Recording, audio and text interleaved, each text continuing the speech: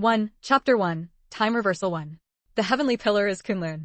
At the peak of Kunlun, snow stretches as far as the eye can see. Cold. So cold. Though it was already the second day of the second lunar month, the mountain remained bitterly cold. In such weather, aside from some extreme sports enthusiasts, almost no one would climb to the summit to suffer. Yet Quan Shengnan came. Dressed in a white dress, it was extremely thin. At 36 years old, her skin was still like jade, her face like a flower. Quan Shengnan climbed to the mountaintop alone, seemingly unafraid of the cold. She looked back at the footprints already covered by the falling snow, her eyes glistening with moisture. Her mother, over 70 years old, had already passed away. Her dear older brother had a wife and children and was living happily. As for her father, who had an affair, divorced, and remarried, she didn't care in the slightest. Quan Shengnan felt she had no regrets, because those who truly cared for her were gone. But she was still troubled, an inner demon hard to dispel. Inner demon. Inner demon. The inner demon on the path of cultivation. She cultivated the path of merit. To advance further, she must eliminate her inner demon. If not eliminated, when she advanced, the inner demon would wreak havoc, causing her soul to scatter. What was her inner demon? Only she herself knew. Her inner demon stemmed from being abandoned by her birth parents. Yes, she was not her parents' biological daughter, but an adopted child. After 15 years of marriage without children, her father, Yun Zhaoyu, and mother, Quan Shuang, adopted a 1-year-old boy from an orphanage, her older brother, Quan Aonan. A few years later, her grandfather brought her home from outside. It was said he found her on a snowy day. She lived with her grandparents until she was 5. They doted on her dearly. By the time she learned of her origins and wanted to ask, her grandparents had long since passed away.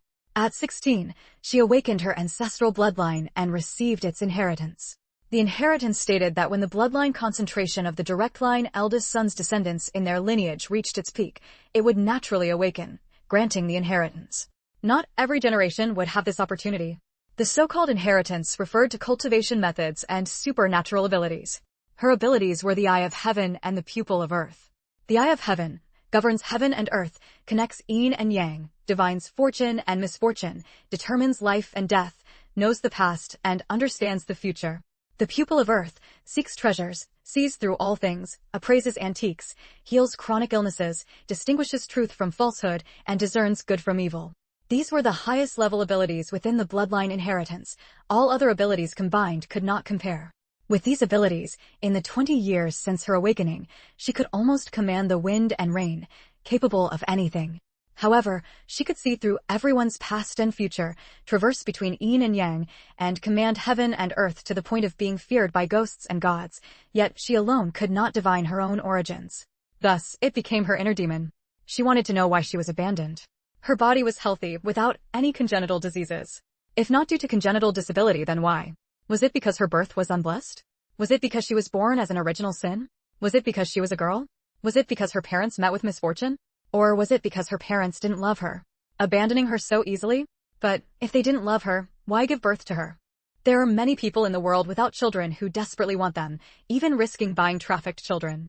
Yet there are still many parents who do not cherish their children. Otherwise, how could there be so many orphans with no one to rely on? She felt resentment, she felt hatred. So, at the cost of 20 years of cultivated merit, she twisted time and space, causing time to reverse. To return to the past, to see whose child she really was, to investigate why she was abandoned. 2. Chapter 2, Time Reversal 2. Success. When Quan Shengnan regained consciousness, she realized she was inside her mother's womb. Her eyes couldn't open, but she could feel it. The amniotic fluid rippled gently, warm, and comfortable. Was this the feeling of being in a mother's womb? So comfortable. It was so warm it almost made her want to cry. Every child stays in the womb like this, nurtured by their mother into flesh and blood. 10 months of pregnancy, 1 day of labor, the hardships and suffering endured are unimaginable. She had returned to her fetal state before birth. She finally had the chance to know her parents. Quan Shengnan curled up in her mother's body, striving to absorb the innate qi to sustain her consciousness. For those who cultivate the Tao, innate qi is the purest and most flawless. If one is fortunate enough to retain a trace of innate qi in their body after birth, their bones, muscles, and innate talent will surpass others by 10-fold, even 100-fold. Cultivating the Tao would then progress by leaps and bounds. Unfortunately, although a fetus has perception, it lacks wisdom and experience. Unaware of the benefits of innate qi, it is difficult for them to absorb it into their body. She was different. She had cultivation methods. Not only that, but she also had the mind of an adult. She could absorb all the innate chi from her mother's body into her own, temper her bones and muscles, and convert it into spiritual power. Spiritual power is the foundation of cultivating the Tao. Whether it's the heavenly eye or the earthly pupil, both require spiritual power to sustain them. The more abundant the spiritual power, the more one can perceive. Quan Shengnan's spiritual power had once reached a state of being continuous and inexhaustible. She had no doubt about whether she had been reborn into her mother's womb. She had exhausted her mental energy to deduce the secrets of time and space, paying the price of 20 years of merit. She would never allow herself to make a mistake. Moreover, she could feel her own bloodline. To her delight, she discovered that her bloodline inheritance had awakened the moment she was reborn. The heavenly eye was still there. The earthly pupil remained. Even her soul power, her divine sense, was at its peak state from when she was 36 years old. A fetus's body, an adult soul. Excellent. This way, she could protect herself a little. With the innate chi, by the time she was born, the spiritual power within her body would surpass 20 years of her previous cultivation. She was now a 7-month-old fetus. Assuming she wasn't born prematurely, she could absorb innate chi for at least over 2 more months. Quan Shengnan had made her plans well. Just then, she heard voices from the outside world. It seemed to be her mother talking to someone. The outside world? Quan Shengnan immediately stopped absorbing innate chi, released her divine sense, and enveloped the outside world. Unlike ordinary fetuses, her divine sense could clearly reflect all images within its range back into her mind. However, because she had just been reborn and had only absorbed innate chi for a short while, her spiritual power was insufficient. The range her divine sense could cover wasn't very large, at most the size of a 30-square-meter living room. As soon as her divine sense expanded, Quan Shengnan was stunned by the images reflected back. What did she see? Whom did she see? Probably no one would have guessed that she saw a prominent figure who had once appeared on television news. Yuan. At this moment, he was decades younger than when she had seen him on television news. With thick eyebrows and a square face, handsome and tall. He was bending over, stroking the bulging belly of a beautiful pregnant woman, his young face filled with tenderness and affection. And the pregnant woman in whose womb she resided, Quan Shengnan also recognized. Yuan's wife, Lin Xiaoxue. She was the most famous philanthropist in the future and, at the same time, her benefactor. 2 upper-class figures, top-tier nobility. Lin Xiaoxue's reason for doing charity was simple. She wanted to find her lost daughter. Chapter 3, Time Reversal 3. Lin Xiaoxue was the luckiest person, and also the most sorrowful one. Fortune and sorrow, 2 extremes, she embodied them both. Her fortune lay in being born into a prominent and wealthy family, possessing outstanding talent and learning. She never suffered the slightest hardship even in the most chaotic times. Later, at 22, she married a husband from a family of equal standing, and the two shared a loving and blissful marriage. Her sorrow lay in losing her daughter at 24, and then, 16 years later, losing her son who was only 5 years old. Quan Shengnan still remembers Lin Xiaoxue to this day. She began doing charity work at 30 and continued until the moment Quan Shengnan reversed time and space. The foundation she established primarily targeted orphans and children from impoverished families. Over 30 years, it helped countless people. Quan Shengnan and her brother Quan Aonan were 2 of them. It could be said that Lin Xiaoxue's virtuous deeds were immeasurable. Unfortunately, her merits did not grant her wish to find her daughter. Quan Shengnan still remembers Lin Xiaoxue saying in an interview, "I only hope that heaven has eyes, and that among the children I help, one is my lost daughter. Because of my assistance, she could suffer a little less and have the opportunity to go to school and further her studies." When she said this, Lin Xiaoxue was in tears, and everyone who saw it was deeply moved. At the time, this incident prompted many kind-hearted people to help her search for her daughter. It is said that Lin Xiaoxue's daughter was lost shortly after birth. The reason for the loss was very secretive, and few outside knew about it. However, Quan Shengnan had close ties with some upper-class individuals, and having met Lin Xiaoxue, she knew a bit of the truth. This matter involved Yuan's stepmother, Zhang Hui, and his stepsister born to the stepmother, Yuan Jihong. Yuan Jihong was unmarried, but secretly gave birth to a daughter without her father and brother's knowledge. A daughter with an unknown father. Within the Yuan family, only her mother, Zhang Hui, knew. This daughter was born half a day earlier than Lin Xiaoxue's daughter. Moreover, newborn baby girls all look similar, damp, wrinkled, like little monkeys.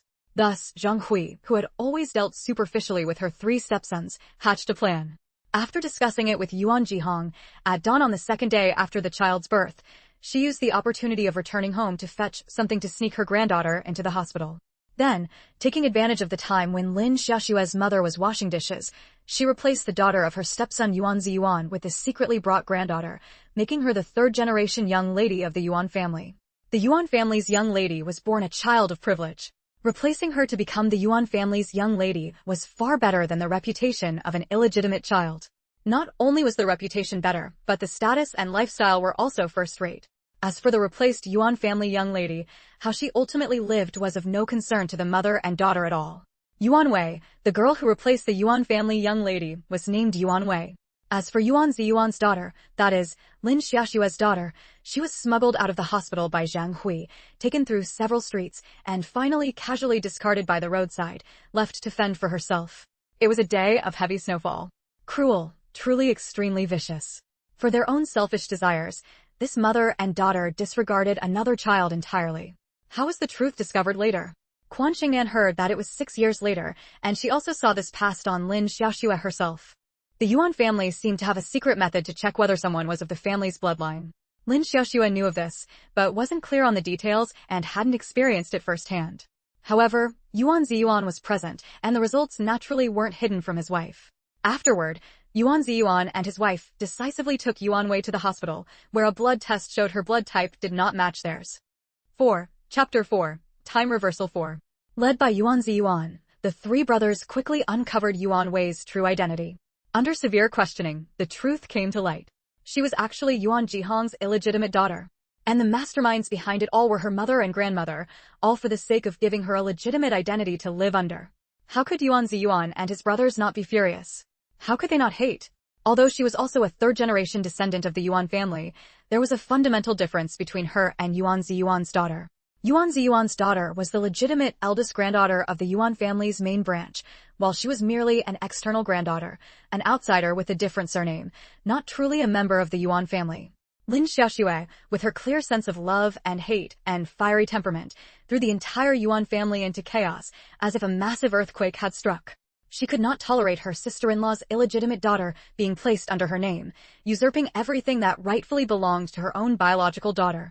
She wanted to cancel Yuan Wei's household registration and identity under her and her husband's names, and she wanted to expel Yuan Wei from her home.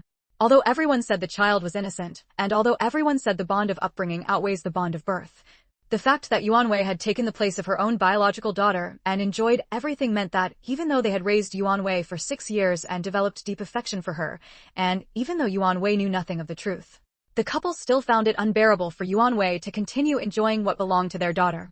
Every time she saw Yuan Wei, she couldn't help but think of her own daughter suffering. She could not let it go, absolutely not. After learning the truth, none of Yuan Ziyuan's 3 brothers agreed to let Yuan Wei continue as the eldest young lady of the Yuan family. However, the elderly Master Yuan truly pitied and adored the charming and lovely Yuan Wei. He disagreed with his eldest son and daughter-in-law's decision, and stubbornly insisted on keeping Yuan Wei in the Yuan family to continue raising her. Yuan Jihong had given birth out of wedlock, and her new husband's family would not accept Yuan Wei. Thus, the Yuan family would become Yuan Wei's guardian. Unfortunately, Yuan Ziyuan was unwilling, Lin Xiaoxue was unwilling, and the other 2 brothers of the Yuan family were also unwilling.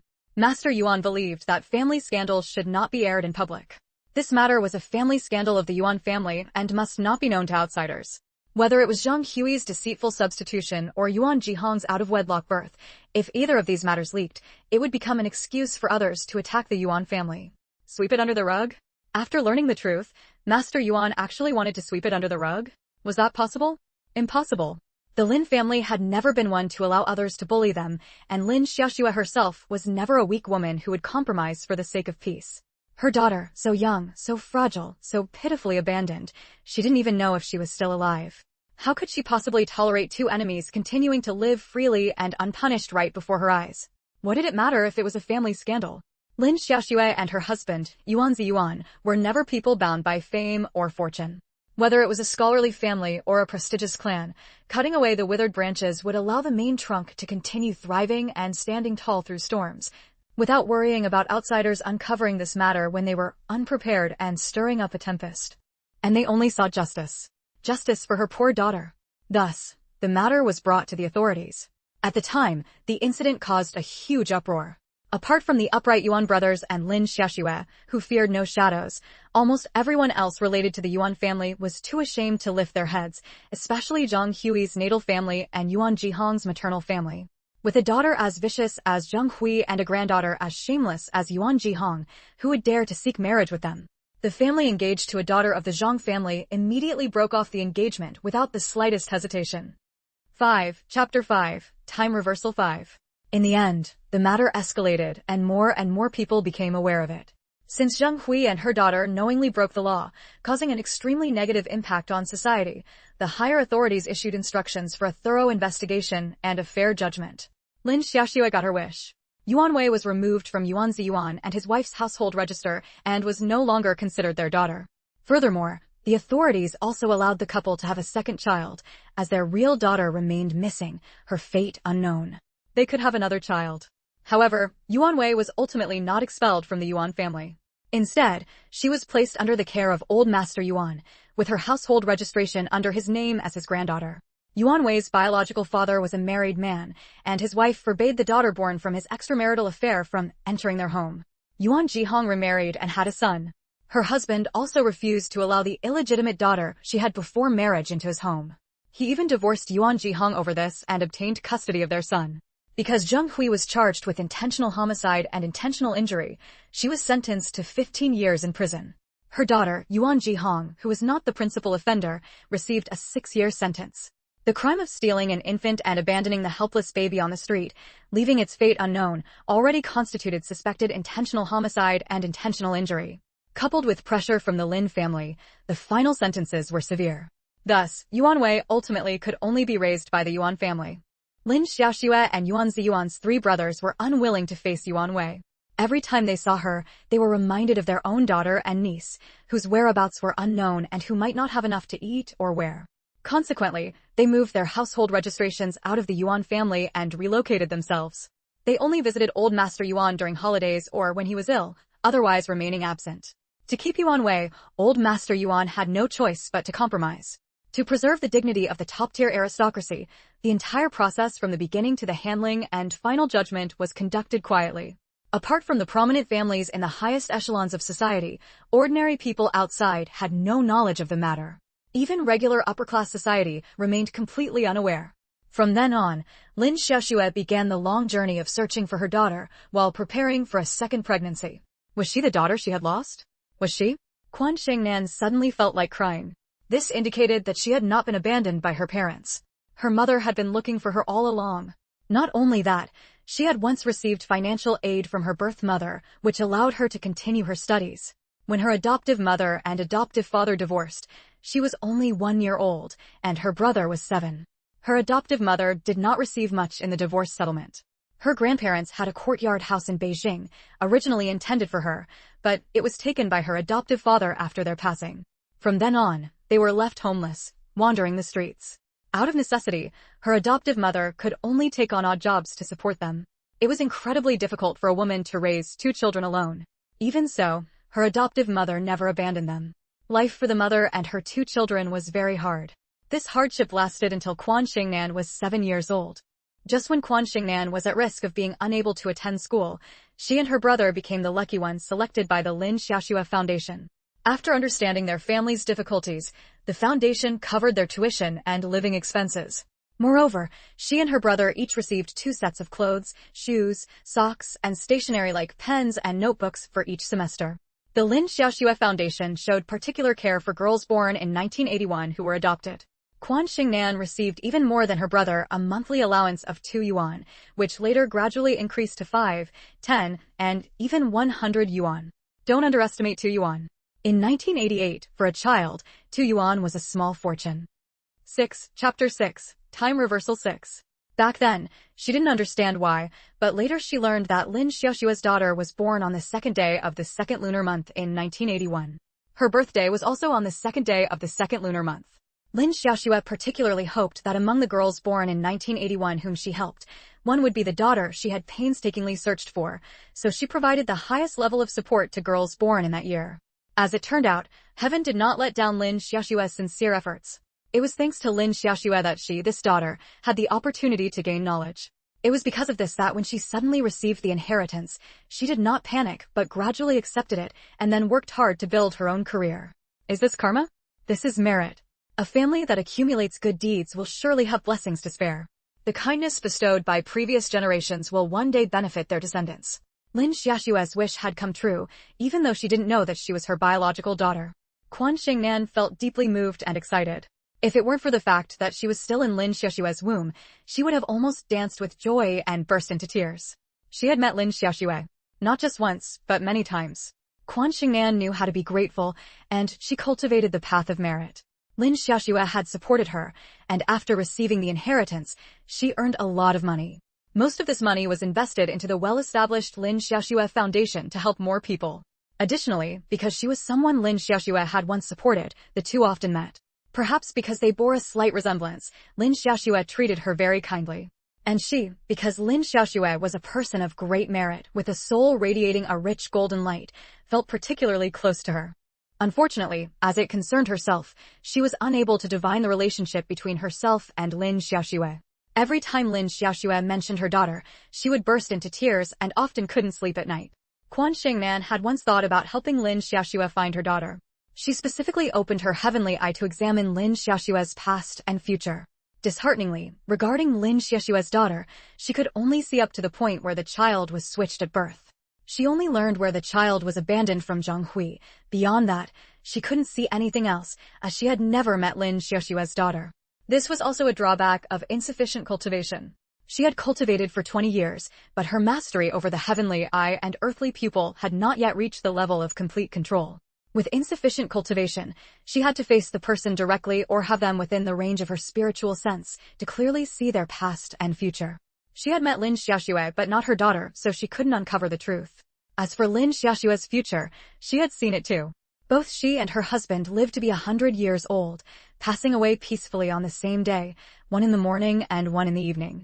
However, throughout her entire life, Lin Xiaoxue never found her daughter. Quan Shengnan felt a bit sad and somewhat hated herself for not being strong enough. If her cultivation had been higher, could she have divined the blood relationship between the mother and daughter? She could have found her own biological parents, and Lin Xiaoxue could have found her own biological daughter. The impermanence of life. The impermanence of life. Fortunately, she had a chance to start over. A chance to take control of her own destiny again. Quan Shengnan's heart was clear and pure. The occasional wisp of black mist that floated in her heart dissipated, leaving only purity. The inner demon was gone. She seemed to have entered a peculiar state, a clear and serene realm. Her spiritual sense expanded meter by meter, first encompassing the entire room, then the entire courtyard, the entire area. Gradually, the chirping of birds seemed to be at her ear, the fragrance of flowers at her nose. Every scene and object appeared before her eyes, and everything within 100 miles seemed close at hand. 7. Chapter 7. Time Reversal 7. Previously, her spiritual sense could only project images into her mind. She couldn't hear their voices at all and could only glean bits from lip reading. Now, she could not only see the images, but also hear the sounds and smell the scents. Was this the highest state mentioned in the inheritance? A body of purity, a heart of clarity. The purest body is that of a fetus, untouched by even a trace of the world's polluted air. The clearest heart is one free from inner demons. Moreover, the air and food in this era were relatively unpolluted, providing ample innate chi for the fetus. Suddenly, she heard the voices of Yuan Ziyuan and Lin Xiaoxue speaking. Their words were rambling and verbose, yet they overflowed with the joy of first-time parents and a husband's love and care for his wife. Ah Shui, in the future, if our baby is a boy, we'll call him Ah Hui, if it's a girl, Awei. Alright, Ah Hui, Awei, both are good names. Lin Xiaoxue replied with a smile, her face as charming and beautiful as ever, flawless. In another 2 or 3 months, we'll welcome our little treasure. Counting the days, the due date is in February. Yuan Ziyuan laughed heartily, stroking his wife's belly and saying softly, "Little treasure, I'm your daddy. Can you hear me? Daddy?" This was her biological father. A father who cherished her, loved her, and had been searching for her all along. Not that Yun Zhaoyu who had adopted her only to abandon her, her mother, and her brother. Quan Shengnan responded excitedly. Her response was to give Lin Xiaoxue's belly a little kick with her tiny foot. In the eyes of Lin Xiaoxue and Yuan Ziyuan, a small bulge appeared on the belly, so adorable that smiles bloomed on the couple's faces, seeming to fill even the air with joy. Ah Shui, look, look. The little treasure heard me and is saying hello. Yuan Ziyuan gently touched the little bulge and continued eagerly, "Little treasure, say hello to daddy again, okay?" Quan Shengnan filially obliged his wish. Her tiny foot kicked several times in succession before stopping amid Yuan Ziyuan and Lin Xiaoxue's delighted exclamations. She was very tired and needed to rest. A fetus really shouldn't move too much. Her rest meant continuing to absorb the innate qi. Quan Shengnan drank it in thirstily. Although her spiritual power couldn't surge repeatedly due to her fetal state, for fear the fetus couldn't withstand it in the womb or might even explode, her fetal body was tempering its bones, flesh, and blood. With a tempered fetal body, her wisdom, physique, and innate talent after birth would surpass those of an ordinary infant, making learning anything effortless. Not only that, but her spiritual sense was also gradually strengthening and expanding. The heavenly eye and earthly pupil relied precisely on spiritual sense. Although the heavenly eye and earthly pupil required spiritual power to function, the stronger the spiritual sense, the greater their abilities. Because only with strong spiritual sense could one cultivate and store deeper spiritual power. Moreover, she could directly draw spiritual energy from the world, converting it into spiritual power to command heaven and earth and subdue ghosts and gods. With such strong spiritual sense, once she was born, she could quickly recover the 20 years of spiritual power cultivation from her previous life. Furthermore, due to the strength of her spiritual sense, the combination of the two would allow her, even without knowing she was Lin Xiaoxue's daughter, to immediately discern the whereabouts of Lin Xiaoxue's daughter and see her own blood relation to her. Quan Shengnan had a faint premonition that the level of her heavenly eye and earthly pupil seemed to have risen somewhat. However, she had yet to see the light of day and couldn't verify it. 8. Chapter 8. Time Reversal 8. Cultivation knows no days or months. Quan Shengnan was immersed in the comfort of being like a fish in water, but every few days she would snap out of her cultivation state and happily interact with her parents through her belly. For her, cultivation was important, but her parents were even more important. She had reversed time and returned to the past precisely to find her parents. Although she couldn't see her parents directly with her eyes, she had her divine sense.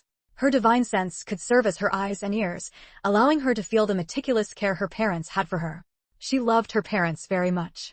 Her father was handsome and upright, her mother was beautiful and gentle. A perfect match, truly a match made in heaven.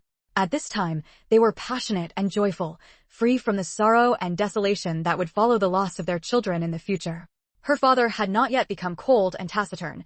Her mother had not yet become haggard and sleepless. Everything was beautiful, so beautiful that it made the tragedy of losing a daughter and a son feel even more poignant. In this lifetime, she would never allow them to suffer the same misery as in her previous life. Quan Shengnan clenched her tiny fist. As soon as she moved, Lin Xiaoxue immediately sensed it and exclaimed joyfully, "Is my little treasure awake?" Quan Shengnan was startled for a moment before responding. Soon, praise came from outside. "Shui, your baby is so clever. She can already understand what you're saying so quickly." During many of her conscious moments, Quan Shengnan would use her divine sense to observe the people who interacted with Lin Xiaoxue.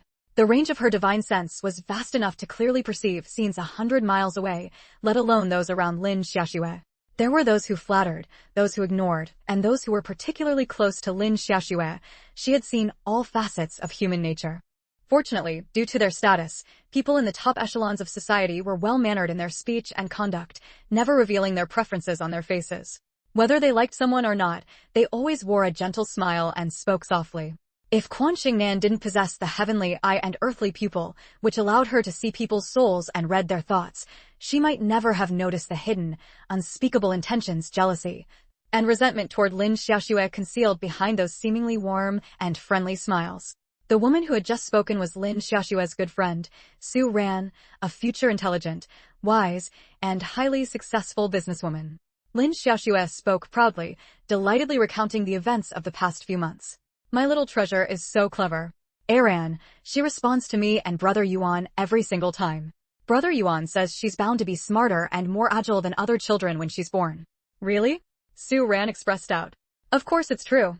Aran, when have I ever lied to you?" Lin Xiaoxue grew anxious. Afraid she might disturb the baby, Su Ran immediately raised her hands in surrender. "I believe you, I believe you. Shui, don't get worked up. When your little baby is born, if she's as clever as my son, I'll be her godmother, okay?" "No, my baby can only have one mother, me." Lin Xiaoxue shook her head vigorously. Having a close friend to dote on the baby together would be wonderful, of course, but she would feel jealous.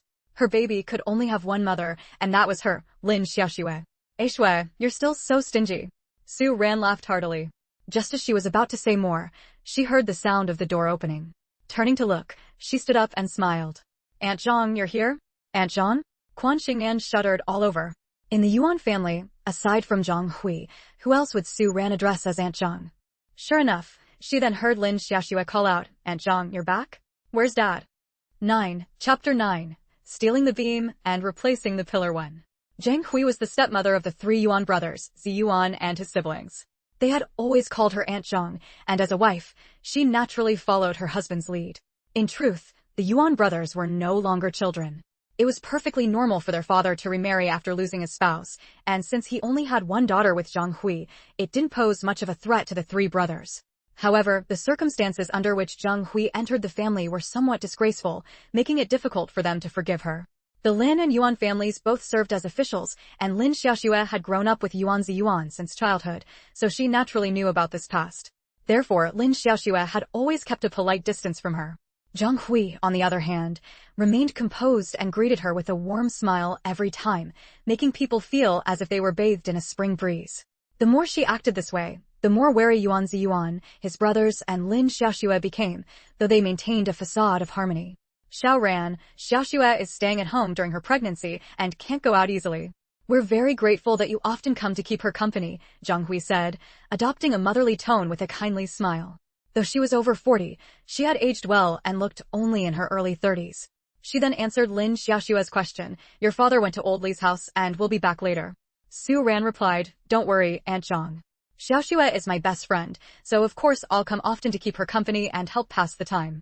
Lin Xiaoxue hummed in agreement, smiling politely alongside Su Ran. With Zhang Hui, they hardly shared any common ground and rarely spoke to each other. The Lin and Yuan families were well acquainted with each other, and naturally, the Su family was too. Unexpectedly, Zhang Hui was particularly enthusiastic today. She brought out bags of items and presented them to Lin Xiaoxue one by one, explaining each in detail. Her demeanor gave the impression that even a biological mother couldn't have been more attentive.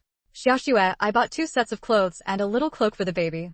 Wash and dry them, and they'll be ready for the baby to wear after birth.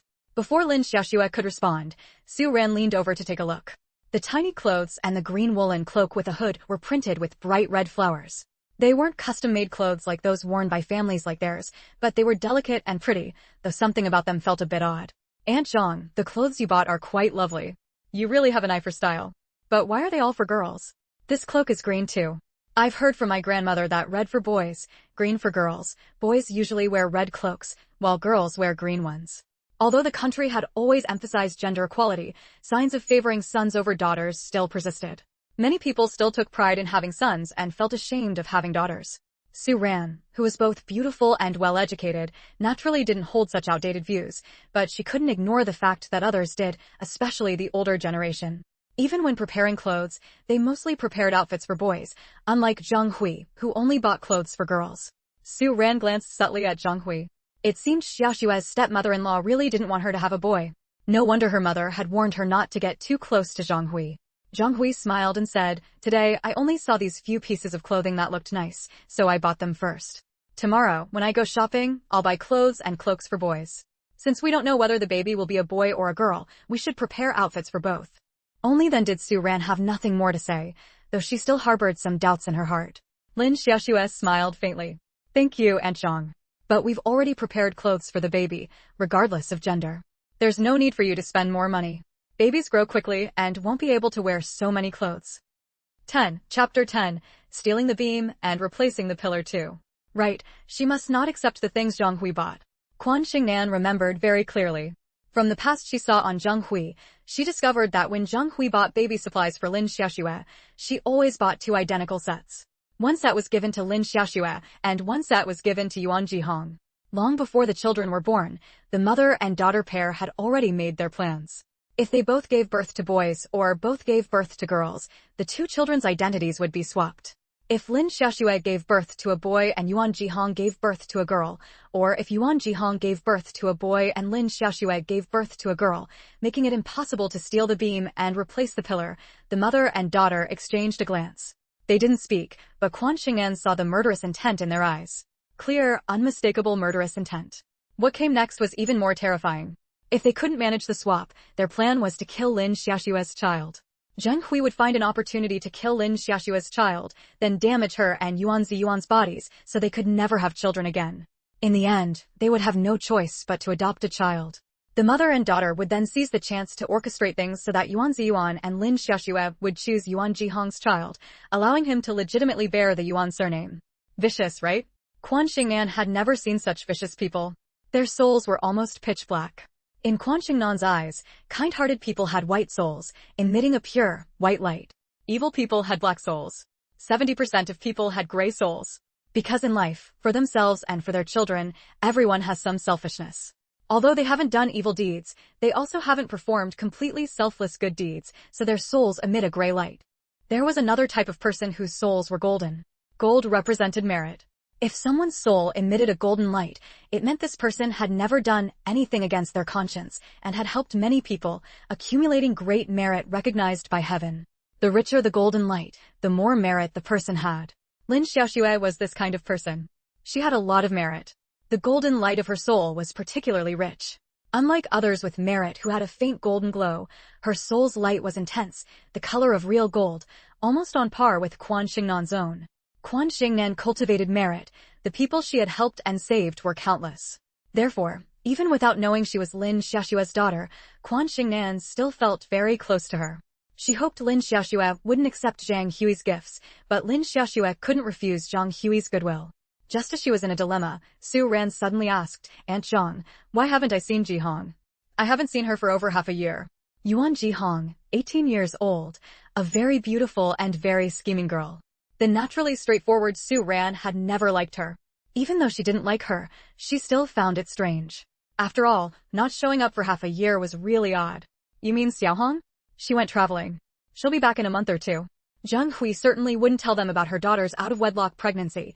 Even her own husband had been kept in the dark by the mother and daughter. By the time Yuan Jihong gave birth, finished her postpartum confinement, and returned, no one would notice anything amiss. Although Yuan Jihong was pregnant and nearing her due date, her figure hadn't changed much, making it easy to conceal the truth. Therefore, Zhang Hui's expression was normal, without a trace of discomfort. On the contrary, she was calm, as if she were talking about the most ordinary thing, making it seem like Lin Xiaoxue and Su Ran were the ones making a fuss. 11. Chapter 11. Stealing the Beam and Replacing the Pillar 3. The calmer she appeared, the more peculiar Lin Xiaoxue and Su Ran found it. It was highly unusual for Yuan Jihong to vanish abruptly for the better part of a year without leaving any trace of her presence in high society elsewhere. Finding it strange, they naturally became wary. However, they had no time to investigate the matter further, because on the third day, Lin Xiaoxue went into labor.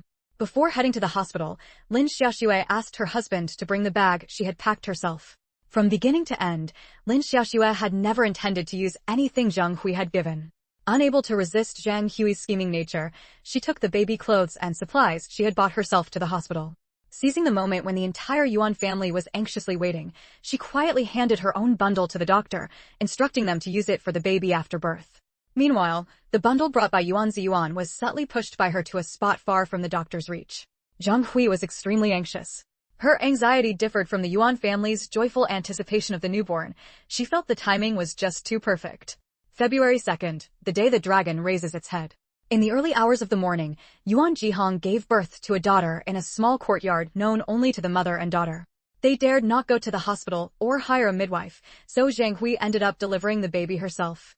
Zhang Hui prayed incessantly that Lin Xiaoxue must give birth to a girl, she must. Quan Shengnan did not torment her mother. After adjusting her position, she smoothly slid out of the birth canal. Seeing the clothes she was dressed in and the small swaddling clothes wrapped around her, Quan Shengnan let out a clear cry before sighing inwardly. These were prepared by Zhang Hui. How could she not recognize them? It seemed Lin Xiaoxue's precautions had been observed all along by Zhang Hui, who had thus devised a countermeasure. After cleaning the baby, the doctor exclaimed at how quickly the birth had been and immediately asked a nurse to go inform the mother's family. Although it was a girl, the 3 Yuan brothers were overjoyed. So, what if it was a girl? They were all intellectuals, free from the backward thinking of the older generation. Big brother, I have a little niece. Sister-in-law gave birth to a little niece. The youngest Yuan brother, Yuan Jitu, looking at his equally delighted second brother Yuan Jigua, tugged at his eldest brother's sleeve and shouted happily. A little niece, a pink, tender little bundle. How adorable. Yuan Ziyuan grinned, nearly laughing himself silly. The doctor had just said the baby was very well behaved, coming out without tormenting the mother, and the whole process had taken less than 10 minutes. Zhang Hui, who heard the news and saw Quan Shengnan in person, was even happier, her eyes narrowing into slits. Heaven has eyes, heaven has eyes. Heaven is on our side, mine and my daughter's. This child actually bore some resemblance to her own granddaughter. If one didn't look carefully, they could almost be mistaken for twins. Newborns naturally look somewhat alike, their features not yet distinct, wrinkled and reddish. Perhaps because they both shared the Yuan family bloodline, the resemblance was even stronger. This would facilitate the swap without them noticing anything amiss. Her own granddaughter would ultimately live in this world as the eldest young lady of the Yuan family. Pampered and spoiled, with every wish granted. This was the life the Yuan family's eldest young lady should have. This was the happiness her granddaughter deserved. As for the daughter Lin Xiaoxue had just given birth to, Zhang Hui felt not an ounce of pity. After all, she shared no blood relation with her. How could she compare to her own granddaughter, who was her own flesh and blood? Ziyuan, you go in and see Xiaoxue in a bit. Don't disturb her too much. I'll go home to prepare some soup and bring it for Xiaoxue tonight. Go on, take one last look at your daughter. You won't see her again after this. Zhang Hui's smile was radiant, her thoughts venomous. 12. Chapter 12. Stealing the beam and replacing the pillar 4. Seeing Zhang Hui like this, the three Yuan brothers found it very strange. They had never seen Zhang Hui look so happy before. Due to their carelessness, the joy of seeing the newborn quickly made them dismiss this unusual behavior. Quan Shengnan was swaddled and placed beside Lin Xiaoxue's pillow. Lin Xiaoxue had an easy delivery and gazed lovingly at her daughter, who looked like a little monkey, thinking she was the cutest little angel in the world. Quan Shengnan pursed her lips, and this tiny movement immediately delighted her father, who was a first-time dad, and her uncles, who were first-time uncles. So adorable. So beautiful. She's sure to grow up into a great beauty. They exclaimed and praised endlessly. Really, what cuteness or beauty can you see in a newborn? But what was this sweet, tingling feeling in her heart? Quan Shengnan felt as if she were immersed in a jar of honey. She really was a baby who attracted everyone's attention. Zhang Hui wasn't there. Her eyes couldn't open yet, but her spiritual sense enveloped the nearby area, allowing her to see Zhang Hui's every move clearly. This hospital was very close to where the Yuan family lived. In their residential area, each family even had their own family doctor for convenient checkups. Those with higher status than the Yuan family, such as the Lin family's patriarch, had dedicated medical teams. Quan Shengnan saw that after Zhang Hui left the hospital room, she didn't leave the hospital directly. Instead, she went to the restroom to change her clothes. Once changed, with a hat and scarf fully covering her, she looked like a completely different person. Then Zhang Hui left the hospital, avoiding people, and headed toward a secluded residence. It was very remote, not within their residential area, but it was within the range of Quan Shengnan's spiritual sense. It was an ordinary small courtyard with high walls that blocked outsiders' view. Quan Shengnan had discovered long ago that Yuan Jihong lived here. She hardly ever went out, yet she didn't seem bored at all. Afraid that others would find out she was pregnant before marriage, only Zhang Hui knew about it. Usually, an illiterate mute granny took care of Yuan Jihong. Moreover, Zhang Hui always wore a hat and scarf when coming and going, never revealing her face. Yuan Jihong dressed the same way at home. Even the mute granny, who had taken care of Yuan Jihong for most of the year, had never seen their faces. They were very careful and cautious. As soon as Yuan Jihong saw the joy on her mother's face, she knew Lin Xiaoxue had given birth to a daughter. She was especially happy, her eyes curving into crescents. Mom, did sister-in-law give birth to a daughter? Right? Yes. In the inner room, Zhang Hui locked the door, then took off her hat and scarf, answering her daughter with a beaming smile, letting her set her heart at ease for her granddaughter. Not only that, but that little girl looks quite a bit like our precious one. Upon hearing this, Yuan Jihong immediately grinned from ear to ear. Excellent, this meant their plan could proceed. Really? Heaven is really helping us. Mom, while the baby hasn't fully developed yet, you should act quickly. Zhang Hui nodded. She already had a perfect plan. Yuan Jihong was a bit uneasy and asked, Mom, how are you going to swap the babies? No rush. Zhang Hui was confident and looked at her daughter and granddaughter with affection. Generally speaking, dawn is the time when people are most tired and their concentration is weakest. So, I plan to take advantage of dawn tomorrow morning to swap the babies. Tonight, I'll stay at the hospital. Tomorrow morning, I'll use the excuse of going home to fetch the prepared tonic soup to come here, take the baby, and hide her in a large woven rattan food basket. 13. Chapter 13, Stealing the Beam and Replacing the Pillar 5. Yuan Jihong thought for a moment and happily agreed. Although the child won't be able to call me mom in the future, she'll have a better life than if she were with me, and I can see her every day. The relationship between an aunt and her niece is also very close. Even if they cannot acknowledge each other, she can still love her doubly. She, who loves her niece dearly, will earn praise from many. The status of the eldest daughter of the Yuan family, how wonderful it is. 100 illegitimate daughters couldn't compare to a single finger of the Yuan family's eldest daughter. Therefore, Yuan Jihong did not oppose her mother's idea. Yuan Jihong had always admired her mother's wisdom. In the early days of the nation's founding, she, the daughter of a mud-legged military officer, successfully entered the Yuan family and thrived in high society. Everyone spoke well of her. How could she not admire her? Mom, won't Big Brother and the others find out? Yuan Jihong was somewhat worried. No, Zhang Hui was very confident in her plan. All three of them have their own jobs. They can't stay by the bedside. I'll act while Xiaoxue is asleep. Who would notice? Yuan Jihong hesitated for a moment and voiced her biggest concern. What about sister-in-law's family? They dote on her the most. They were both girls, yet she simply couldn't compare to Lin Xiaoxue. How could this not upset her? You have even less to worry about there. I'll be on night watch. I've already prepared an excuse to send the Lin family back to get things ready for Lin Xiaoxue. They definitely won't refuse. That's good, that's good. We must ensure nothing goes wrong. Don't worry. Listening to their conversation, Quan Shengnan cursed inwardly. How vicious and shameless. Now that she knew their plan, should she ruin the mother and daughter's scheme? Or should she let them succeed? If she ruined it, she could stay with her biological parents forever, but she wouldn't be able to make Zhang Hui and Yuan Jihong receive the punishment they deserved. After all, it was only attempted. With the Yuan family's status, the likelihood of a prison sentence was slim. Moreover, she wouldn't be able to be Mom Quan's daughter anymore, nor would she get to see that brother she never had the chance to know. Her brother was only 5 years old when he died in a car accident. She had seen photos of her brother and had also glimpsed his past through Lin Xiaoxue's memories, watching him grow from a tiny little bundle into a little gentleman. With thick eyebrows and big eyes, he looked exactly like Yuan Ziyuan. Paired with fair skin and red lips, he was even more beautiful than the immortal children depicted in paintings.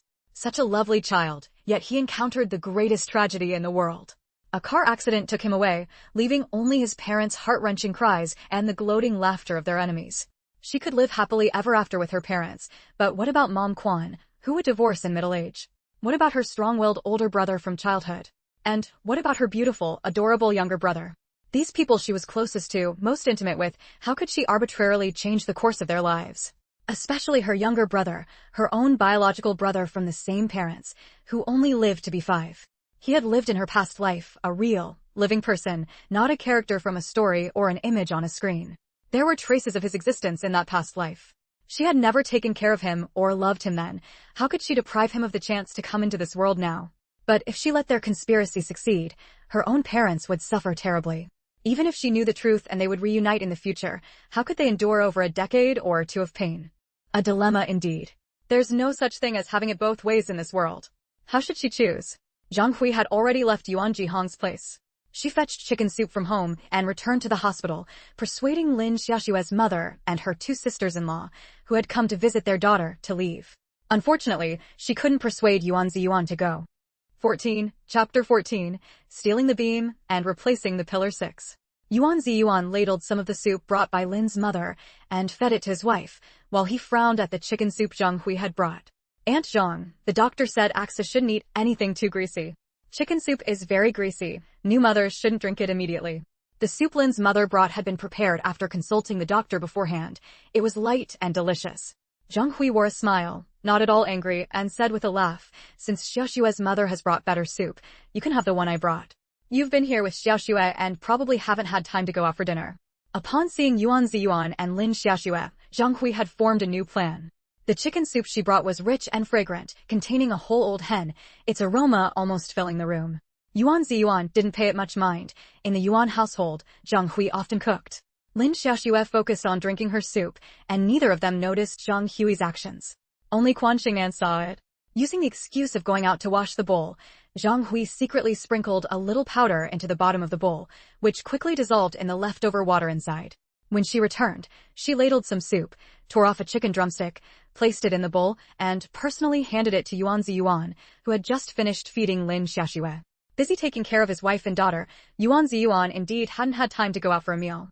He drank the soup in large gulps, finished the chicken leg, washed his hands, and then sat by Lin Xiaoxue's bed to observe their daughter. Quan Shengnan's eyes remained closed. She could only accept, with both helplessness and joy, her parents' scrutiny. While Zheng Hui was out washing the dishes, Lin Xiaoxue worriedly said, "Brother Yuan, does father not like our little away? Is it because she's a little away that he hasn't come? If it were a little Ahui, would he have come?" She had given birth today, such a significant event, yet old Master Yuan hadn't made any move. Her own father and brothers had visited during the day, but old Master Yuan was conspicuously absent. Lin Xiaoxue immediately understood. Old Master Yuan was displeased. She and Yuan Ziyuan's 3 brothers didn't care whether the child was a boy or a girl, but that didn't mean old Master Yuan felt the same. People of the older generation, especially those in high positions, invariably hope to have a successor. And this successor absolutely does not refer to a girl, but a boy.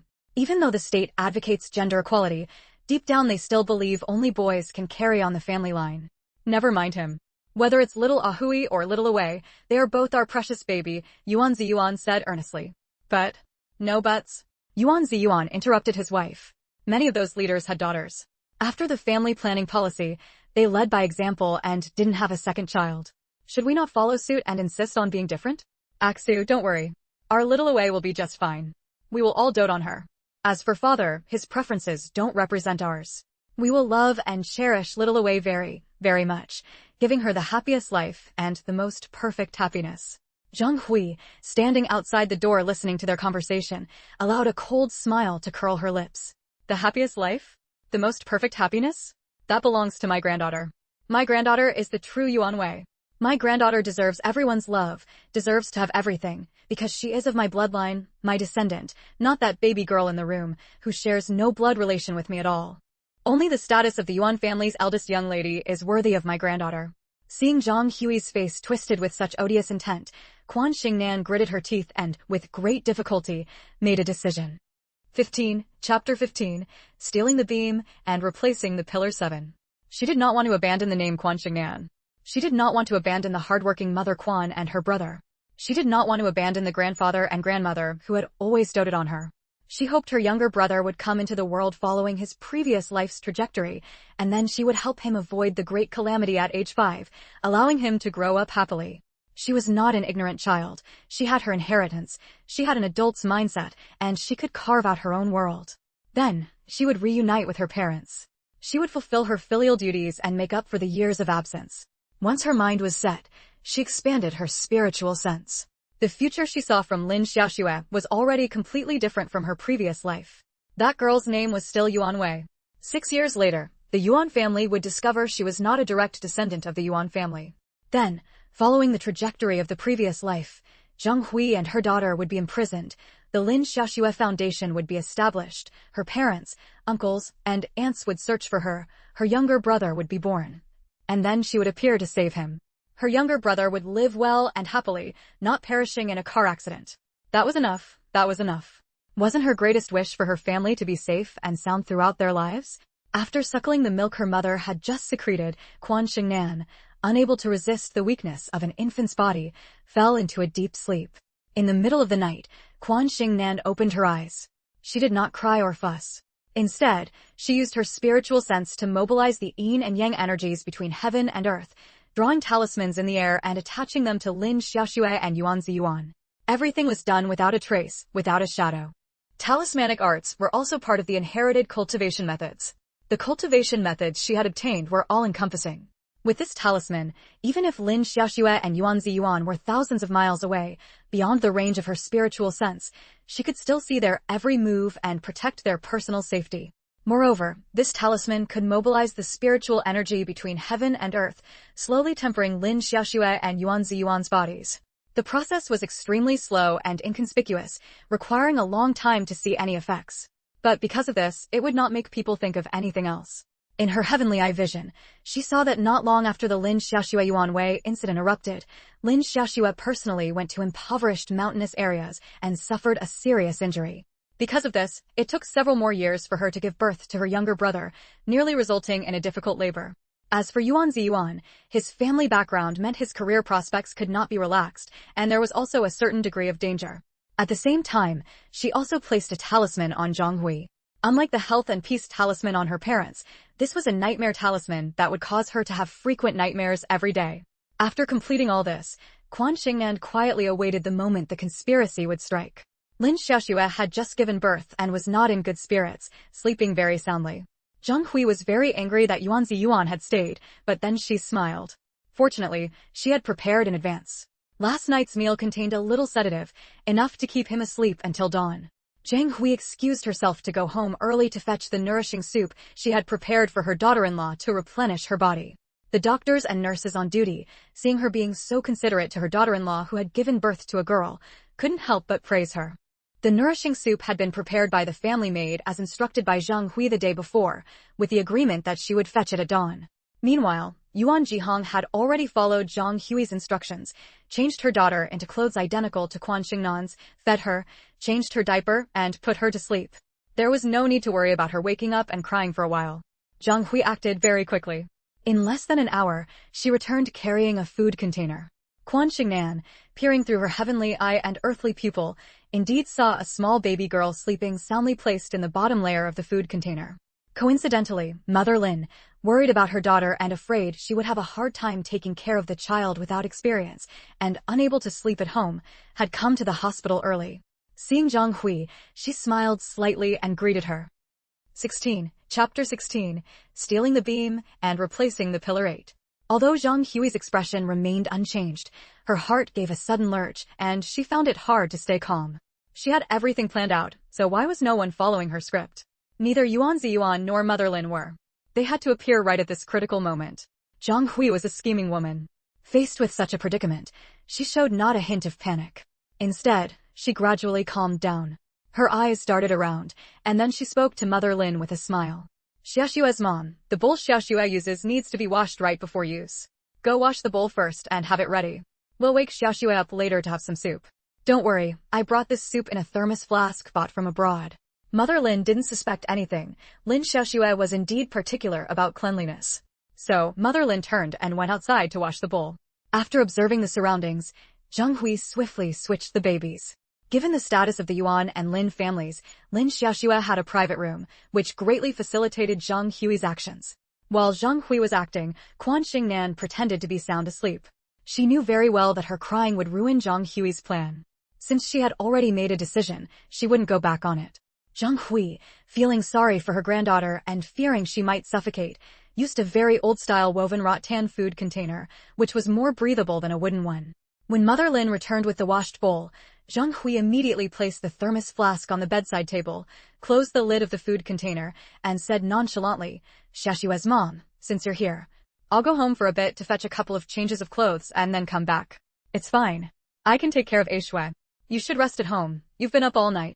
Zhang Hui nodded and left with light, brisk steps. It was the third day of the second lunar month.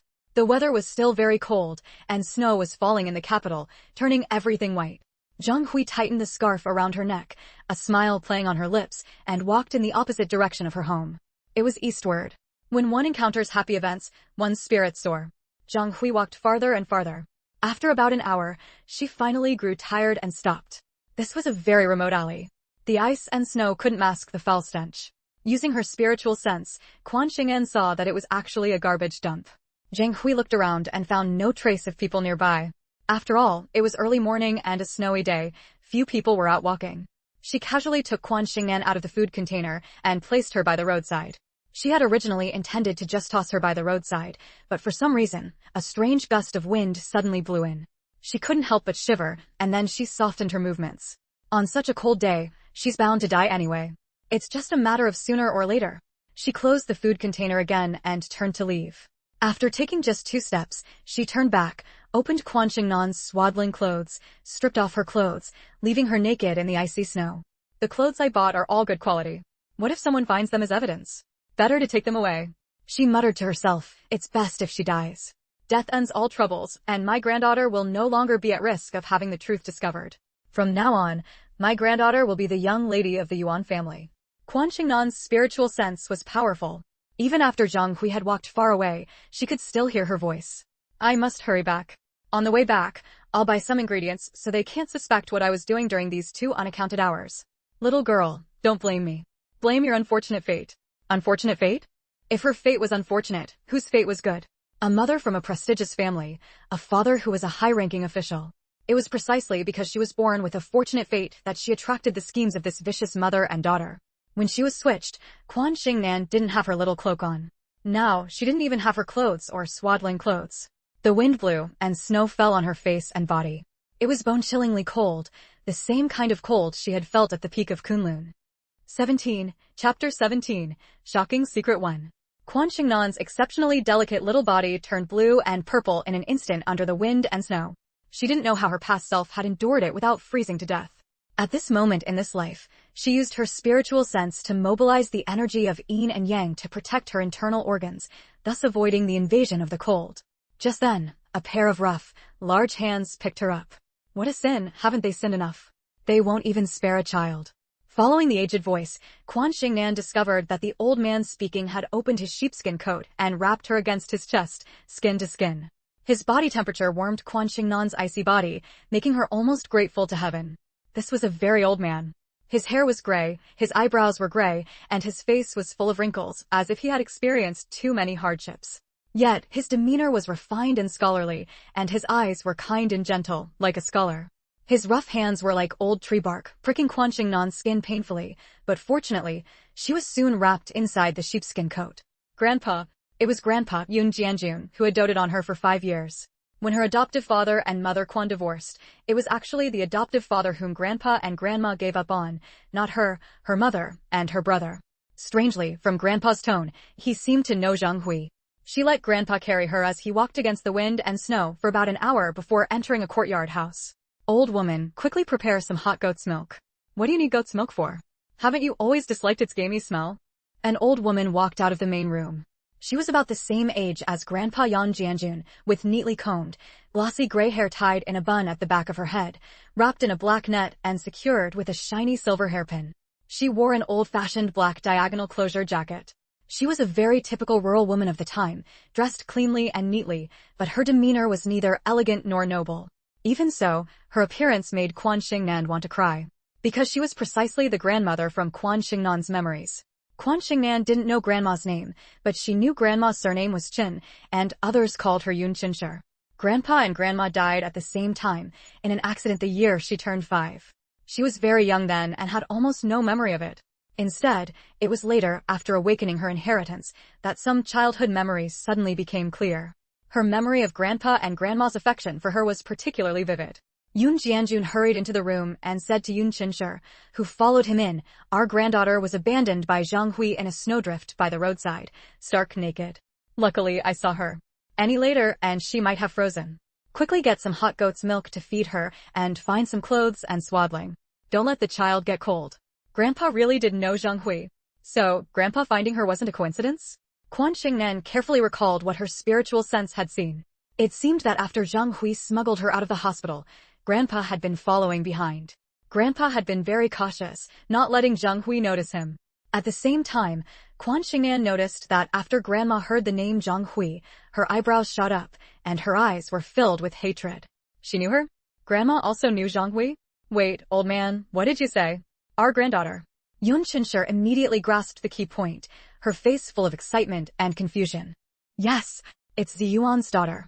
Yun Jianjun answered his wife's question, not knowing that these words stirred up a storm of shock in Quan Shengnan's heart. Ziyuan? He called her father by name. He was very familiar with her father. He said she was their granddaughter. What was going on? Wasn't father the eldest son of the Yuan family? Didn't Grandpa have the surname Yun? Grandma's surname was Qin, completely unrelated to the Yuan family. Why would father's daughter be Grandpa and Grandma's granddaughter? What kind of secret was hidden here? 18. Chapter 18. The Shocking Secret 2. Yun Jianjun and Yun Qinsher lived alone in the courtyard house. After dressing Quan Shengnan and carefully checking her body, they swaddled her tightly, fed her a bowl of goat's milk, and then held her while sitting on the kang to talk. Since the courtyard gate was locked from the inside, they were not afraid of being overheard. Quan Shengnan lay comfortably in her grandmother's arms, letting out little milk burps. Yun Qinsher studied her closely for a moment before suddenly shedding a few tears. Is this really Ziyuan's daughter? My granddaughter. Yun Jianjun nodded. It is indeed Ziyuan's daughter. I heard Zhang Hui's words very clearly.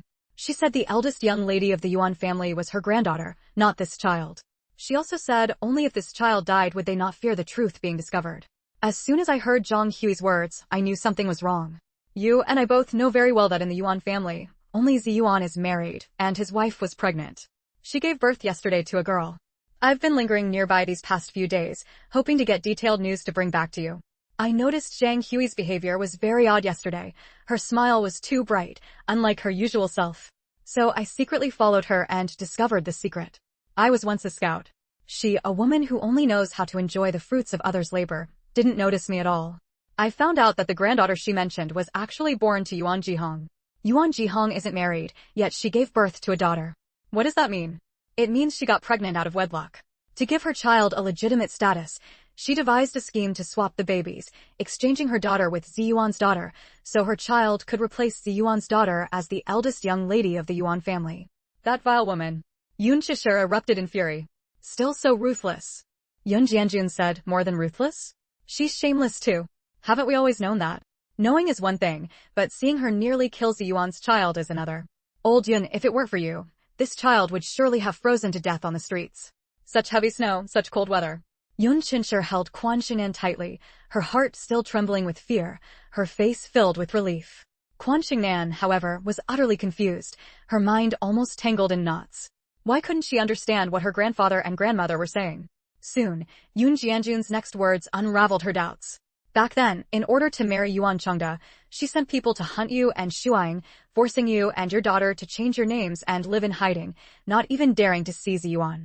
Now, naturally, for her own selfish gain, she would dare to kill Ziyuan's child. Boom! Quan Shengnan's mind almost exploded. Was Grandma actually her biological grandmother? Was Mother Quan actually her biological aunt? Unbelievable. Unbelievable. This was too shocking. Out of filial respect for her elders, after gaining the heavenly eye, she had seen Mother Quan and her brother's futures, but had never looked into their pasts. This was because Mother Quan had lost her memory and disliked mentioning bygone events. As for her brother, he didn't want to know the reason he was abandoned by his parents. As for her grandparents, they had passed away 11 years before she received the inheritance, so she knew nothing about their past. She had seen her adoptive father's past and knew he had been unfaithful long before adopting her brother. She had always thought her grandparents and adoptive parents were ordinary farmers. She had always believed her grandfather had found her by chance. She never imagined that Grandma was her biological grandmother and her adoptive mother was her biological aunt. Chapter 19, Shocking Secret 3. What about Grandpa and adoptive father? Who are they? Why did Grandma and Grandpa live as a married couple? Grandpa and adoptive father look very much alike. They must be biological father and son, right? Moreover, from what she knew, Grandpa and Grandma were a devoted couple who supported each other through thick and thin. Quan Shengnan's mind was in complete turmoil. These relationships were too tangled. It seemed to involve many past events she knew nothing about. With a sob, Yun Chincher said, when Shuang and I were fleeing, she was hit on the head and to this day doesn't remember anything from before. For over 20 years, I've blamed myself every single day. Now, my granddaughter was nearly killed because of that vile woman Zhang Hui. Old Yun, tell me, if Ziyuan and Xiaoxuan knew their daughter was treated like this, how heartbroken would they be? But I don't dare tell them about the child, and I can't send the child back either. Zhang Hui is too vicious, utterly unpredictable, especially with that scoundrel Yuan Chengda protecting her. I don't believe he didn't know about the pursuit against me and my daughter back then, yet he pretended ignorance and happily remarried. If we send this child back, Zhang Hui will definitely strike again. She might even kill the child outright, rather than abandoning her on the streets to fend for herself, where there was at least a chance of survival. Dear, don't worry. For now, let's place this child under Shuang and Zhaoyu's name and raise her ourselves. We won't send her back to the Yuan family for the time being. In the future, when Ziyuan and Xiaoxue discover the truth, we can arrange for someone to send her back to them. Or, send her to the Lin family. I refuse to believe that Ziyuan and his two brothers, combined with the Lin family, can't protect one child. Yun Jianjun comforted her gently. Yun Chincher hesitated. Is that really okay? In her heart, she naturally wanted her granddaughter to grow up by her side. But thinking of her son and daughter-in-law who knew nothing about this, Yun Chincher's heart ached. She didn't want them kept in the dark, losing their own daughter while doting on someone else's child. Hearing Yun Chincher's thoughts, Yun Jianjun fell silent. If Grandpa and Grandma had such thoughts back then, why didn't they reveal them? If they had spoken up, her own parents wouldn't have struggled for so many years without finding her. That's right. Her father and mother discovered the truth when she was 6, but by then, Grandpa and Grandma had already passed away in an accident. It was probably because Grandpa and Grandma died unexpectedly before they could disclose the truth about her origins, so no one ever knew. Dear, no matter what, we must not act rashly. Actually, in my opinion, I would rather raise the child myself than send her back to the Yuan family and attract the attention of those people. Don't forget your current identity. I'm worried it could bring fatal danger upon you. We've both witnessed the ruthless methods of the Zhang family. Although Zi Yuan and his brothers are your sons, the head of the Yuan family is Yuan Chengda. The three of them combined are no match for him. He is completely devoted to Zhang Hui, otherwise, he wouldn't have stood by and done nothing when you and Shuang were in danger. We are just ordinary, humble farmers. How can we contend with a family like that? Wasn't it precisely because we had no power or influence back then that we nearly became fish on the chopping block, completely at their mercy? We've hidden among the common people for 20 years. Why? Because they all believe you and Shuang died in the mountains. If we send the child over now, our identities will likely be exposed. Old Yan, I know you're thinking of me. We won't send her. We won't tell anyone about this matter either. We'll just say we found an abandoned infant from a poor family on a snowy day and adopted her.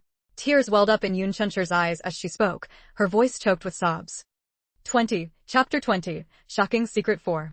Yun Jianjun's eyes welled up with tears as he reached out and gently patted his wife's aged hand. I only regret that I am not capable enough to protect you, to let you appear openly before Zi Yuan and his two brothers, to tell them that you are their birth mother, that you did not die, that you are still alive, and that Shuang is also alive. How can I blame you? If it weren't for you, both Shuang and I, severely injured, would have long died in that remote mountain corner. Madame Yunqin recalled the past, smiling through her tears. Husband, let's keep the child for us to raise. I don't want to die yet. I am Madame Yunqin now, not Zhao Yuzhen. I want to grow old with you, to watch the child grow up together. With our son not by our side, our granddaughter will be our comfort. Madame Yunqin made her decision. Little did she know that this decision would affect all their lives. Quan Shengnan was shocked. Was this the truth behind her grandparents' refusal to reveal her origins? Indeed, legally, her grandmother was still Yuan Chengda's lawful wife, and Mother Quan was still Yuan Chengda's daughter. They had not died but had changed their names. Especially since her grandmother had become her grandfather's wife, they had already violated the law. As for Yuan Chengda, after learning of his wife and daughter's deaths and marrying Zhang Hui, he bore no moral or legal responsibility whatsoever.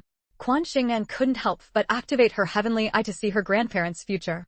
The advancement of her heavenly eye and earthly pupil allowed her to see more and with greater ease. Her rebirth was bound to change the future.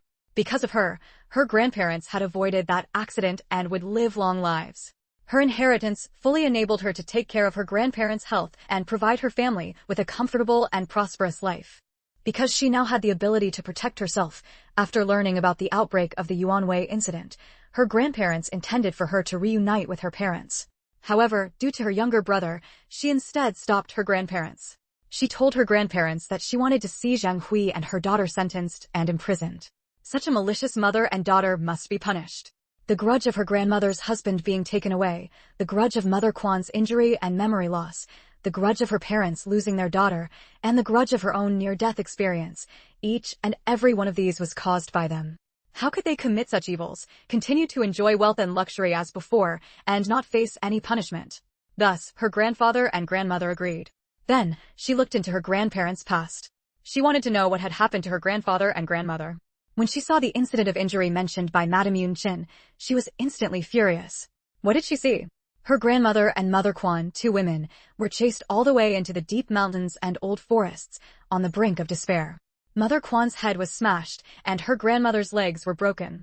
Such severe injuries, blood flowing all over the ground like spreading red spider lilies, was a horrifying sight. Before them lay only a deep, wide river, no path to survival, desolate and uninhabited. Unwilling to accept death, her grandmother desperately hugged Mother Quan and rolled into the river, swept away by the huge waves. Drifting and floating, they washed up on a shallow shore. On the verge of death, they were rescued by her middle-aged, elegant grandfather. Time flowed in the heavenly eye, scenes shifting. Her grandmother and Mother Quan spent over a year recovering from their injuries in her grandfather's village. After healing, they returned to the city, wanting to find Yuan Chengda and tell him they were still alive. Instead, they faced his joyous day of remarriage. His new wife was none other than Zhang Hui, who had once flaunted her power and mocked her grandmother. Among the crowd seeing Zhang Hui off to her wedding were two faces her grandmother recognized well. They were the ones who had led the men to chase and kill her. Chapter 21, The Shocking Secret 5. Through her heavenly eye, Quan Shengnan saw that her grandmother had dark skin and moved briskly. She was a very ordinary, simple rural woman. She married Yuan Chengda early. While Yuan Chengda was away with the army fighting wars, she managed the household at home, cared for his parents, and raised their daughter. At that time, her own father and uncles had not yet been born. Her grandmother only had one daughter then, who is now Quan Shengnan's mother. In fact, because Yuan Chengda was away in the army, it was she who cared for Yuan Chengda's parents until their deaths. After the war was won and the new nation was established, her grandmother successively gave birth to her father and two uncles. It was in the year she was pregnant with the youngest uncle that Zheng Hui inserted herself into their lives with the demeanor of a young, beautiful, noble, and elegant young lady from an official's family. The Zheng family had originally been farmers, but through repeated participation in the war and numerous military achievements, they had become a rising family of the time. They considered themselves of superior status, placed great importance on status and cultivation, and strove to raise the daughters in their family as refined young ladies. Yuan Chengda was no longer a farmer either, but a high-ranking military officer. He had been illiterate before joining the army, but learned a great deal of knowledge afterward, rising steadily through the ranks. He was particularly shrewd and capable. He was also exceptionally handsome, with a square face, thick eyebrows, big eyes, and a tall, straight physique. As he approached middle age, he possessed a unique charm. Thus, not many years after the new nation's founding, he began to look down on his original wife. He found her rustic and timid, lacking in beauty, elegant speech, noble bearing, and extensive knowledge. He felt she was unfit for the role of Mrs. Yuan, unable to accompany him to important occasions, and that if she did, she would only embarrass him.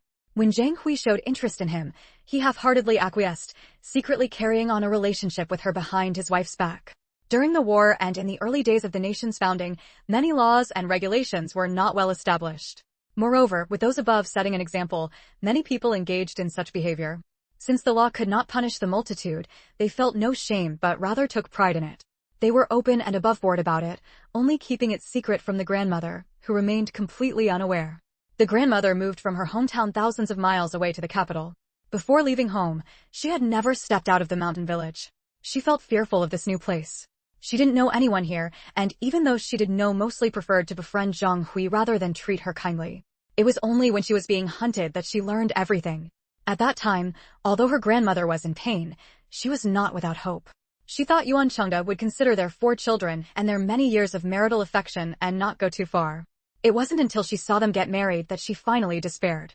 Upon seeing the people sent to kill her, her grandmother was terrified and immediately went into hiding with her daughter. Her grandmother truly had not experienced grand occasions, but that didn't mean she wasn't intelligent. It was precisely by relying on her own wisdom and her ability to seek advantage and avoid harm that she protected her parents-in-law and daughter's safety during the turmoil of war. At that time, with the help of her grandfather, she quickly found out the details surrounding Yuan Chengda and Zheng Hui's marriage. Over a year earlier, the Yuan family had announced that the wife and daughter were missing. They had found the place where the grandmother and Quan Shengnan's mother had supposedly fallen into the river, where bloodstains remained. After several months with no news, they declared they had been killed in a robbery and processed their death certificates. With Yuan Chengda a widower and Zheng Hui waiting to marry, the two families arranged the marriage. Why did they marry over a year later? The reason was simple. Yuan Chengda, to express his grief for his deceased wife, specifically decided to remarry a year later. Ironically, this move of his was praised by many, who said he held deep affection for his late wife. Her grandmother was extremely afraid. She feared that those people would find out she was still alive and continue to hunt her. She was even more afraid of bringing danger to her 3 young sons. In the end, she could only quietly hide away. 22. Chapter 22. Shocking Secret 6. And so, using some connections from his past military service, Grandpa helped Grandma and Quan's mother each obtain new household registrations in their area under the pretext of being injured, suffering amnesia, and having an unknown background. They were not registered as mother and daughter, but as distant relatives. Quan's mother had lost her memory, and Grandma dared not live openly as her mother, fearing someone might discover the truth. She had carefully considered that, even if the Zhang family continued searching for them, they would be looking for a mother and daughter pair, not the distant relatives she and Quan's mother now pretended to be. Aside from Grandpa and Grandma, no one knew Quan's mother was Grandma's daughter, not even Quan's mother herself, with her lost memory. First, Grandpa's son, Yun Zhaoyu, got together with Quan's mother. A few years later, Grandpa, who had been widowed for many years, married Grandma. Having a cold-hearted ex-husband and gradually developing feelings for her current husband felt perfectly natural to Grandma. In the blink of an eye, over 20 years passed. In recent years, unable to suppress her longing for her son, Yoon Chuncher, Grandma, moved to the capital with Yoon Jianjun, Grandpa. Being closer to her son meant she could get more news about him, know he was safe, and know he had married and had a daughter. Yoon Chuncher felt that, even if she never revealed herself to him, she would be content. Fortunately, Zhang Hui had only given birth to one daughter after marriage. Otherwise, that ungrateful Yuan Chengda certainly wouldn't have protected them. Meanwhile, Yun Zhaoyu and Quan Shuang remained in their hometown farming, visiting their parents once a month. The Yun family lived in the countryside on the outskirts of the capital, not far from the city itself. Hiding in plain sight, the closer they were, the less likely the Zhang and Yuan families were to discover their traces. Besides, after so many years, the mother and daughter's appearances and voices had long since changed. After reading about their past, Quan Shengnan felt an even greater, 12-fold disgust towards Zhang Hui and her daughter. Thinking about it now, merely giving Zhang Hui a nightmare talisman was far too lenient. A woman like her deserved to die 100 times over. From tonight onward, and every night hereafter, she would sleep poorly. A slight smile touched her lips. After eating, drinking, and taking care of her needs, Quan Shengnan fell into a sweet sleep. No one who wronged her would continue to live carefree and unpunished. It was a pity her spiritual sense wasn't strong enough to form talismans from 100 miles away. Otherwise, she would never have let Yuan Jihong off. Over a month later, when Yun Zhaoyu and Quan Shuang brought their adopted son, Quan Anan, to visit their parents, they learned that the elderly couple had found an infant girl, had already filed the necessary paperwork, and intended to adopt her. Yun Jianjun had taken care of everything. When filing the report, he stated they had found the child on the second day of the second lunar month. It had been snowing then, and he was in poor health, so they waited a few days at home before going to file the report. He also solemnly stated that when they found her, she was dressed in old clothes typical of a poor family, likely abandoned because her birth family didn't want to raise a daughter. As for the abandonment location, he described a place far from where Quan Shengnan had actually been discarded, almost half the city away. After hearing his parents' decision, Yun Zhaoyu's brow furrowed slightly and a faint hint of displeasure flashed in his eyes. Although the Yun family's circumstances were somewhat more comfortable than the average person's, they were far from wealthy.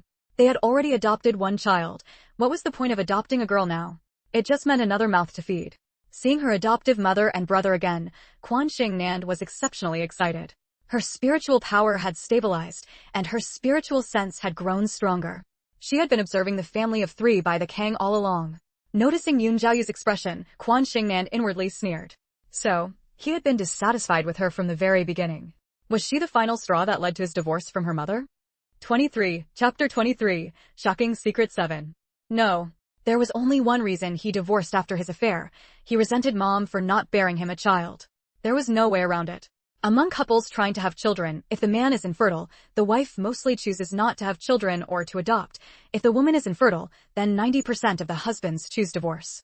Women are always more devoted to relationships than men, while men are always particularly fickle. Yun Zhaoyu thought he was among that 90% of husbands. Unfortunately, only Quan Shengnan knew now that he wasn't. He was the former. It was he who couldn't have children, not Quan Mom. It's just that the medical technology at this time hadn't reached the level of later generations, and they couldn't determine which of the couple had the problem. So, like most people in the world, Yun Zhaoyu blamed Quan Mom for the lack of a child. He divorced Quan Mom because his mistress was pregnant, unaware that he was raising another man's son. Even if Quan Shengnan could speak now, instead of being a baby who couldn't talk, she wouldn't remind the scumbag who had betrayed Mom. He had been having an affair for several years before adopting his brother. His inability to have children was just a despicable excuse to shift the blame onto Quan Mom, making himself appear completely innocent and easing his own conscience. Seeing this, Yun Jianjun understood and couldn't help but sigh, saying, "Don't worry. Although this child will be registered under your names, for now, she will be raised by us, the old couple. It won't trouble you. You just focus on raising my eldest grandson properly." Only then did Yun Zhaoyu have nothing to say, his expression non-committal. Yun Jianjun felt somewhat displeased, both with his son and with himself. His son's lack of ambition was due to his own failure in parenting. He realized that in recent years, the Yun family's integrity had gradually faded in his son. He wanted to re-educate him, but his son was nearly 40, and there was no way to start. As for the delicate and pretty Quan Shengnan, Quan Shuang and her son, who was still called Yun Aonan at the time, liked her immensely. "Mom, my sister is so cute." Aonan leaned over the edge of the king, staring joyfully at Quan Shengnan, carefully reaching out a finger to touch her tender pink cheek. Brother. Quan Shengnan gave him a big smile. Her delicate little face, sparkling eyes, and pink, moist little mouth were so adorable it made one want to gobble her up. Mom, my sister is smiling at me. My sister likes me. Aonan turned his head to say this to Quan Mom, then turned back to continue observing his adorable sister. Mom, my sister is even prettier than Xiaohua from Debao's family. Xiaohua always has a runny nose, and her face and hands are black and dirty, so ugly. I'm going to tell Debao I have a beautiful, cute sister. After scrutinizing her for a moment, Aonan declared very seriously.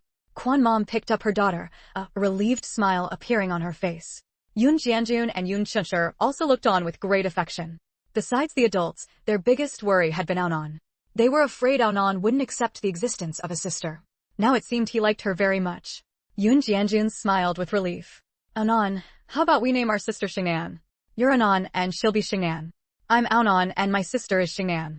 It sounds just like brother and sister. Aonan clapped his hands and cheered happily.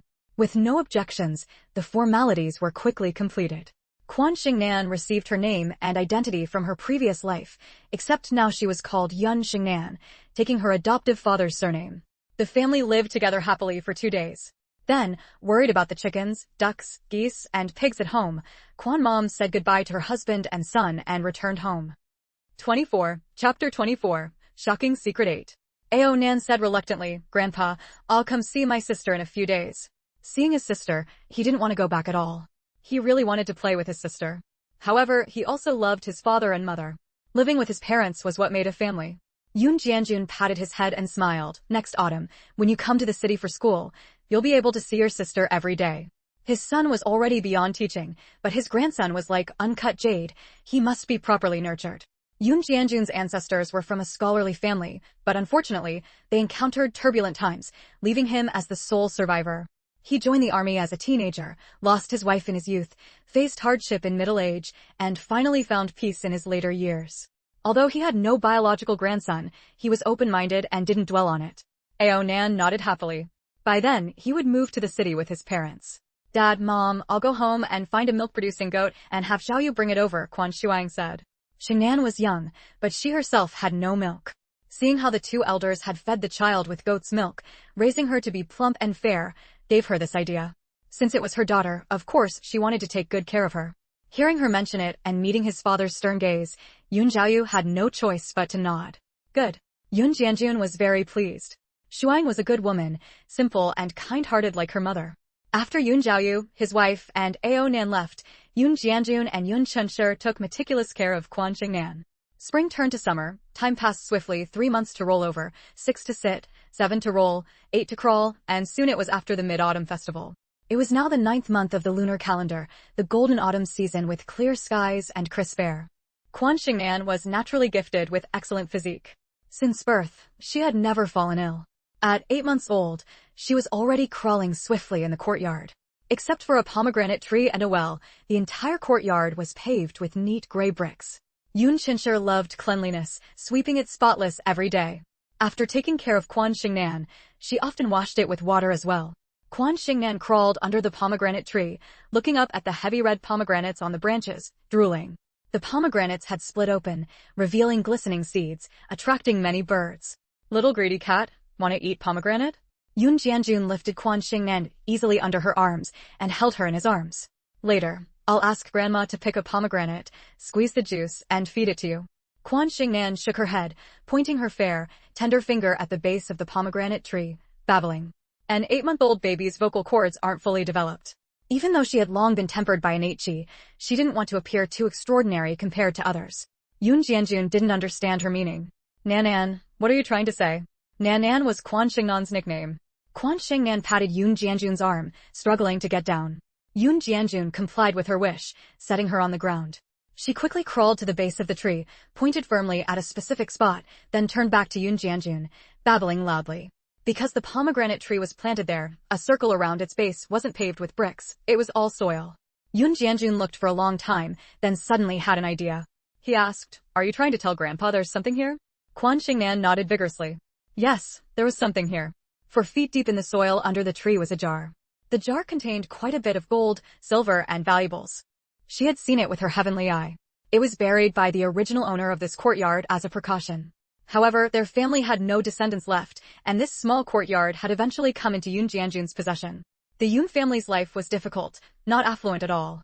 Quan Shengnan wanted her grandparents, mother, and brother to live better. Using her heavenly eye to probe within the range of her spiritual sense, she discovered many treasures buried underground, all left by previous owners. The only one in their own courtyard was this jar. 25. Chapter 25. Unexpected Wealth 1. Yun Jianjun was amazed by Quan Shengnan's precociousness and also very curious about what was underground that made her point so insistently for him to see. So, he fetched an iron shovel and began to dig. Dig hard. Dig out the treasure and good days will follow.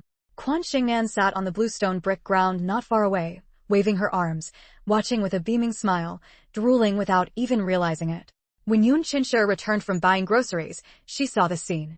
The old man was bent over digging, and the little one was dancing with joy. Old Yun, what are you doing? Oh, you're back. It's all because of Nanan. Nanan pointed here and insisted I dig it up. After digging over 3 feet deep, Yun Jianjun kept talking while continuing his efforts. Suddenly, the shovel hit something hard, producing a clanging sound. Yun Jianjun's eyes widened. Could there really be something? He dropped the shovel, squatted down, carefully brushed away the soil with his hands, and lifted out a rather small jar. Huh? You really dug something up. Yun Qinshe, standing by the pit, exclaimed in surprise at the sight of the jar. Yun Jianjun didn't speak. He climbed out holding the jar and then washed the surface soil clean with well water. Beautiful patterns appeared before them undisguised. Yun Jianjun exclaimed in astonishment, a constricted mouth, round belly, shaped like a watermelon yet also like a precious pearl. This is a ikuju. Yun Qinshe didn't understand and asked, what's a ikuju? Isn't it just a ceramic jar? Hearing this, Quan Shengnan chuckled inwardly. Ikuju actually refers to a ikuju jar, a type of ceramic jar from the Qing dynasty. With her heavenly eye, she had discovered many buried antique treasures and was very knowledgeable about antiques. In northern regions, this type of jar was called a ikuju jar, while in the south, it was known as a watermelon jar or watermelon pot. Quan Shengnan also knew that this particular ikuju jar had a flat lid with a knob shaped like a precious pearl. It was an antique from the founding period, specifically from the Qianlong era of the Qing dynasty, because later versions had lid knobs shaped like candle flames instead of pearls. Yun Jianjun, having come from a well-off family in his early years, had some knowledge of this field and explained it to Yun Qinshe. Yun Qinshe was still confused. I don't understand all this watermelon and pearl talk. So, you're saying this is an antique? Yun Jianjun nodded. What's the use of an antique? It's just a jar. It's not even as good as my pickled vegetable jar for holding pickles. Yun Jianjun and Quan Shengnan were both amused and exasperated, especially the latter, who wanted to laugh but couldn't show it. Not as good as a pickled vegetable jar? Indeed. It was 1981. The trend of collecting antiques hadn't taken off yet. No one could have imagined that the antiques smashed and destroyed in earlier years and ignored in recent years would later sell for millions, tens of millions, or even hundreds of millions. Wait. Quan Shengnan suddenly thought, while everyone was still afraid to collect antiques now, she could get a head start. Lulikang and Panjiayuan in Beijing were both famous places. She was very capable. Even if she wasn't an expert in business, having been reborn from over 30 years in the future, she held many advantages in her mind. It's just that she was too young. Looking at her tiny arms and legs, Quan Shengnan sighed inwardly. No matter. Even 10 years later wouldn't be too late. That's when things would really start. Having figured this out, Quan Shengnan heard Yun Qinshe say, can't this jar be opened? It can be opened. The ikuju jar had been buried underground for many years. Yun Jianjun opened it slowly. When he did, the couple's eyes immediately widened in utter disbelief. A dazzling array of jewels and treasures glittered brilliantly. The jar was actually filled to the brim with gold, silver, and jewels. 26. Chapter 26. Unexpected Wealth 2. Exchanging a glance, the couple hurried inside, one carrying the jar and the other holding Quan Shengnan. Before entering, Yun Qinshe, who was holding Quan Shengnan, quickly locked the main door. Yun Jianjun had already poured the gold, silver, and jewels from the jar onto the kang bed. Most were small, heavy gold bricks, gold ingots, and gold bars, occupying most of the space in the jar. The rest were jewels, all small and valuable items like gold bracelets, and jade rings with gold fittings. However, there were few jewels, only 4 pairs of gold bracelets, 2 pairs of jade bracelets, 2 jade pendants, 3 jade rings, 3 gold carved ornaments, 7 or 8 gold rings, and 1 small, exquisite jade lock pendant. The gold rings were made of pure gold, some with gemstones or pearls set in the bands, and one with a flawless, translucent green jadeite. The gold was pure, the jade was clear, all were fine items. Yun Jianjun and Yun Chunshur stared dumbfounded at the pile of gold, silver, and jewels on the king. Quan Shengnan looked left and right, then crawled over. She grabbed a jade pendant and stuffed it into Yun Jianjun's arms, then took a pair of jade bracelets and gave them to Yun Chunshur. Next, she retrieved another pair of jade bracelets and another jade pendant from the pile of gold and silver, and finally picked up the jade lock pendant. Holding the jade lock pendant, she stuffed it into the small pocket of her bib under her grandparents' astonished gazes. The remaining items, Quan Shengnan pushed together toward Yun Jianjun. Yun Chunshur, holding the crystal-clear, warm jade bracelets, asked Yun Jianjun dazedly, "What is Nanan doing?" After his initial surprise, Yun Jianjun laughed heartily. He picked up Quan Shengnan and asked, "Nanan, are you giving these selected items to Grandpa, Grandma, and Mom and Dad?" Quan Shengnan nodded, then shook her head. Yes and no.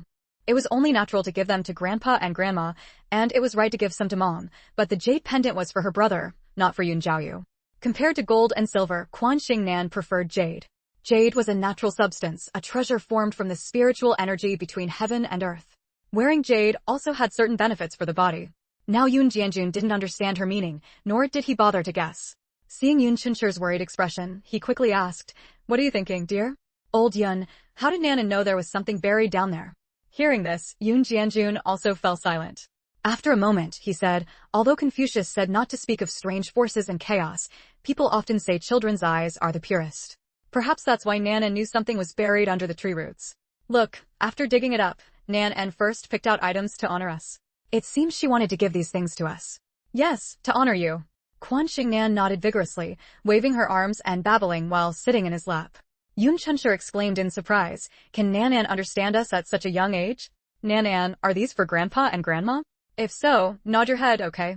Yun Chunshur believed Yun Jianjun's explanation. She had even seen children with yin-yang eyes before. Quan Shengnan obligingly nodded, a big smile on her face. Seeing this, Yun Jianjun also grew curious. "What are they for Grandpa and Grandma?"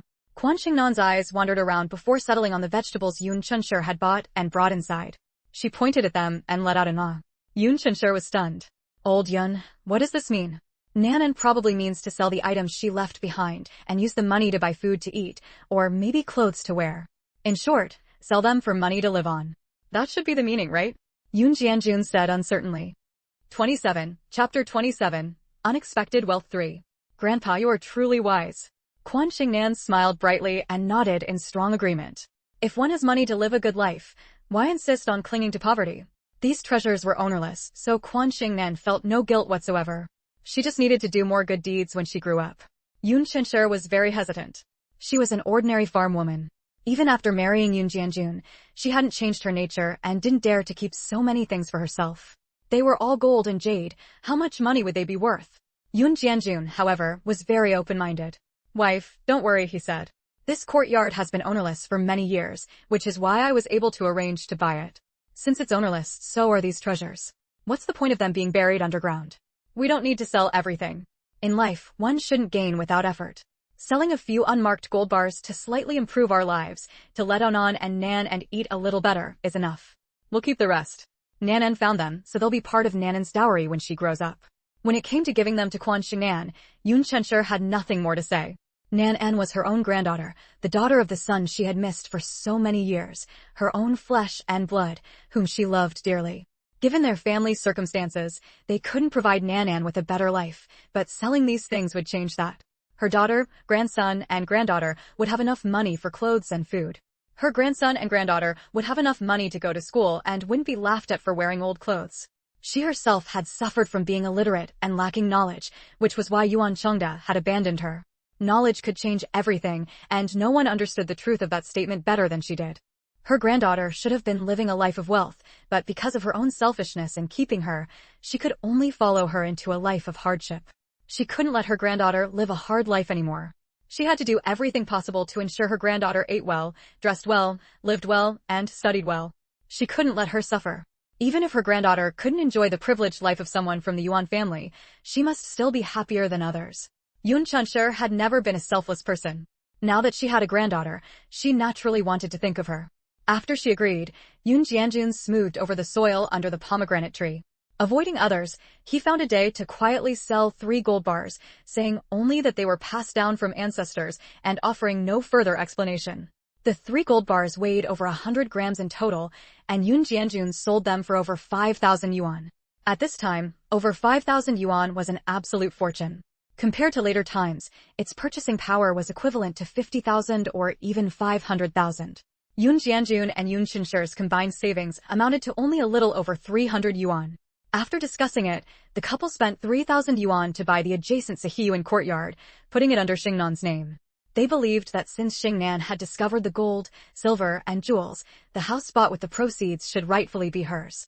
Moreover, Yun Jianjun was more foresight than many people at the time. With the economy constantly developing, he felt buying property was a sure bet. If his family didn't live in it, they could rent it out. The capital was Beijing. Given time, it would surely become the most prosperous place. Even if one day they didn't need this courtyard to live in, they could still sell it and likely not lose money. The remaining items were still placed in the porcelain jar, which Yun Jianjun personally buried in the backyard of the newly purchased Sihiyuan. Yun Jianjun didn't plan to rent out the Sihiyuan for the time being. Quan Shengnan inwardly marveled. Grandpa was indeed the wisest person. She was extremely satisfied with the newly bought Sihiyuan because buried even deeper in that courtyard were several more ownerless treasures. 28. Chapter 28. Unexpected Wealth 4. Thinking of this, Quan Shengnan planted a loud kiss on Yun Jianjun's cheek with her little mouth. Is Nanan very fond of the new house? Yun Jianjun carried Quan Shengnan as he walked out of the newly purchased courtyard house. Besides nodding, Quan Shengnan could only nod again. Of course she liked it. Courtyard houses in Beijing would be worth astronomical sums decades later.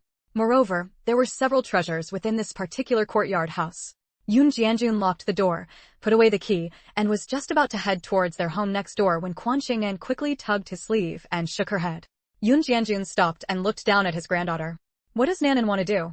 Quan Shengnan pointed her chubby little finger into the distance. Go play, let's go play. Does Nanan want Grandpa to take you out to play? Yun Jianjun could often guess Quan Shengnan's meaning. Quan Shengnan kept nodding her little head up and down. All right. Without another word, Yun Jianjun walked to their front door, called out a quick explanation to Yun Qinshi, and then carried Quan Shengnan in the direction she was pointing. Upon reaching their destination, Yun Jianjun was surprised to find it was actually a second-hand market. The Panjiayuan antique market would officially form over a decade later in 1992. It hadn't yet taken shape on a large scale. Now that the major turmoil had passed and the economy was gradually recovering, many people were selling off old goods. Thus, a small second-hand market had formed here. Although there were only 3 stalls and the vendors were extremely cautious, there were quite a few old items. The 4 treasures of the study, books, calligraphy and paintings, ceramics, wood carvings, purple clay and bronzeware, old furniture, old books and periodicals, everything one could think of was available. Of course, most of it was scrap metal and similar types of junk or second-hand goods. Quan Shengnan excitedly discovered that nearly 1/5 of the items were genuine antiques. At this time, people's minds had just settled. Most were still struggling with food and clothing, and the trend of collecting had not yet taken off. Even if some intellectuals enjoyed collecting, they didn't dare, and most couldn't afford to buy these seemingly useless items anyway. Looking at his granddaughter's excited little face, Yun Jianjun said softly, "Whatever Nanan likes, Grandpa will buy it for you." He recalled the things Quan Shengnan had found before. Did she also have a special sense for these items, making her particularly fond and excited? He didn't consider his granddaughter a monster. He believed it was because children's eyes were pure, and this ability would naturally fade as she grew older. Quan Shengnan kissed Yun Jianjun and babbled happily. Yun Jianjun walked over and squatted down by the stall nearest to him. He set Quan Shengnan on the ground, supporting her under her armpits with his hands to prevent her from falling and crushing the items on the stall. People's characters were very honest and simple at that time. Seeing his careful actions, the stall owner nodded inwardly without showing any displeasure. "Old sir, please feel free to look. I collected all these from the countryside." He didn't boldly claim everything on his stall was genuine, which immediately earned a bit more approval from Yun Jianjun and Quan Shengnan. "Nanan, see what you like." Yun Jianjun had always enjoyed collecting, but previously, society and the economy hadn't allowed it. Moreover, he wasn't proficient in appraisal, so he had to suppress the interest. Now, thinking of his granddaughter's ability, he felt a slight stir. As the saying goes, don't show off your wealth. Yun Jianjun and Yun Qinshi had suddenly come into this unexpected wealth, but hadn't breathed a word of it to anyone, not even telling Yun Jiaoyu and his wife. They lived just as they had before. The only changes were occasionally buying meat once or twice more and buying cloth a bit more frequently, hardly enough to attract anyone's attention. Yun Jiaoyu and his wife farmed in the countryside, regularly sending grain and vegetables into the city, which saved the elderly couple quite a bit on expenses. Now they had nearly 3,000 yuan at home, enough for the grandfather and granddaughter to buy many things they liked. Gold in turbulent times, antiques in prosperous times. The turbulent times had passed, and prosperous times were coming. Before long, antiques would become all the rage. 29. Chapter 29. Unexpected Wealth 5. Yun Jianjun was very willing to save more dowry for his granddaughter, so he let her choose for herself. Under the stall owner's astonished gaze, Quan Shengnan accurately pointed to 5 items. These 5 items were a blue and white porcelain jar, a bronze incense burner, an inkstone, a silk scroll painting, and a brush washer. She had examined them with her earth pupil. All 5 were genuine. Not only were they genuine, but by using her heavenly eye to trace their history, she found they were antiques of significant cultural relic status. The blue and white porcelain jar was a Jingdezhen blue and white porcelain from the Zhijing period of the Yuan dynasty. Its pattern depicted 3 visits to the thatched cottage, and it came from an official kiln, bearing inscriptions from historical figures. In later years, it could fetch an astronomical price.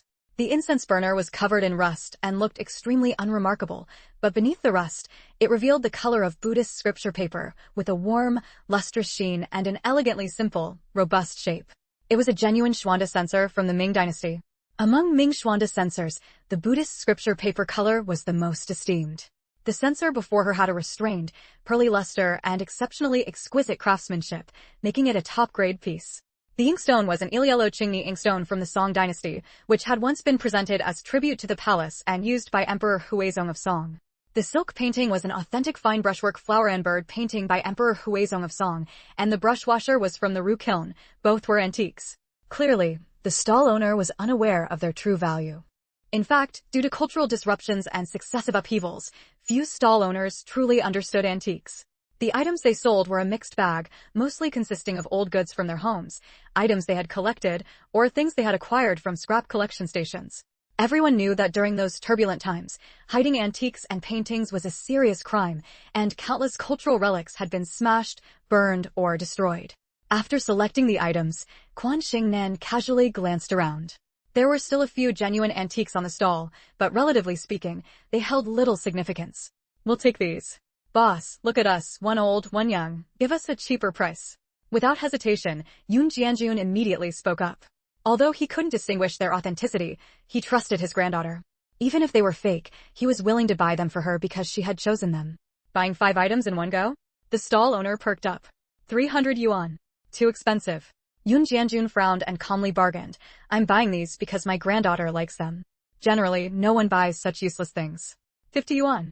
300 yuan could buy everything on his stall.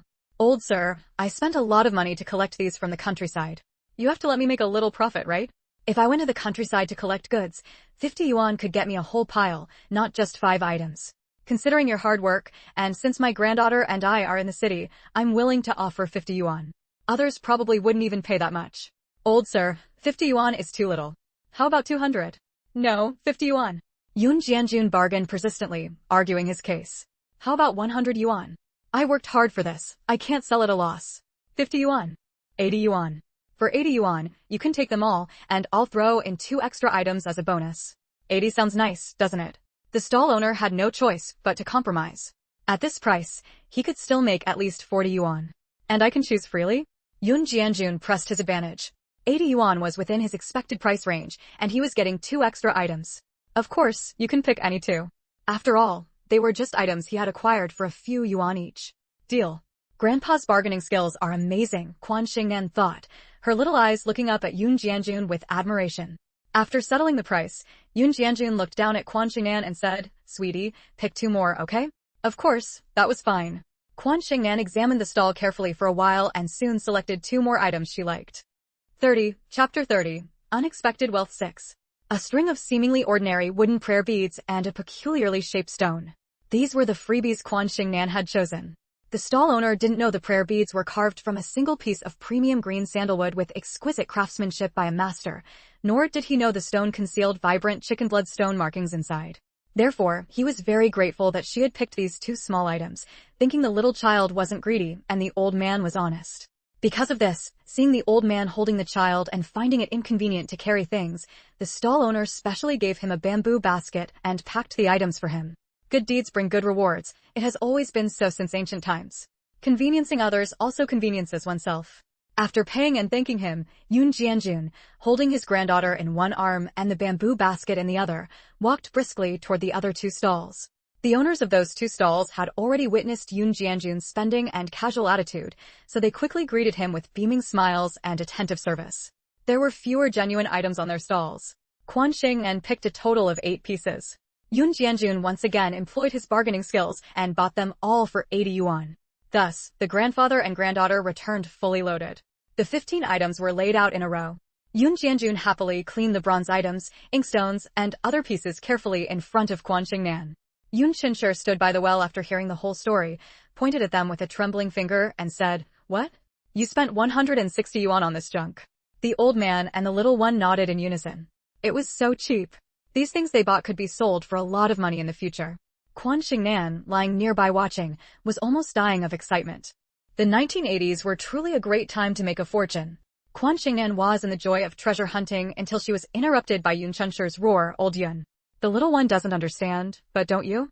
160 yuan is our annual expenses. Don't you know how much 160 yuan can buy? Yet you specifically buy this useless junk that can't be eaten or used. For 160 yuan, I could gather a pile of this stuff for you from the countryside. You didn't need to buy just over a dozen pieces. Scrap copper and iron, torn paper and broken jars. What is all this?" 160 yuan. Yoon Chinshur's heart ached terribly. Don't be fooled by Yoon Chinshur's usual calm demeanor with little, but when she does get angry, no one can stop her. Her voice is especially loud. Quan Shengnan raised her little hands to cover her ears, looking at her grandfather being thoroughly scolded by her grandmother, feeling very sorry. Catching sight of his granddaughter's pitiful little eyes, Yoon Jianjun immediately raised his hand. "Stop. Listen to me, dear. They say gold in turbulent times, antiques in prosperous times. The turbulent times are over now. People's lives are gradually improving. When they are better off, they will pursue refinement, especially the wealthy." What do wealthy people like? What do they consider refined? Antiques. In 10 years, the trend for antiques will surely rise greatly. Just wait and see if you don't believe me. Although these are all things the little one picked, I've looked carefully, and I think several are genuine. Do you understand genuine? They are real antiques, not fakes. Don't look at these things as junk now. In 10 or 20 years, you couldn't buy them for 100 or 1,000 times the price. If the household money runs out, we'll sell some more gold. In prosperous times, gold is far less valuable than antiques. Have you forgotten the little one's ability? If we don't take advantage of her being young to accumulate more things for her, we might not see them when she grows up. We old folks don't have much ability, but if we have few antiques for the little one, how impressive they will be as her dowry when she grows up and gets married. They won't let people look down on her, and they'll also let them know our family isn't poor and we haven't mistreated her. Besides, the little one really likes these things. Isn't having money meant for buying what you love? 31. Chapter 31. Unexpected Wealth 7. Yoon Jianjun spoke rapidly, with ample reasoning. His continuous rebuttal immediately silenced Yoon Chinshur, and her anger gradually subsided. "Old Yoon, will these things really be worth a lot in 10 or 20 years? Worth it." Yoon Jianjun nodded affirmatively. He picked up the freshly cleaned Rukiln brush washer to show Yoon Chinshur. Under the sunlight, the colors on the brush washer shifted and changed, like the clear sky after rain, when clouds disperse and mist clears, revealing a golden glow in the pristine blue. Its smooth surface resembled the texture of cicada wings. Beautiful, exceptionally beautiful. The beauty of porcelain was breathtaking. Even though Yoon Chinshur didn't understand the beauty of porcelain, she was captivated at that moment. Yoon Jianjun took her hand and guided it to touch the brush washer. "Feel it. Does it feel like touching the jade bracelet our Nanan gave you before?" Rukiln porcelain gives the sensation of touching warm, smooth jade. Blue as the sky, surface like jade, along with the cicada wing texture, these are all characteristics of Rukiln porcelain I've read about in books. Do you know what Rukiln porcelain is? It was porcelain exclusively used in the imperial palace during the Song Dynasty 7 or 800 years ago, glazed with precious agate. It's one of the 5 great kilns, the foremost among famous kilns, with Rukiln being the leader. It holds significant research value. An ancient saying goes, even with a fortune of 10,000 strings, it's not as valuable as a shard of Rukiln. That means even immense wealth isn't as precious as a single fragment of Rukiln porcelain. If a shard is that valuable, how much more so a complete brush washer? If this is a genuine Ru kiln piece, then our Nanan's ability is truly remarkable. Yun Chinshur felt as if she had touched a flame, so hot that she quickly handed the brush washer back to Yun Jianjun. She stared at it with near reverence and hesitantly asked, "Can this one brush washer really be worth a fortune of 10,000 strings?" Yun Jianjun nodded. "Absolutely worth it. However, I'm not deeply knowledgeable about these things. We'll need to consult experts in the future to confirm whether it's genuine or a counterfeit. I think the items Nan and picks out are likely real. She can even sense things buried 4 feet underground, let alone items placed out in the open. Perhaps this is a gift from heaven, knowing the injustice and hardships our Nan and has endured. We don't know how long Nanan's ability will last, so we should plan for her as much as possible now.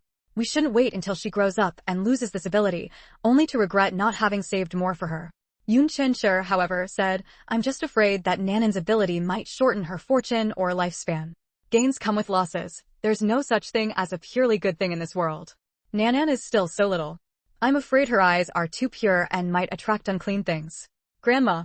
Quan Shengnan was deeply moved. This care warmed her heart immensely, as if she were soaking in a hot spring. Yun Jianjun pondered quietly for a moment, then smiled self-deprecatingly. "I pride myself on being open-minded, but in reality, I'm not as thoughtful as you. You're right. Even though Nan has this ability, she shouldn't squander it recklessly, lest something happen later. However, I've noticed that Nanan really likes these things, and I can't bear to disappoint her. How about this? I'll focus on studying antique authentication methods from now on. We can often visit second-hand markets and, while there aren't many buyers now, buy more items that match the descriptions in books. Or we can go to the countryside to collect old items passed down from their ancestors. Many antiques are actually much more exquisite than counterfeits. We can have them authenticated later for authenticity. Genuine pieces we'll keep for Nan. If we buy fakes, we'll just have to accept the loss as bad luck, consider it money down the drain. The money we use to buy antiques is all unexpected wealth anyway, so there's no need to feel heartbroken over it." 32. Chapter 32. Unexpected Wealth 8. Yun Jianjun and Yun Chinshur locked the items they had bought this time in a Camp Horwood chest and carefully stored them away. From then on, they no longer took Quan Shengnan to the second-hand market. Instead, Yun Jianjun went alone, or Yun Chinshur and Yun Jianjun went together to collect old goods from other people's homes. Although the disturbance had passed, they remained very cautious, conducting everything quietly. Compared to the items sold at stalls in the second-hand market, Yun Jianjun preferred collecting old goods, as the possibility of counterfeits was lower. The antique furniture, wood carvings, scrap copper, and broken iron from these old goods were placed in the side room of another courtyard house, while books, calligraphy, paintings, porcelain, and other items were packed into chests and also stored in that courtyard house. This was all done to prevent Yun Zhaoyu and his wife from discovering them and digging deeper. By the end of the year, one side room was already nearly half full. With the new year approaching, every household in the city, having no land to farm, was waiting for money to buy New Year goods. Naturally, they were willing to sell any unused old items, and the elderly couple offered very fair prices. Most of the collected old goods were genuine, with quite a few pieces qualifying as cultural relics. Only a quarter of what they bought from the second-hand market fell into this category. Quan Shengnan felt it was a pity. Her earth pupil's ability to discern authenticity surpassed all appraisal masters. If she went treasure hunting herself, it would be foolproof. No, it wasn't a pity. She shouldn't feel that way. Her grandparents were doing this for her sake. This was the familial love she yearned for and cherished. Wealth is merely external. As someone who had already achieved cultivation and accomplishments in her previous life, she had given away 90% of her wealth. Why should she let money cloud her judgment now? She wanted her family to live well, and hadn't she already achieved that by unearthing the ownerless items in the courtyard house? By the time this money was nearly spent, she would have grown up and could take care of them herself. Once she realized this, Quan Shengnan's state of mind immediately improved. The results of her cultivation began to show. She could walk very steadily even before turning 1 year old. On the journey back to the countryside for the new year, Yun Jianjun and Yun Chinshur dared not let her walk. Quan Shengnan, with her fair skin and red lips, grew increasingly delicate and lovely. Dressed in the pink floral-patterned cotton jacket and pants made by her grandmother, wearing furry boots and tightly wrapped in a light green cotton cloak, her innate spirit still shone through. The outer and inner fabrics of the cotton clothes and cloak were made from old clothes, but the padding was filled with soft and warm new cotton. Wealth should not be flaunted, after all. How many rural families dress their younger children in new clothes nowadays? Most wore hand-me-downs from older siblings. Quan Shengnan didn't mind at all, sleeping soundly in her grandfather's arms. She would soon see her mother and brother again. It had been half a month since they last met, and she missed them dearly. When she woke up, they still hadn't arrived home. And the wind and snow continued. Quan Shengnan couldn't help but open her heavenly eye to look at her grandparents.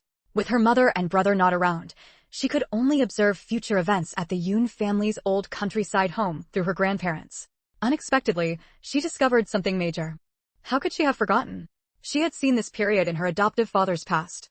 At this time, her adoptive father and mother were about to divorce. As soon as her grandparents stepped through the door, Yun Jiaoyu righteously declared to them that he wanted a divorce.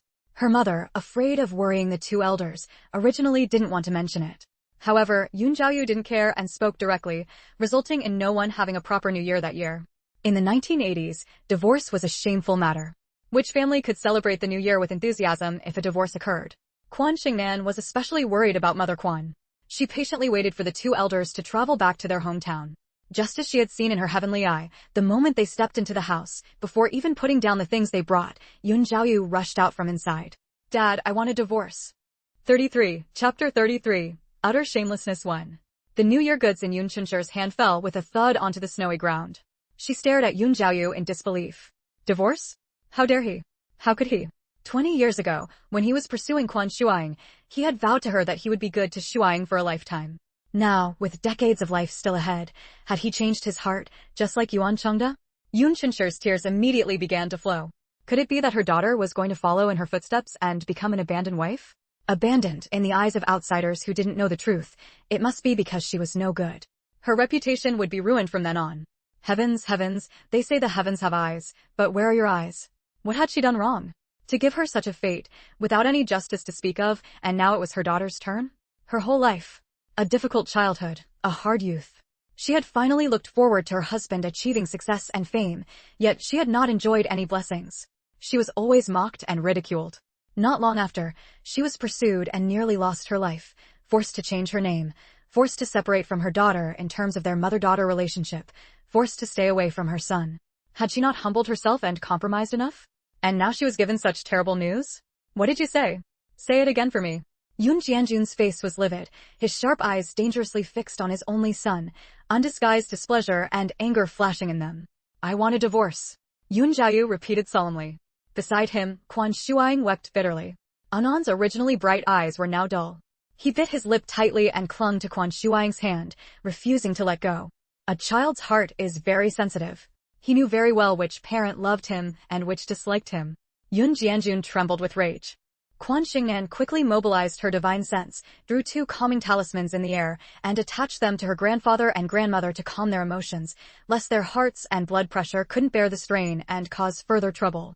Back in the courtyard house, Quan Shengnan had already placed a health and peace talisman on each of them, her mother and her brother. For the people she loved most dearly, she naturally had to be doubly attentive. Noticing his granddaughter's worried gaze, Yun Jianjun gradually calmed down. He said coldly to Yun Jiaoyu, let's talk inside. I want to see what reason you could possibly have for divorcing such a virtuous child as Shuang. Yun Jianjun's impartiality slightly reassured Yun Chunsher. She picked up the New Year goods that had fallen on the ground. Mother Quan, tears in her eyes, hurriedly took them and silently followed with Anan. After the family entered the house, some sat down, others remained standing. Yun Jianjun and Yun Chunsher sat on the edge of the king. Quan Shengnan was placed sitting further in on the king. Yun Jiaoyu and Quan Shuang with her son stood on the floor. In my over 60 years of life, Yun Jianjun, I never imagined that in my later years, my son would do such a thing. Divorce, how dare you even utter the word? Shuang has been married to you for nearly 20 years. In what way has she failed you? After marrying you, she has been filial to her parents-in-law, washing clothes, cooking, and skilled at farming too. She has kept the household and you, her husband, in perfect order. Who doesn't praise her and call her a good wife when she's mentioned? Tell me, what has she done wrong that you want to divorce her? Go on, why the divorce? In his anger, Yun Jianjun's tone was extremely flat, carrying a calm that felt like the lull before a storm. She hasn't given me a son. Not giving me a son, all her good qualities can't compare to giving me a son. Even if not a son, a daughter would have been fine. Yun Jiaoyu roared. 34. Chapter 34. The Height of Shamelessness 2. Yun Jianjun and Madame Yun Qin were utterly stunned. They had never imagined this would be the reason. Veins bulged on Yun Jiaoyu's face and neck, his expression twisted as he sneered. I am the only son of the Yun family. Is it wrong for me to want a child with Yun family blood? I am doing this for the Yun family to have an heir. I am doing this for the Yun family, not for myself. The louder Yun Zhaoyu spoke, the more deafening his voice became. Only Quan Shengnan understood that he was trying to use his imposing manner to cover up his own guilt. Bullshit. The usually refined Yun Jianjun couldn't help but curse, calmly saying to Madame Yun Qin, wife, take Aonan and Nan An to the east room to sit for a while. Don't let the children be frightened. Madame Yun Qin indeed didn't want the two children to hear these things. She got off the kang, picked up Quan Shengnan, and was about to leave when Aonan suddenly spoke up. Grandpa, Grandma, I want to hear it all. I already know I'm not born to Dad and Mom. Madame Yun Qin was taken aback and looked at Yun Jianjun, only to see Quan Shuang's eyes flash with heartache, brimming with tears. Old Yun. Dad. This was Quan Shuang. Forget it. Since Aonan already knows, there's no point hiding it from him. The more we conceal, the more likely trouble will arise. After saying this, Yun Jianjun beckoned for Aonan to come sit beside him and said, Good child, you are so sensible. Grandpa is very comforted. Although you are an adopted child and we don't know who your biological parents are, Grandpa has always treated you as my own grandson. Pay no mind to your father. Today, Grandpa will seek justice for you and your mother. Aonan said softly, Grandpa, my heart aches for Mom. I don't want Mom to be sad. Can you persuade Dad? If Dad doesn't like me, I will leave. I can go beg for food, but please don't drive Mom away. Mom has been coughing terribly these past few days, but she won't even spend money on medicine. Yun Jianjun was stunned. What? Your father wants to drive you away. Aonan nodded tearfully. Yun Jianjun flew into a rage, pointing at Yun Zhaoyu and saying, Yun Zhaoyu, have you no conscience? Right before the new year, you want to drive Shuang and the child out? Shuang is sick and you didn't take her to see a doctor. Why not? This is my house. After the divorce, how can she continue living in my house? Shame on you for being educated. Don't you know that not being able to have children is a matter for both husband and wife? In the old days, they always blamed the woman for not being able to bear children. But what about reality? Science has proven that many times. It's the man's problem. Have you forgotten the daughter of the Zhang family in our village?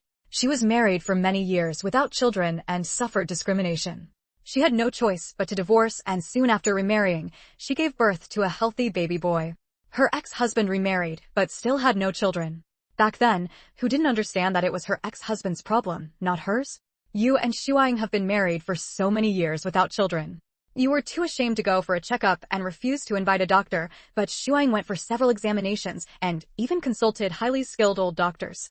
They all said there was nothing wrong with her. Do you know what this means?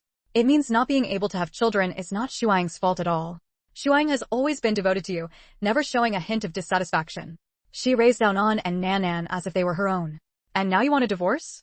Since when did my son, Yun Jianjun, become so shameless? Quan Shuang suddenly spoke up. Dad, don't be angry. I know why Zhaoyu wants to divorce me. The young widow from the Su family in the south of the village is pregnant, and Zhaoyu says it's his. Zhaoyu has been secretly fooling around with her for several years. I've held it in and never said anything, just wanting to dutifully care for you both, raise the children well, and live a good life. 35. Chapter 35. Utter Shamelessness 3. But Zhaoyu couldn't wait. Widow Su was 6 months pregnant, and the doctor who checked her pulse said it was a boy. This is the real reason Zhaoyu wants a divorce from me. Quan Shuang's heart had grown cold towards Yun Zhaoyu, and she no longer concealed anything from the elderly couple. After losing her memory, she was raised by the elderly couple, and her temperament was very much like Yun Jianjun's. Yun Jianjun's eyes seemed to gather all the storms of a thunderous day as he turned to look at Yun Zhaoyu. Is this true? He knew Yun Zhaoyu had already lost the Yun family's integrity, but he never imagined he would have an affair and even get the woman pregnant. Yun Jianjun remained skeptical about whether the child was Yun Zhaoyu's. Yun Zhaoyu and Quan Shuang couldn't have children. The problem wasn't with Shuang, so it must be with Zhaoyu. If he had a problem, how could he have a child with someone else? At this time, Yun Jianjun didn't know about the later concept of couples having incompatible constitutions, meaning both the man and woman's bodies show no issues upon examination, but when together, they simply cannot conceive. Of course, the current Yun Zhaoyu indeed had infertility issues. Quan Shengnan sat on the king, her soft little hand clutching her brother's finger. She pursed her lips ingratiatingly, revealing deep dimples. Anan's serious little face instantly softened. He stretched out his arm and held his sister tightly, not letting go. Seeing Quan Shuang reveal the truth, Yun Zhaoyu's face instantly paled. He had only told Quan Shuang about Widow Su's pregnancy. He hadn't expected her to know everything about his affairs so clearly. Of course it's true. Dad, you're about to have a biological grandson. Shouldn't you be happy? Yun Zhaoyu said with utter indifference. My only biological grandchildren are Aonan and Nan An. Yun Jianjun grabbed something from the kang and threw it at Yun Zhaoyu. The kang was always kept neat and tidy, with bedding folded in the kang cabinet. Aside from a kong table, there was nothing else. The bundle of clothes brought for Quan Shengnan was the only thing Yun Jianjun could grab. The bundle was tied quite securely. It hit Yun Zhaoyu, who covered his head and scurried away like a rat. Even when it fell to the ground, it didn't come undone. Dad, what are you doing? What am I doing? You have the nerve to ask me? Our Yun family has maintained a clean reputation for generations, and now it's ruined by you. Yun Jianjun was furious, his hair standing on end. He wished he could find a thick stick to beat his son. Yun Zhaoyu stood still, keeping his distance. Dad, I did this for the Yun family, and you still say I'm wrong? Since you treat me like this, then just live with Shuang.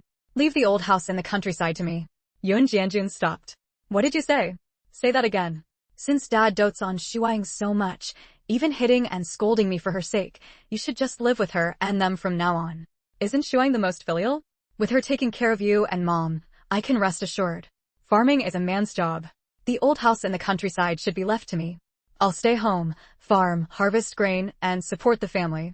Living in the city meant high expenses. Food and clothing all had to be bought with money. Having a job was one thing, but without one, how could it compare to the countryside? With land to farm, there's food to eat, and some money can be made from selling surplus each year. Living in the city, you'd have nothing. Yun Zhaoyu's calculations were particularly shrewd. Not to mention the two children he had no affection for, just supporting the two elderly parents would be a significant expense. In old age, all sorts of illnesses, big and small, come, and funeral expenses are another sum. Hearing Yun Zhaoyu mention only the country house and land, and conspicuously not a word about providing for them in their old age, Yun Jianjun immediately understood the implication behind his words. You mean, you want Shuang to live with us in the city, and from now on, Shuang will be responsible for supporting us in our old age? Yes, Dad, you dote on Shuang the most. Taking care of you in your old age is her responsibility. 36, Chapter 36, The Height of Shamelessness 4. Shameless. Yun Jianjun's face was livid. Madame Yun Qin and Quan Shuang felt the same way, looking at Yun Jianjun with concern, fearing something might happen to him. Yun Jianjun patted the back of Madame Yun Chen's hand, indicating that he was fine. He knew Widow Su, who lived in the south of the village. Apart from being younger than Shuang, her looks and demeanor were no match for Shuang's. Although Quan Shuang was nearly 40, she had fair skin, willow leaf eyebrows, and phoenix eyes, a rare beauty. Originally, he believed in mending relationships rather than breaking them, especially since Yun Zhaoyu was his own son. He didn't want him to abandon his virtuous wife for a widow who was pregnant with someone else's child and was now trying to pin it on him. Now, he no longer felt that way. Such a shameless son, who lacked even the most basic filial piety, let alone a conscience, how could he expect such a son to support him in his old age? He couldn't. If things continued like this, it would be a miracle if he wasn't angered to death by him. A sharp glint flashed in Quan Shengnan's eyes. The height of shamelessness. Back then, after Grandpa passed away, he had shamelessly seized the courtyard house that Grandpa had intended to leave for her and her mother. He had probably already planned it out, let Quan Mama take care of Grandpa and Grandma in their old age, so he wouldn't have to spend any money. Once Grandpa and Grandma passed away, he could directly take the house because, as Grandpa's only son, he could rightfully inherit Grandpa's estate. By then, both the courtyard house in the city and the house and land in the countryside would be his. What a brilliant plan! He succeeded in his previous life, but he absolutely must not in this one. She didn't like Yun Zhaoyu. She never had. If Grandpa, Grandma, Mama, and brother could stay away from him, their lives would surely be much better. Now, she was no longer a helpless, innocent baby. The savings in Grandpa and Grandma's hands were enough to support her until she grew up. Reaching out to pat Yun Jianjun, Quan Shengnan babbled, yi. Grandpa. Unexpectedly, she uttered a clear word. Yun Jianjun was overjoyed, but this joy was not enough to offset his disappointment in his son. Holding his granddaughter in his arms, Yun Jianjun glanced sideways at his son. His stern gaze made the latter tremble, as if shrinking back. Then, seemingly remembering something, he straightened his chest, looking self-righteous. A son, the only heir of the Yun family. Yun Zhaoyu had longed for a son for 20 years. This excitement was enough to overshadow anyone and anything. Failing to teach is the father's fault. I bear great responsibility for Zhaoyu becoming what he is today. Over the years, I noticed Zhaoyu had changed somewhat, becoming somewhat frivolous, but I never knew how to teach him. After all, he's almost 40, not a child. He might not listen to what I say. Ending up like this is even more my fault. Shuang, I've wronged you. I respect any decision you make. What are your thoughts? Yun Jianjun ignored him, looking seriously at Shuang, awaiting her decision. Quan Shuang wiped away her tears, a hint of determination in her eyes. Dad, I agree to divorce Xiaoyu. Before Yun Jianjun could speak, Madame Yunchin was already in tears. Shuang, a divorced woman will be looked down upon. Mom, if I don't divorce, this life simply cannot go on. Quan Shuang's expression was indifferent. No matter how deep their feelings once were, they couldn't withstand the erosion of these years. Dad, I'll take Aonan and move into the city to take care of you and Mom. As for the gossip in the village, since I won't be there, I'll just pretend not to know. How can I not take care of you when Xiaoyu won't? If I don't support you, what kind of person would I be? How can you two elders take care of 2 children? With me here, it'll be much easier. I can do the laundry, cooking, and cleaning, and it'll also lighten Mom's burden. Dad, you won't abandon me and Anan, will you? We no longer have a home. 37, Chapter 37, Utter Shamelessness 5. Yun Xiaoyu's face immediately lit up with joy. Just like that, he was rid of the heavy burden of 2 elderly parents and 2 young children. How much money does it take to raise a child? How much money does it take to support an elderly parent? Clothing, food, medical care, it all costs money. In recent years, Yun Xiaoyu had long felt overwhelmed. The money saved would be more than enough for him, his young wife, and his son to live comfortably. Quan Shuang had made up her mind, her expression exceptionally stubborn. Yun Jianjun sighed. He had originally intended to persuade her further, but upon seeing the superficial joy on his son's face, his heart instantly turned cold. Yun Xiaoyu wanting a divorce for the sake of the son he had with another woman was morally reprehensible, but one could still barely say there was a reason. However, being so heartless toward his own parents and children, was he even human? Yun Jianjun hadn't missed the gleam of joy in Yun Xiaoyu's eyes when Quan Shuang said she would take care of him and his wife and raise the 2 children. He actually wanted to avoid his own old father like the plague. Shameless. Shameless. Utterly shameless. He, Yun Jianjun, had lived an honorable and upright life his entire time. How could he have such a shameless son? He thought Yun Xiaoyu was already heartless and ungrateful enough, but even greater shamelessness was yet to come. He heard Yun Xiaoyu say, Shuang, you agree to the divorce? You are truly so understanding. Since you are so understanding, I won't treat you poorly. To express my gratitude to you, after the divorce is finalized, I'll give you 50 yuan. Take this 50 yuan and live well with Mom, Dad, and the 2 children. 50 yuan? Yun Jianjun was almost bursting with rage. To his knowledge, their family's income this year was 190 yuan, not even counting their savings from over the years. He was keeping the house and the land, and now he even wanted to monopolize the family's money. They had money on hand now, and they had gold, so they weren't particularly concerned about a few hundred yuan. But this money was what Quan Shuang rightfully deserved. Over the years, she had managed the household, worked the fields, and taken care of her husband and children. In reality, she had worked much harder and endured far more than Yun Xiaoyu. How could Yun Jianjun tolerate Yun Xiaoyu hogging all the money that rightfully belonged to her? Yun Xiaoyu. Yun Jianjun's white eyebrows shot up in anger as he said furiously, You're taking the house and the land. You must give Shuang at least 200 yuan of the money. Dad, I am your son, Yun Xiaoyu said, extremely displeased. 200 yuan, not 2 yuan, not 20 yuan, he couldn't bear to give that much to Quan Shuang. He wanted to keep it for his own biological son. I won't give it. Giving 50 yuan is already me being very generous. Quan Shuang had never imagined that Yun Xiaoyu would one day become so brazenly shameless. She scrutinized Yun Xiaoyu's face.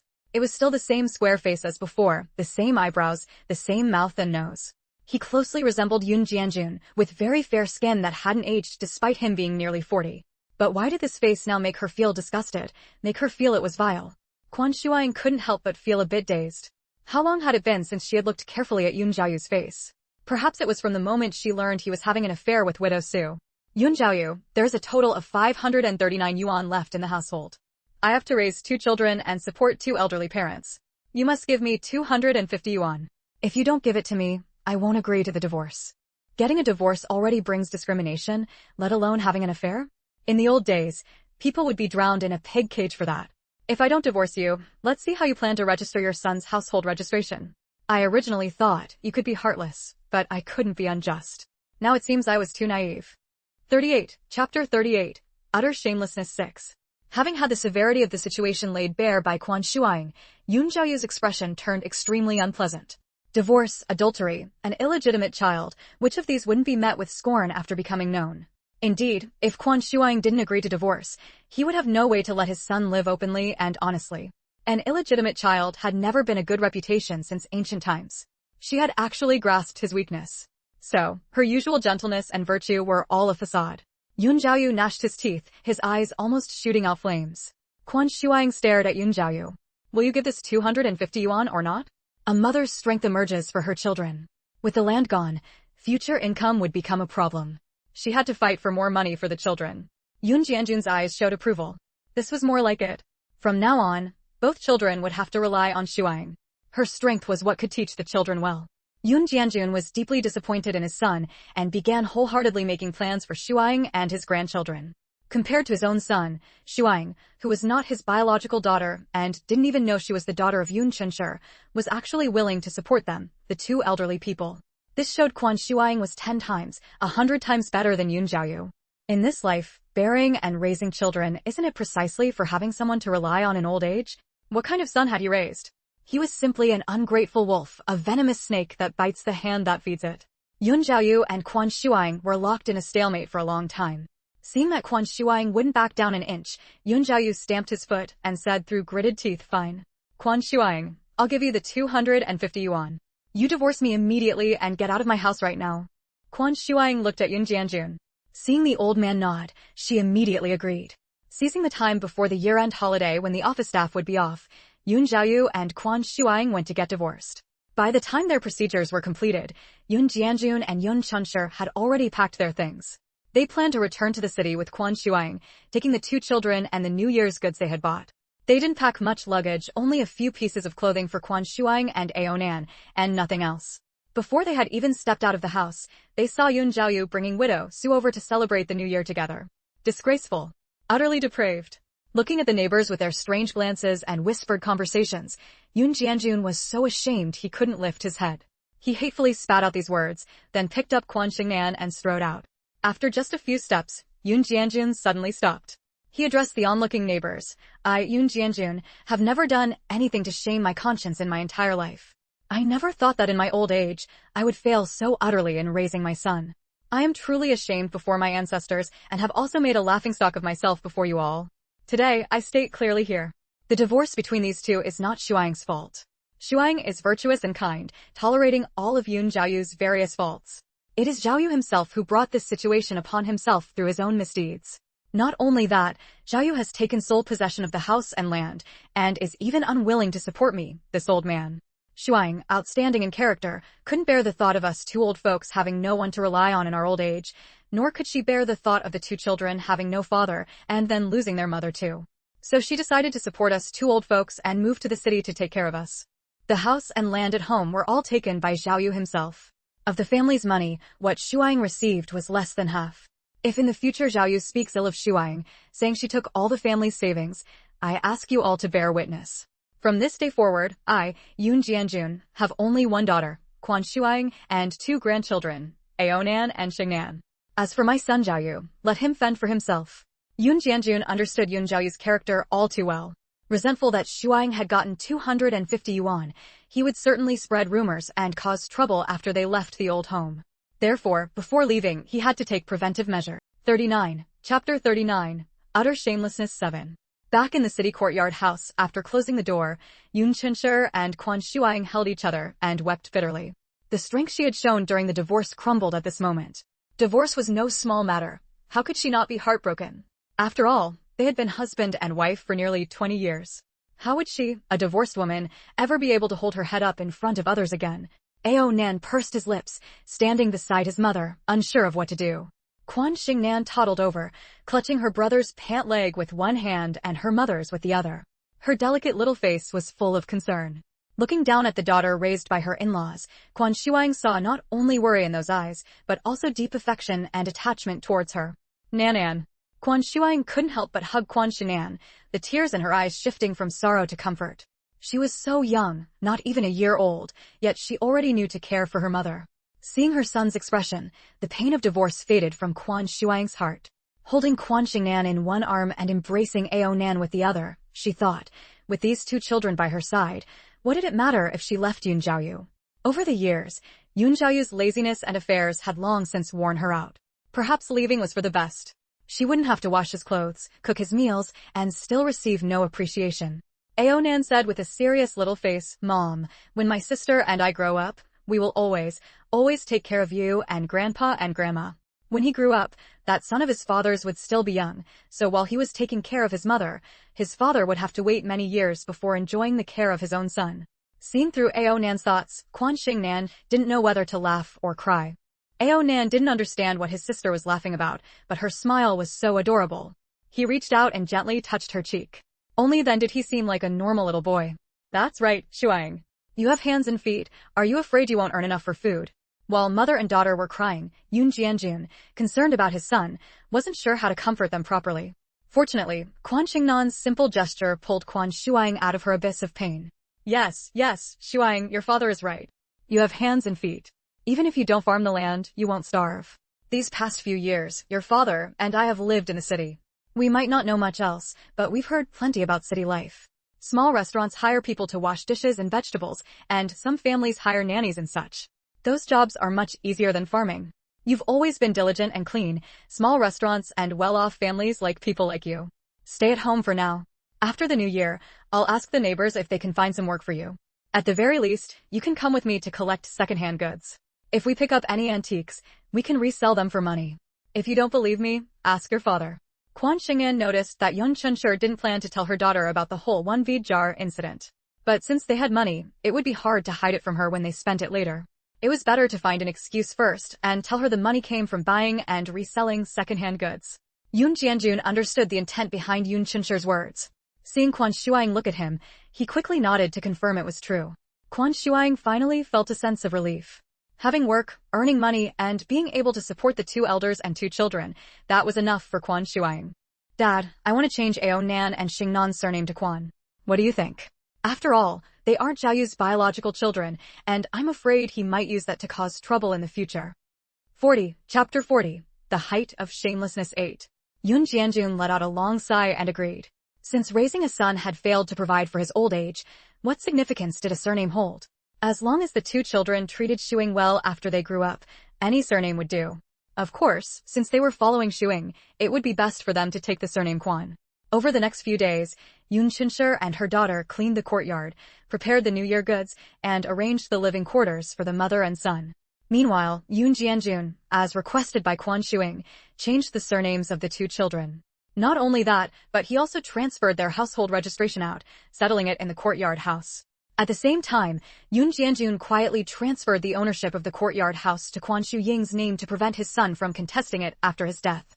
Some might question, since Yun Jianjun gave the courtyard house to Quan Shuying, why was it seized by Yun Jiaoyu in the previous life?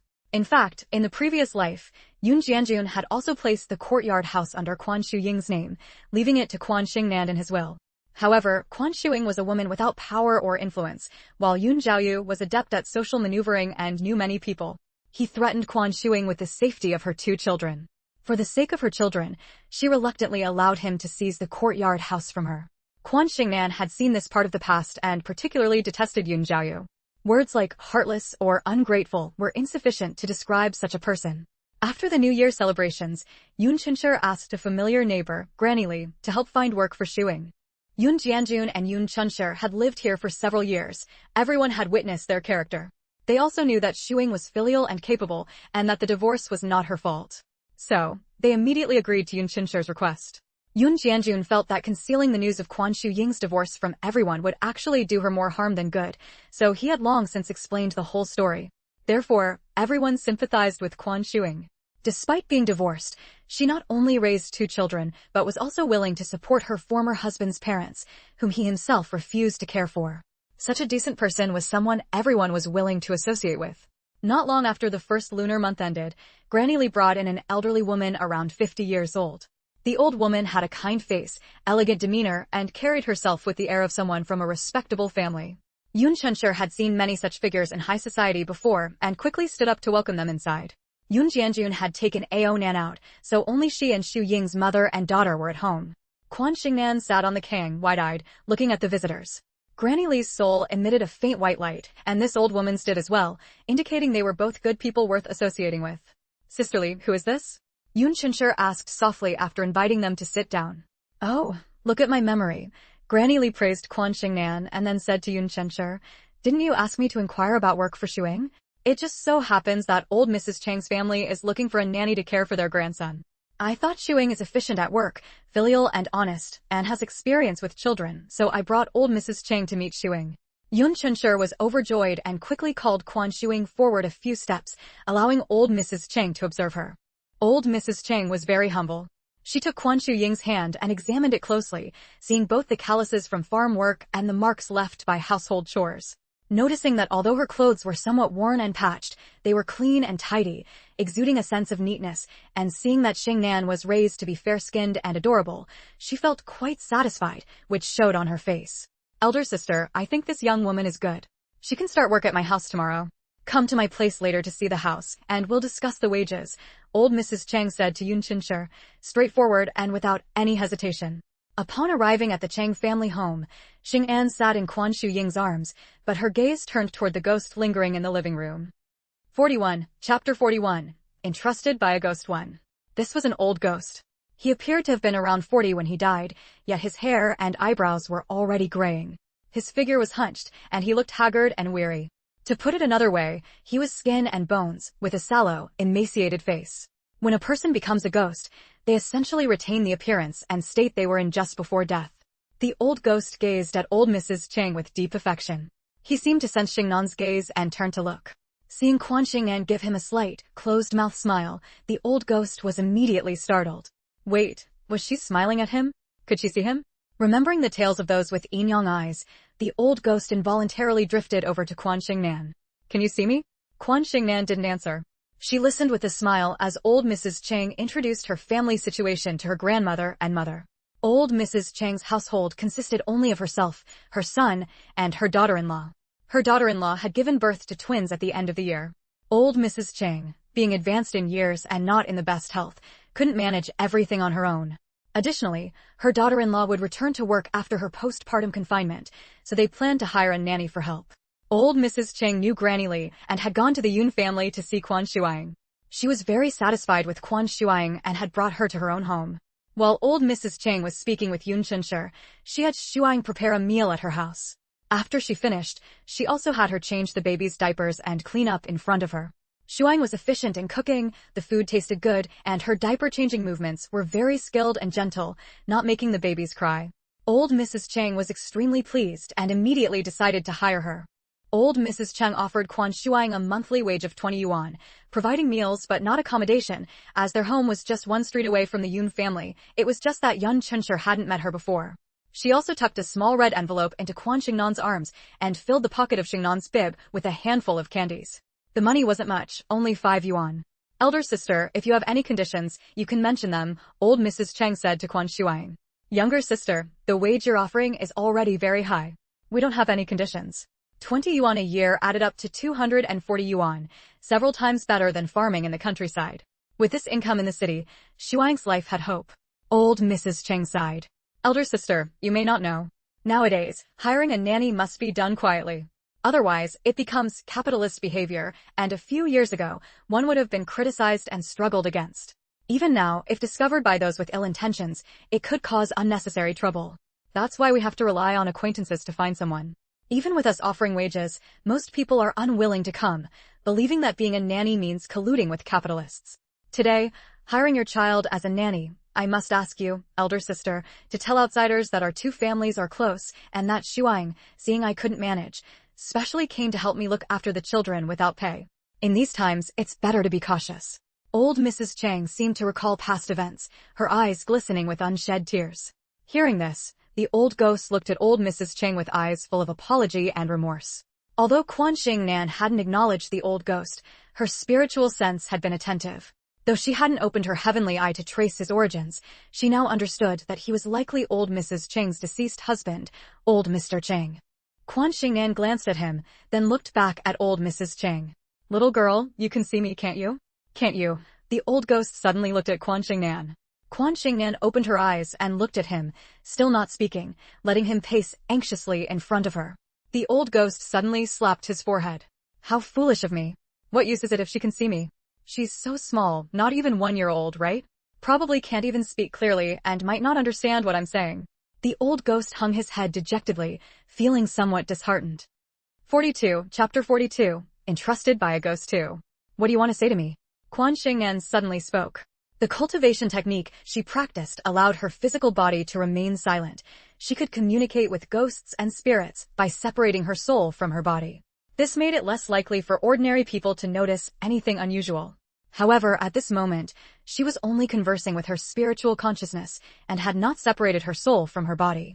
Her body was that of a 1-year-old infant, but her soul retained the appearance of an adult. She did not want any ghost or spirit to discover her secret.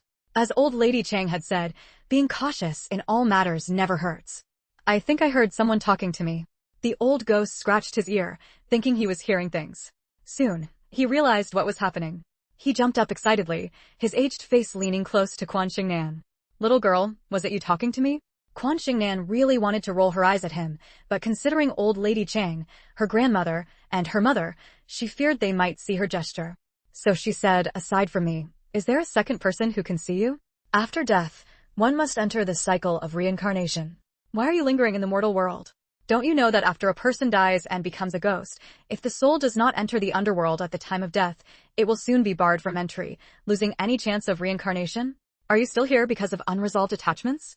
Only ghosts with lingering attachments wander the mortal world, unwilling to reincarnate. Don't worry, I am born with the ability to communicate with ghosts and spirits.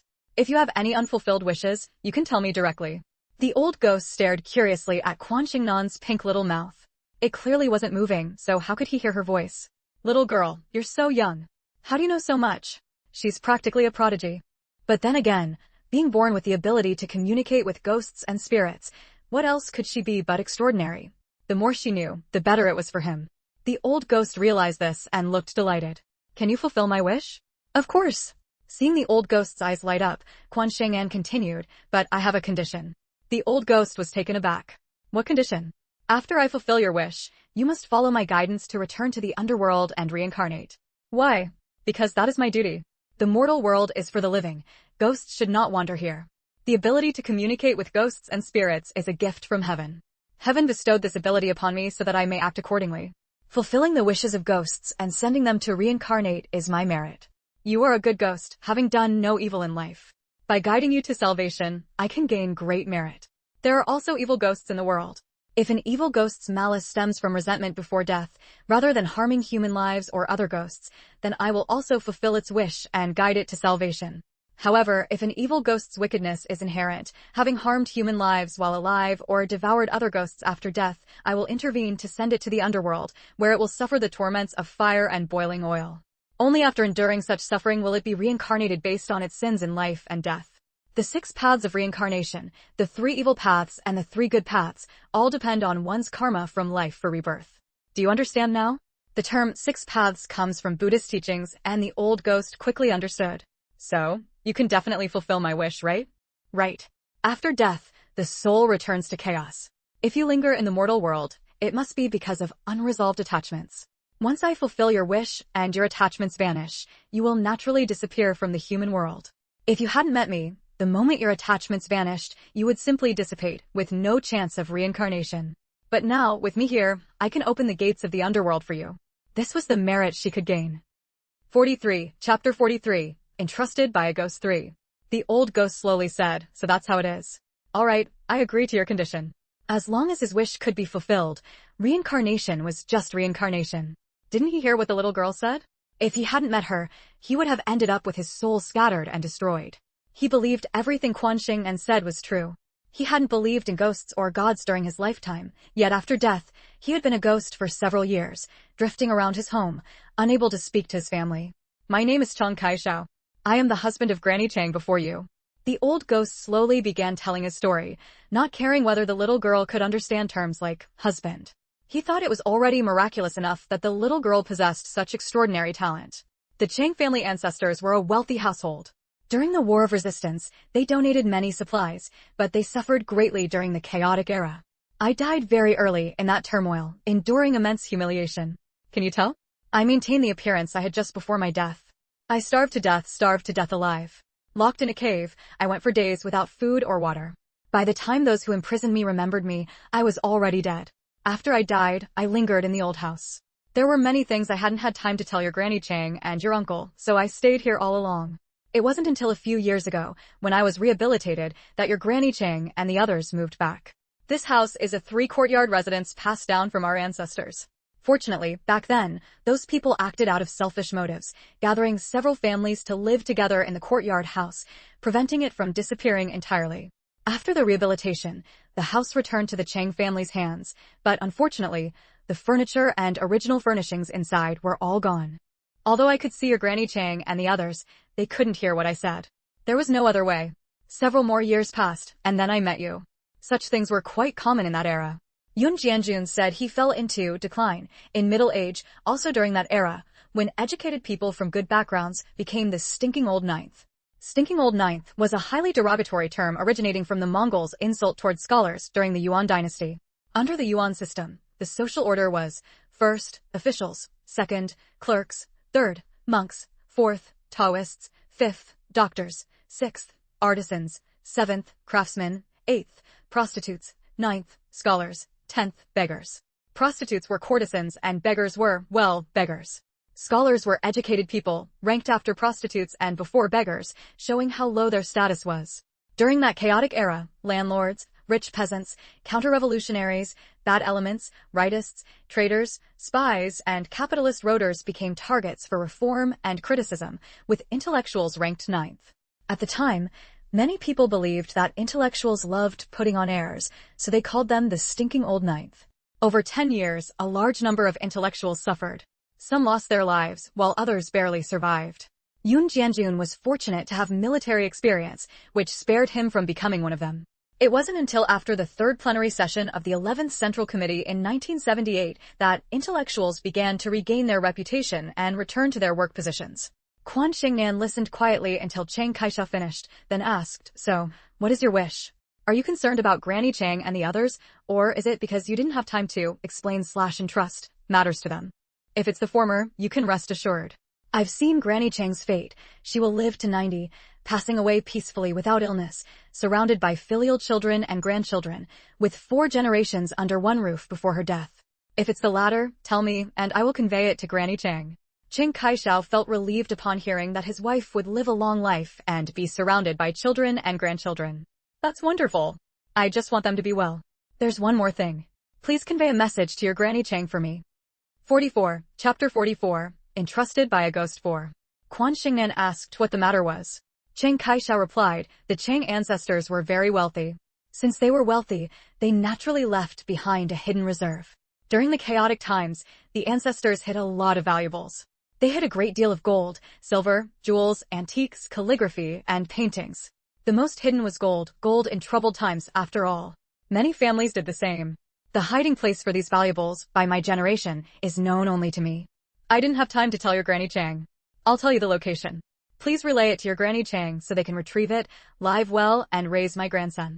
Unconsciously, Chiang Kai-shek treated Quan Shengnan as an adult and frankly revealed his secret. If he didn't speak, this secret would truly be lost forever. Quan Shengnan thought for a moment and said, "All right. After you tell me, I'll immediately inform Granny Chang. Once Granny Chang brings the things you mentioned to light, I'll see you off.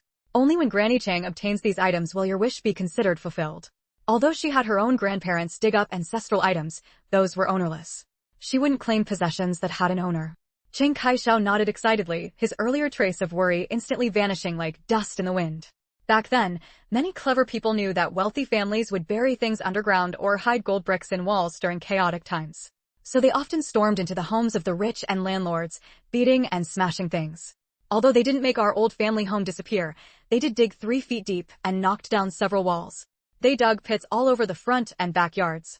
Finding no treasure and after toppling walls only to find ordinary bricks, they finally stopped. In reality, our ancestors did hide treasures, but not underground or in the walls. At this point, Chiang Kai-shek curled his lips smugly. Then where were they hidden? Quan Shengnan was somewhat curious. After entering the Chang house, she hadn't used her spiritual sense to inspect it out of respect for the Chang family. She was aware of the actions of many people during that period, even knowing they dug up graves, leaving many ancestors' bones exposed in the wilderness and smashing or damaging burial goods. Chiang Kai-shek laughed for a while before saying, "In the deep well, the one under the grape trellis in the backyard."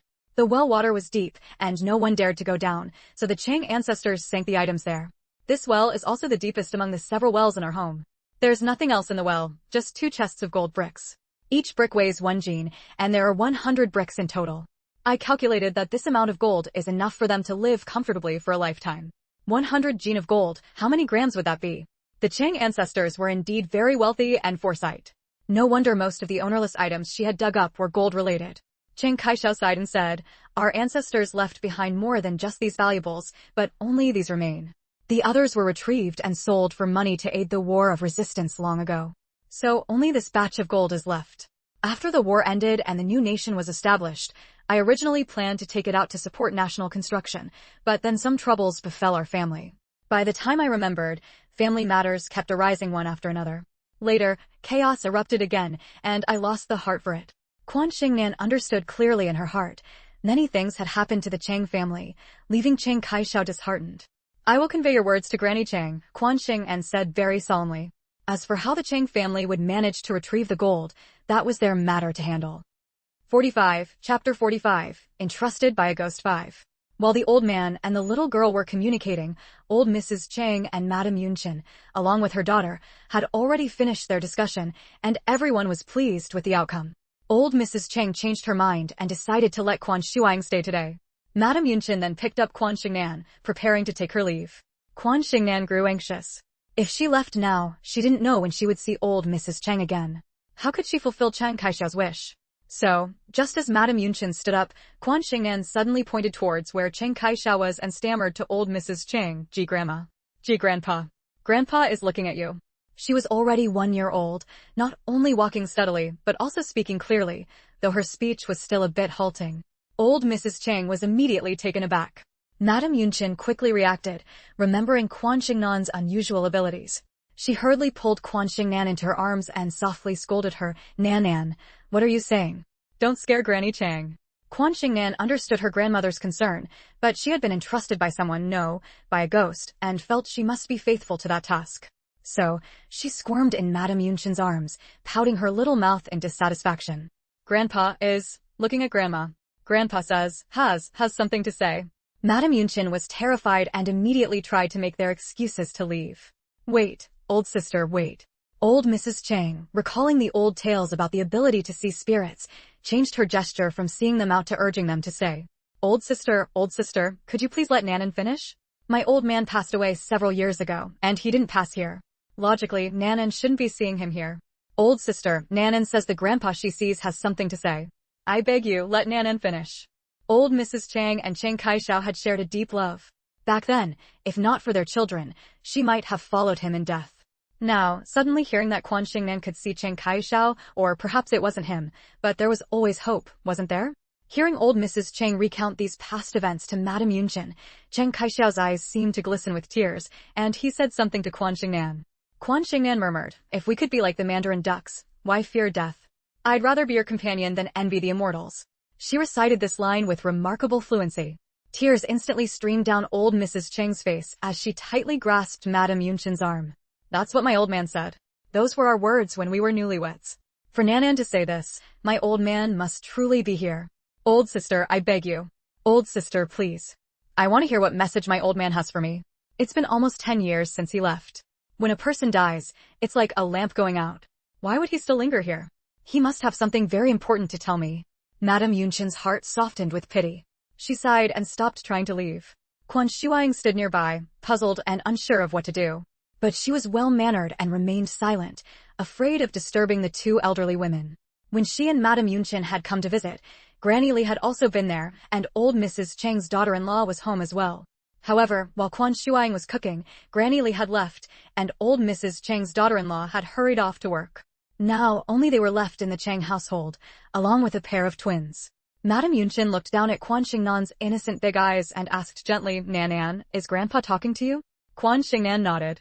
"What did Grandpa say? Can you tell Grandma?"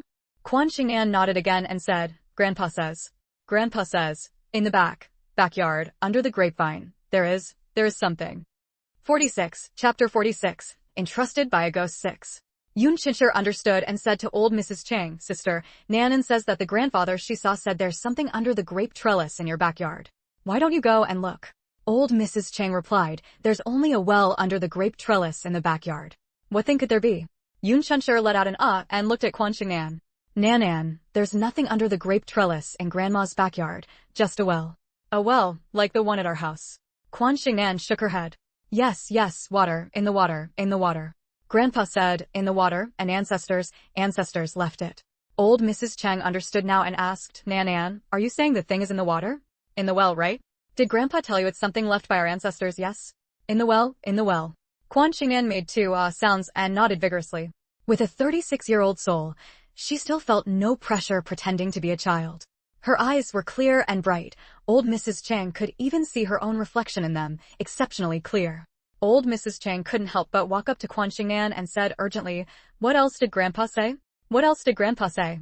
Feeling her urgency, Quan Shengnan turned her head to look at Chiang Kai-shao. Chiang Kai-shao covered his face with one hand, his voice seeping through his fingers, somewhat choked with sobs. Tell your Granny Chang to live well, to live to see her grandson grow up, to watch him get married and have children for me. I'll wait for her, keep waiting for her, wait until she passes away peacefully, and then we'll be reborn together. Until then, she must not come looking for me. That's impossible. Quan Shengnan flatly refused, communicating with him through her spiritual sense. After your wish is fulfilled, you have to go for reincarnation. How can you possibly wait for Granny Chang? Can't you just comfort your Granny Chang?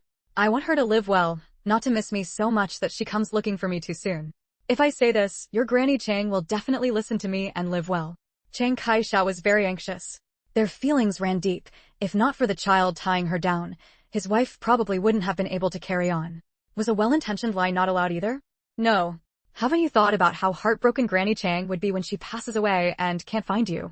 Hearing this, Chiang Kai-shao fell silent. Putting himself in her shoes, if he couldn't see the person he wanted to see, he would surely go mad. If he promised to wait for her but didn't keep his word, she would go crazy and might even worry that something had happened to him. Old Mrs. Chang, Yun Shinsher, and her daughter all stared at Nan. Seeing her facing a certain direction in the air, they were all very anxious, but dared not interrupt her, afraid of disturbing her. Quan Shuang bit her lip tightly. She didn't know when Nan had started being able to see unclean things. Even if it was old Mrs. Chang's husband's ghost, it was still a ghost. Ghosts are terrifying. Chiang Kai-shao let out a long sigh and said, You're right. By then, your Granny Chang would be very sad. All right then, tell your Granny Chang that I lingered in the old house, because I was worried about her and our son. Now, my time in the mortal world is almost up, and I'm about to be reincarnated. After she retrieves the thing from the well, tell her to live a good life. To live the good life I didn't get to live, and enjoy the happiness I didn't get to enjoy for me. Tell her not to rush to find me. She must promise me this, otherwise I won't rest easy even when I'm reincarnated. Quan Shengnan repeated his words to old Mrs. Cheng word by word. Her vocal cords had long since developed, and she could actually speak quite fluently, but she didn't want to show it in front of others. So, it took a great effort to finish this passage. 47. Chapter 47. Entrusted by a Ghost 7. Old Mrs. Chang could no longer contain the grief in her heart. She covered her face and wept. She did not cry out loud, but this kind of silent sobbing was even more heart-wrenching, especially as her tears soaked through the front of her clothes. The pair of twins seemed to sense the heavy atmosphere in the room and began to wail loudly. Seeing this, Quan Shuang hurried forward and picked up one of them. Yun Shinsher also set down Quan Shengnan and picked up the other. They checked the diapers, both were dry and not wet. Feeling their bellies, they weren't hungry either. Mother and daughter each walked around the room with a child in their arms, gently rocking them. In less than a moment, the crying gradually subsided. Quan Shengnan toddled over to old Mrs. Chang, tugged at her pant leg, looked up and said, Grandma, no cry. Grandma cry, Grandpa cry too. Old Mrs. Chang gradually stopped crying, bent down to pick up Quan Shengnan, and thanked both Yun Shinsher and Quan Shuang. While she was crying earlier, they had taken care of the children for her, allowing her to grieve freely. Yun Shinsher, rocking the child in her arms, said, Sister, that person has already passed. You mustn't be so sad anymore. Didn't Nanan say that your old man also wants you to live well and look forward? Keep in mind what the old man told you. Find those things, live your life well. Even if the old man has been reincarnated, he would be happy for you. Old Mrs. Chang nodded tearfully and said to Quan Shengnan, Nan, tell Grandpa that Grandma will listen to him. Quan Shengnan said in her clear, crisp voice, No, tell. Grandpa can hear. But, cannot tell others. Only self, no. Upon hearing this, old Mrs. Chang immediately addressed the empty space where Quan Shengnan was pointing. Dear, Nanan says you can hear me. Rest assured, I'll listen to you. When the college entrance exams were restored in 77, our son got into university. He works for the government now. Our daughter-in-law is also a university graduate with a very good job. Now she's given us a pair of twin grandsons. Do you see them? Old sister Yun is holding one and Shuang has the other in her arms. Both grandsons have thick eyebrows and big eyes, just like you. I will live to see them grow up, to see them have a bunch of great-grandchildren for you. You go on and be reborn properly. I've heard that the living world has strong yang energy, which isn't good for you. If you stay here any longer, it might not be good. Besides the three of us women knowing about this, I won't mention it to our son. When our son comes back, I'll have him burn plenty of spirit money for you. I'll fold a big pile of gold and silver ingots for you. Take this money to show respect to the underworld officers. In your next life, you must be reborn into a good family, not suffer hardships like you did in this one. She rambled on, and the more she spoke, the sadder she became, unable to hold back her tears again. Quan Shengnan touched the tears on her own face, then rubbed her little face against old Mrs. Chang's, saying in a milky voice, "Grandma, Grandpa say, see. Grandma, things come up, then rest easy." Old Mrs. Chang was deeply moved. "All right, Nan. Grandma will have your uncle bring those things up tonight. Will you come see Grandma again tomorrow?" Only Quan Shengnan could see Chang Kai-shao. Although old Mrs. Chang couldn't see him, she still wanted to know when he would leave for reincarnation. When he died, it was cold and lonely, and she hadn't been able to see him off. When he is reborn, she must see him off properly. She couldn't let him set out on that journey alone. Quan Shengnan didn't answer. Instead, she turned her head to look at Yun Chenshi and Quan Shuang. Seeing this, old Mrs. Chang pleaded with Nanan to come again tomorrow, her gaze sorrowful and full of entreaty. 48, Chapter 48, Entrusted by a Ghost 8. Yun Chenshi reluctantly agreed and was finally able to leave with Quan Shengnan. Quan Shuang stayed at the Chang family to help old Mrs. Chang take care of the two children.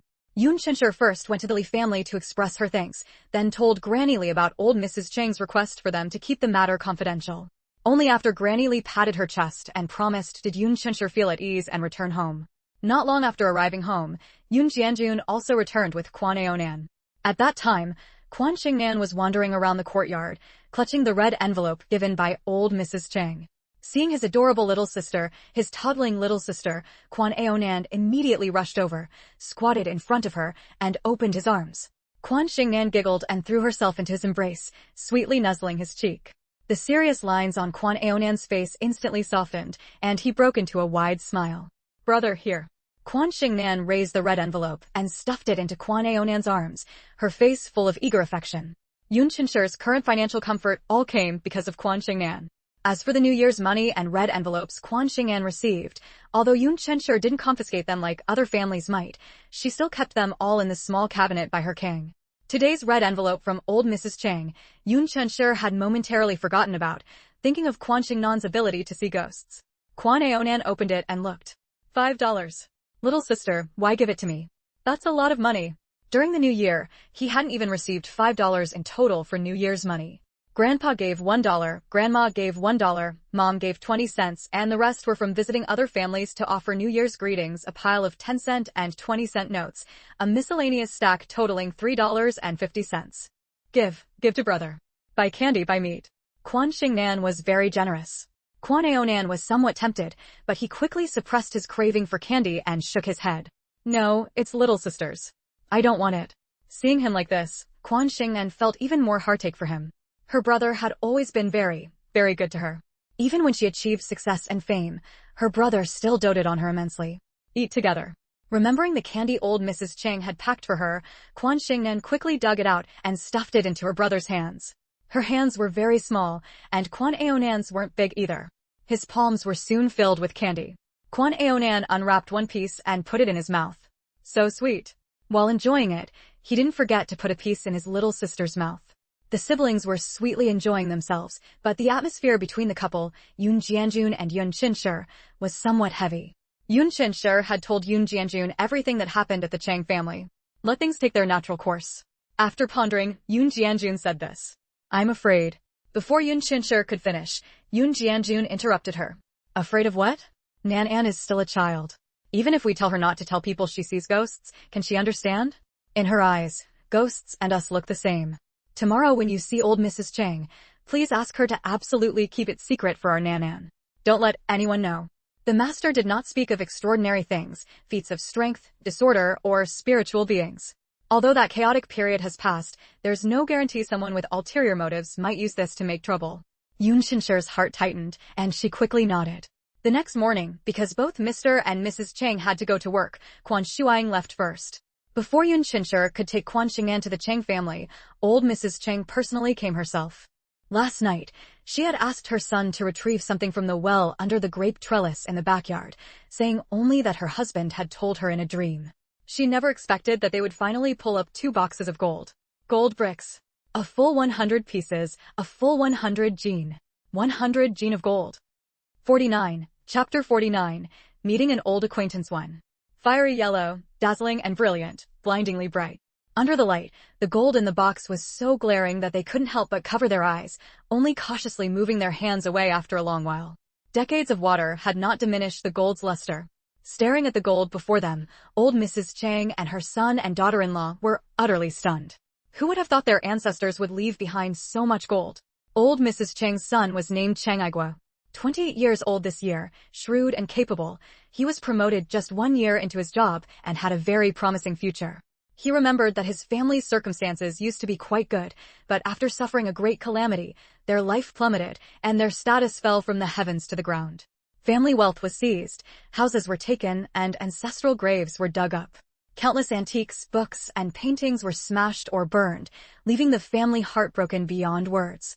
The Chang family, inside and out, was left in shambles, with many relatives and friends avoiding them as if they were a plague. Not only that, his father, who was only in his 40s, was tortured to death. He died in an exceptionally humiliating manner. At that time, their family lived in extreme hardship, often treated like rats scurrying across the street, despised and shunned by everyone.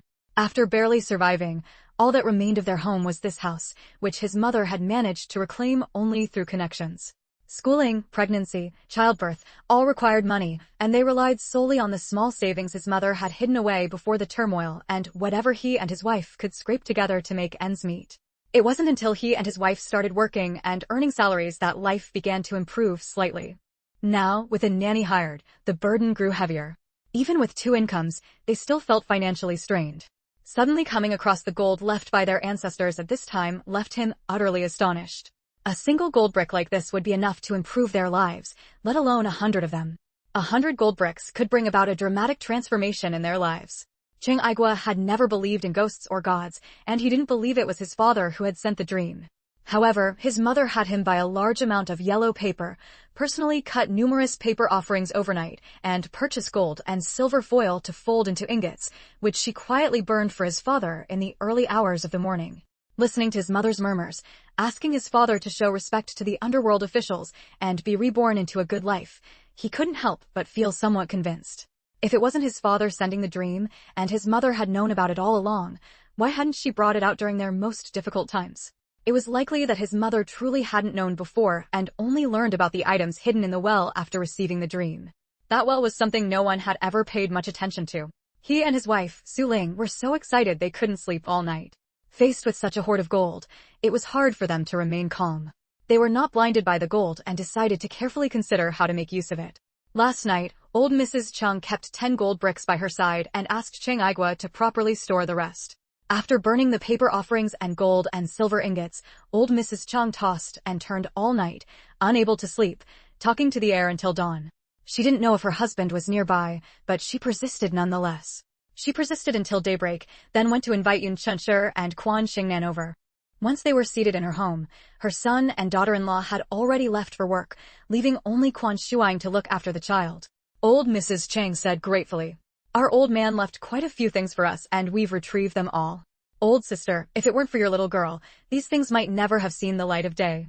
Who would have thought there would be things hidden at the bottom of a deep well? Your little girl has done our family an immense favor." 50. Chapter 50. Meeting an old acquaintance too. As for how many things were fished out of the well, old Mrs. Chang didn't reveal a single word. It wasn't that she was judging a gentleman's heart by her own mean measure, but rather that she was taking precautions.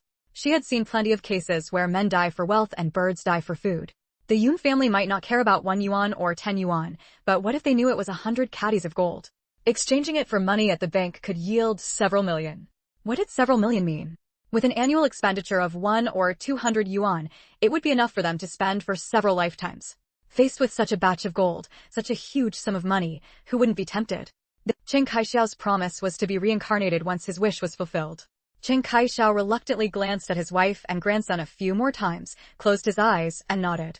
Then he asked, "Little Nan, I remember you said my wife would live to 90. Do you know about the future?" Quan Shengnan had always believed that people were more frightening than ghosts. She nodded, not denying this point. Once Chen Kaixiao was about to reincarnate and stepped through the gates of the underworld, his memories of the mortal world would completely vanish. Chen Kaixiao was immediately relieved. If that was the case, then his wife would definitely live to 90, to see 4 generations under one roof, surrounded by filial sons and worthy grandsons. I've been drifting around the house for many years and have been to the surroundings.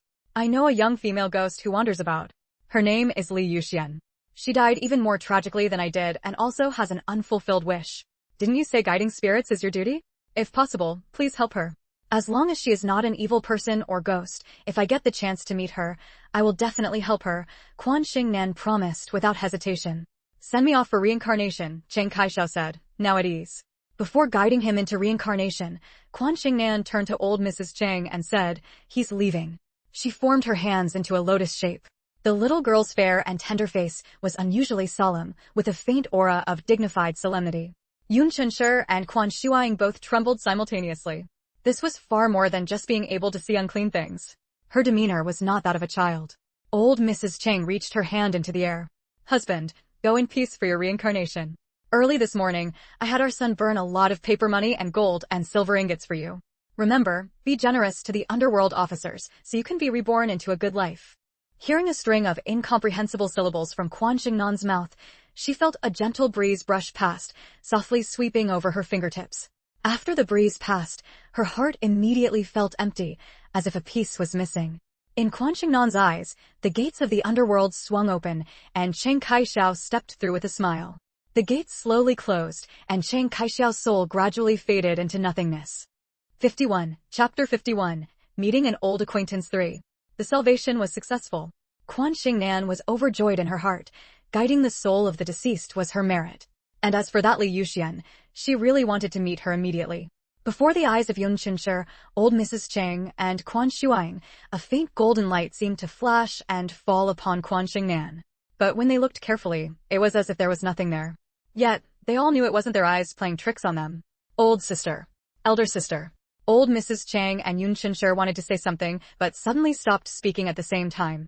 Quan Shuang stood before the twins' cradle, lost in thought with her head bowed. Quan Shengnan acted as if she hadn't noticed, put down her hand, and toddled over to throw herself into Yun Chenshi's arms, giggling incessantly. At this moment, she was pure and innocent, truly like a baby, not someone who could see ghosts, speak like ghosts, and act like an adult. Yun Chenshi, her daughter, and old Mrs. Chang were of one mind and no longer mentioned the matter of Chen Kaixiao. They would not mention it, absolutely not. Yun Chenshi and Yun Jianjun constantly reminded Quan Shengnan, repeatedly instructing her not to speak carelessly outside.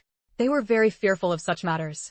However, the two families gradually grew closer and often visited each other. Sometimes Quan Shuang would go to the Chang family to take care of the two children. Sometimes old Mrs. Chang would bring her grandson to the Yun family as a guest.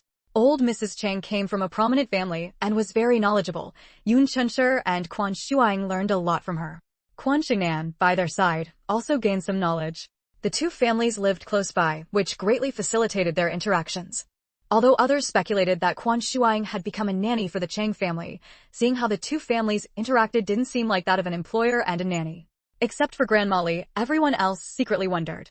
Old Mrs. Chang's son, Chang Aigua, worked in the government and was highly valued. Because of this, no one dared to scheme against the Yun family's two elders, two young ones, and one woman.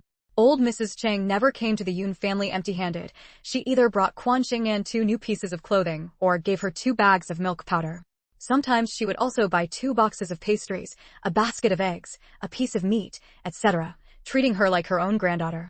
The most valuable gifts were undoubtedly a set of gold jewelry and a set of silver jewelry that old Mrs. Chang gave to Quan Shengnan several months later. Gold and silver bracelets, gold and silver anklets, gold and silver neck rings, along with small gold and silver locks hanging from the neck rings. The gold jewelry was made of pure gold, and the silver jewelry was made of pure silver. All were small and delicate. Jewelry for infants is always exquisite and lightweight. Yun Chenshur knew she was doing this to thank Quan Shengnan for helping their family obtain the wealth hidden by their ancestors, and for sending Chiang Kai-shao to be reincarnated, so she did not refuse. She only put the silver jewelry on Quan Shengnan. However, on the first birthday of the Chang family twins, Chang Feng and Chang Ling, Yun Chenshur gave each brother a pair of gold bracelets. These gold bracelets were made from gold taken from a pearl jar, small and delicate, quite exquisite. Yun Jianjun fully approved of this. Quan Shengnan had helped the Chang family, but they couldn't let the Chang family feel indebted to the Yun family. Yun Chenshur smiled faintly and glanced at her granddaughter playing at the door. She was sitting by the well, washing clothes with her head bowed. Recently, she suddenly remembered something from the past. Something her father-in-law had entrusted to her before he died. Back then, Yuan Changda was away fighting in the war, and she stayed home to care for her parents-in-law, providing for them until their deaths. First her mother-in-law, then her father-in-law, both passed away in the same year. When her parents-in-law were on their deathbeds, Yuan Changda was away and did not return, so her father-in-law's last words were told to her. Her father-in-law repeatedly urged and instructed her to be sure to tell Yuan Changda his words once she saw him. This matter concerned the descendants of the Yuan family. 52. Chapter 52. Meeting an old acquaintance for. The Yuan family could not be considered a minor or insignificant household. When it came to heritage and depth, they likely predated many established noble families. The reason was that the Yuan family ancestors had once produced an extraordinary individual. No, not one, but three. Yes, precisely three. Yun Chenshur remembered clearly. Her father-in-law had said the Yuan family's peak prosperity was brought about by these three ancestors. These three ancestors were not from the same generation of descendants. They were separated by several generations, sometimes spanning 100 or even 200 years. They were born with a special ability, and each one led the family to a pinnacle position. This ability was very strange, and the abilities obtained by the three ancestors were all different. Regardless of which ability one obtained, it could enable a person to command the wind and rain, achieve fame and success, and become a great figure. During the eras of these three ancestors, the Yuan family was a leading, top-tier great family. However, the moon wanes when full and water overflows when brimming. The Yuan family's prosperity lasted only for the century when the extraordinary individuals were alive. A century later, it immediately declined, plummeting from the zenith to the ground, a lamentable fall. By the time of Yuan Changda's grandfather 3 generations back, not only were they the only remaining branch of descendants, but they also relied entirely on farming for a living, their lives impoverished and difficult. The former glory of their ancestors had vanished without a trace, like summer snow. By Yuan Changda's generation, the Yuan family was destitute, with bare walls, and had no choice but to join the army to fight in the war, striving for a slim chance of survival. After hearing the legends of the Yuan family ancestors, Yun Chenshur had only one feeling. Incredible. Simply incredible. She did not believe such miraculous things existed in the world. However, her father-in-law always remembered the secret passed down by the Yuan family ancestors. Legend had it that the first extraordinary individual prophesied that after him, descendants with extraordinary abilities would continue to appear in the Yuan family. He said that when the concentration of the Yuan family descendants' bloodline reached a certain degree, they would automatically obtain this ability. There were also conditions for obtaining this ability. That is, it must be the children of the Yuan family's main line, the eldest branch, with the eldest son or eldest daughter having the greatest chance. All three extraordinary individuals were eldest sons or eldest daughters.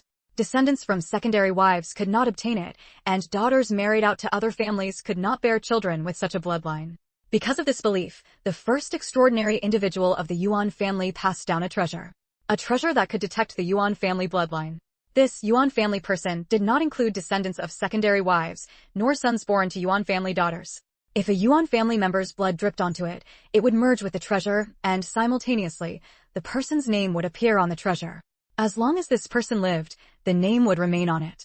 If this person died, the name would automatically disappear. If someone not of the Yuan family dripped blood on the treasure, it would never merge but would slide off. Every Yuan family descendant, at the age of 6, would have their blood dripped onto it. Normally, the names appearing for ordinary Yuan family descendants' blood were red. If it appeared in pale gold, then it meant this person would certainly awaken an extraordinary ability within their lifetime and become the head of the Yuan family. The three ancestors, the three extraordinary individuals, without exception, their names were all pale gold. When gold appeared, the entire Yuan family must devote all its resources to carefully nurture the descendant with the golden name. Her father-in-law entrusted this treasure to her, asking her to give it to Yuan Changda. his attitude very solemn. He hoped that the Yuan family would produce another extraordinary individual, allowing the family to return to its peak. This matter was known only to the eldest son of the Yuan family's main branch, and it had to be passed on to the next successor only when the previous, informed person, was on their deathbed. Yun Qinshe originally should not have known, but circumstances forced an exception. At that time, Yuan Changde was not at home, and her father-in-law was already on his deathbed. To prevent the ancestral secret from ending with his generation, he had no choice but to tell Yun Qinshe and instruct her to relay it to Yuan Changde. 53. Chapter 53. Meeting an Old Acquaintance 5. He had once considered telling Quan Shengnan so she could relay the message to her father. Later, he thought that Yun Qinshe was a daughter-in-law of the Yuan family, a member of the Yuan household, while Quan Shengnan would eventually marry out when she grew up. In the end, he chose Yun Qinshe. Yun Qinshe was very obedient. After reuniting with Yuan Changde, she told him everything in detail and handed the treasure over to him. That treasure was a palm-sized bronze mirror, polished so brightly it resembled a glass mirror with a clear reflection. At that time, only Yuan Chengde's name was on it, a deep, blood-red color. After hearing the ancestral legend, Yuan Changde sternly ordered her to forget this matter and hid the bronze mirror like a treasure himself. From then on, Yun Qinshe never saw that bronze mirror again. When Yuan Ziyuan was 6 years old, he once dripped blood on it. She heard it turned red, but Yun Qinshe didn't see it with her own eyes. As for her other 2 sons, when she was forced to flee the Yuan family and had to conceal her identity, the second son was only 4, and the youngest had just turned 1. Whether they later dripped blood on it, she did not know. She possessed the character of an old-fashioned woman.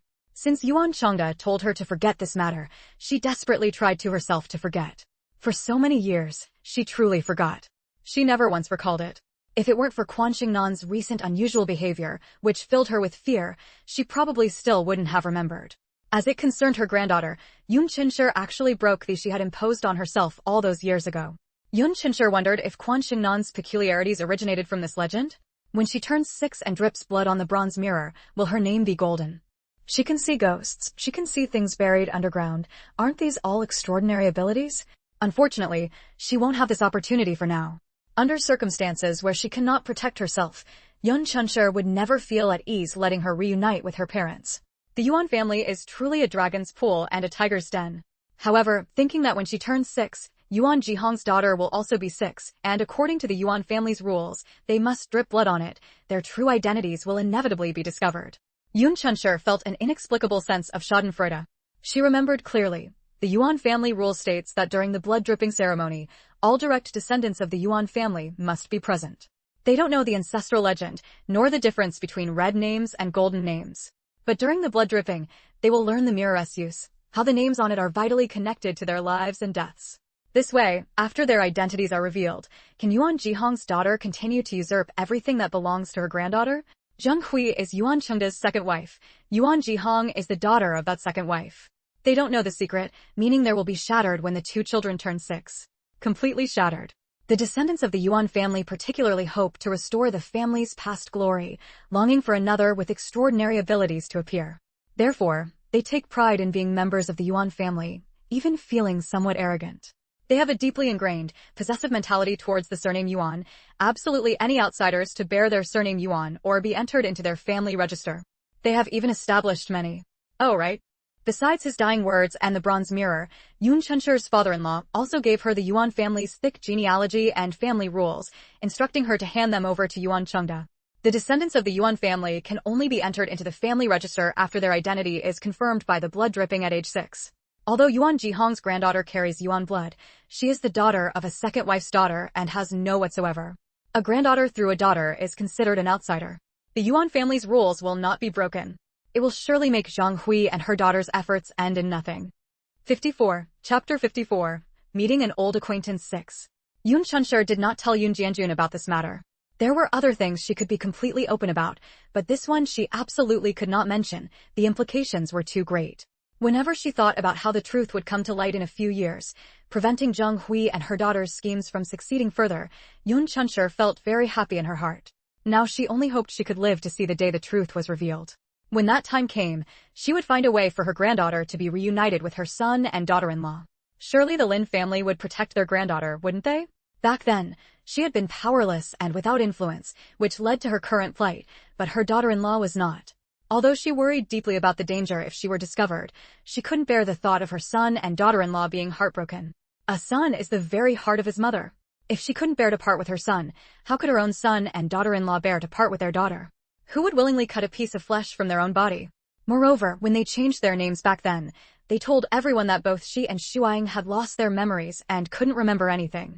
After finishing the laundry, Yun Chenshi had nothing else to do, so she picked up Quan Shengnan and went to the Chang family to let her play with the twins. On snowy days, she didn't dare let her walk on her own. Yun Jianjun had recently taken a liking to keeping birds. Every day, he would carry his birdcage to chat with a group of like-minded people. After Quan Aonan's school holiday started, he often accompanied his grandfather. Thus, only she and her granddaughter were left at home. Old Mrs. Chang was especially happy to see them, and the pair of twins learning to walk in the living room also broke into wide grins. Quan Shengnan had an aura of spiritual energy about her that children could sense. They found it comfortable and naturally felt very close to her. Previously, whenever Quan Shengnan visited the Chang family, if she stood nearby, the twins who were crying would immediately stop and, in unison, stretch out their little hands towards Quan Shengnan, asking to be held. They were particularly attached to Quan Shengnan. If she wasn't allowed near them, they would immediately burst into loud wails. The adults in the Chang family, like old Mrs. Chang, certainly didn't dare let the tiny Quan Shengnan hold them, as she was only a year older than the twins. In the end, old Mrs. Chang had no choice but to spread a large felt mat on the floor and let them play freely on it. Currently, the Chang household had a thick woolen felt spread on the floor. Others who saw it found it novel, but only old Mrs. Chang and Yun Chenchi's daughter knew the reason. Children's eyes are pure and can see things others cannot. There must be something about Quan Shengnan that attracted the two children. In the past, old Mrs. Chang had heard of the yin-yang eyes, and Yun Chenchi had seen children with such eyes, but they were all different from Quan Shengnan. Because children with yin-yang eyes could see ghosts, their young energy would be harmed by the ghost's yin energy, resulting in very poor health. It was the kind of poor health marked by a pale complexion and insufficient vitality. But Quan Shengnan had a rosy complexion and never fell ill. They saw none of those symptoms in her at all. Since becoming close to Quan Shengnan, the twins had also gradually stopped getting sick. They hadn't been ill once in the last 3 months. It must be noted that the twins were born smaller than average babies and were very weak after birth, needing trips to the hospital every few days. Later, after Quan Shuang became their nanny and Quan Shengnan started visiting frequently, their hospital visits became less frequent.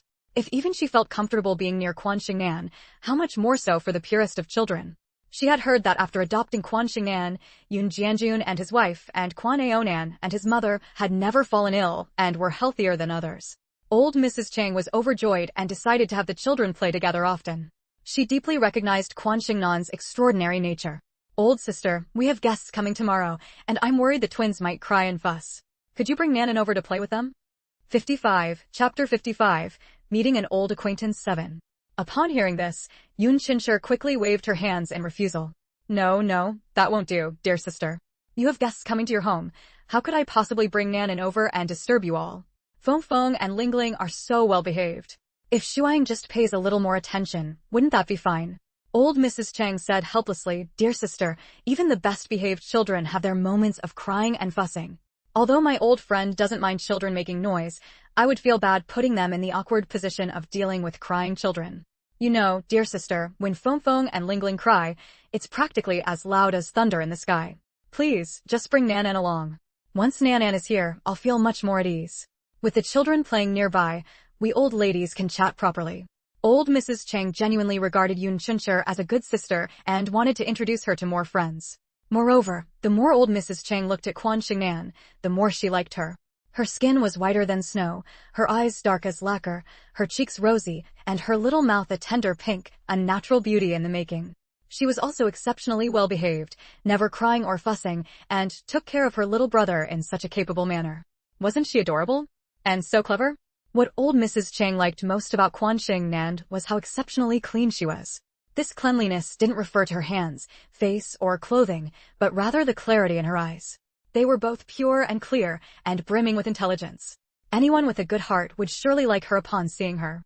Noticing old Mrs. Chang's gaze, Quan Shengnan turned her head. Seeing the gentle look in the old lady's eyes, she felt a warmth in her heart and gave her a sweet smile. Her delicate eyebrows curved, and her pink lips lifted. She was just too adorable, too beautiful. 10 times prettier and 10 times more lovable than the little jade maidens depicted in paintings of golden boys and jade girls. Old Mrs. Chung believed she had seen many girls of this age from various families, including those from prominent households, yet she felt none could compare to her. Poise. Old Mrs. Chang felt Quan Shengnan had poise, emanating from her very bones. Only one phrase could describe it: utterly natural. Some people's poise is innate, while others acquire it through later cultivation and education. The latter always bears some traces of artificiality. Although Yun Jianjun was extraordinary, Quan Shengnan was an adopted child. What kind of family could have produced such an intelligent and lovely child? Old Mrs. Chang guessed it certainly couldn't be an ordinary family. Older people always like to show off good things to those close to them. With such a child by one's side, who wouldn't be envious?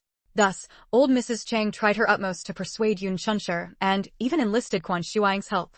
Shuaying, you're at my house from morning till night, looking after my children. Don't you miss Nanan during the day? Tomorrow, let Nanan play at my house for the day, and you can spend the day with your daughter. Feng Feng and Lingling will have their big sister to play with, and you can see your daughter all the time. Isn't that a good thing? It benefits everyone, it really does. Yun Chunsher firmly shook her head, refusing to allow it. Quan Shuaying merely smiled. While Quan Shuaying dearly loved her own children, she was even more filial to Yun Jianjun and his wife. Seeing this, old Mrs. Chang couldn't help but feel somewhat disheartened. Quan Shengnan turned back to play with the twins, not particularly enthusiastic about the idea, even though she knew the guest old Mrs. Chang was expecting must be someone of considerable status. Old Mrs. Chang referred to the visitor as old sister, so the guest was surely of the same background as old Mrs. Chang or from a family that held a status equivalent to the Chang family in its heyday. Judging from the gold left behind by the Chang family, their past status was certainly not ordinary.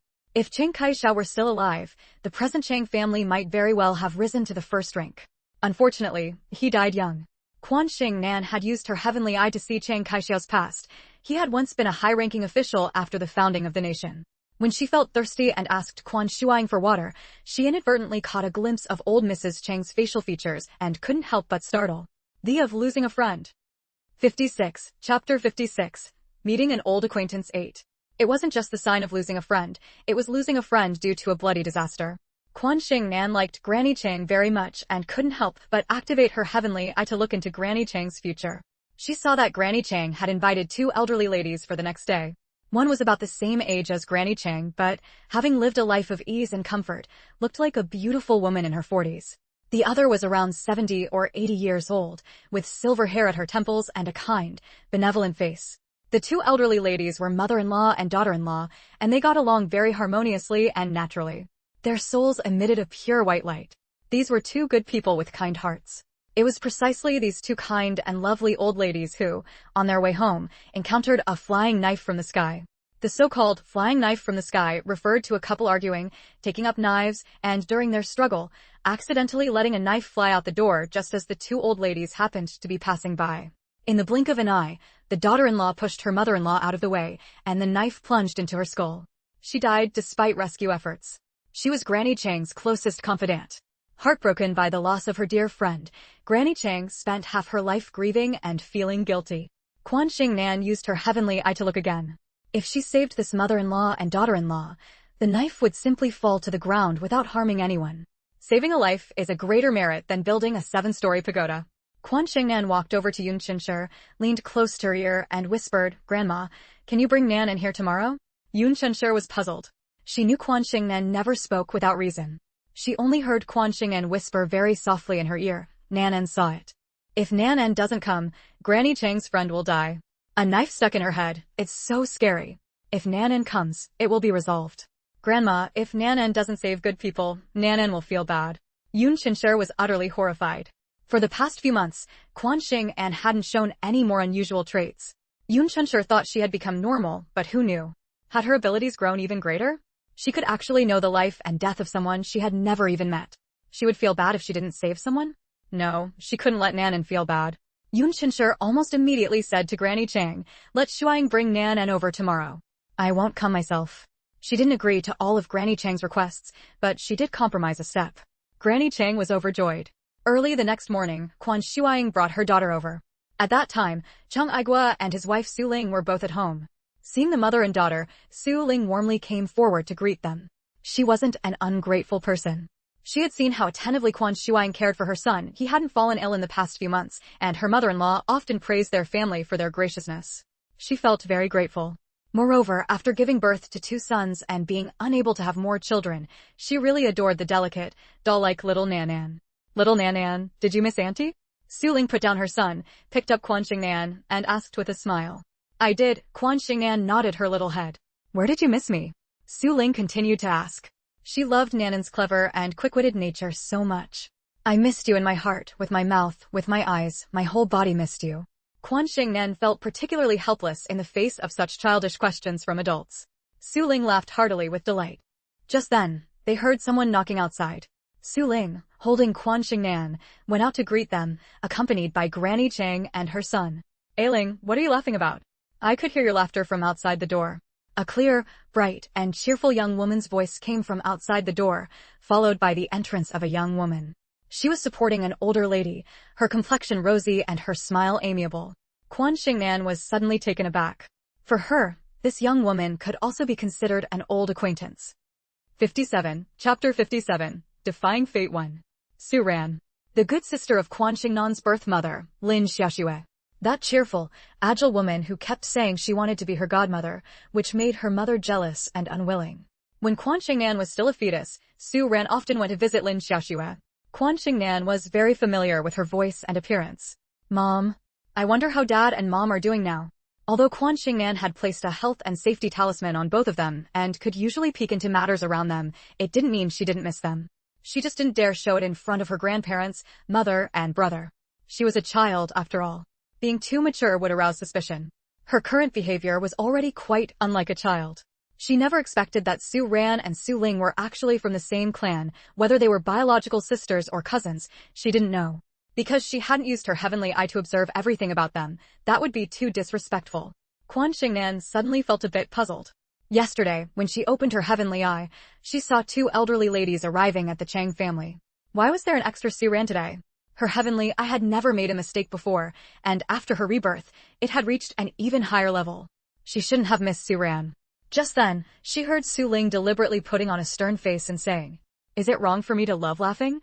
Can you control whether I cry or laugh? Eldest cousin, didn't you say a few days ago that you wouldn't accompany Grandma and my mom here? What are you doing showing up at my doorstep now? My door is too small to invite in a great Buddha like you, who's practically a behemoth. Despite her words, while speaking, Su Ling still very properly invited the elders into the living room to sit down. Su Ran wasn't angry at all. After sitting down, her eyes remained fixed on Quan Shengnan, almost emitting a green light like a hungry wolf. She calmly said, You think you're that important? I'm not here for you. If it weren't for you constantly telling your aunt how cute and clever the little girl visiting your house is, I wouldn't have come. Is this the little girl? Look at those little eyebrows, that little mouth, like a little jade girl molded from powder and carved from jade. She really is adorable. Come here, little girl, let Auntie give you a hug. As she spoke, Su Ran stretched out her hands toward Quan Shengnan, making a hugging gesture. Quan Shengnan glanced at her, then looked up at Su Ling. Everyone else watched the 2 sisters bicker with smiles, while Grandma Su, with one arm around each great-grandson, grinned from ear to ear.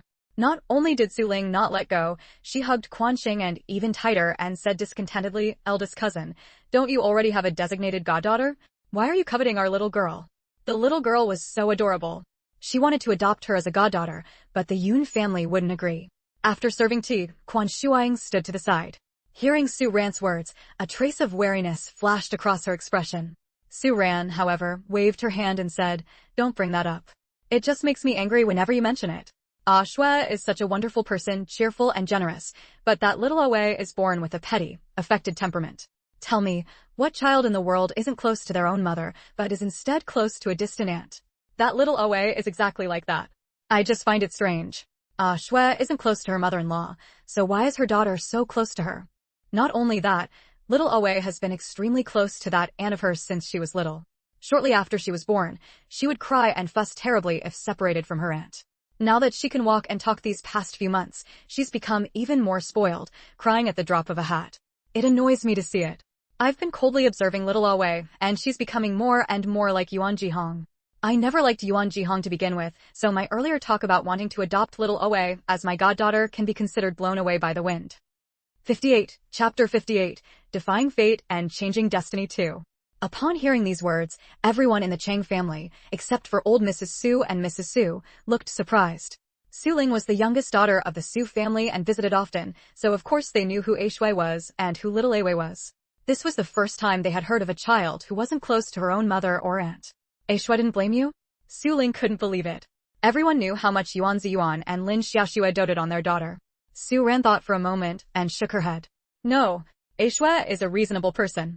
Seeing her own daughter behaving like that, how could she possibly expect me to take her as my goddaughter? Besides, Aishui has long said that her daughter only has one mother, her, and she's quite possessive. Even Aishui herself can't do anything about Awei, so she wouldn't force me to like her.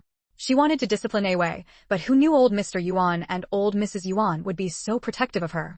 Because of this, the Yuan family plans to send A Yuan to work at the grassroots level after the new year, with Aishui accompanying him. Aishui wanted to take Awei with them, but the two elders disagreed, insisting on keeping her in Beijing with them. At this very moment, Awei kept burrowing into old Mrs. Yuan's arms, which made Aishui lose face. Aishui felt a little disheartened and, as if possessed, agreed. These secrets were unknown to the Chang family. Since the matter didn't concern the Su family, Su Ran had no reservations about airing dirty laundry. Old Mrs. Su, however, shot her a glance and said disapprovingly, "You dare say anything with that mouth of yours. Be careful Zhang Hui finds out and ruins your reputation everywhere." Hearing this, Su Ran quickly gave old Mrs. Su an ingratiating smile. Old Mrs. Chang promptly said, "I like A Ran's straightforward nature. Otherwise, I wouldn't know about the affairs of those prominent families." Although their family had long been away from the political center, it didn't mean she didn't want to return. Usually, she often socialized with friends and kept detailed mental notes of those families' affairs to avoid being left in the dark. Su Ling asked curiously, "Cousin, does Aishui just let her daughter get close to her stepmother-in-law and sister-in-law? I remember Aishui has a fiery temper. She wouldn't allow it." When the topic turned to the Yuan family, Quan Shengnan immediately pricked up her ears. Although she had calmly allowed the bait-and-switch scheme to succeed, she was not someone to be bullied and had taken some covert actions. Now, she wanted to know the effect. There's no other way. Every time Aishui tried to take Awei away, Awei would cry and fuss incessantly. Old Mr. Yuan spoke up, saying it was good for Awei to be close to her grandmother and aunt. He also said that since Aishui worked every day, Awei was taken care of by her grandmother and aunt while at home, so naturally she was closer to them. Aishui sensed a hint of reproach in old Mr. Yuan's words. Seeing Awei often roll her eyes at her, even her affection cooled. Moreover, even so, Aishui and the others still doted on Awei, as if she were the apple of their eye. Aishui and her husband, along with Aishui's two younger brothers-in-law, had bought Awei countless things to eat, wear, use, and play with. Unfortunately, Awei was ungrateful. "Xiaoling, you have no idea, I've never seen a child like Awei. The more children from families like ours, the more they should be properly taught, not spoiled, not arrogant, not troublemakers, because every move our kind of family makes has significant implications. But Awei is different. When playing with other children in the compound, she wants whatever the others have. If she doesn't get it, she cries loudly enough to shake the heavens. As a result, the parents of the other children feel terribly embarrassed and have no choice but to give their own children's things to her. Tell me, what does such a little child understand? I think she must have been corrupted by Yuan Jihong and Yuan Jihong's mother, so petty and narrow-minded." 59. Chapter 59.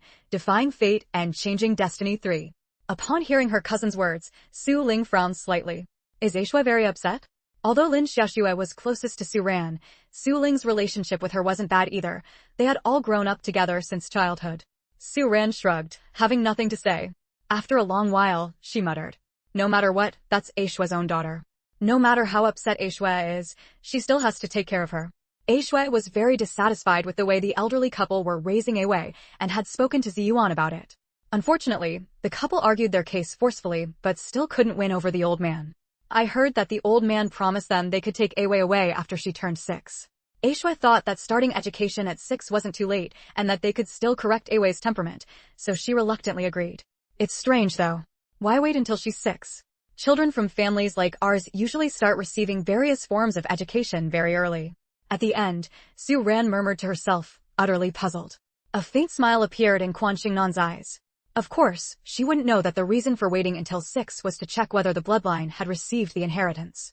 Neither Yuan Chengda nor his 3 sons had it, so they naturally pinned their hopes on the next generation. This secret was something she shouldn't have known originally, but having seen Yun Chunsher's past, she was well aware of all the instructions Yuan Chengda's father had given Yun Chunsher on his deathbed. As for why Yuan Wei was close to Yuan Jihong and Zhang Hui, the reason was simple. Apart from Zhang Hui and her daughter Yuan Jihong, probably no one would ever suspect that Yuan Wei was actually Yuan Jihong's daughter. Yuan Wei was born a little earlier than her and had already been breastfed by Yuan Jihong. Familiar with Yuan Jihong's scent, she naturally felt closer to Yuan Jihong rather than Lin Xiaoxue. The act of swapping the babies was too unimaginable. No one could ever guess it no matter how hard they tried. Moreover, it's said that nieces often resemble their aunts. Although Yuan Jihong and Yuan Ziyuan weren't siblings from the same mother, in others' eyes, she was still Yuan Wei's aunt. It was perfectly normal for Yuan Wei to look like her. No one would suspect, absolutely no one. It was rare for Yuan Jihong to return to the Yuan family during what should have been her postpartum confinement period. Presumably, it was for her own daughter, right? It seemed it was also because Yuan Wei refused to breastfeed from Lin Xiaoxue. It was hard to imagine that such a cruel person could have such deep maternal love for her own daughter. What made her even happier was that when Yuan Ziyuan was sent down, Lin Xiaoxue didn't take Yuan Wei with her. In her previous life, she had taken Yuan Wei along. Things were different now, and that was something to be happy about. After being separated for a few years, by the time the truth came to light, Lin Xiaoxue's feelings for Yuan Wei probably wouldn't be as deep as in the previous life, right? It wasn't in vain that she had placed a talisman on Yuan Wei at the very moment of the swap. Whenever negative or dark tendencies appeared in Yuan Wei's personality, it would gradually deepen others' aversion to her, causing their affection to fade until it vanished entirely. Don't talk about Yuan Wei being an innocent baby who shouldn't bear the brunt of her methods, wasn't she, who had been swapped, even more innocent? Besides, this talisman only affected her own parents and uncles. In other words, it wouldn't impact Yuan Wei's other social interactions or influence others' likes or dislikes toward her. She had already shown considerable leniency toward Yuan Wei. Suddenly, a hand gently rubbed and pinched her cheek, the motion soft yet pulling Quan Shengnan out of her reverie. Reflected in her suddenly widened eyes was Su Rant's triumphant smile. Bright and radiant. At the same time, she found herself nestled in Su Rant's arms. Little Nan, what are you thinking about? You're like a little adult. Come on, call me Auntie, and Annie has something good for you. 60, Chapter 60, Defying Fate and Changing Destiny 4. Quan Shengnan pursed her lips, revealing two deep dimples. I don't want it. Give it to Feng Feng and Ling Ling. She had come to resolve Mrs. Su's calamity, not to steal the spotlight from the hosts. Before anyone could react, upon hearing their names, Chang Feng and Chang Ling broke free from old Mrs. Su's embrace and quickly crawled across the wool rug towards Quan Shengnan. Drool trailed all the way, glistening as it fell onto the wool rug. Quan Shengnan deftly extricated herself from Su Rant's arms, took the small handkerchief embroidered for her by Granny Yunchen, and wiped the drool from the corners of the two children's mouths. Seeing her playing with them, Chang Feng and Chang Ling happily lunged into Quan Shengnan's arms. With a soft thump, the three little toddlers tumbled into a heap. Quan Shengnan's small frame, not yet 2 years old, naturally couldn't withstand the force of the two little chubby balls. Once close to Quan Shengnan, Chang Feng and Chang Ling both lay on their backs on the rug, bellies up, not moving, but they didn't forget to each hold one of Quan Shengnan's hands, looking perfectly content. Everyone was stunned, dumbfounded, and asked old Mrs. Chang and the others, is it always like this? Old Mrs. Chang beamed with a smile. It's like this every day. If they go a few days without seeing little Nan, they fuss so much my head aches. Actually, since getting to know little Nan, our family has been getting better day by day, especially the children's health. To our family, little Nan is a lucky star. While her mother-in-law was speaking, Su Ling nodded vigorously in agreement. The improvement in Chang Feng and Chang Ling's health was evident for all to see. Old Mrs. Su and Mrs. Su immediately looked at Quan Shengnan differently. Before, although they had marveled at Quan Shengnan's exquisite looks, they hadn't taken it to heart. No matter how beautiful another family's child is, she belongs to another family. How could she compare to their own Chang Feng and Chang Ling? Now, observing Quan Shengnan's every move carefully, they saw that despite being a young child, she possessed a poise beyond ordinary people. What was even more remarkable was her thoughtful way of including Chang Feng and Chang Ling. Especially since old Mrs. Su said Quan Shengnan had a fortunate destiny and was a lucky star. Even though the authorities forbade feudal superstitions, older people like them actually believed in such things quite deeply. Soon after, with the playful antics of the three little ones, the atmosphere quickly became lively. There was less solemnity and more cheerfulness. Seeing this, Quan Shuaing heaved a huge sigh of relief. Her usual silence didn't mean she was unaware. When Quan Shengnan was particularly favored by the Su sisters, she had been very worried. This was good. Chang Feng and Chang Ling were the Su family's own direct grandsons. They shouldn't have their limelight stolen by Nan. When she saw old Mrs. Su and Mrs. Su each give Quan Shengnan a red envelope, she didn't stop them but simply expressed thanks. It was normal for elders to give gifts to children upon meeting. Refusing would be impolite. However, when Quan Shuang saw the jade pendant Su Ran gave to Quan Shengnan, she immediately declined, saying, "This is too valuable. Please take it back." It was a small white jade golden cicada, crystal clear, exquisite, and flawless. It was strung on a prepared red cord, which was also threaded with small jade beads of the same quality, just the right size to hang around Quan Shengnan's neck. "You accepted the meeting gifts from my grandmother and my aunt-in-law. Why won't you accept mine when it's my turn? That's not fair. I intended this piece of jade for my future goddaughter. But you heard me, I don't like away. I'd rather give it to little Nan-An. Little Nan-An is so lovely, pink and delicate, crystal clear like a jade carving. She matches this jade cicada perfectly, absolutely perfectly. Of course, it would be even better if you'd let little Nan-An be my goddaughter. I've had 3 boys in a row, including a pair of twins. They're terribly mischievous. What I cherish most is a beautiful little girl." 61. Chapter 61. Defying Fate 5. Of course, Quan Shuang could not possibly agree. Her family had been so close with the Chang family and still hadn't agreed, let alone with Su Ran, whose status was higher than the Changs. Seeing her like this, the Su family mother and children liked her and her daughter even more. Knowing full well their status was not ordinary, yet showing no intention to flatter or curry favor, how could they not earn respect? Old Mrs. Su suddenly frowned, peered at Quan Shuang's face through her glasses, and said, "Why do you find you look somewhat familiar?" Everyone was taken aback, and Quan Shuang was also stunned. Then they heard old Mrs. Su ask again, "Yes, somewhat familiar, indeed somewhat familiar. Child, what is your surname?" Calculating the age, that girl would be about this age now. Thinking of this, old Mrs. Su's expression immediately became a bit more serious. If it weren't for Su Ling and Su Ren chattering on about the Yuan family affairs, she would only have thought Quan Shuang looked familiar without making the connection. Quan Shuang could only smile and reply, "My surname is Quan Shuang." "Your surname is Quan? That can't be right." A trace of confusion appeared on old Mrs. Su's face. "How can your surname be Quan? You should be surnamed." At this point, old Mrs. Su seemed to think of something and suddenly stopped speaking. Quan Shengnan's heart skipped a beat. Could it be that old Mrs. Su had noticed something? As far as she knew, Quan Shuang bore a 50% resemblance to Yun Qinshi in her youth. The difference was that Yun Qinshi had dark skin, while Quan Shuang had fair skin, making her appear even prettier. When Yun Qinshi went to the capital with Yuan Chengda, she was roughly the same age Quan Shuang is now.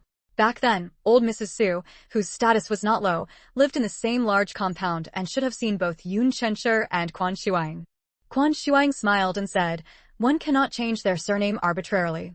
If I'm not surnamed Quan, then what should it be?" "Old madam, you must have mistaken me for someone else." Old Mrs. Su shook her head and sighed, "Probably so. When one gets old, the memory isn't what it used to be."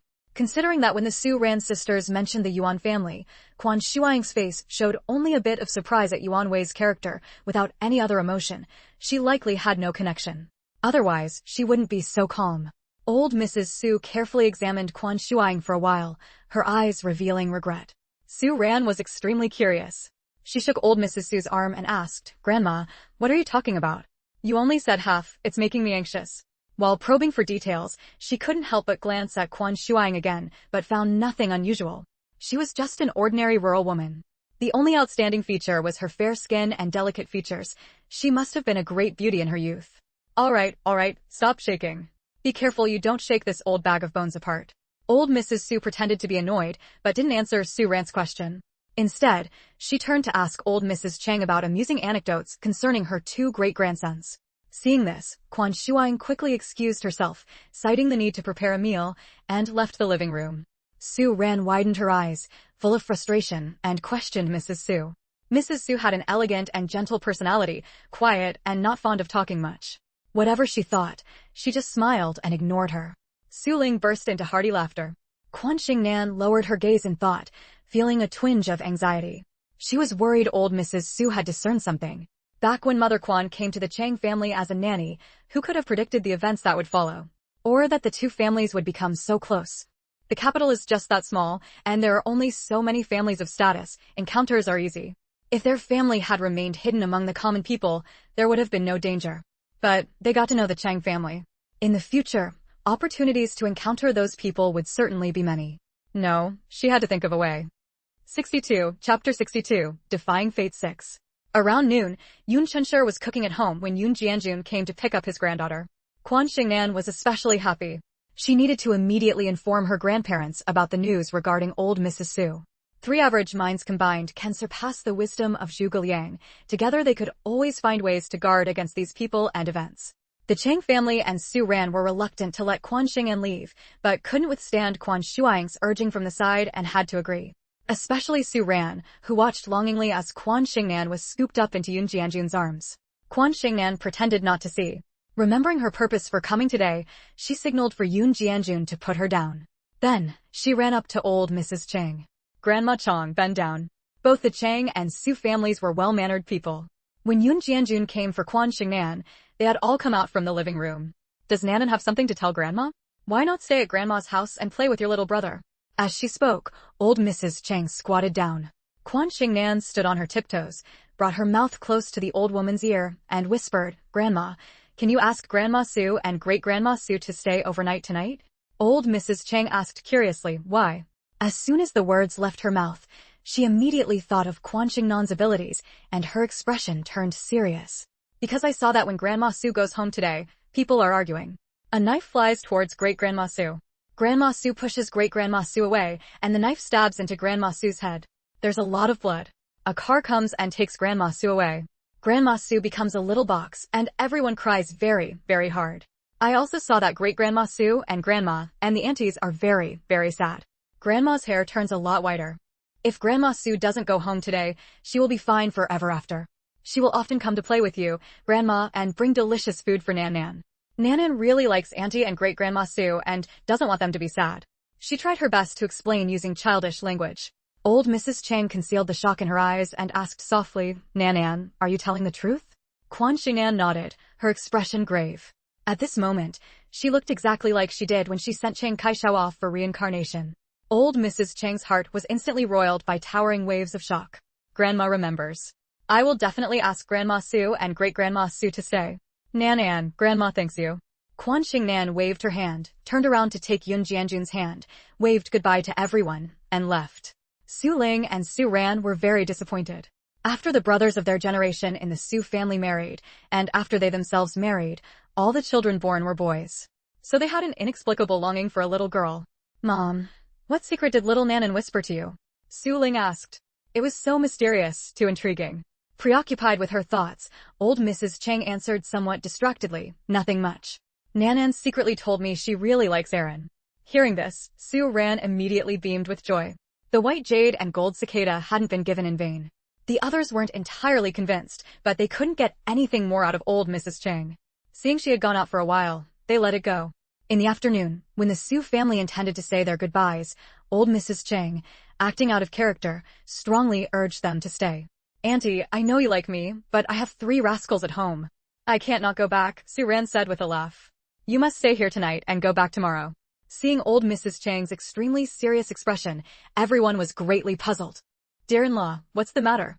You know perfectly well we can't get away from home and must return tonight, Mrs. Su asked, confused. Yes, what's going on? You didn't mention anything about staying over earlier. 63, Chapter 63, Defying Fate 7. Faced with their questioning, old Mrs. Chang sighed. I'll tell you, but you mustn't dismiss it. Hearing her say this, everyone found it even more strange. Old Mrs. Chang looked at Mrs. Su, her eyes filled with worry. I met a great master. The master said that if you insist on going home, you will encounter a bloody disaster, a life-threatening danger. As soon as these words were spoken, everyone couldn't help but laugh. Though they laughed, it was filled with goodwill. Dear-in-law, how could you believe such nonsense?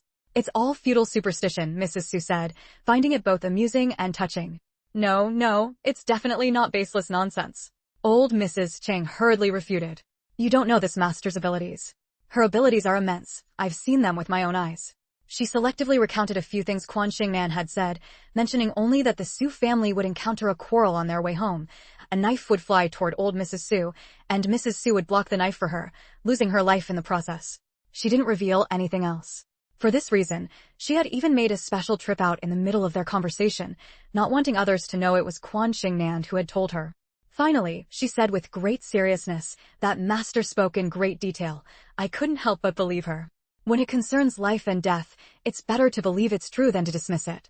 Old Mrs. Su, dear-in-law, Why don't you stay at my place for the night and leave tomorrow morning? After hearing about this, I've been terribly anxious. I absolutely cannot let you leave. If you don't believe me, go and ask around. See if there really was a quarrel, and even a knife involved, on the road you would have taken home. Upon hearing that Mrs. Su would block a knife for her, leaving herself unharmed but costing Mrs. Su her life, old Mrs. Su immediately sat back down. Stay. Spend the night at our in-laws' house. Mrs. Su and Su Ran said with amusement. How come you believe it too, mother? Old Mrs. Su glared at them. What do you know? Just as our in-law said, it's better to believe it's true than to dismiss it. It's just one night. It's not a big deal and won't affect anything. But if you stubbornly leave and something happens, what am I, this old bag of bones, supposed to do? My good daughter-in-law and good granddaughter must not come to harm. Aling, no, better let Igwa go. Igwa, be careful. Go and ask around if there really was a fight on the road we would have taken home. Seeing his mother acting mysteriously and the old lady believing her, Cheng Igwa felt utterly helpless. Igwa, you mustn't disbelieve. Have you forgotten the dream your father sent me? I never lie. Cheng Igwa felt a chill. Su Ling also remembered that incident and quickly said, Igwa, mother is right. Go and ask around. It concerned her own mother, so she was the most concerned and cautious. Cheng Igwa had no choice but to go out and inquire. The Cheng residence was quite far from the Su family's home, and it wasn't until dark that he returned. As soon as he entered, he patted his chest and said to everyone waiting for news, Great fortune, great fortune. Hearing this, everyone started talking at once.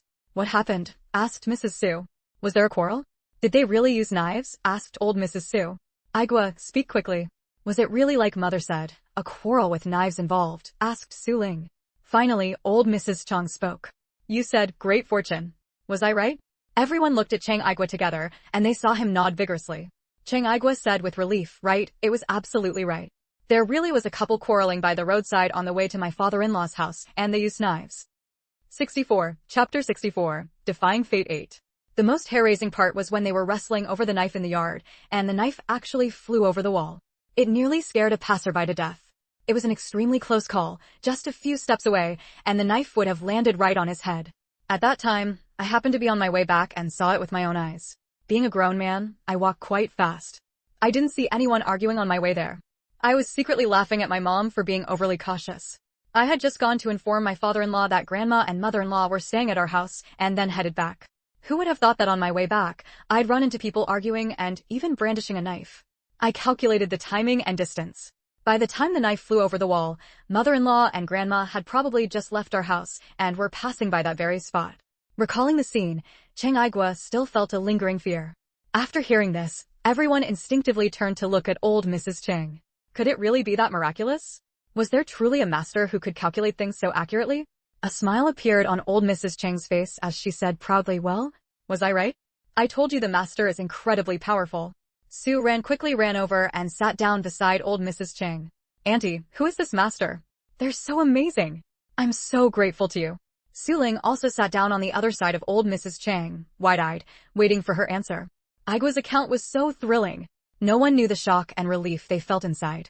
Mrs. Su's life, her own mother's life, these weren't just anything. No amount of gold, silver, or jewels could compare. Yes, in-law, who is this master? Where do they live? We must go and express our thanks. They saved our whole family. Old Mrs. Su, having processed it, felt both immensely relieved and grateful. Old Mrs. Su, over 80 years old, believed in such things far more than the others, especially since the master had explained the cause and effect so clearly. Old Mrs. Chung shook her head. I promised the master I wouldn't say. Please don't ask. How could she say that everything came from little Nan? If she said that, they would surely think she was talking nonsense. But little Nan truly had remarkable abilities. Not only could she see the ghost of her own husband, but she could also know about future events. Old Mrs. Chung became even more determined to maintain good relations with the Yun family, but she refused to reveal a single word to her in-laws. It wasn't that she was selfish, she had promised Yun Chincher. Today, Nanan's warning about Mrs. Su's calamity was surely for her sake, not wanting her to feel distressed. If Mrs. Su had died on the way from their house back to the Su family, their household would bear significant responsibility, potentially even affecting the marital ties between the two families. Auntie, please tell me, please. Su Ran hugged old Mrs. Cheng's arm, shaking it persistently. Everyone else was also eager to know the master's identity, looking at old Mrs. Cheng with hopeful eyes. Old Mrs. Cheng was firm. I can't say I can't. Without the master's permission, I cannot reveal their identity. If you truly wish to express gratitude to the master for resolving the calamity for Mrs. Su, then prepare some money and gifts. I will pass them on to the master. I've heard that resolving calamities for others involves bearing significant karmic consequences, especially when life and death are involved. I don't know if it's the same for a master, but we must at least show our sincerity. Old Mrs. Su agreed. That's only right. In the past, feng shui masters and fortune tellers charged hefty fees for reading feng shui or telling fortunes, let alone for altering fate. I've heard that altering fate carries the greatest karmic burden. Dear in-law, even if you don't say, I will personally prepare money and gifts. When you pass them to the master, please convey our deepest thanks on our behalf. 65. Chapter 65, A Narrow Road Encounter 1. The day after old Mrs. Su returned home, she had Mrs. Su deliver 2,000 yuan. In addition to the money, there were 4 boxes of gifts for pieces of fabric and a pair of high-quality mutton fat jade-carved fudo pendants, which were extremely valuable. The pendants were part of old Mrs. Su's dowry, passed down from the Qing Palace. After more than half a century, only a few items remained from old Mrs. Su's original dowry, and the pendants were among them. Hearing from old Mrs. Chang that the master had 2 children at home, she sent a pair of mutton fat jade fudo pendants, suitable for both boys and girls. Old Mrs. Su came from a prominent family in Shanghai. Despite experiencing turbulent times, the founding of the nation, and various upheavals, she never lost the grace of a well-bred lady. This was evident from the gifts she sent. In old Mrs. Su's heart, no amount of money could compare to the life of her youngest daughter-in-law. She remembered clearly that without the master's guidance to avert disaster, her youngest daughter-in-law had pushed her aside at the critical moment and taken the knife herself. Fortunately, old Mrs. Chang had encountered the master, otherwise, her youngest daughter-in-law would have lost her life. Facing danger, her youngest daughter-in-law had pushed her aside, which showed that her daughter-in-law cared for her and treated her well. True feelings are revealed in times of adversity, especially when facing death. Where could one find such a filial daughter-in-law? Old Mrs. Su had always doted on her youngest daughter-in-law, and now she cherished her even more. Not only that, but Mrs. Su, Su Ling, and Su Ran also each contributed 500 yuan from their private savings, entrusting old Mrs. Chang to pass it on to the master. To their dismay, no matter how much they pressed, they couldn't learn the master's identity from old Mrs. Chang. Old Mrs. Chang and her son, Chang Aigua, later added some money of their own, bringing the total to 5,000 yuan. With the new year just a few days away, old Mrs. Chang also bought 2 sets of new clothes each for Quan Shengnan and Quan Shengnan. Choosing a time when her son and daughter-in-law had taken their grandson to deliver holiday gifts and were not at home, old Mrs. Chang quietly brought the money and items to the Yun family, expressing her gratitude at length. The Yun family was gathered together at the time. Yun Jianjun sat on the king, fiddling with a newly acquired snuff bottle, while Yun Qianshi and Quan Shuang sewed clothes and made shoes. As for the 2 children, they chased each other around the room, laughing joyfully. Seeing old Mrs. Chang arrive, Yun Jianjun and the others quickly stood up to welcome her inside, and everyone took their seats. Seeing the 5,000 yuan and gifts presented before them, everyone was stunned. Upon hearing the purpose of the visit, Quan Shuang quickly took Quan Aonan outside. She could learn about it from her in-laws, but couldn't let Quan Aonan hear. This matter was of great importance. Faced with the large sum of money and valuable gifts, Yun Jianjun, Yun Qianshi, and her daughter were unwilling to accept them. Later, upon hearing the speculation that altering fate against heavens would incur karmic consequences, the 2 finally accepted. Then we'll accept this on behalf of Nanan. Old Mrs. Chang felt relieved and smiled broadly. At that moment, Quan Shengnan's delicate and tender voice rang out. Grandpa, Grandma, altering someone's fate indeed warrants bearing karmic consequences, so this money should rightfully be accepted. However, we cannot spend this money on ourselves, it must be used for charitable deeds. Doing good deeds also accumulates merit for me. Grandma Chong, please convey this to Grandma Su. Her life itself came from defying fate, so doing more good deeds in the future will greatly benefit her. Many people who accumulate virtue and perform good deeds live long lives precisely because of this. Old Mrs. Chang readily agreed. I will definitely tell her. Nanan, according to what you're saying, accumulating virtue and doing good deeds have so many benefits. By the end, she couldn't help but feel curious. Quan Shengnan smiled faintly. Of course. Those who accumulate virtue and perform good deeds naturally gain merit. Those who cultivate the Tao emphasize cause and effect and the cycle of rebirth. 66. Chapter 66. A Confrontation on a Narrow Path 2. Upon hearing this, old Lady Chang thought to herself, since her family had received so much gold for no apparent reason, perhaps they should also do some good deeds? The ancients often said that a family that accumulates virtue will have blessings to spare.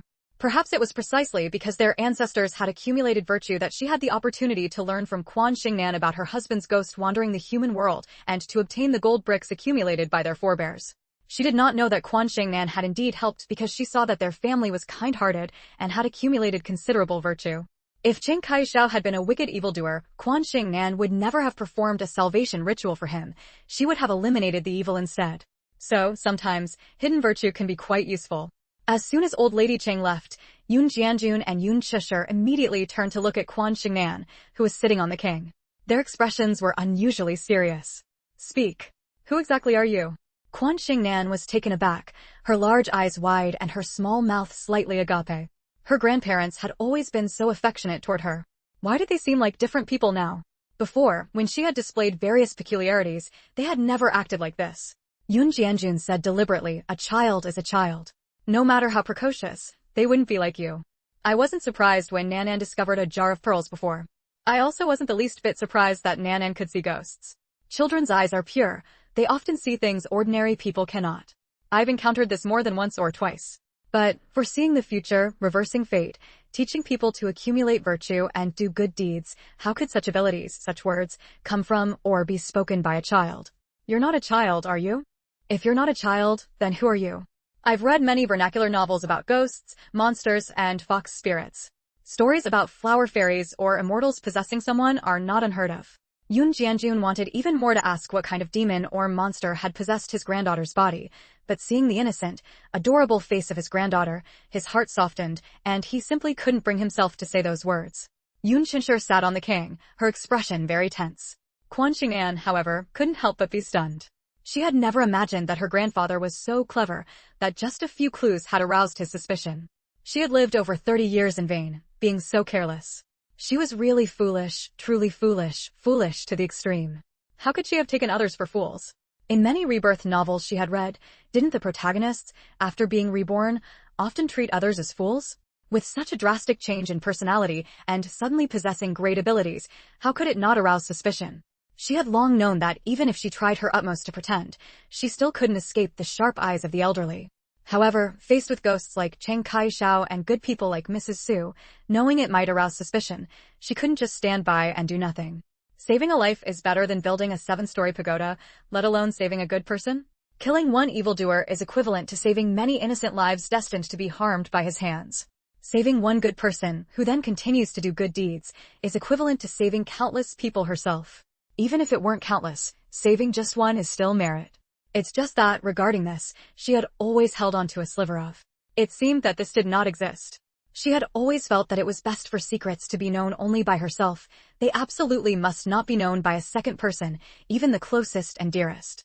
The human heart is hard to fathom, the sea's water hard to measure. Who could guarantee that someone who knows a secret wouldn't tell another? Wouldn't reveal it in their sleep? After being reborn, relying on her innate talents, she had indeed been far too careless. Grandpa, Grandma, if I say I am the real Quan Shengnan, your granddaughter, would you believe me? 67. Chapter 67. A Narrow Road Encounter 3. Yun Jianjun and Madame Yun Chen's expressions told Quan Shengnan that they didn't believe her at all.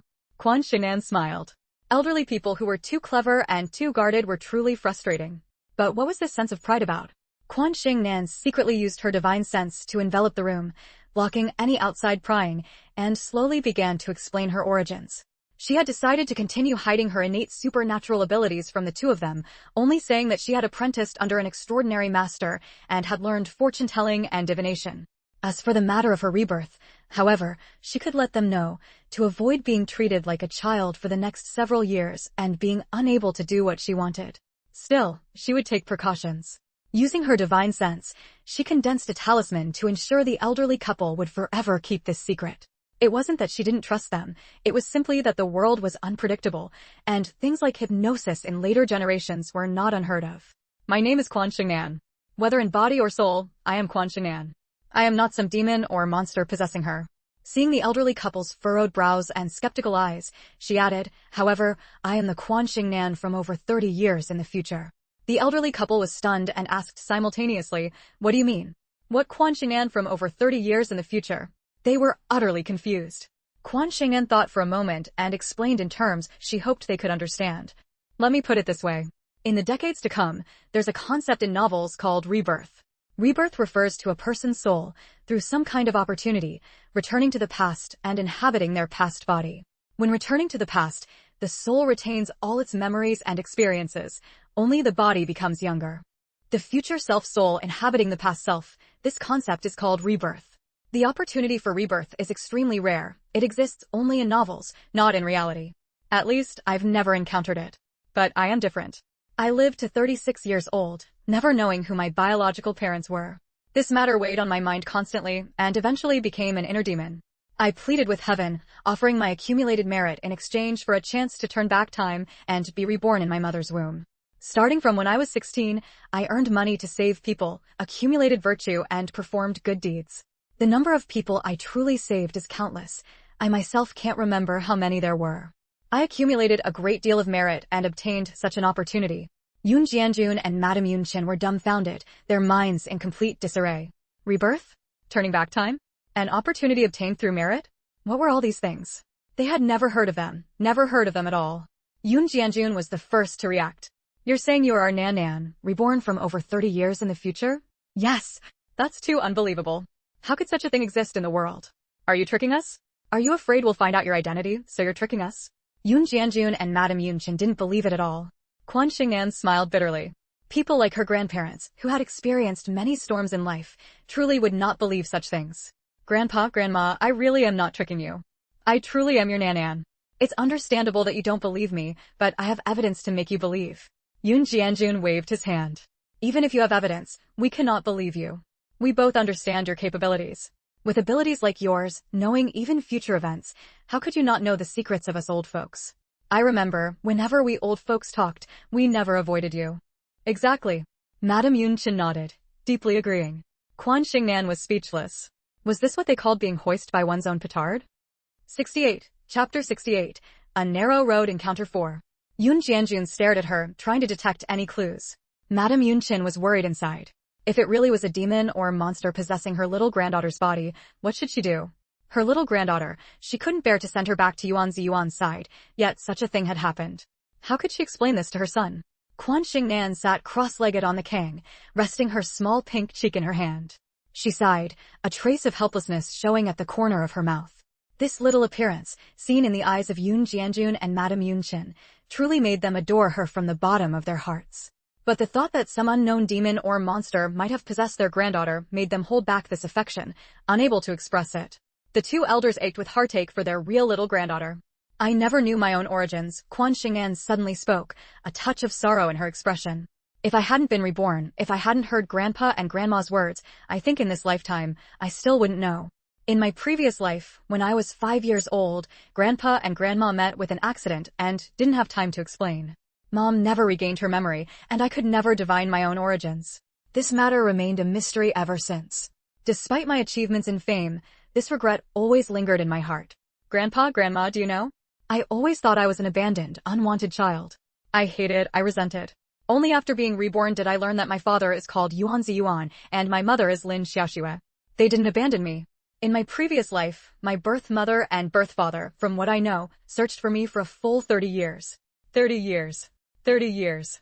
How many 30 years does a person have? I believe that even after my rebirth, they must still be searching for me.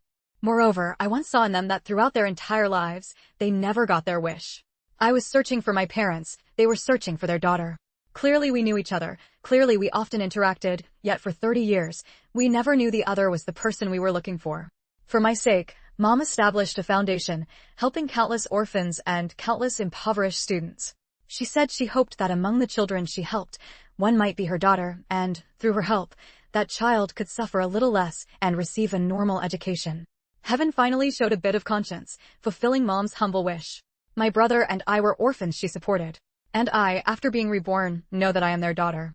Because of them, I achieved what I did in my previous life. In this life, I only want to care for Grandpa, Grandma, Mom, and brother, ensuring they live long lives. I only want to rely on my own abilities to carve out my own path, to gain a certain status and position so I can meet and then reunite with my father and mother. I don't want to wait several more decades. I don't want them to endure decades more of the agony of searching for their daughter. Yoon Jianjun's nose tingled with emotion. In his heart, he already believed her by half. Someone who hadn't experienced it wouldn't speak so truthfully, wouldn't be so sincere and heartfelt. Madame Yunshin listened, tears falling like broken strings of pearls, pattering down, soaking the front of her diagonal button jacket in moments. 30 years, a lifetime. Her son and daughter-in-law, her granddaughter, searching for each other, yet never finding a result. How much bitterness must they have felt in their hearts? All because of her own bit of selfishness, they couldn't be reunited. Madame Yunshin hated her own weakness, hated her own selfishness. She wished she could immediately send her granddaughter to her son and daughter-in-law's side, to spare them the pain of not knowing whether the other was alive or dead. 69. Chapter 69. Meeting on a Narrow Path 5. You're saying you never actually reunited? You were looking for them, they were looking for you, but you always missed each other? You and Ao Nan were only able to go to school thanks to Xiaoxue's financial support? What happened? What on earth happened? Nan, tell your grandma. Quan Shengnan's gaze was sorrowful. She hadn't hidden this matter from the two elders. She didn't like Yun Jiaoyu, so of course she wasn't afraid of Yun Jianjun learning about Yun Jiaoyu's actions. It was just as well for him to know, so he could be on guard against him and avoid being schemed against in the future. After hearing her story, Yun Jianjun was furious. Jiaoyu could be so heartless? I thought his previous actions were already utterly shameless, but I never imagined there was more to come. So you were just driven out of the courtyard house and left with nowhere to live? And in the end, you had to rely on financial aid to be able to go to school. Quan Shengnan nodded, thinking of the upheaval and displacement after the age of 5 in her previous life. Her resentment towards Yun Jiaoyu grew deeper, and her heart ached for Quan Shuang. A cold glint flickered in Yun Jianjun's eyes, his disappointment in his son deepening further. Since his divorce from Quan Shuang a year ago, he hadn't set foot in his father's place even once, let alone offered any financial support or filial respect. The only time Yun Jiaoyu came was to tell him he had a son. Then, he demanded money from him for the child's full month and first-year celebrations. Finally, he had the audacity to ask him to have a set of silver jewelry made for that child, because at the time he saw the pair of small silver bracelets on Quan Shengnan's wrist, a gift from old Mrs. Cheng. Yun Jianjun, of course, didn't let him have his way and chased him out with a broom. A sly glint flashed in Quan Shengnan's eyes as she continued to strike at Yun Jianjun. That son of Yun Papa's, he's actually not Yun Papa's son. He's the child of widow Su and Wang Jun from the east end of the village. But with current technology, it probably can't be proven. In a dozen or 20 years, there will be technology for that, paternity tests, which can determine if someone is a biological son. The reason I know isn't because I can tell, but because over 20 years later, Wang Jun's own children refused to support him in his old age. He shamelessly went to Yun Papa's son, demanding he provide for him, and that's how it all came out. What Quan Shengnan said left Yun Jianjun no choice but to believe her. That unfilial son. It's simply retribution. Yun Jianjun angrily slapped the keng table and looked at Quan Shengnan. Since you know your own origins and you're not just an ordinary child, why haven't you reunited with your parents? I think, with your abilities, you certainly could have met them, right? You're very close to old Mrs. Cheng now. If you asked something of her, she wouldn't refuse you. You have the chance to see Ziyuan and Xiaoxue. Compared to Yun Jianjun, who only half believed, Yun Chunsher believed 80 or 90%. Drying her tears, she stared at Quan Shengnan, her face full of expectation, also wanting to know what Quan Shengnan was thinking. Quan Shengnan said helplessly, I've longed for it for over 30 years. I really want to reunite with my parents. I can't bear to be apart from them. I miss them more than anyone. But I even more hope my little brother can be born just like in my previous life. My little brother. Grandpa, Grandma, you definitely can't imagine, Dad and Mom gave me an adorable little brother. His name is Yuan Weinan. He's 11 years younger than me. He was the second child Dad and Mom had after learning the truth, with permission from above. He was originally supposed to be named Yuan Hui, but because Dad and Mom learned the truth, they abandoned that name. When I was in the womb, I heard Dad and Mom say, if it's a boy, name him Ah Hui, if it's a girl, name her Away. 70. Chapter 70. Narrow Road Encounter 6. Since the name Yuan Wei no longer belonged to their daughter, they did not name their son Yuan Hui. What a coincidence. My older brother is called Ao Nan, I am called Xing Nan, and he is called Wei Nan. Perhaps it was all destined by fate. But his life was very bitter. At 5 years old, he encountered an accident and was forever separated from his parents. I want to save him. I want him to be born as he was in the previous life. I want to protect his life, to ensure his safety and peace for a lifetime. He was so small. He had never done any evil. He shouldn't have lost his life at such a young age. They say heaven has eyes, but in truth, heaven is the most heartless. Even though I once studied under a renowned master, cultivated the Tao, and practiced the principle of karma, yet I understand that in this world, truly good people do not live long, while scourges endure for 1,000 years. The so-called good is rewarded with good, evil with evil is merely empty, powerless comfort people give themselves. When did my parents ever commit evil? They ended up losing their daughter and their son. Where is the compassion in Zhenghui and Yuan Jihong? They commit countless evils yet remain glorious and limitless. Therefore, before my younger brother is born, I cannot reveal my identity to my parents. If I reveal myself to my parents and return to the Yuan family, he will have no chance to be born. Now the country implements the family planning policy. With my parents' status and position, they would certainly not knowingly break the law. Most importantly, I want Zhenghui and Yuan Jihong to receive the punishment they deserve. In my previous life, when the truth came out when I was 6, higher authorities intervened. The Lin family exerted pressure. Zhenghui was sentenced to 15 years, Yuan Jihong to 6. If I appear too early in this life, although they would still face some punishment, it would never be this severe. By the end, Quan Shengnan's eyes were filled with murderous intent. Yun Jianjun and Yun Chunshi were stunned. The reason Quan Shengnan was unwilling to reveal herself to her parents for now was actually because of this younger brother. That was a boy, her own grandson. Yun Chunshi, reacting, was then flooded with immense joy. Although nowadays they don't emphasize favoring sons over daughters, they advocate equality between men and women, and although Yun Chunshi loved her granddaughter to the bone, deep down she couldn't change the idea that only boys could carry on the family line. To have a grandson made her feel especially happy, especially delighted. Nan, you really will have a younger brother? Yes, Grandma. You don't know how adorable he is, with thick eyebrows and handsome eyes, so much like Dad.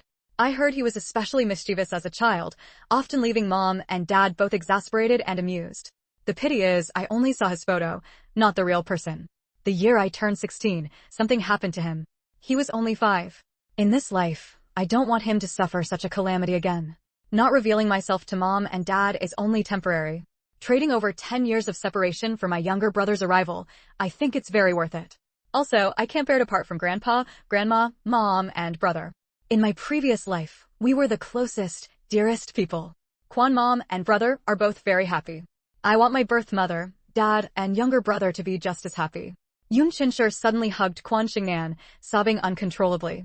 Nan, why is your life so bitter? Her heart ached terribly. Her son and daughter-in-law, losing their daughter early, then losing their son, spent their entire lives without recognizing Nan. How bitter must their hearts have been? Even bitter herbs couldn't compare. She believed the current Nan was her granddaughter. If not her granddaughter, who would go to such great lengths to reverse time and space to return to the past? If not her closest flesh and blood, who would make such extensive plans for an unborn younger brother? 71. Chapter 71. Meeting on a Narrow Path 7. The one who suffered the most was still Nan.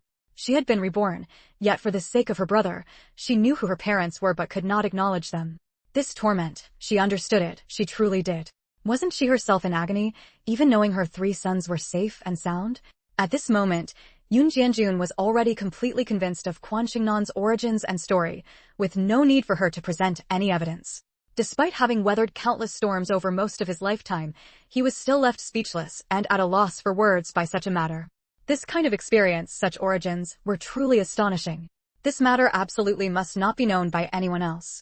Coming back to his senses, this thought surfaced in Yun Jianjun's mind. He repeatedly warned Yun Chunshi, keep it locked tight in your belly. Don't tell anyone, not even Shuang or future Ziyuan and Xiaoxue. Yun Chunshi, exhausted from crying and comforted by Quan Shengnan, dried her tears and rolled her eyes at Yun Jianjun. Do you even need to say that? Also, even though Nan comes from over 30 years in the future, don't ask her about things concerning the future. From what Nan said, our lives are already 10 times better than in our previous lifetime. Taking one step at a time, we will surely live to see the future. Even though people may not believe that good deeds bring good rewards and evil deeds bring retribution, everything has its cause and effect. Nan's ability to be reborn is the result of her accumulating virtue and doing good deeds in her past life. Because of Nan, our standard of living has improved, and we can also avoid future calamities. Therefore, we must accumulate even more virtue and do good deeds. Accumulating virtue and doing good deeds is still useful. Doesn't Nan's current situation illustrate the benefits? Accumulating merit, not for anything else, but for ourselves and also for Nan. His words made Yun Chunshi nod repeatedly. Seeing her grandfather and grandmother making plans for her, Quan Shengnan suddenly felt an impulse to cry. She buried her little face in Yun Chunshi's embrace, quietly drying her tears. Having such family who thought of her like this, made the 20 years of merit she spent to reverse time and space completely worth it. How fortunate she, Quan Shengnan, was. Before being abandoned, she had birth parents and uncles who doted on her to the bone. After being abandoned, she had such a kind grandfather and mother, and an elder brother who yielded to her in everything. Yun Jianjun suddenly remembered a question and said, Nan Nan, you said in your past life you acquired your abilities by apprenticing under a reclusive master. Will you meet your master again in this life? That's right, Nan Nan, your grandpa is correct. Will you meet him again? We must properly thank him. No. My master and I only had a master-disciple bond for one lifetime. We will not meet again in this life. Yun Jianjun and Yun Chunshi uttered an "oh," feeling somewhat regretful. Quan Shengnan nestled in Yun Chunshi's arms and said with a giggle, Grandpa, Grandma, no need for regret. Think of it this way, in my past life, I already learned all of my master's skills. Even if I don't meet him in this life, I can study on my own and still possess a full set of abilities. The elderly couple felt this was very reasonable, and that trace of regret immediately vanished with the wind. After learning of Nanan's plans following the spring festival, Yun Jianjun often took her to the second-hand market. Now knowing that Nanan's abilities wouldn't affect her health, and that she wanted to build a fortune through antiques, Yun Jianjun naturally wanted to satisfy her. From then on, the figures of this grandfather-granddaughter pair were often seen at the second-hand market. Yun Jianjun had once been a scholar, and scholars had a fondness for such things, as everyone in the second-hand market knew. Moreover, Yun Jianjun's family circumstances were quite good.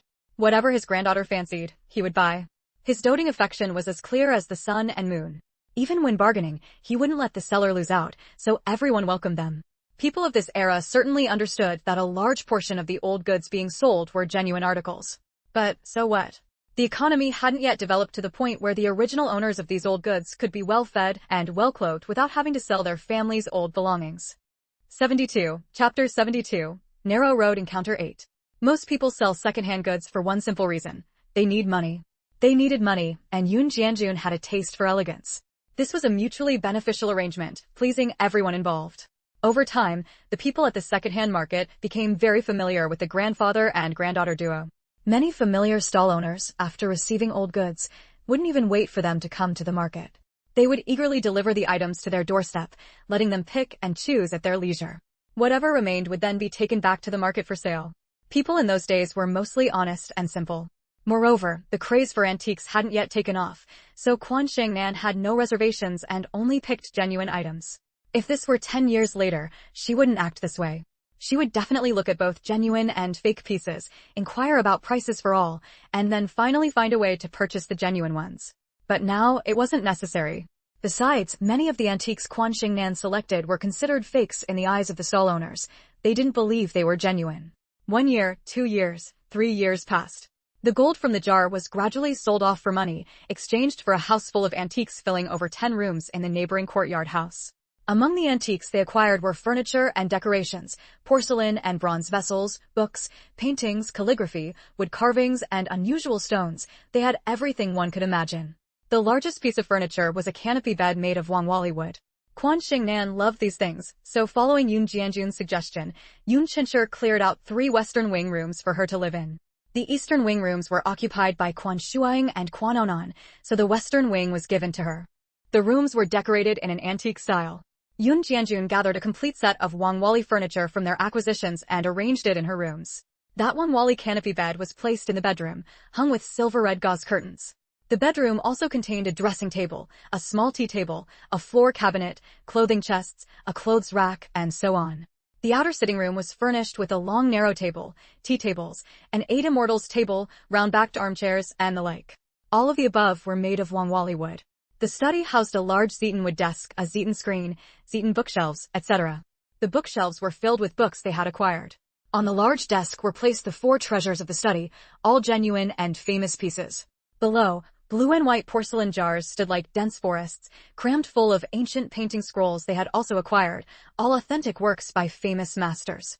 From the age of 3, Quan Shengnan studied and practiced calligraphy here with Yun Jianjun. Yun Jianjun possessed genuine talent and learning, especially excelling in calligraphy, so teaching Quan Shengnan was more than sufficient. He also involved Quan Onan in the lessons. Quan Onan was very obedient and earnest, studying with great diligence. Although he couldn't compare to Quan Shengnan, who was a reborn child, he could still settle his mind and made rapid progress day by day. In the blink of an eye, it was New Year's Day 1987. Quan Onan, now grown into a handsome youth, excitedly took his little sister out shopping. using buying New Year goods as an excuse. By the lunar calendar, it was already the 12th month. In less than a month, it would be Chinese New Year. After the New Year, in February, Quan Shengnan would turn 6 years old. Now, her eyebrows were beautifully arched, her lips parted with a smile, and her skin was as translucent and flawless as fine jade. Even dressed in rustic, bulky cotton-padded jacket and trousers, with 2 thick braids, she couldn't hide her innate, radiant spirit. Little sister, should Big Brother buy you 2 pretty hair ornaments? Okay, pretty hair ornaments. Quan Onan led Quan Shengnan to the counter. Excuse me, could you please bring over those 2 pink hair ornaments? In his eyes, the counter displayed various exquisite and beautiful hair ornaments, and the prettiest were that pair of pink ones. But in Quan Shengnan's eyes, they seemed rather garish. However, she didn't say it out loud. Just as the sales clerk took them out, a voice said, "These hair ornaments are very pretty. Do you like them, Wei Wei?" A glint flashed in Quan Shengnan's eyes. Before she could react, she saw a woman intercept the hair ornaments the sales clerk was handing to her brother. She looked up. It was none other than Yuan Jihong. Beside her was a little girl about her own age, Yuan Wei. 73, Chapter 73, Tit for Tat 1. Her eyebrows were thin and faint, her eyes narrow and long, and her chin was pointed, a complete V-line face that would become popular in later generations, with everyone rushing to get plastic surgery to achieve it. She was very slender and very delicate. Despite her young age, she possessed a natural air of fragility that evoked pity, but her beauty was far inferior to Quan Shengnan's. Truly beautiful girls like Quan Shengnan, with skin like jade and features like flowers, were rare in this world. Someone like Yuan Wei was already quite outstanding within the compound. Of course, she wasn't the most beautiful in the compound, but she could rank in the top 3. She bore a 50% resemblance to Yuan Jihong. In the eyes of all the customers at the department store, they looked like mother and daughter. Yet, everyone in the compound knew that Yuan Jihong was Yuan Wei's biological aunt. It was perfectly normal for a niece to resemble her aunt, so no one doubted it. Moreover, compared to the customers in the department store, Yuan Wei was dressed very fashionably. Black leggings, a red windbreaker, matching red leather shoes on her feet, and a dazzling gold bracelet on her wrist. Her long, jet black hair was tied with a large red bow. She looked like a little princess. A little princess who, at first glance, was clearly spoiled. Despite her short stature, she arrogantly looked down on everyone, her expression and demeanor identical to Yuan Jihong's. As if acting this way made her seem nobler than others. Unlike Quan Shengnan's scrutinizing gaze, Quan Aonan was exceptionally furious. With the guidance of his grandparents and the companionship of his sister, he was no longer as sensitive as he was in childhood. Although he was angry at Yuan Jihong's actions now, he hadn't lost his composure. We saw this first and wanted it. What right do you have to snatch it away? So, what if you saw it first? Can you even afford it? Yuan Jihong retorted without any of the grace expected of an adult. Indeed, compared to Yuan Jihong and her daughter, Quan Shengnan and her brother were dressed in a truly shabby manner. The others wore the most popular and fashionable clothes on the market, while they wore cotton-padded clothes made by the elderly, exuding a rustic air. Yuan Jihong also had permed hair and wore bright lipstick and nail polish, making it clear at a glance that they were not from the same social class. Most importantly, Yuan Jihong was an adult in her 20s, while they were just a half-grown boy and a little girl. Quan Aonan's face instantly flushed bright red. Yuan Wei snorted, her gaze triumphant. But when it fell on Quan Shengnan's face, her expression suddenly changed, a flicker of jealousy flashing in her eyes. People love to watch a spectacle. Seeing a dispute at the counter, many immediately turned to look. Quan Aonan was honest by nature and not skilled with words. Worried that he might be taken advantage of, Quan Shengnan immediately stepped forward and spoke clearly and crisply. Whether we can afford it or not, when shopping in a department store, everything should follow the principle of first come, first served. Otherwise, if everyone fights over the same item, wouldn't the department store descend into chaos? The hair accessory was chosen by my brother to buy for me.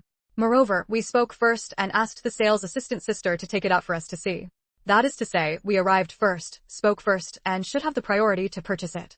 If this lady thinks we can't afford it, she can simply wait until we can't produce the money before stepping in. I believe the sister would definitely sell it to her then, not just give it to us for free.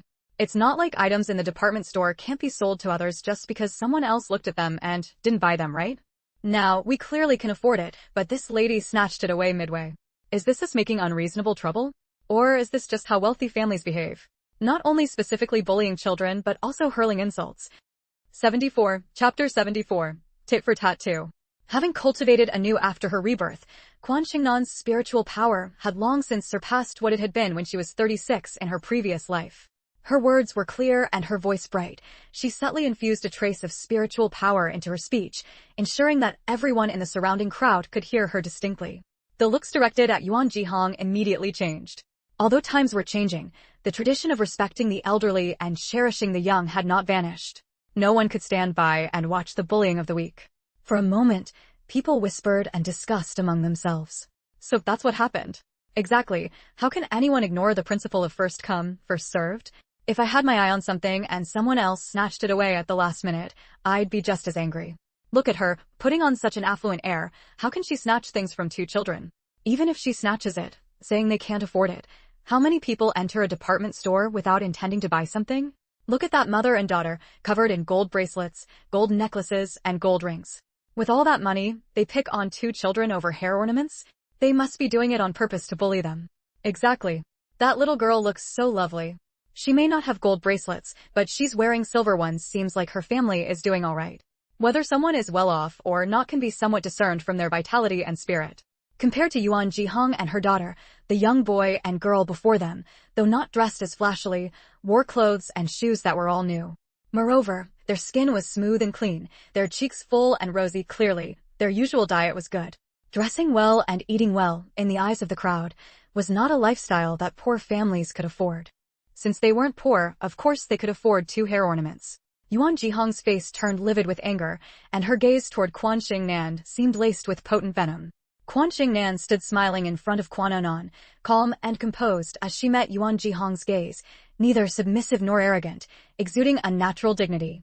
They're just two hair ornaments, and I insist on having them. How much do they cost? 1 yuan should be enough, right? Yuan Jihong took a 1 yuan note from her purse and tossed it onto the counter. 1 yuan was more than enough to buy 2 cheap hair ornaments. A faint smile played at the corner of Quan Shengnan's lips as she waited for Yuan Jihong to embarrass herself. As far as she knew, these hair ornaments were imported from Hong Kong and were quite expensive. They would cost at least 3 to 5 yuan. In 1987, Beijing was already bustling and prosperous. The grayness had faded and vibrant colors had arrived. After the reform and opening up, trade between the mainland and Hong Kong had opened up, and this department store belonged to Hong Kong's Hua Group. Ever since she had resolved Mrs. Su's misfortune, old Mrs. Cheng had treated her even better, frequently inviting her over to play. Sometimes, when she encountered Su Ling and Su Ran, the sisters would often take her out shopping. The Cheng, Su, and Zhou families, the latter being where Su Ran had married into, had many boys but no girls. Because of this, Su Ling and Su Ran particularly enjoyed dressing up Quan Shengnan, giving her many clothes and shoes. They were regulars at the department store. She hadn't been particularly fond of these 2 hair ornaments to begin with. Over the years, her jewelry box had accumulated quite a collection of accessories. Gold, silver, jade, jadeite, agate, all exquisitely crafted. There were also many beautiful silk flowers, along with a box full of various hair ornaments, bows, and hair clips. But when faced with her brother's thoughtful gesture, she never refused. She had originally planned to wait until her brother had seen them, ask the price, and then use the excuse that they were too expensive to dissuade him from buying the hair ornaments. Who could have guessed that Yuan Jihong would butt in? Just as she expected, as Yuan Jihong was about to leave with Yuan Wei in tow, the sales clerk hurriedly stopped them, her face flushing as she said, "Madam, 1 yuan isn't enough for these hair ornaments. This pair is the best I have here. They're imported from Hong Kong and cost 5 yuan. 75. Chapter 75. Tit for Tat 3. Yuan Jihong was taken aback and stopped in her tracks. Before she could speak, Quan Shengnan said, "If this lady doesn't have the money, she can just say so. I believe there are plenty of people who can afford to buy the hair ornaments. Although our family is poor, we are not short of the 5 yuan needed to buy them." She was broad-minded and not truly a child, so she never engaged in tit-for-tat confrontations over such trivial matters or harbored grudges. In life, being on good terms with others means gaining one more friend, and having one more friend opens up another path. Conversely, making enemies would inevitably lead to trouble sooner or later. If someone else had intervened today, even with an attitude more arrogant and disrespectful than Yuan Jihong's, Quan Shengnan wouldn't have minded and would have let it go with a smile. However, when it came to Yuan Jihong, she harbored deep-seated hatred. She would never miss any opportunity to strike at Yuan Jihong or make her look foolish. After all, the enmity between her and Yuan Jihong had long been irreconcilable. Sooner or later, she would personally seek justice from Zhang Hui and her daughter for what they owed her family across 3 generations. Upon hearing Quan Shengnan's words, the onlookers burst into laughter. Yuan Jihong's face flushed red, then turned pale, and in an instant, it shifted to purple, as if a colorful fruit stall had opened on her face. The sales clerk continued to watch her warily, fearing she might refuse to pay and simply walk away. Even at her young age, Yuan Wei felt her face burning with embarrassment. She glared fiercely at Quan Shengnan and said to the sales clerk in a soft, delicate voice, "Sister, my aunt often buys things and always knows the prices in her mind. She has never underpaid before. 5 yuan really isn't much for us, and it's clear we are not the kind of people who can't afford it. She didn't do it on purpose today, she just didn't expect the hair ornaments here to be imported from Hong Kong, which is why she gave less. Please, sister, forgive my aunt for my sake, as she only wanted to buy something for me, and I really like this pair of hair ornaments. My aunt will pay the remaining amount right away, and will often come to shop here in the future." Young and naturally delicate, she spoke softly, her eyes slightly red as if she were about to cry. To the onlookers, she appeared pitiful and touching, softening their hearts instantly. The earlier amusement at her expense vanished with her words. The sales clerk's wary expression gradually faded as well. However, some sharp-eyed and clear-minded individuals were inwardly alarmed. For someone so young to possess such cunning was hardly commendable. Quan Shengnan calmly met Yuan Wei's gaze. Truly a child taught by Zheng Hui and Yuan Jihong together, she displayed the methods and demeanor of both. Due to the effect of her talisman, Yuan Wei's fate was vastly different from her previous life. In her previous life, even though Yuan Wei was initially close to Yuan Jihong, she was later taken away by Lin Xiaoxue and raised personally. At that time, with Yuan Ziyuan and Lin Xiaoxue keeping her in check, they never spoiled their daughter and were even quite strict. Thus, although she shared some of Yuan Jihong's traits and was arrogant and self-satisfied, she lacked the cunning and tactics she displayed today. It wasn't until after the truth about her parentage was revealed at the age of 6, transforming her from the eldest daughter of the Yuan family into Yuan Jihong's illegitimate child, that her status and position changed dramatically. Her former parents, uncles, and aunts, who had once doted on her, came to despise her deeply. No longer educating her and actively suppressing her true nature, her methods grew increasingly similar to those of Zheng Hui and Yuan Jihong. Ruthless, vicious, and willfully spoiled. In this life, separated from Yuan Ziyuan and Lin Xiaoxue and drawn close to Zheng Hui and her daughter, Yuan Wei had developed the personality she only acquired after the age of 6 in her previous life, and she had done so much earlier. 76, Chapter 76, Tit for Tat 4. Thanks to Yuan Wei's words, an awkward situation was resolved. "I'm sorry, that was truly rude of me. I dote on my niece so much that whenever I see something pretty, I immediately think of her. I got a bit too carried away in my eagerness. Please don't take it to heart." With a faint smile on her face, Yuan Jihong spoke softly as she apologized to the sales clerk and handed her a 5 yuan note. Her demeanor now was completely different from before. After all, she came from a prominent family and had effortlessly turned the situation around. Not only did the sales clerk abandon her previously indifferent attitude, but even the onlookers softened their expressions. Perhaps she truly loved her niece so much that she wanted to buy those 2 hair ornaments. In this way, the atmosphere shifted from a winter chill to a spring breeze. But Quan Shengnan was not about to let her off the hook. Just as the sales clerk briskly accepted the money and returned the earlier 1 yuan note, Quan Shengnan suddenly let out a clear, crisp laugh. Seeing everyone look over curiously, she spoke unhurriedly, so an apology does work. A few words made everyone forget who came first and who came later. It's just a pity that my brother and I are clumsy with words and don't know how to speak up, so the hair ornaments we picked out first ended up slipping away. Brother, maybe we should learn from this lady's example. If someone else has their eye on something first, we can arrogantly snatch it away. After all, we have the money. And after snatching it, we can change our attitude and offer a sincere apology. That way, no one will blame us. But, brother, I think from now on we shouldn't shop at this department store anymore. A department store that doesn't respect the principle of first come, first served. Disputes like this won't happen just once or twice, but countless times. I thought sales clerks in big stores treated all customers equally, without bias based on their status. But it turns out I was wrong. I overestimated the staff in large shopping centers. Today, selling these hair ornaments, wasn't it simply because the other person seemed wealthier than us? As long as someone is willing to pay, they don't care about who came first or who came later. All that matters is making the sale. As for how the customer who saw the item first feels, that's beyond their consideration. A department store like this? I don't dare step foot in it again. I'm afraid that next time I see something nice and ask the sales clerk to show it to me, someone else will snatch it first, and I'll be left empty-handed again. This was her grudge with Yuan Jihong. She hadn't intended to drag the sales clerk into it. But when Yuan Jihong snatched the hair ornaments first, the sales clerk didn't refuse, which meant she valued Yuan Jihong more, believing Yuan Jihong was more likely to make the purchase than her and her brother. Later, when she was arguing with Yuan Jihong, the sales clerk remained a cold bystander, detached from the situation. If Yuan Jihong hadn't underpaid, the sales clerk certainly wouldn't have intervened or spoken up to cause embarrassment. She believed that if Yuan Jihong had overpaid, the sales clerk would have smiled obsequiously and sent her off, not stopped her. According to a sales clerk's duty, she should have refused when Yuan Jihong cut in, explaining that someone else had already shown interest in the item. That would have prevented much of the conflict. Even if it didn't resolve the issue entirely, it would have been a gesture of respect for the person who came first. But she didn't do that. Now, she briskly accepted Yuan Jihong's money and sold her the hair ornaments. Where did that leave her and her brother? Often, standing up to someone isn't about gaining an advantage, it's about preserving one's dignity. 77. Chapter 77. Tit for Tat 5. Quan Shengnan straightforwardly took his sister's soft and delicate little hand and said earnestly, "My sister is right.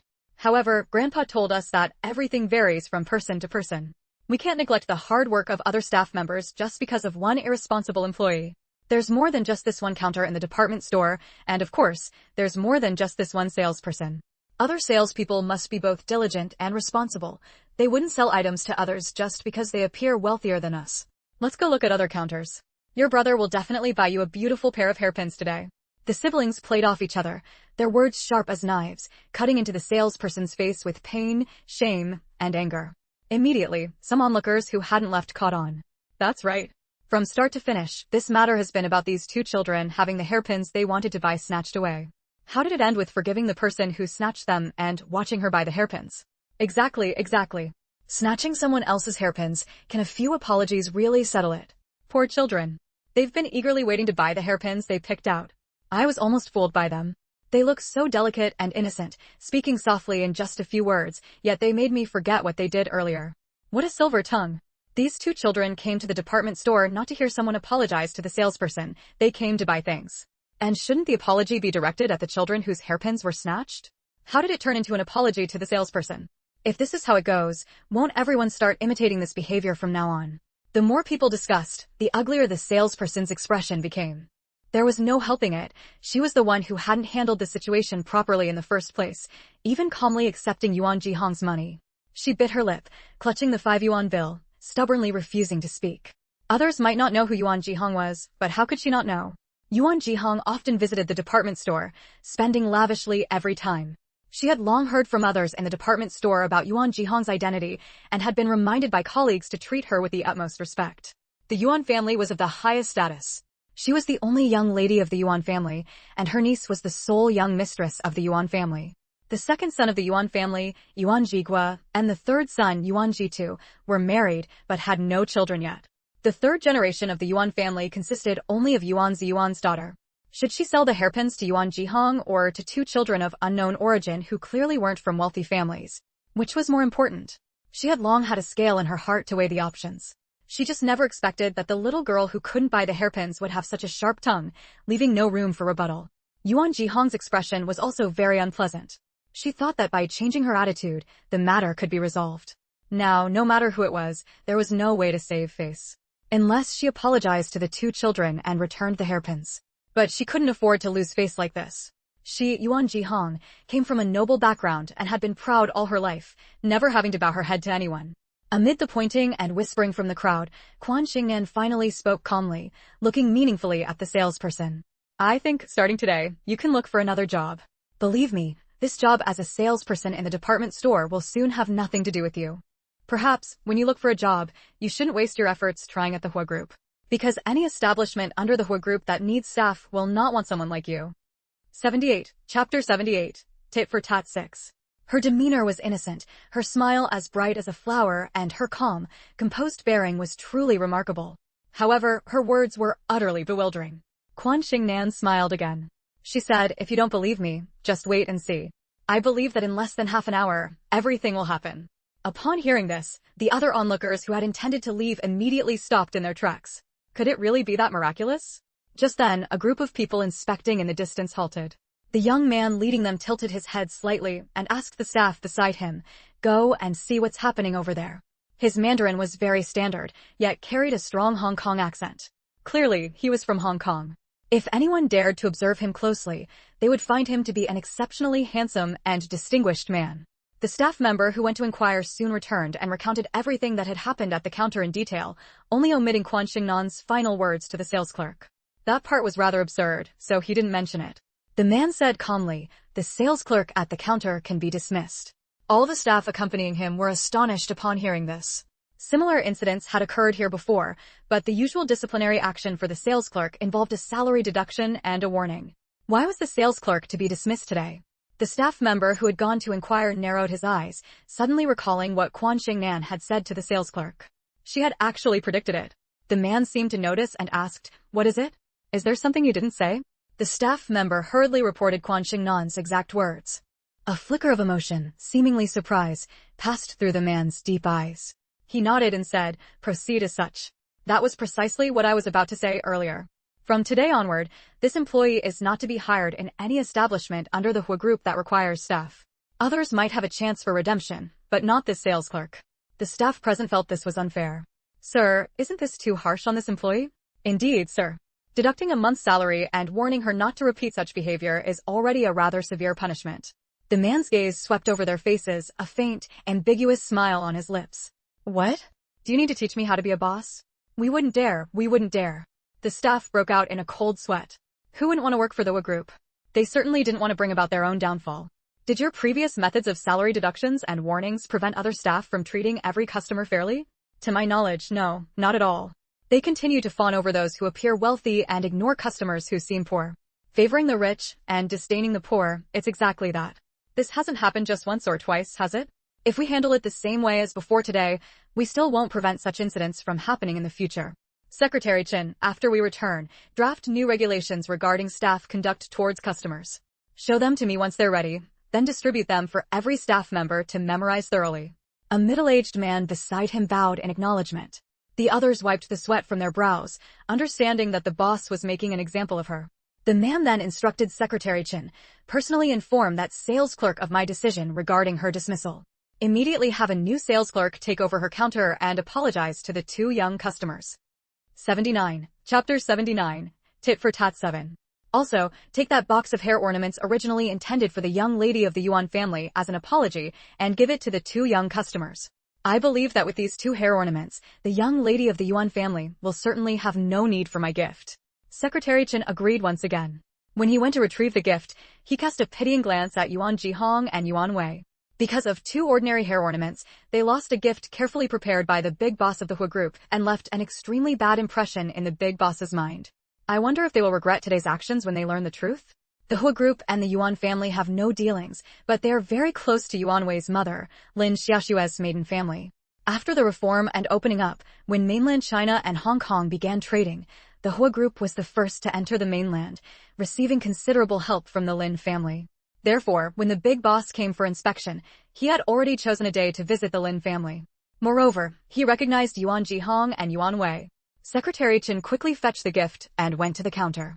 After hearing him convey the big boss's words, the onlookers erupted in astonishment, looking at Quan Shengnan with wide-eyed surprise. She was right. She actually got it right. Something that hadn't even happened yet, and she described it word for word without a single mistake. The sales assistant's face had already turned deathly pale. Quan Shengnan smiled slightly. She was indeed knowledgeable in physiognomy and fortune-telling. In the past, she had studied these extensively to conceal her heavenly eye and earthly pupil. Moreover, without even activating her heavenly eye, she could discern the future from some people's facial features. She had just carefully observed the sales assistant. Her face indeed showed signs of being dismissed, and permanently at that. Tilting her head to look at the apology gift presented respectfully with both hands by Secretary Chen, Quan Shengnan smiled again and looked at her brother. Quan Aonan, educated by Yun Jianjun since childhood, naturally possessed the Yun family's integrity. He said calmly, "One should not accept rewards without merit. Please take back these apology gifts. Your boss's handling of the matter is already the best apology." Quan Shengnan nodded in agreement. "Brother is right. Uncle, please take them back. Brother will buy me even prettier hair ornaments. I don't need things obtained without any effort on my part." She turned sideways, linking her arm with Quan Aonan's, looking every bit the doting little sister. Secretary Chen was surprised. He hadn't expected to be refused. These were hair ornaments specially brought from Hong Kong, not simple silk ones, but hair accessories like clips designed and handmade by a senior designer, inlaid with colored gemstones and diamonds. Extremely exquisite and expensive. Little girl, you can open it and take a look before deciding whether to accept it. Believe me, you'll definitely like it. No need. No matter how precious something is, it can't compare to my brother's thoughts for me. The reason I wanted the previous hair ornaments wasn't because they were hair ornaments, nor was it because having them snatched away by others made me desire them more. It was because they represented my brother's intention to give me a gift. What uncle is offering, I believe must be very beautiful. But no matter how beautiful, I won't like it. Her bright eyes were lively and spirited, her demeanor radiant. She truly looked like an innocent and adorable little fairy. Quan Shengnan felt both proud and pleased, and it showed slightly on his face. What appeared before everyone was an incredibly deep and heartwarming sibling bond, evoking knowing smiles. Secretary Chen silently retrieved the box containing the hair ornaments. With others, he never insisted. If he failed to fulfill the boss's instructions, he would simply go back and apologize. Quan Shengnan's gaze swept past where the man was standing and she suddenly said, "I am very satisfied with your handling of the matter. A small token, please give it to your boss, Mr. Hua, on my behalf, uncle. Be sure not to part with it, it might help him avoid a calamity." 80. Chapter 80. Tit for Tat 8. Quan Shengnan extended her palm, revealing a string of prayer beads lying in her hand. They were warm, smooth, and lustrous. The beads were made from premium agarwood, specifically Chinon incense, totaling 18 in number, each one carved by her own hand. She was no ordinary girl, her wrist strength was formidable, and she had infused them with spiritual energy, resulting in exquisitely carved prayer beads. The patterns on them were not mere decorations, but talismanic inscriptions. Each bead was a protective amulet. However, when all 18 were connected, they formed a defensive array capable of warding off all external attacks and harm in critical moments. Quan Shengnan had only completed the carving yesterday and had not yet decided whom to give them to when this incident occurred. While others might not know who the owner of the Hua Group was, she did. The owner of the Hua Group was Hua Xuedong. Hong Kong people held strong beliefs in feng shui, so Secretary Chen was startled upon hearing this. "How do you know who our boss is? If not Mr. Hua, who else could be the owner of the Hua Group?" Quan Shengnan tossed the prayer beads towards Secretary Chen, who hurriedly caught them, catching a faint, unique fragrance at the tip of his nose. From observing Mr. Hua's physiognomy, within a year, he will inevitably encounter a car accident, suffering leg injuries. Carrying this string of prayer beads with him may help mitigate the disaster somewhat. Remember this, remember this. Quan Shengnan couldn't help but emphasize seriously once more. In her previous life, she had known Hua Xuedong, an elegant and composed man. Moreover, she had shared quite a friendship with him. Hua Xuedong had been in a car accident at the age of 21, leaving him unable to walk properly thereafter. Although his ambitions never faded, the world could no longer see his presence in the public eye. It wasn't until her reputation for resolving disasters and curing chronic illnesses became widely known, and after she had treated a disabled person, that the Hua Group came to invite her. Only then, under her treatment, did Hua Xuedong stand up again. By that time, however, Hua Xuedong was nearly 50, unmarried for life, and no longer possessed the spirited demeanor he had before turning 21. She had benefited greatly from Hua Xuedong in the past. Now, suddenly seeing Secretary Chen, she was immediately moved by compassion. Secretary Chen was taken aback, but then nodded solemnly. "I will faithfully convey this to the boss." He hadn't forgotten that before his boss dealt with the sales clerk, she had spoken words that later proved to be entirely accurate. Quan Shengnan felt relieved, but then turned her gaze toward Yuan Jihong, who was eager to leave. "Miss Yuan, oh no, it's Mrs. Mo now. Mrs. Mo, don't be in such a hurry to leave. Mr. Hua has already handled the matter of the hair ornaments, but Mrs. Mo hasn't given us an explanation yet. However, my brother and I are magnanimous and will forgive Mrs. Mo. These 2 hair ornaments shall be yielded to your daughter then. I believe they will suit your daughter much better than they would me." "Oh, my mistake, my mistake. Mrs. Mo, I apologize. I didn't mean to reveal the truth that your niece is actually your daughter. I'm truly sorry. Others still don't know that Mrs. Mo's niece is Mrs. Mo's biological daughter. My mouth really deserves a slap. How could I publicize Mrs. Mo's private affairs? But I am very curious. Since the national policy of family planning was enacted, many married women in rural areas, dissatisfied after giving birth to daughters and wanting a second or third child, have left their firstborn daughters with their maternal brothers to raise. I always thought this only happened in the countryside. It turns out Mrs. Mo is the same. So you sent your daughter to your elder brother's family, gave her the surname Yuan, and let her pose as a young lady of the Yuan family." Once these words were spoken, an uproar ensued. Her 6th birthday was approaching, and the truth would soon be revealed to the world. She wasn't actually in a hurry. However, she felt quite pleased to cause trouble for Yuan Jihong and ensure she didn't have a good spring festival. It was New Year's Day, and quite a few people from their social stratum had come to the department store to shop. 81. Chapter 81. The Storm Approaches 1. Yuan Jihong's face turned ashen as she said, "What nonsense are you spouting? Spreading rumors and causing trouble here. I can see for slander."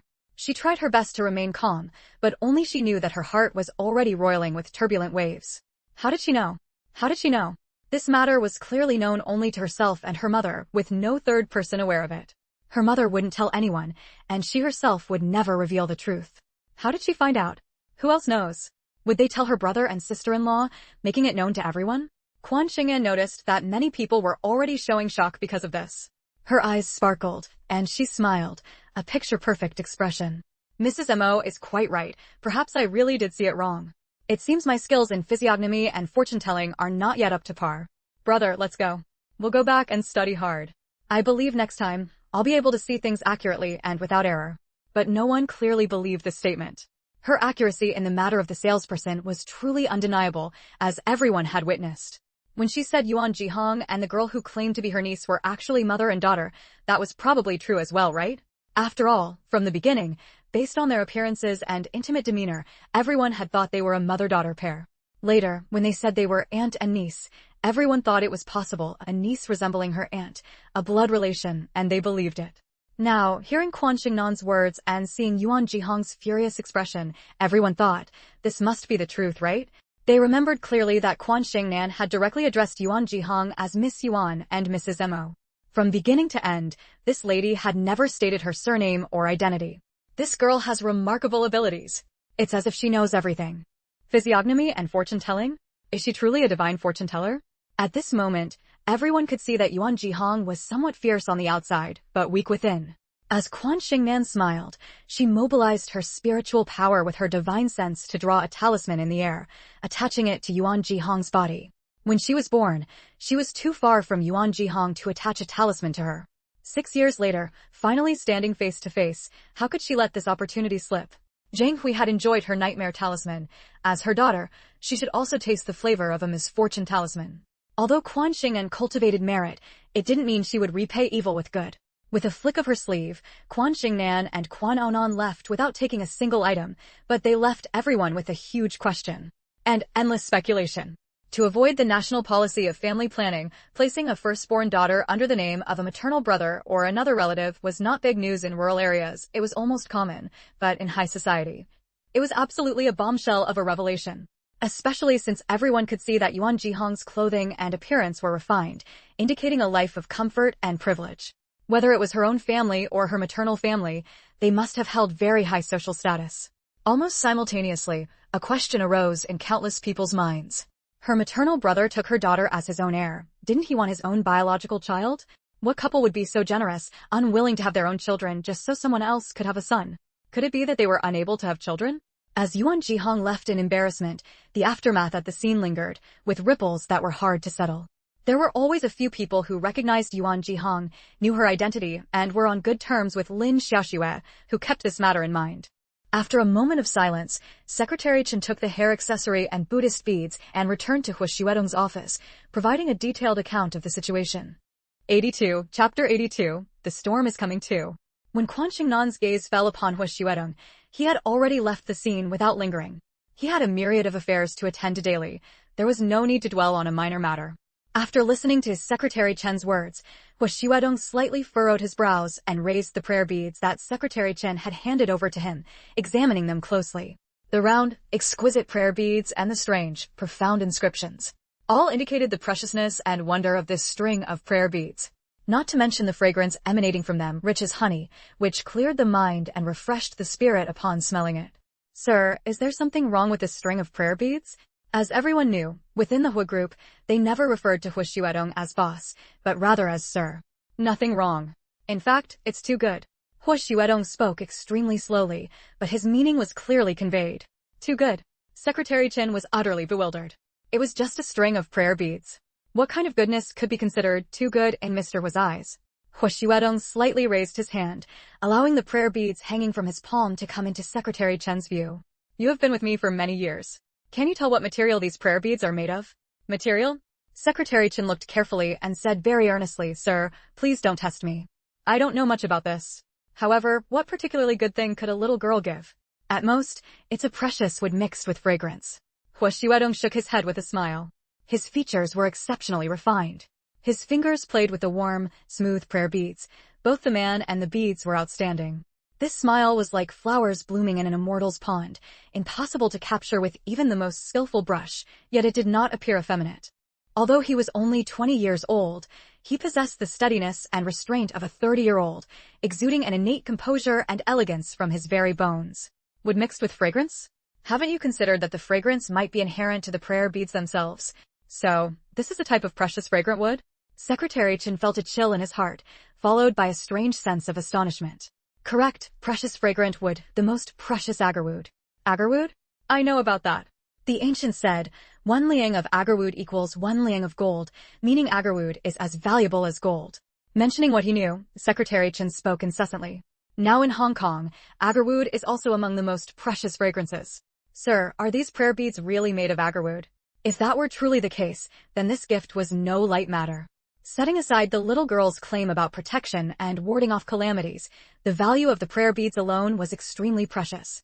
Hua Xuedong nodded slightly and slowly put the prayer beads on his left wrist, saying, Not only are they made of agarwood, but they're made from the most precious type of agarwood, Chinon incense. Agarwood gathers the spiritual energy of heaven and earth, converges the essence of the sun and moon, and undergoes the sedimentation of time. It is called the diamond among plants. Top-grade agarwood is more valuable than gold, with Chinon incense being the supreme among them. In ancient times, for royal ceremonies like worshipping heaven, praying for blessings, revering Buddha, honoring deities, or for room fragrance, Chinon incense was an indispensable spice. It is said that among the 3 fragrances on an ancient emperor's bed, Chinon incense was one of them. Within a large piece of top-grade agarwood material, only an extremely tiny portion qualifies as Chinon incense. 1 in 10,000 Chinon incense truly is 1 in 10,000 among top-grade agarwood. There are many varieties of Chinon incense, green, purple, yellow, red, and black. Among them, the most supreme is green Chinon. Its color is dark green, with many green threads and few yellow threads, shimmering with a bright green light like the feathers of an oriole. Hence, green Chinon is also called Inga green, oriole green. His Miss Lu is both beautiful and delicate. 2.9885 million words popularity. 823. Latest, Chapter 1736, Uprooting the Weeds 6. Updated, July 14, 2019, 0:42 and 55 seconds. The eye of heaven governs the heavens and earth, connects yin and yang, divines fortune and misfortune, determines life and death, knows the past, and understands the future.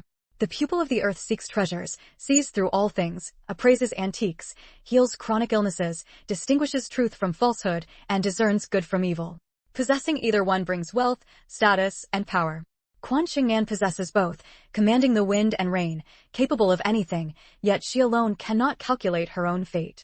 To uncover the reason she was abandoned as an infant and to eradicate her inner demons, she pays the price of 20 years of accumulated merit to turn back time. Reborn into the fetal stage, she finally learns that she was not abandoned by her parents and is, in fact, the daughter of a top-tier family. It was all altered by a sinister plot of substitution. Group number, 123883245, Genius Fortune Teller Group. 84, Chapter 84. The storm is coming for. I believe that girl wasn't speaking without cause. Her words are absolutely true. She could even give me such a precious Buddhist prayer bead bracelet, so why would she care about 2 mere hair ornaments? Her family circumstances are definitely not as simple as her clothing suggests. She likely has considerable background and wealth. She definitely wouldn't talk nonsense over such a minor matter, especially since these words involve the origins of an innocent girl. Miss Yuan is growing to look more and more like Mrs. Mo. Their eyes and eyebrows are identical. And Mrs. Mo takes after her mother, old Mrs. Yuan, in appearance, not inheriting the Yuan family's looks. Believe me, some people must have already been wondering about this in their hearts, but the matter is too significant, so they didn't dare to think too deeply about it. I had my doubts before, let alone others. This matter will definitely have a follow-up. It will certainly cause a huge uproar. If I remember correctly, among the customers shopping at the department store today, several have connections with either the Yuan family or the Lin family. Having heard such words, won't they talk about it when they return? Back then, Mrs. Yuan, Ms. Lin, was indeed pregnant and gave birth to a daughter. She would never abandon her own child for the sake of Yuan Jihong's daughter. If Miss Yuan is indeed Yuan Jihong's daughter, then what about Ms. Lin's child? And how did she become Yuan Jihong's daughter? Once the Lin family hears about this, they will definitely investigate thoroughly. Regardless of the truth, this matter will not be easily dropped. Whether the Yuan family suppresses this family scandal or seeks justice for Ms. Lin, we cannot know. So, there will certainly be no small disturbance. Secretary Chen deeply agreed. In your opinion, sir, what should we do? What should we do? Do nothing. Watch and wait. Someone will alert the Lin family about this matter. We don't need to speak up. Sir, I wasn't referring to that matter. I meant, if what that girl said is true, how should we resolve the so-called car accident disaster and leg-breaking calamity predicted for you within a year? Hua Xuedong opened his eyes and raised his hands slightly. Didn't she give a string of Buddhist prayer beads? Secretary Chen said dismissively, what use is a string of prayer beads? Your calamity involves human error and a car accident. Hua Xuedong chuckled lightly. If it's fortune, it's not a calamity. If it's a calamity, it cannot be avoided. Secretary Chen, you're overthinking this. What you should do most now is, from now on, carefully inspect the car I ride in before every trip. That is the solution. Secretary Chen touched his head and couldn't help but smile too. Seeing he understood, Hua Xuedong pointed to the box of hair ornaments on the desk and said, put them away properly. Just because they weren't given out today doesn't mean they won't be given out in the future. Secretary Chen was taken aback, a look of confusion appearing on his face. Sir, what do you mean by that? Are these hair ornaments still to be given to that young girl? Hua Xuedong smiled faintly, his elegance innate. If, as she said, I encounter misfortune but find good fortune and turn peril into safety because of the prayer beads, then we should prepare a substantial gift and personally visit to express our gratitude. Because, helping someone resolve a calamity and defy fate, that person bears the karmic consequences and must be thanked heavily. She is still young, hair ornaments and accessories are indispensable. When the time comes, we'll send them along with a substantial gift. Secretary Chen solemnly agreed, committing it to memory, and carefully put away the hair ornaments. Hua Xuedong watched him busy himself for a long while before saying softly, for now, we'll see what Miss Yuan's true origins are. If Miss Yuan is indeed Yuan Jihong's daughter, then my belief in that girl's words can increase from 80% to 100%. Secretary Chen, I will be returning to Hong Kong in a few days. Arrange for some of our people working in Beijing to pay attention to the developments of this matter and notify me immediately of any new information. Yes, sir. 85. Chapter 85. The Storm is Coming 5. Just as Hua Xuedong had anticipated, the atmosphere in the Lin family was extremely tense at that moment. Old Master Lin and Old Madam Lin sat at the head of the room, with their sons and daughters-in-law seated below them. Everyone's expression was grim, as if a storm cloud was about to descend. The Lin family had 3 siblings, with Lin Xiaoxue being the youngest. She had an elder brother, Lin Xiaofeng, and a second brother, Lin Xiaowen. Lin Xiaofeng was married to Chen Hong, and they already had 3 sons. Lin Xiaowen was married to Wang Xiulin, and they also had 3 sons. They had all married and had children before the family planning policy was implemented, so even their youngest sons were already 10 years old. Like the Su family, the Lin family had many sons and particularly cherished delicate, pampered girls. Lin Xiaoxue had grown up doted on by her parents and brothers, and her daughter had always been deeply loved by the Lin family. Ever since Yuan Wei was born, the Lin family often brought her over from the Yuan family for extended stays, spoiling her immensely. Both families lived in the same large compound, making visits very convenient. However, as Yuan Wei grew older, she looked more and more like Yuan Jihong and was not close to Lin Xiaoxue, so the Lin family gradually cooled their affections towards her. Even so, they still loved Yuan Wei dearly.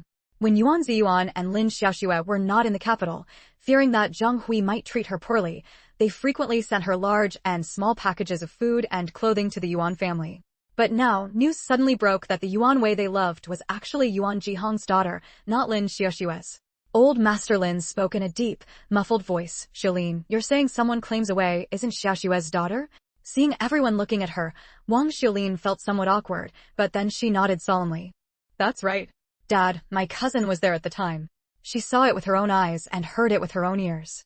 She described it vividly and in detail.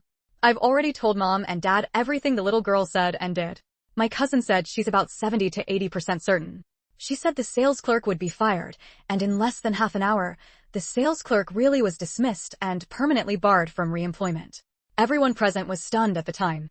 She herself said she could read faces and tell fortunes. Everyone witnessed her predict the sales clerk's fate and called her a fortune-telling prodigy. She also predicted that the Hu family's Adong would be involved in a car accident within a year, suffering a broken leg, and specifically gave Adong a string of Buddhist prayer beads. My cousin said we should investigate ourselves. We would surely find clues. Although the little girl finally said she might have been mistaken, everyone present knew she was absolutely correct. Because Yuan Jihong's face turned extremely ugly at the time, and she seemed somewhat frightened. Given her temperament, it was truly strange that she didn't argue with the little girl and instead fled in panic with Away. Lin Xiaoan frowned. How's that possible? From Away's birth, hospitalization, discharge, and even growing up, there was never a moment she was left unattended. How could she suddenly become Yuan Jihong's daughter? He was unwilling to believe that the niece he had doted on for 6 years was not actually related by blood. How ironic. How utterly ironic. That's right, sister-in-law. Don't believe in those feudal superstitions like face reading and fortune-telling. Maybe she was just talking nonsense. After all, Yuan Jihong and Away snatched the hair accessory they had their eyes on. Lin Xiaofeng chimed in, sharing the same thought as Lin Xiaoan. Wang Xiaolin looked at her parents-in-law with difficulty and stammered, I just received the news and felt it was a matter of great importance, so I told Mom and Dad. As for whether it's true or not, I really don't know. Brother, Yun, I'm not sure if it's feudal superstition, but that girl had an extraordinary, almost ethereal aura about her. Old Madam Lin suddenly spoke up, no, where there's smoke, there's fire. Old man, Ofeng Ayun, I think it's possible that Away really is Yuan Jihong's daughter. 86. Chapter 86. The storm is coming 6. The old lady's words shocked everyone present. Old woman, what are you saying? That Away might be Yuan Jihong's daughter? You believe that little girl's nonsense. Old Master Lin was very displeased. Although Away's personality was indeed not good, she was his only granddaughter. He simply couldn't believe that his real granddaughter might be someone else. If it were true, their entire family would become a laughingstock. Old Madam Lin's expression was extremely serious, her eyes radiating authority as she said, That's right, I said it's possible. Don't tell me none of you have ever doubted it. Over the years, Away has grown to look more and more like Yuan Jihong, and not at all like A Yuan or A Shui. Those eyebrows and eyes clearly resemble Zhang Hui. Don't say she doesn't look like her parents, but like her grandmother. You and I both know very well, old man, that A Yuan's mother did not have thin eyebrows and small eyes, and A Yuan's sister had willow leaf eyebrows and phoenix eyes. How could a niece not resemble her own paternal aunt, but instead resemble an aunt born from a stepmother and later wife? Zhang Hui wasn't close to Ziyuan before, so why is she so close to Ziyuan's daughter? Yuan Jihong is the same.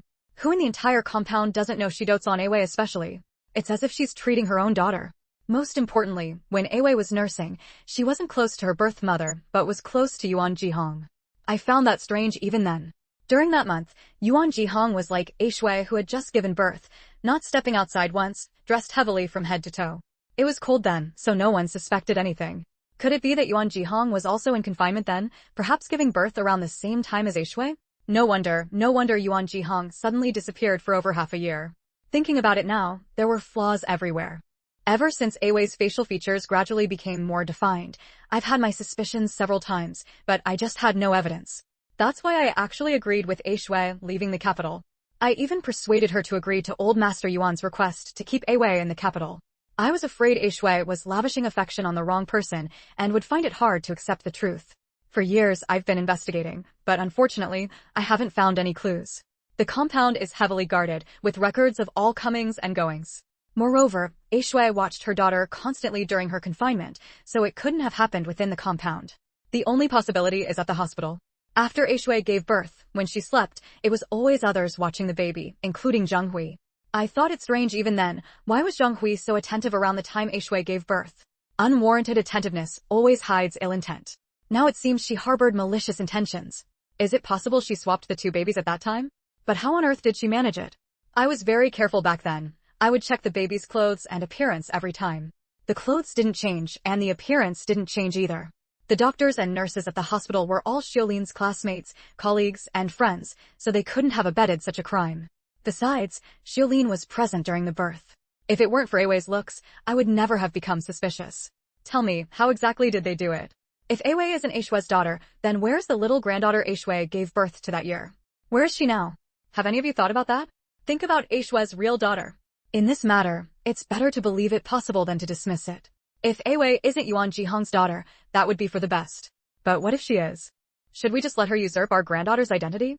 Let her arrogantly enjoy everything that belongs to our granddaughter? Most importantly, We absolutely cannot allow our real granddaughter to be adrift out there, her fate unknown. 87. Chapter 87. The Storm is Coming 7. After old Mrs. Lin finished speaking in one breath, Chin Hong quickly offered her tea to soothe her throat. Lin Xiaofeng gave his wife an appreciative glance, then lowered his head in deep thought, as did everyone else. Indeed, they absolutely could not allow their true granddaughter, niece, to be lost and adrift, her whereabouts unknown. The girl they should have cherished all along was Lin Xiaoshue's biological daughter. If Yuan Wei was not her, then there was no reason to continue doting on her. Although the bond of upbringing may outweigh that of birth, Yuan Wei had been raised all these years by old Mr. Yuan and his wife. The affection between Lin Xiaoshue and her was not like that of a biological mother and daughter. Moreover, if Yuan Wei was not her daughter, then she was the daughter of an enemy. Who would still have the heart to cherish her? Old Mr. Lin asked, "Old woman, back at the hospital, did you really not notice any clues at all?" "No, not a single one." This showed just how cunning and methodical Zhang Hui was. Old Mrs. Lin sighed. "I asked everyone and investigated everything. Zhang Hui came and went, but she never carried a child in or out." Old Mr. Lin snorted. "Fool, if she wanted to swap the child, would she do it openly?" Hearing you say that, I suddenly remember something. It seems that on the second day after Axa gave birth, in the early hours of the morning, I couldn't sleep and went to visit Axa early. Not long after I arrived, Zhang Hui came in carrying a large wicker food hamper. I was puzzled at the time. Even the largest container for chicken soup wouldn't take up an entire big hamper. Could it be that she smuggled the child inside it? No, impossible. After she left, I checked the child. The clothes and appearance hadn't changed. So, she didn't suspect anything, simply thinking that Zhang Hui had genuinely changed her attitude toward Yuan Ziyuan and his wife. Chen Hong suddenly said, "Mom, all newborns are red, wrinkled, and damp. It takes several days for them to become fair and chubby. If the children were swapped, they share the same ancestry after all. It's possible they bore some resemblance at birth, which is why no one noticed." She was merely speculating, but she didn't know she had guessed completely correctly. Old Mrs. Lin was stunned, then her face filled with regret. Everyone looked at her worriedly, then turned their gaze to old Mr. Lin. It was Chen Hong who spoke first to comfort old Mrs. Lin. "Mom, don't be like this. All these theories are just guesses based on the assumption that the child was swapped. What if Awei really is Axue's daughter? Our speculations may not be the truth. We should investigate first before jumping to conclusions." The others nodded in agreement. "That's right, Mom. It's not your fault. Don't blame yourself. Maybe that girl was just talking nonsense." What they hoped for most now was that none of this was true. If it were true, it would be too terrifying. "Investigate." Old Mr. Lin spoke with a powerful, resonant voice. "No matter what, we must get to the bottom of this. No matter how meticulous Zhang Hui was, there must be some flaw. Start by investigating the clothes old woman mentioned. If the child was swapped but the clothes remain the same, it means she bought identical ones. I remember you said that the clothes the child wore at birth were all bought by Zhang Hui. I don't want to wait 10 or 20 years for someone to tell me that the granddaughter I've been doting on isn't my own, but an illegitimate child of unknown origin. When Yuan Wei was born, Yuan Jihong had just turned 18 unmarried. If not an illegitimate child of unknown origin, what else could she be?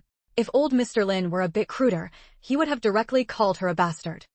88. Chapter 88. The Storm Approaches 8. This matter could not be hidden from outside eyes and was known to many, having already implicated people from several families, including the Yuan, Lin, Zheng, and Mo families. An atmosphere of an impending storm, where the wind fills the tower before the mountain rain arrives, pervaded the entire compound. In the end, things did not go as the Lin family had hoped. The Lin family had influence, but the Yuan family was not lacking either, especially since Zhang Hui also had her natal family to rely on. While the former was investigating, the latter too joined forces, obstructing every step, and for a time, there was no progress at all. Yet, precisely because of this, the Lin family's suspicions deepened, and they secretly allied with the Mo family to investigate. If Yuan Jihong and the Zhang family had nothing to hide, why not let them investigate thoroughly to clear her name? When faced with such a situation, wouldn't a normal person first issue a statement and provide evidence to prove their innocence? How could someone as proud as Yuan Jihong not do this, without arousing suspicion? The Mo family was no less influential than the Yuan family, perhaps even more so. They could not believe that the daughter-in-law they had welcomed into their family had already had a child before marriage and were determined to get to the bottom of it. No one wanted to be kept in the dark. Having a child out of wedlock was a matter of moral conduct. Moreover, Yuan Jihong was only 18 when she gave birth, which meant she had become pregnant before turning 18. Who was the man? Why didn't he marry Yuan Jihong?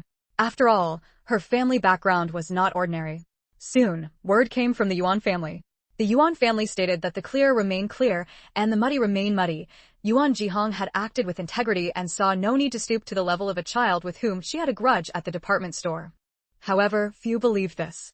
If she had clarified a few days earlier, it might have been different, but now the situation had escalated beyond control.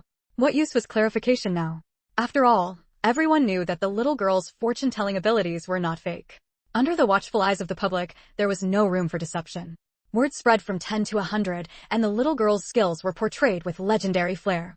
Many secretly inquired about where she lived. On the surface, feudal superstitions were not tolerated, and everyone scorned fortune-telling.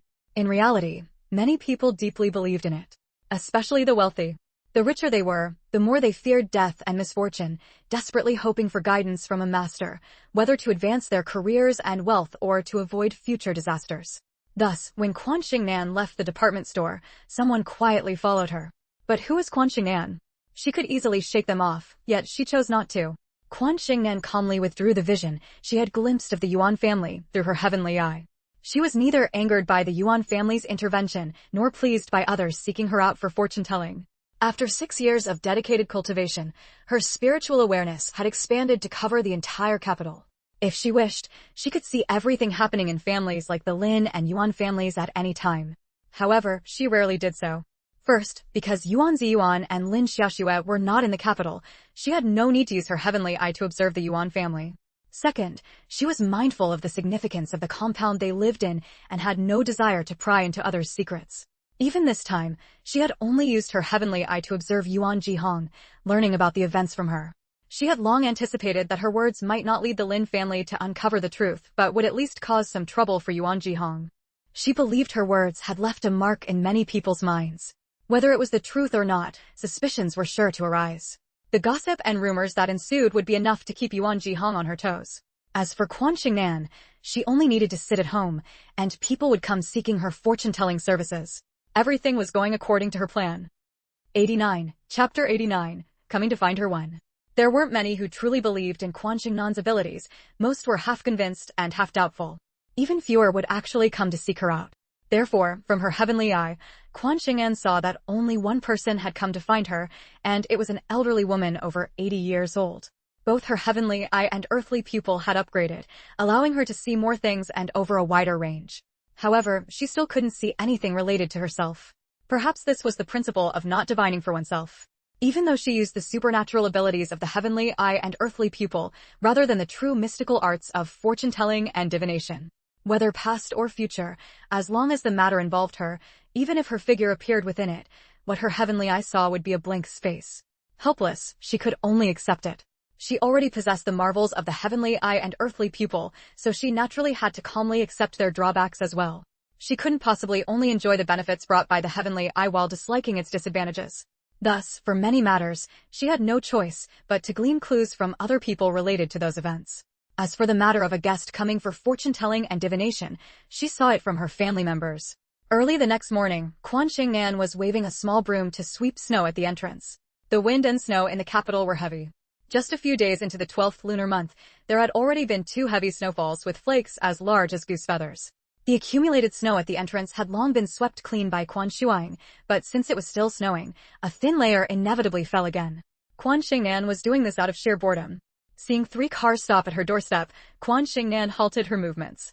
The elderly woman she had seen in her heavenly eye was getting out of one of those cars. Cars had already appeared long ago. But in 1987, the economy had developed for less than 10 years, and there weren't many households that could truly afford cars. It wasn't like decades later when the number of cars was terrifyingly high, often causing traffic jams, with Beijing's congestion being a famously distinctive feature worldwide. Moreover, 3 almost identical luxury cars were parked right at her doorstep. Soon, the doors of the front and rear cars opened simultaneously, and 3 burly men stepped out from each. All 6 were dressed in identical black suits, standing straight-backed, with vigorous strides and sharp, alert expressions on their faces. They were probably bodyguards. After seeing them, this understanding surfaced in Quan Shengnan's mind. Others might find it hard to tell, but she could see that these men had blood on their hands, exuding a stern, lethal aura from their very bones. Traveling with 6 bodyguards, it seemed the elderly woman seeking her out today was of no ordinary status. She saw one of the bodyguards open the door of the middle car and help the elderly woman she had seen in her heavenly eye to step out.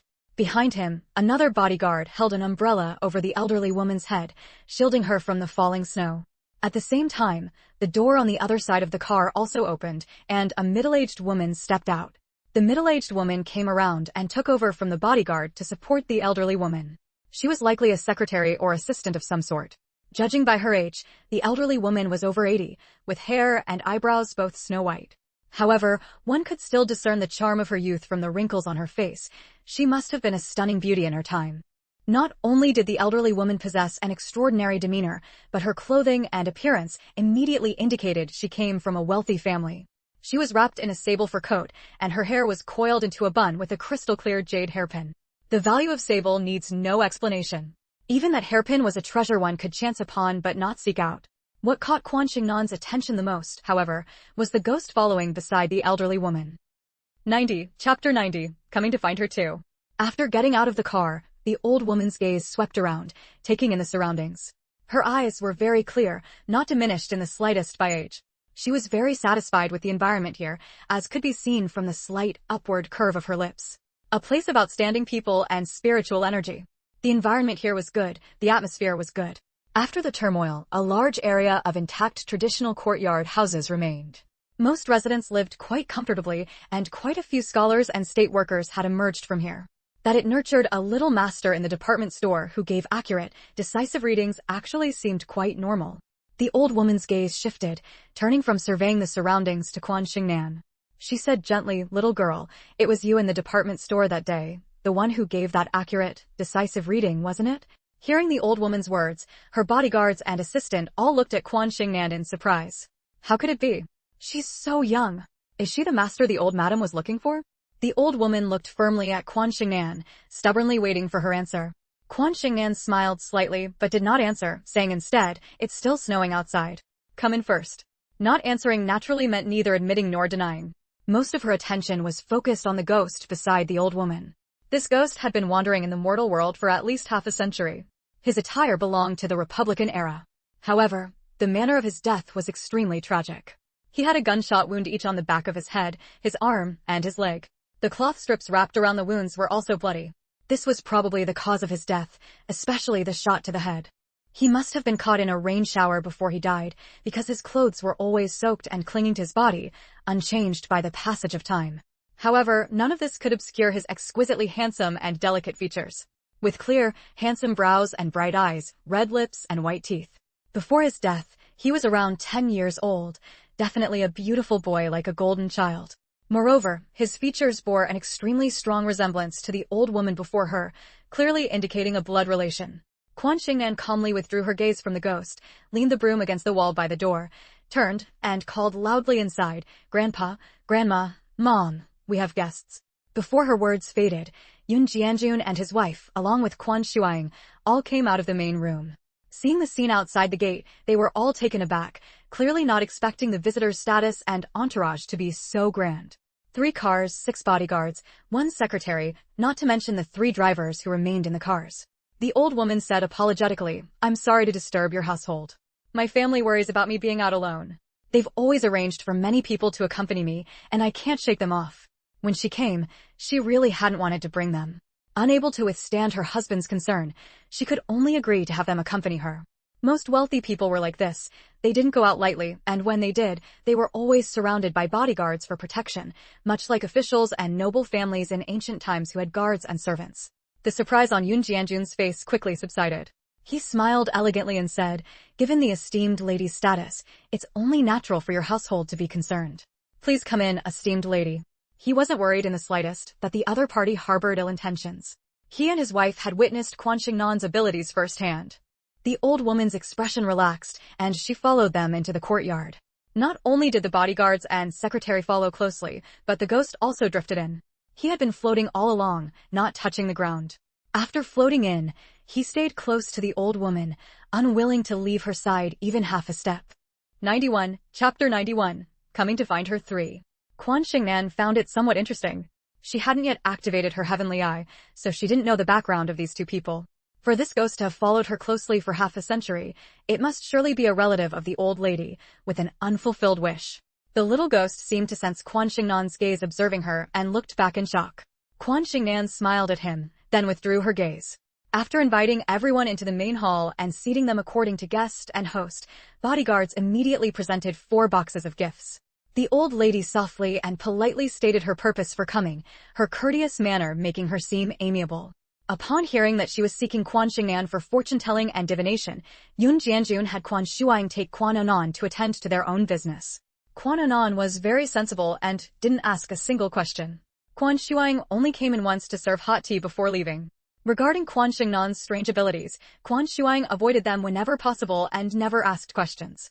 Quan Shengnan sat on a large chair, her short legs dangling in the air. She asked, "Grandma, what would you like to ask?" Without the old lady's consent, she didn't activate her heavenly eye to peer into the old lady's life.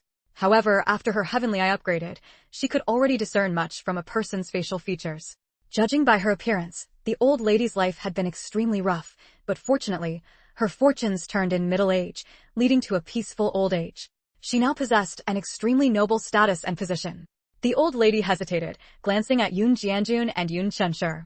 The 2 elders were very perceptive and immediately understood that some matters were not suitable for them to know, so they simply excused themselves and left. Before leaving, the 2 elders also glanced uneasily at the bodyguards and secretary. The old lady understood their unspoken concern and waved for them all to withdraw. Seeing that only the old lady and the little girl remained in the room, and after carefully surveying everything in the room, they felt reassured and retreated to the courtyard. Quan Shengnan smiled gently. "Madam, you may speak now. Before I begin, I'd like to know the extent of your abilities.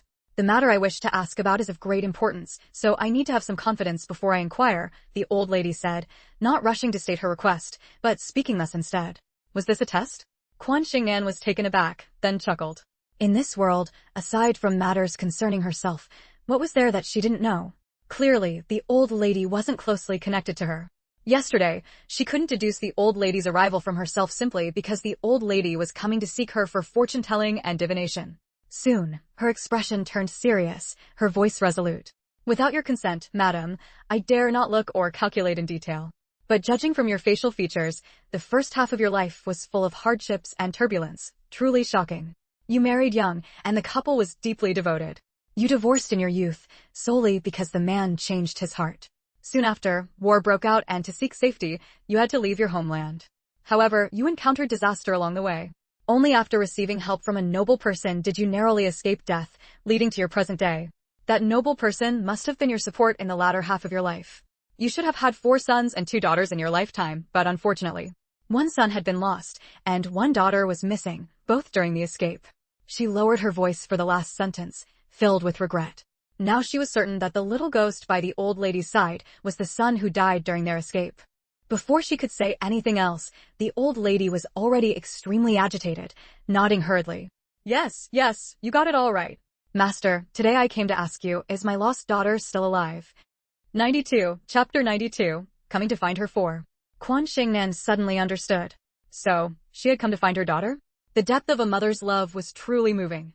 From the old lady's urgent tone, Quan Shengnan couldn't help but think of her own mother, Lin Xiaoxue. Back then, she had also searched for Quan Shengnan like this, never stopping her entire life. This old lady had been separated from her daughter for over half a century, and to this day, she was still searching, just like a second Lin Xiaoxue. Quan Shengnan's eyes reddened, and a feeling of deep respect welled up in her heart. "I don't know the full story of what happened, and I haven't performed any divination yet, so please don't be anxious, madam." The old lady tried hard to suppress her emotions and, without waiting for Quan Shengnan to ask, began telling her story. "My surname is Yen, not the Yen of the King of Hell, but the Yen with the character 4-3 inside the character 4 door. My name is Yen Xuelian, and I come from a family of traditional Chinese medicine practitioners. Our ancestors once produced 2 imperial physicians in succession, only leaving the imperial palace during the reign of the last Empress Dowager. My parents hoped that from birth, I would be like the snow lotus flower in the sky, beautiful, elegant, and possessing extremely important medicinal value. From childhood, I studied and went to school just like my elder brother. The only pity is that my brother went abroad and studied overseas, while I did not. In my youth, I met my first husband, Xiao Yutong. We got to know each other, fell in love, then married and stayed together, giving birth to a pair of children, a boy and a girl, who were like a golden boy and jade girl. Later, he joined the army and worked hard outside. How easily people's hearts change. He worked outside for 8 years. I stayed at home, serving his parents and raising our children. What I waited for, in the end, was actually a letter of divorce. Quan Shengnan was greatly shocked. She knew this old lady's early life had been very rough, but she hadn't expected her to be one of those abandoned first wives from that era. In that era, how many wives were abandoned by their educated, official, or otherwise absent husbands? Check the history books. How many respected figures from that period did such heartless, ungrateful things? Their reasons were utterly shameful. As the old lady spoke, a look of resentment also appeared on the little ghost's face. He and I fell in love freely and then married. Once he had a new love, I became the vicious, shrewish first wife and feudal burden who didn't understand his ideals and aspirations. Actually, if feelings are not harmonious, then divorce is fine. There's no need for so much resentment. What I resent the most is that he knew full well that war was about to break out, the city walls were about to fall, and enemy troops were approaching. Yet, he only took his parents away, abandoning me and our 2 innocent children. Abandoning me, I don't hate that. After all, we were divorced. But the children? Even a vicious tiger doesn't eat its cubs. The children were his own flesh and blood. For that woman, he gave them up. Not only that, he went so far as to intercept the letter my brother sent to me and my parents. That letter was meant to tell us this news, to urge us to leave quickly. My brother served under the same warlord commander as he did. My brother was an army medic, combining Chinese and Western medicine. His surgical skills were renowned, and he had received the news in advance. We never received the letter. Naturally, we never knew the news. Fortunately, I always had a sense of preparing for danger in times of peace. Seeing that man take his parents away, I felt something was wrong. I arranged for my parents, sister-in-law, and nephews to leave the area, and I also took the children and left. Unfortunately, we encountered enemy troops on the way and got separated. My son was shot 3 times and died. He died in a heavy rain. I was powerless. I could only watch as he breathed his last in my arms. 93, Chapter 93, Coming to Find Me 5. My daughter was also separated from me in that disaster. At the time, I almost died as well. Fortunately, I encountered the noble person you mentioned. Thanks to him, I eventually made my way to Shanghai. Over time, I found my parents, sister-in-law, and nephews, and I also found my brother. The only one I couldn't find, was my lost daughter. More than half a century has passed, and I am already nearing the end of my life. I only hope that before I close my eyes, I can find my daughter so I can know whether she is alive or dead. If she is alive, I would of course be overjoyed. If she is already gone, please also let me know where her remains are buried. I cannot let her go.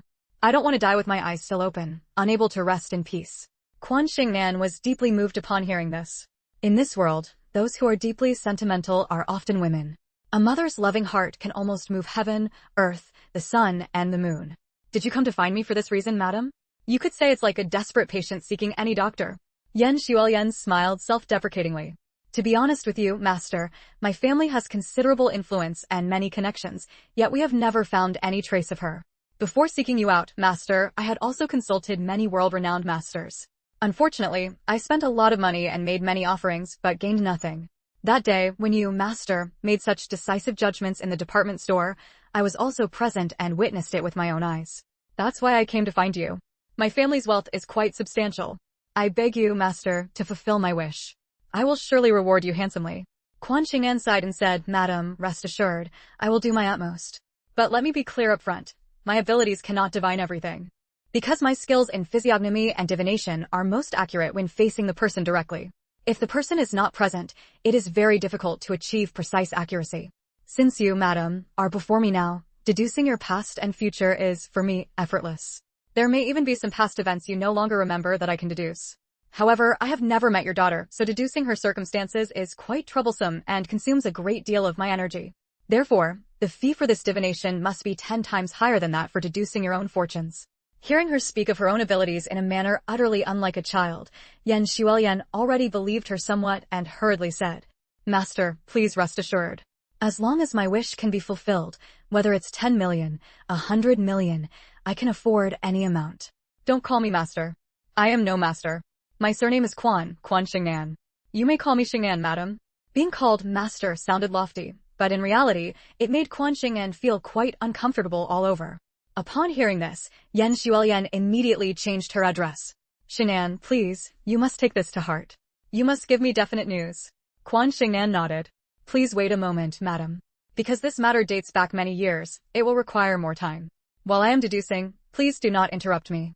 Yan Xuelian nodded excitedly, sat quietly to the side, and ceased speaking. Quan Shengnan looked at Yan Xuelian's face and secretly activated her heavenly eye to trace back through the past. 10 years ago. 20 years ago. 30 years ago. 50 years ago. Until the year Yan Xuelian was separated from her daughter. She saw it. What a beautiful girl she was. She was 2 or 3 years older than the present Quan Shengnan, with skin like ice and snow, a face like jade, and cherry lips, truly not inferior to Quan Shengnan in the slightest. Quan Shengnan's heart stirred. Her heavenly eye attached itself to the girl, following her through the turmoil and smoke of war in those chaotic times. This was a new skill of the heavenly eye. When tracing someone's past, the heavenly eye could freely attach itself to people from that past. Yan Xuelian and the little ghost both held their breath, staring intently at the motionless Quan Shengnan, waiting for her to deliver good news. 94. Chapter 94. They come knocking 6. I've divined it. Quan Shengnan suddenly spoke, simultaneously withdrawing her celestial eye. What a truly soul-stirring life. Actually, it would be more accurate to say she had found it, but that was something she couldn't tell anyone. Hearing her say she had divined it, Yan Xuelian and the little ghost were both extremely excited, especially Yan Xuelian, who for a moment was rendered speechless. Quan Shengnan offered her a reassuring smile. Knowing her urgency, she didn't beat around the bush and said directly, Madam, she is very fortunate. Yan Xuelian was stunned, then overjoyed. She is very fortunate. She is very fortunate. These words meant that she hadn't died back then. Master, no, Shengnan, please tell me her whereabouts, whether she is alive or dead. All right. Madam, your daughter is named Yan Mingwei, correct? Yes. My son is Mingrui, she is Mingwei. Where is she? Is she still alive? She is still alive. Madam, congratulations, your daughter is still living in this world. Quan Shengnan said with a smile. Yan Xuelian stared blankly for a second, then let out a loud wah and burst into tears. Still alive. Still alive. To her, no news could be more thrilling or bring her greater joy than the news that she was still alive. Her crying immediately drew the bodyguards and secretary waiting outside the door, who rushed in. What's wrong with Madam? Madam. The female secretary even shot an unhappy glare at Quan Shengnan, thinking she had upset the old lady. Quan Shengnan remained composed, utterly unfazed by them. Madam, you should be happy, why are you crying instead? If you keep crying, your bodyguards are sure to eat me alive. Quan Shengnan hopped down from the chair and handed a handkerchief to Yan Xuelian. Yan Xuelian's tears hadn't stopped, but her sobs ceased. She took the handkerchief to wipe her tears and glared at the bodyguards and secretary. All of you out. What are you doing coming in? What could possibly be wrong with me? I'm happy, I'm overjoyed. These are tears of joy. Hurry out. I still have many questions I haven't had time to ask Shengnan yet. The female secretary asked worriedly, Madam, are you really all right? If you're fine, why are you crying so sadly? The other bodyguards, however, were taken aback. Tears of joy? Did that mean the old lady had received the news she wanted? If that were truly the case, it would be a joyous occasion indeed. Yan Xuelian waved her hand, shooing them all out, not bothering to answer the secretary's question at all. In the time it would take to answer her questions, she could have already asked about her daughter's whereabouts. The living room quickly returned to quiet, with only the two of them, and a ghost that Yan Xuelian was unaware of but Quan Shengnan could see. That ghost's excitement was no less than Yan Xuelian's. It seemed he cared deeply about his sister who had been separated from their mother. Master, no, Shengnan, I forgot again. Please tell me quickly, where is my daughter? Calculating her age, she should be around 60 now. Did she get married? Does she have children? Has she lived happily? Where can I go to find her? Can I still find her? Or just let me know where she is first. Yan Xuelian held Quan Shengnan's hand, her words somewhat jumbled, repeating the same questions over and over. Quan Shengnan didn't feel the slightest bit annoyed and said gently, Madam, if you truly wish to find her, to know if she is doing well, if she is happy, if she has children, it's very simple. You can easily find out. You just need to take a trip abroad. 95. Chapter 95. Coming to find her 7. Abroad? What do you mean? Yan Xuelian quickly reacted. Shengnan, are you saying Mingwei is abroad? Quan Shengnan nodded. Yes, she's abroad, in the United States.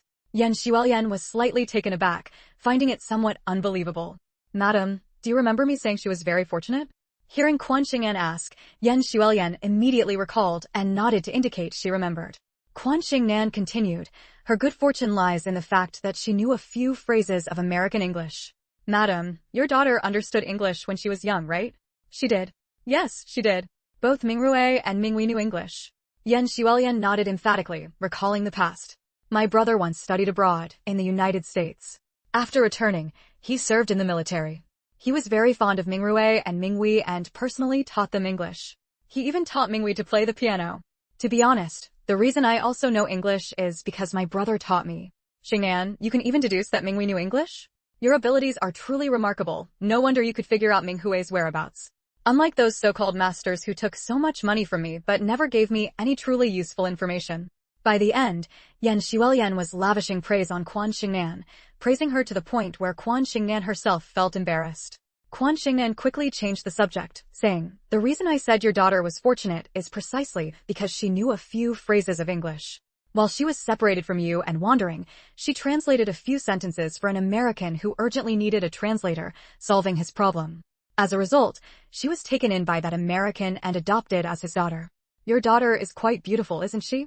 One can get a sense of that from you, madam. Your daughter's American adoptive father adored her. He took her back to the United States, raised her, and she married an American husband. Her name is Jessica Smith Wilson. Jessica Smith Wilson. If you go to the U.S. Capitol, madam, you should be able to find her. Among Chinese women named Jessica Smith Wilson, she is the only one around 60 years old. She is quite well known because she has 3 very capable sons." Then, she told Yan Xuelian Xiao Minghui's current detailed address and true identity. Having already explained many past events clearly, she naturally didn't withhold Xiao Minghui's identity and residence. Since she is living so well, why hasn't she tried to find her family? Yan Xuelian was both excited and puzzled. She had been searching for her daughter all along, her clever and bright 8-year-old daughter. At 8 years old, she was old enough to remember things. She had been looking for her all this time, and many people knew about it, even foreign friends helped in the search. Why was there no response from her? She is in the United States, she should have heard about the search for her daughter. Is she resentful? Resentful that I lost her, so she doesn't want to acknowledge me? Quan Shengnan immediately sensed Yan Xuelian's self-blame and, fearing she might become fixated on this, hurriedly advised, "It's not that she doesn't want to, but she has amnesia. If she remembers nothing, how can she search for her family? Perhaps, even if they were face-to-face, they wouldn't recognize each other as family." Fortunately, even when Xiao Minghui lost her memory, she still remembered she could speak English. Because of those few translations, she gained a lifetime of peace. Amnesia? How did she get amnesia? Did she encounter some danger? Shengnan, please tell me quickly. Yan Xuelian was extremely anxious and worried. 96, Chapter 96, Coming to Find Her 8. In times of chaos, who could guarantee they would make it through safely? Yan Xuelian herself had also endured countless hardships before finally avenging her wrongs and reuniting with her husband. Both she and her husband, 2 adults, had suffered so much.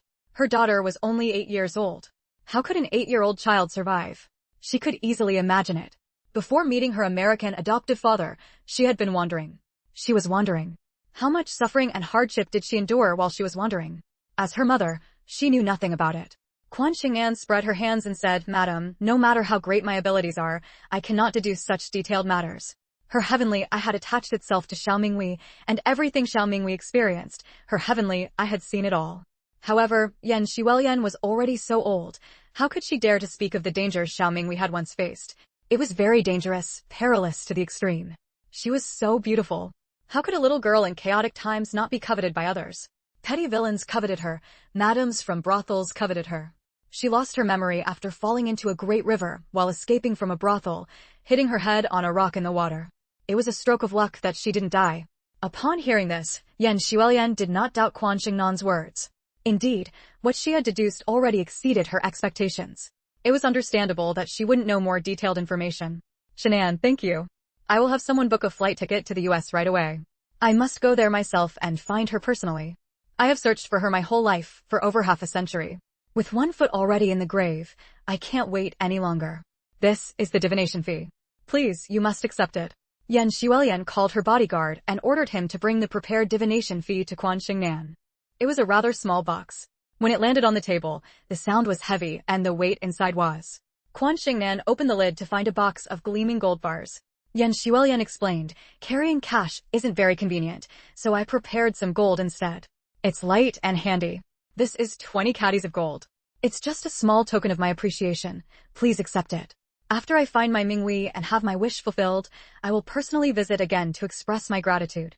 Quan Shengnan closed the lid again and said with a faint smile, "Madam, in that case, I will accept it without further courtesy." She wasn't being polite at all. Using her heavenly eye to trace events from over half a century ago and attaching it to Xiaoming, we had indeed consumed a great deal of her mental and spiritual energy. This gold was well deserved. Moreover, even if this gold belonged to her, she would mostly use it for charity. The more divination fees she received, the more good deeds she could do and the more merit she could accumulate. The female secretary and bodyguards were all surprised by this. Could this little girl really be a master, making the old lady willingly give away gold worth millions? It was worth noting that when the old lady consulted other famous masters for divination, she would give at most 100,000 yuan. From the old lady's tone, it seemed she would personally visit again later to express her thanks. If that were the case, it would surely involve another generous gift. Yan Xuelian paid no mind to her subordinate's thoughts. She carefully placed the note recording Xiaoming Hui's name, identity, and address into her purse. When Quan Shengnan told her earlier, she had immediately taken out the pen and paper she had prepared and written it down, afraid that she might forget important details due to her age. Then, she quickly took her leave. As Quan Shengnan saw her out, she sent a telepathic message to Xiaoming Rui. "You have been wandering the human world for over half a century. Is there some unfulfilled wish? Do you need my help?" 97. Chapter 97. Encountering a female ghost 1. Xiaoming Rui was slightly taken aback. Although he appeared as a child, having drifted with his mother for over half a century, his mind was far more astute than that of a little boy. "You can see me?" It seemed every ghost started with this line. Chiang Kai-shao was like this, and so was Xiaoming Rui. Even in Quan Shengnan's previous life when she helped spirits pass on, they were always surprised that she could see them upon hearing her speak. "Yes, I can see you. You must have noticed, right? Your form is growing increasingly faint, not as solid as before, and your drifting isn't as effortless as it once was. This means you are on the verge of dissipating. Having lingered in the mortal world for over 50 years, it must be due to the immense resentment you held and the unfulfilled wishes you carried. Humans belong in the mortal realm, ghosts belong in the underworld. Humans have their path, ghosts have theirs. Humans cannot enter the underworld, and while ghosts can wander the mortal realm for a time, it cannot be for too long. Too long harms the soul.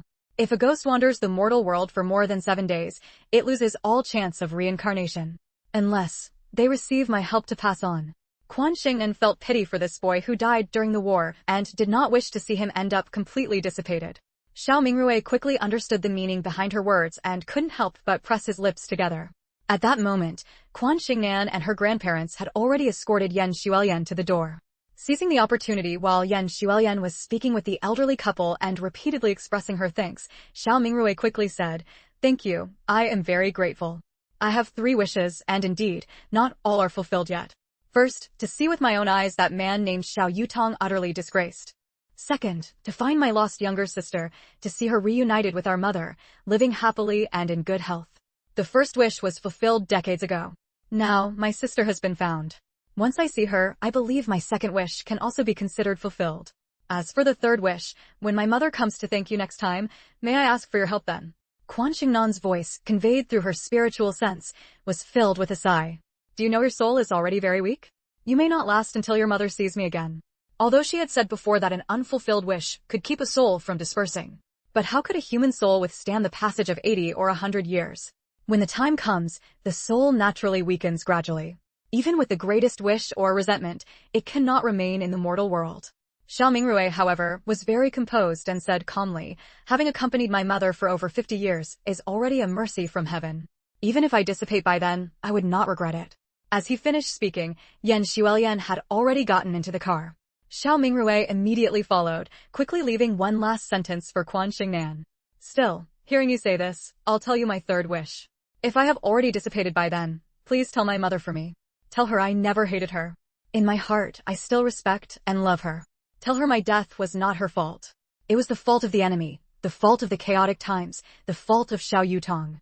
Only, it was never hers. So, please ask her not to blame herself anymore for not protecting me. All these years, in the depths of the night, my mother often blamed herself, saying she failed to protect me, which led to my death at such a young age. I don't hate her. I truly don't hate her at all. You must remember. You must remember to tell her." Quan Shengnan sighed, her fingertips moving slightly as she channeled spiritual energy to draw a talisman and attach it to Xiaoming Rui's soul. 98. Chapter 98. Encountering a female ghost 2. She did this to receive Yan Xuelian's payment for the ritual in the future. Quan Shengnan muttered to herself with her divine sense and solemnly transmitted a message to Xiao Mingrui. With this talisman, your soul can be preserved from dispersing. I don't pity you. I'm doing this so that when I convey your words to your mother in the future, I can receive a lot of money. Your mother loves you deeply. Knowing that I performed the ritual for you, sent you to reincarnate, and prevented your soul from scattering, she will surely be very grateful to me and will definitely reward me generously. Follow your mother to find your sister. 3 years. If you don't come within 3 years, I truly won't be able to help. However, if I have the ability, I might come looking for you. The car had already started, and Xiao Mingrui had drifted inside, but he didn't miss the golden talisman that suddenly entered his body. Hearing her words, he smiled and thanked her loudly, feeling immensely grateful. This little girl claimed it was for money, but in reality, her heart was incredibly soft. He had already noticed that ever since entering this courtyard, being near Quan Shengnan felt as comfortable as soaking in warm water. Compared to when he arrived, his soul had thickened slightly, no longer as thin and fragile as smoke, as if it would scatter with a gust of wind. After watching the 3 cars drive away in a cloud of dust, Quan Shengnan took her grandfather's hand with one hand and her grandmother's with the other, heading back to the main hall. She then called her mother to look at the gold she had received that day and explained its use. 20 caddies of gold were worth about 1 million. She could now buy the 5 courtyard quadrangle she had her eye on. When collecting antiques, aside from their future skyrocketing and immeasurable value, it was also because she genuinely liked them.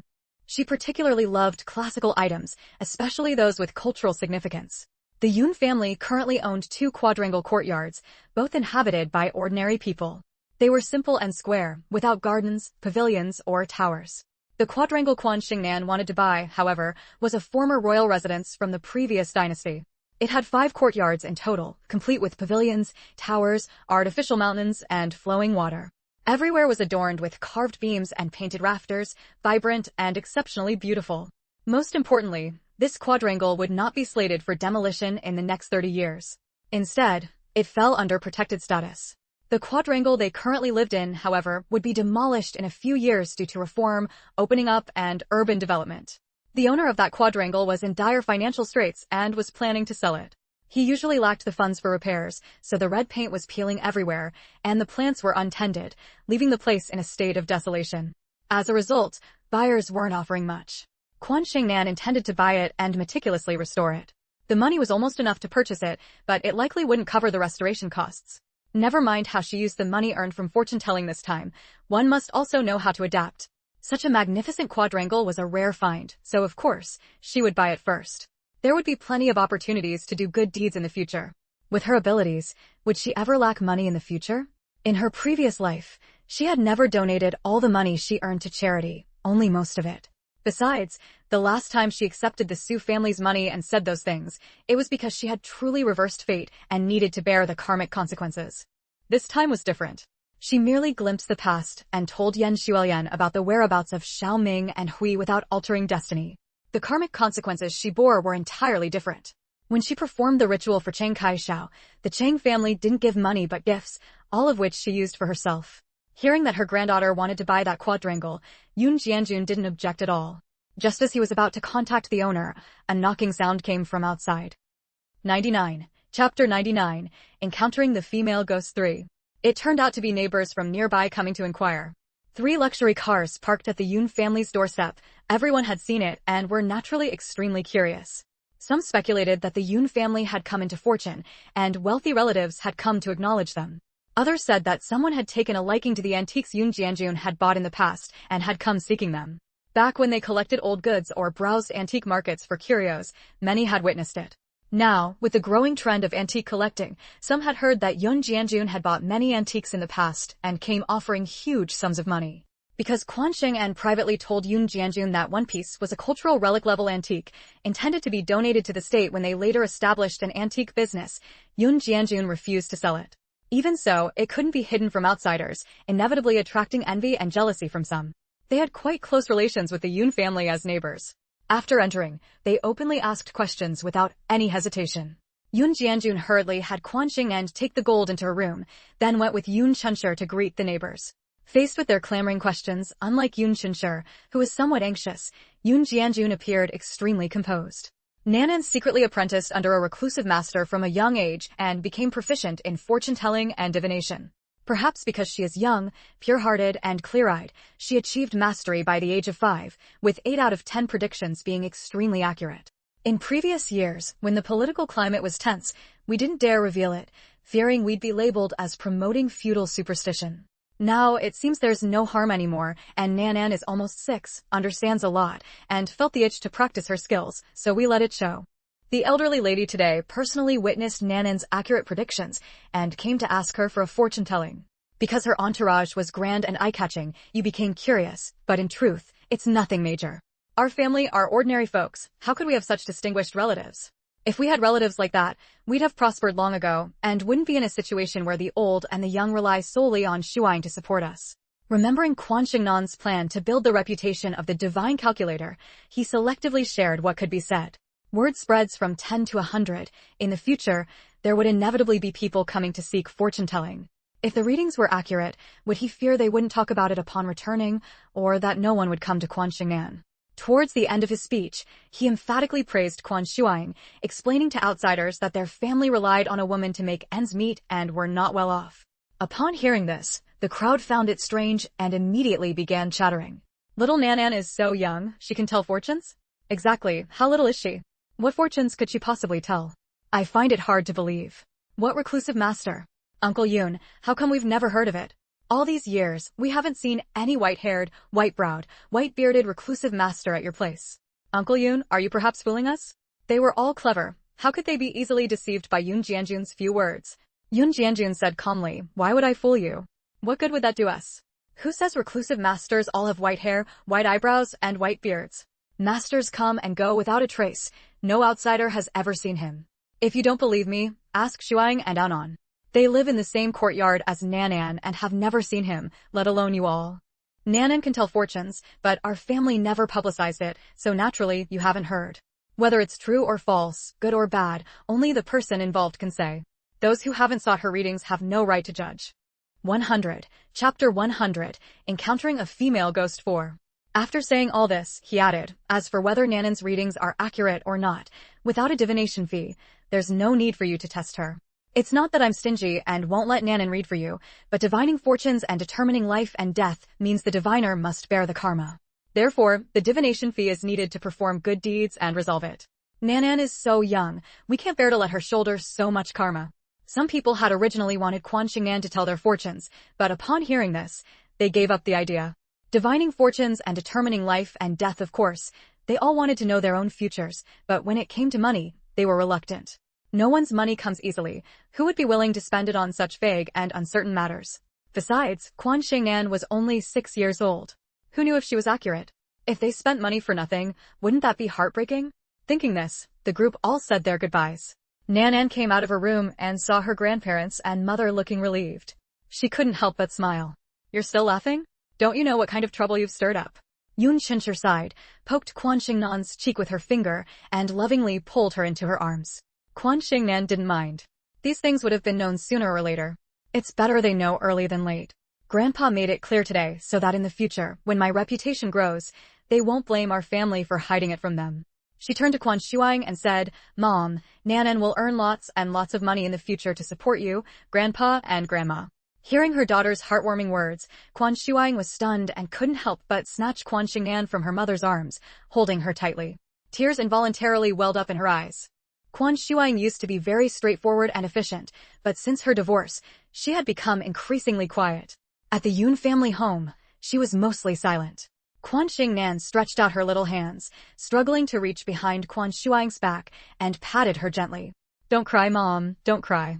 Nan earned a lot of gold today. Nan will make gold jewelry for Mom to wear. Quan Shuang smiled through her tears. Silly Nan, don't you know that wealth shouldn't be flaunted? You might not understand, but Mom does.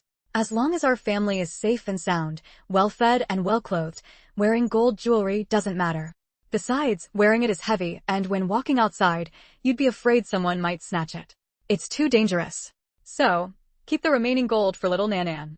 In the future, we'll make dowry jewelry for little Nan. A few words made Yun Jianjun and Yun Qinsher both laugh. Quan Shengnan turned her head and said, Grandpa, don't laugh. Go buy the courtyard house. If it's too late, we won't be able to buy it. Yun Jianjun laughed. Do you think everyone is like you, liking old-style courtyard houses? The money for buying the Sihiyuan is far less than the cost of renovating it. Not many buyers are willing to buy. Your grandpa will make sure you get what you want. With that, he went to contact the owner of the Sihiyuan. He had been quite idle these years, often wandering around, gardening, raising birds, or fishing. He frequently visited flower and bird markets and second-hand markets, making quite a few like-minded friends. These friends, enjoying leisure in their later years, were mostly from wealthy and privileged families, with considerable connections. Through his friends, Yun Jianjun quickly got in touch with the owner of the Sihiyuan. This Sihiyuan was in the west of the city, or rather, to the west of the Forbidden City, not far away. The east is for the wealthy, the west for the noble, the south is poor, the north is lowly. In the previous dynasty, most high-ranking officials and nobles lived in the western city. 101, Chapter 101, Encountering a Female Ghost 5. Most importantly, Yun Jianjun discovered that this courtyard was not far from the compound where Lin Yuan and others lived. To be precise, it was just across the street. Of course, they lived deep within the compound, which covered a vast area and couldn't be seen from the outside. Leading Quan Shengnan up to the highest pavilion in the courtyard, although the compound couldn't be seen, the Forbidden City was clearly visible. Quan Shengnan's eyes lit up. What a great location and a wonderful house. She was very pleased, especially since she could be closer to her biological parents, even though they weren't in the capital at the moment. Grandpa, I like this place. Hearing that she liked it, Yun Jianjun wasn't surprised at all. If she hadn't liked it, she wouldn't have come to see the courtyard in person. The original owner of the courtyard, however, was overjoyed. When he first received this elderly man and young child, he truly didn't believe they could afford it. After all, their attire was far too ordinary. Now it seemed that most wealthy people kept a low profile. Before them, he had already contacted several potential buyers. Each time they came to see the place, they felt the renovation costs were higher than the house price and refused to buy, or they tried to force the price down. He was currently in a tight spot and in urgent need of money. If he couldn't sell the house, he'd be left with nothing. So, he wisely lowered the price to the minimum he was willing to accept. This price was entirely within the acceptable range for Yun Jianjun and his granddaughter. Without further haggling, they agreed to the deal directly. Yan Xuelian had paid for the divination with gold, so Yun Jianjun also settled the payment in gold. Calculated at the bank's gold recovery price, the total amount owed to the courtyard owner was less than 18 caddies of gold. With an extra 13 grams or so, Yun Jianjun ultimately gave him 18 caddies of gold. He also asked the owner to keep the news of the courtyard's purchase by him and his granddaughter a secret from outsiders. We are an old man and a young child and don't want to attract too much attention. You can keep the extra dozen or so grams of gold as our thanks. The courtyard owner was, of course, delighted and readily agreed. This outcome pleased everyone. Both parties had some connections and used backdoor channels to quickly register the courtyard under Quan Shengnan's name, with all procedures and certificates being entirely legal. Since the funds for renovating the courtyard were insufficient, the elderly man and the young girl decided to postpone the renovations for the time being. After all, they currently had a place to live and weren't in a hurry to move here. With no power or influence at the moment, being too close to the Yuan and Lin families risked exposing the identities of Yun Chenshi and Quan Shuang. After finishing their business, Yun Jianjun and Quan Shengnan bid farewell to the courtyard owner. Even before completing the paperwork, the courtyard owner had already moved out and handed over all the keys to them. Yun Jianjun and Quan Shengnan bought new locks and replaced every lock inside and out. By the time they finished, it was nearly noon. Their home was located southeast of the Forbidden City, quite far from this place, so the grandfather and granddaughter found a small restaurant to have lunch. While waiting for their food to be served, Quan Shengnan suddenly fixed her gaze on a middle-aged man at the next table. The reason she looked at him was that a ghost was constantly hitting him. A ghost's attacks on a person were completely ineffective, as humans couldn't feel them. Even so, the ghost gritted its teeth, repeatedly pulling the man's hair and clawing at his face. What surprised Quan Shengnan the most was that this was a malevolent ghost. Similarly, it was also a female ghost in her 20s. She was filled with overwhelming resentment, her entire soul pitch black, her face twisted and terrifyingly hideous, giving Quan Shengnan a chilling sensation. 102, Chapter 102, Encountering a Female Ghost 6. The chilling female ghost seemed tireless as she continuously punched and kicked the man. Of course, ghosts don't feel fatigue. The man was completely oblivious, toasting and feasting heartily with his tablemates. Quan Shengnan observed him carefully, wanting to know why the female ghost was treating him this way. He appeared to be only in his mid-30s, with handsome features and refined manners, yet he looked quite aged. This was why Quan Shengnan had mistaken him for a middle-aged man at first glance. Nan, what are you looking at? Yoon Jianjun noticed his granddaughter's unusual behavior and couldn't help but ask. He hadn't forgotten his granddaughter's abilities and deliberately lowered his voice. Quan Shengnan snapped back to attention and chuckled softly. I'm looking at that man. No, I should say, I'm looking at the female ghost beside him. A female ghost? Yoon Jianjun raised his graying eyebrows, looking at the man in surprise and letting out a soft exclamation of astonishment. Grandpa, what's wrong? Do you know him? Quan Shengnan hadn't activated her heavenly eye and didn't know the man's identity. Moreover, whether in her past life or this one, she didn't recognize that man. I don't know him, Yoon Jianjun shook his head. I just find it strange that a female ghost would be following him. I don't know either. Let me ask. I'm very curious about this. Why are you curious about everything? Don't mess around. I'm not messing around. Quan Shengnan's expression turned extremely serious. The female ghost beside him is filled with immense resentment and has already become a fierce ghost, what's commonly called an evil spirit. Such a ghost must be released through prayer. She cannot be allowed to remain in the mortal world. I need to understand whether her malevolence stems from resentment before her death or from evil deeds she committed. Yoon Jianjun listened thoughtfully. He remembered Quan Shengnan once saying that ghosts are also divided into good and evil, but regardless, they shouldn't wander in the human world. Quan Shengnan sent a telepathic message to the female ghost. Hey, no matter how much you hit him, he won't feel a thing. Do you think hitting him like this has any meaning? The female ghost suddenly turned her head, staring fixedly at Quan Shengnan, her gaze fierce and cruel. When she saw it was a little girl, her eyes gradually softened. Clearly, she wasn't a person or ghost who had committed many evil deeds. Instead, her resentment before death was too heavy, and she had somehow absorbed Yin energy, transforming into a fierce ghost. Realizing this, Quan Shengnan immediately changed her attitude. You can see me? You're talking to me. Like other ghosts, she couldn't believe someone could actually see her. Yes, my name is Quan Shengnan. What's your name? Can you tell me? My name is Ding Haihua. Little sister, you're the first person who can see me. The female ghost released her grip on the man's ear and slowly walked up to Quan Shengnan. Since you can see me, can you help me? Help you? Quan Shengnan raised her eyebrows slightly. She hadn't even mentioned releasing her yet, and the female ghost had already asked. Of course, I'd be happy to. Even if she hadn't asked, Quan Shengnan would have inquired if there was anything she needed help with. Ghosts remain in the mortal world because of unresolved attachments. This female ghost must be the same. Seeing Ding Haihua's delight, Quan Shengnan spoke again. However, I also have a condition. A condition? What condition? Ding Haihua quickly agreed. As long as you can help me, I'll agree to any condition. 103, Chapter 103, Encountering a Female Ghost 7. Quan Shengnan immediately comforted her. Don't worry, my condition is very simple. Once you have achieved your wish, I will guide you into the underworld so you no longer have to wander in the human world. As she spoke, she also explained the consequences of a ghost lingering in the human world for too long.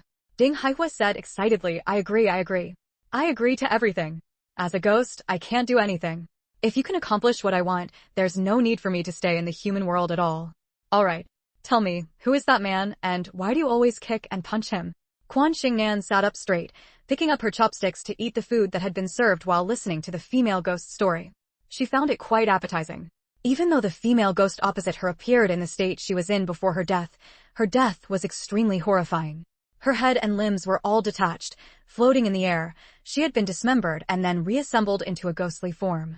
When mentioning that man, Ding Haihua's eyes were filled with hatred, and for a moment, her resentment surged into the sky. In that instant, the entire restaurant was filled with a chilling coldness, and she herself became violent.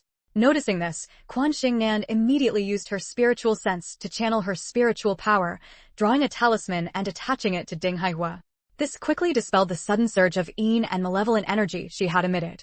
As the Yin energy disappeared, Ding Haihua gradually calmed down, but her deep-seated hatred remained unchanged. His name is Zhang Sun. He was once my husband. Quan Shengnan was taken aback. Your husband? Since he was your husband, and there is affection between husband and wife, why do you treat him like this? Ah, I see. Your resentment is so strong, and you refuse to leave. It must be because he did something to wrong you. Am I right? It's very likely that your death is related to him. As Quan Shengnan spoke, she activated her heavenly eye. Ding Haihua nodded. You're right about everything. So, you really are a master. She pointed at Zhang Sun and said, I was his wife. I bore him a son and a daughter, but he ended up killing me. Then, she pointed at herself. Look at me. Can you see it? My head, my arms, my legs, he chopped them all off while I was still alive. Not only did he kill me, but he and his new wife also dissected me together. They made it look like I had voluntarily donated my body to the hospital for dissection experiments as a progressive person. I hate him. My hatred is higher than the mountains and deeper than the sea. Quan Shengnan glanced at Zhang Sun. He was smiling gently and elegantly, showing no signs of such cruelty. Wait, you said you were his wife, but he's with his new wife? Ding Haihua nodded. I was his wife. I don't know how he managed it, but after returning to the city, he obtained a divorce certificate and married that woman. Another tragedy of a woman abandoned by a man.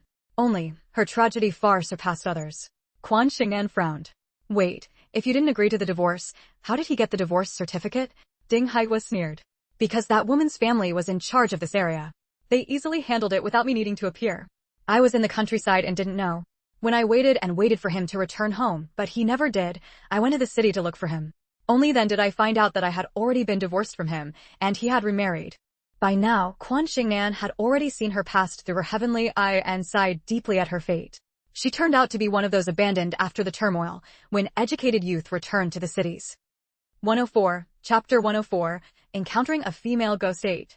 When Ding Haihua reached this point in her story, her energy became unstable, and a significant amount of yin and malevolent energy overflowed. Fortunately, Quan Shengnan's talisman suppressed it, preventing it from affecting her mind. Quan Shengnan asked, then how did you die? Although she had already seen her past, she continued to inquire. My death, it was miserable, I died so miserably. The hatred in Ding Haihua's eyes grew increasingly intense, but facing Quan Shengnan, she recounted it in a very orderly manner. Back then, his family were educated people, their class background was very poor.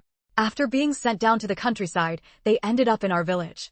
You know, in those days, only those from families who had been poor peasants for 8 generations were favored, those with pure roots and good standing.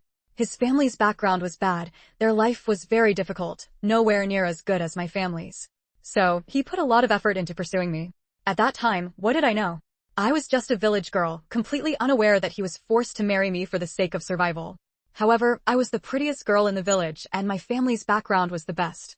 Both I and my family were very satisfied with him, cultured, refined, elegant, and very talented. I married him and had a son and a daughter.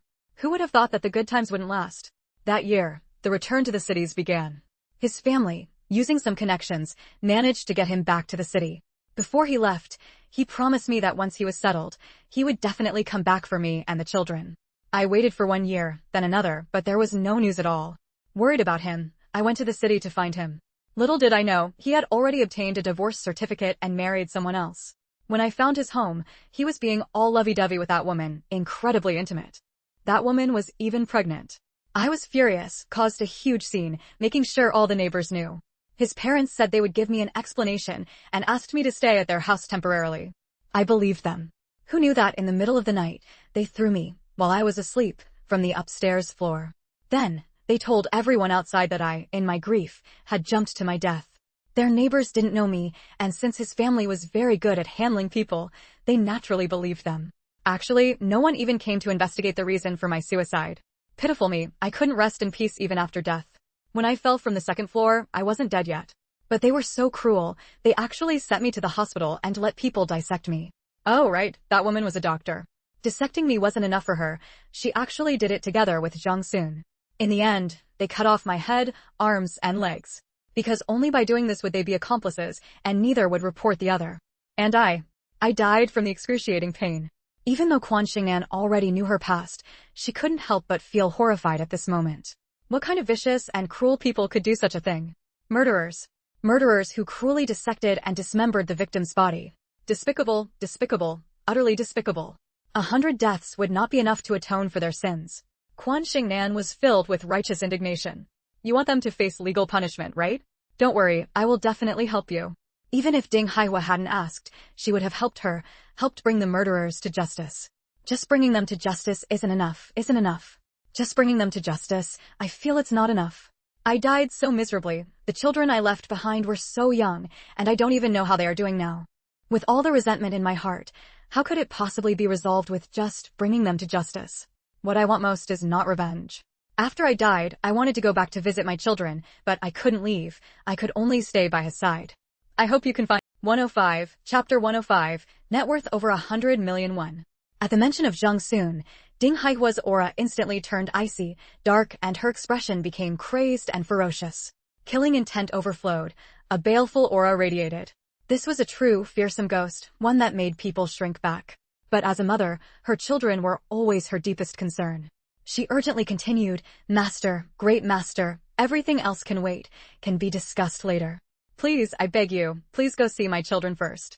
Even though she had become a ghost, tears still streamed down her face.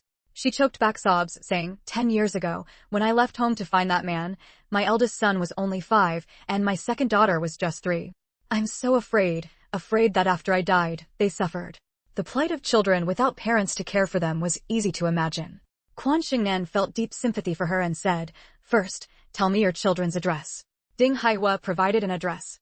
After hearing it, Quan Shengnan's eyebrows raised slightly, almost imperceptibly. So far away, it was actually in a remote mountain village in Yunnan. Ding Haihua had been watching her closely and, seeing this reaction, immediately grew anxious. "Can't you go find them for me?" I know, my home is very far, but I truly want to know how they are doing now. If I could, I would travel 1,000 miles myself to watch them grow up, but I just can't leave the Beijing area. I've tried so many times and never once succeeded. In my anger, I ended up clinging closely to that wretched man, Zhang Sun. I beg you, you said you would help me. You don't have to help me bring that adulterous couple to justice. I can let that go. But please, you must go see my children for me. Nothing matters more to me than my worry for my children. Quan Shengnan knew she had misunderstood and quickly said, "Don't worry, I didn't say I wouldn't agree." The words Ding Haihua was about to continue with stuck in her throat. She processed this and exclaimed joyfully, "You agree?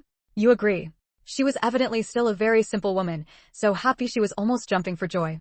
Quan Shengnan nodded, using a smile to soothe her worries. "I was just thinking, the place where your children live is too far from Beijing, and I myself am still a child. I can't go immediately. You know, the New Year is in just over 20 days. I can't travel far at this time. So, it will have to be after the Lantern Festival on the 15th of the first lunar month that I can take you there personally. Just because you can't leave Beijing doesn't mean I can't take you with me. Can you wait until after the 15th? Although her duty was to liberate lost souls and help them fulfill their wishes, she would never let it disrupt her own necessary life.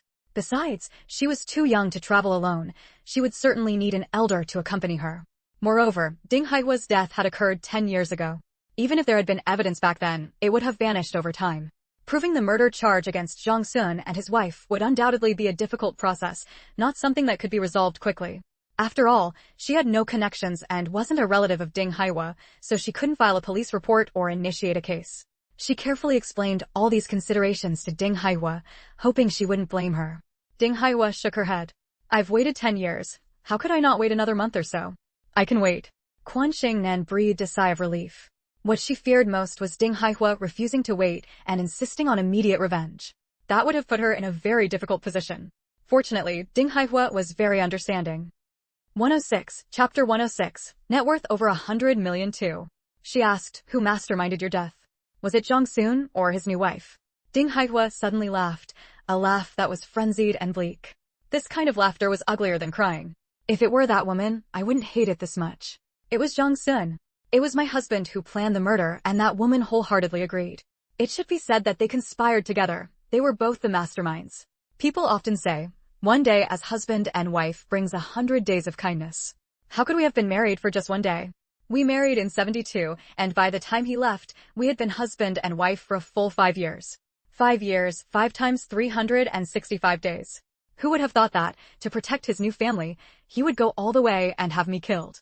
That woman knew perfectly well I was innocent, yet she still had the heart to do it. Truly, birds of a feather flock together. The man is cold and heartless, the woman is vicious and cruel."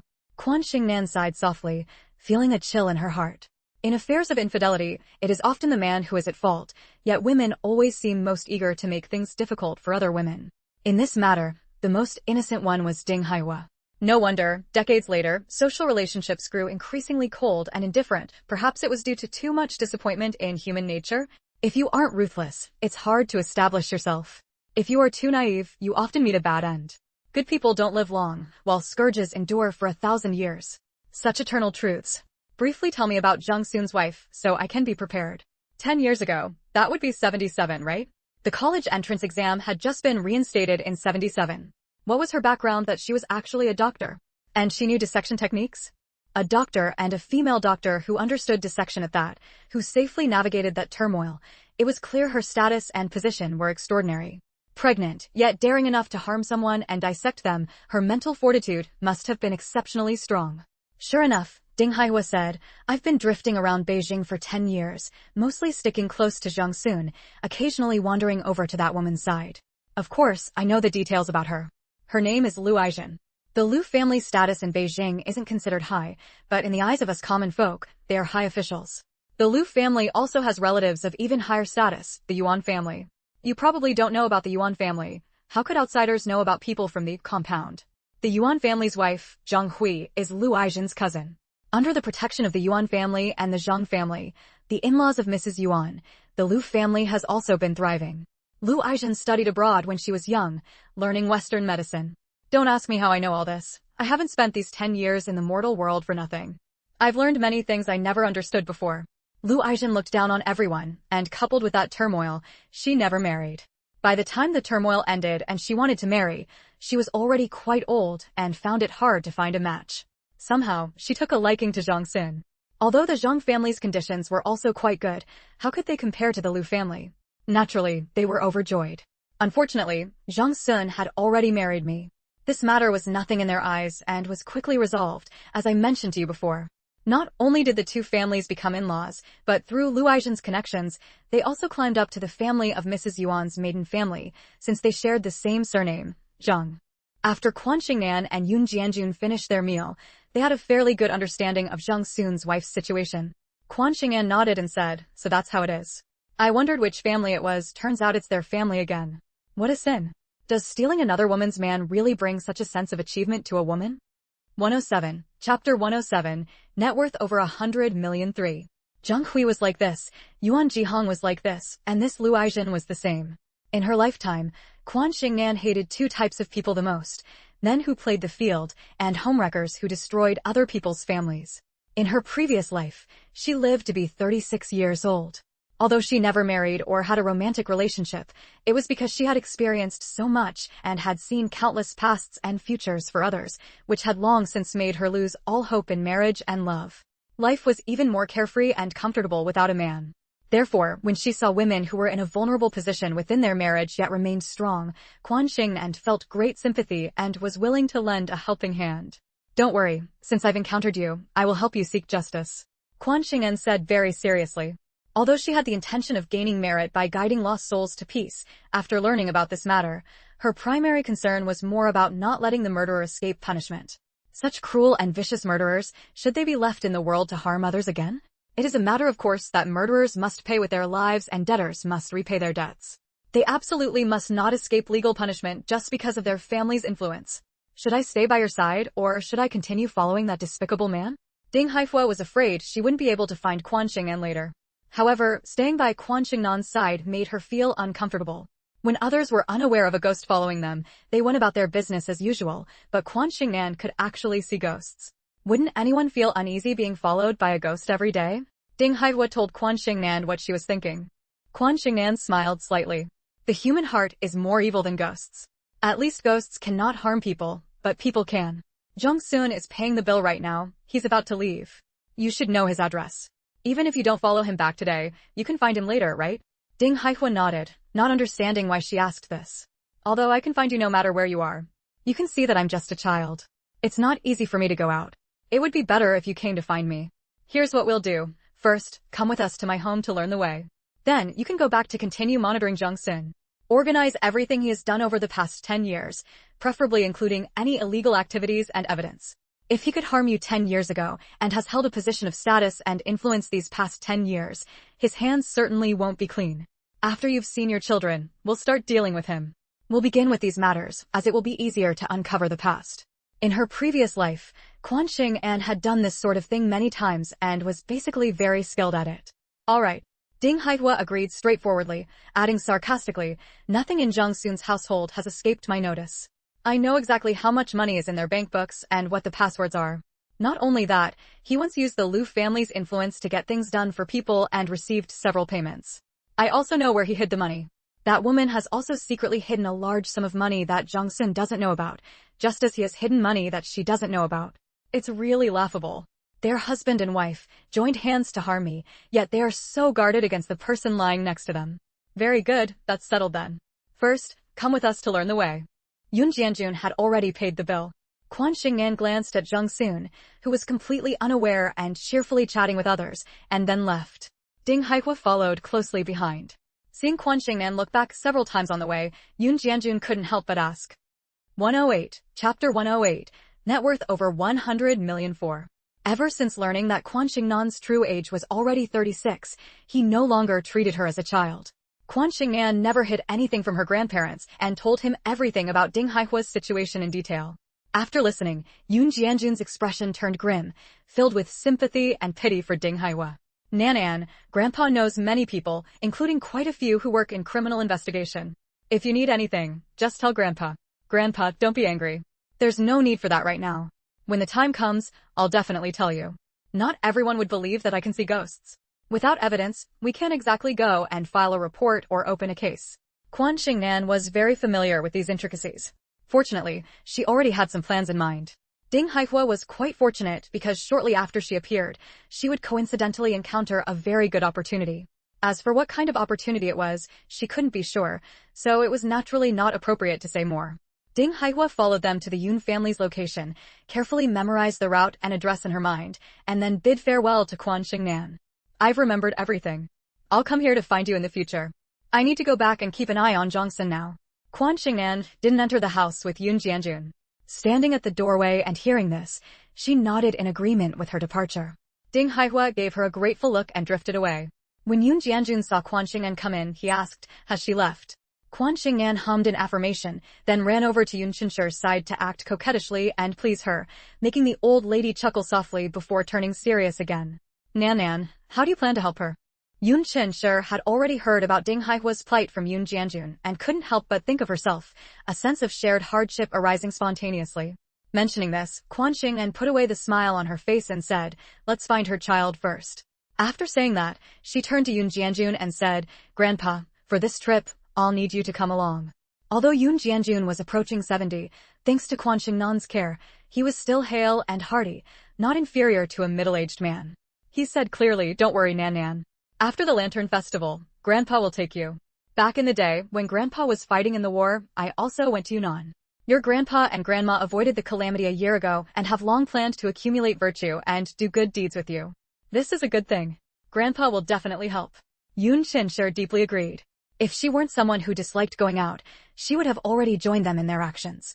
Quan Shengnan didn't want to keep talking about this matter and changed the subject. Where are Mom and brother?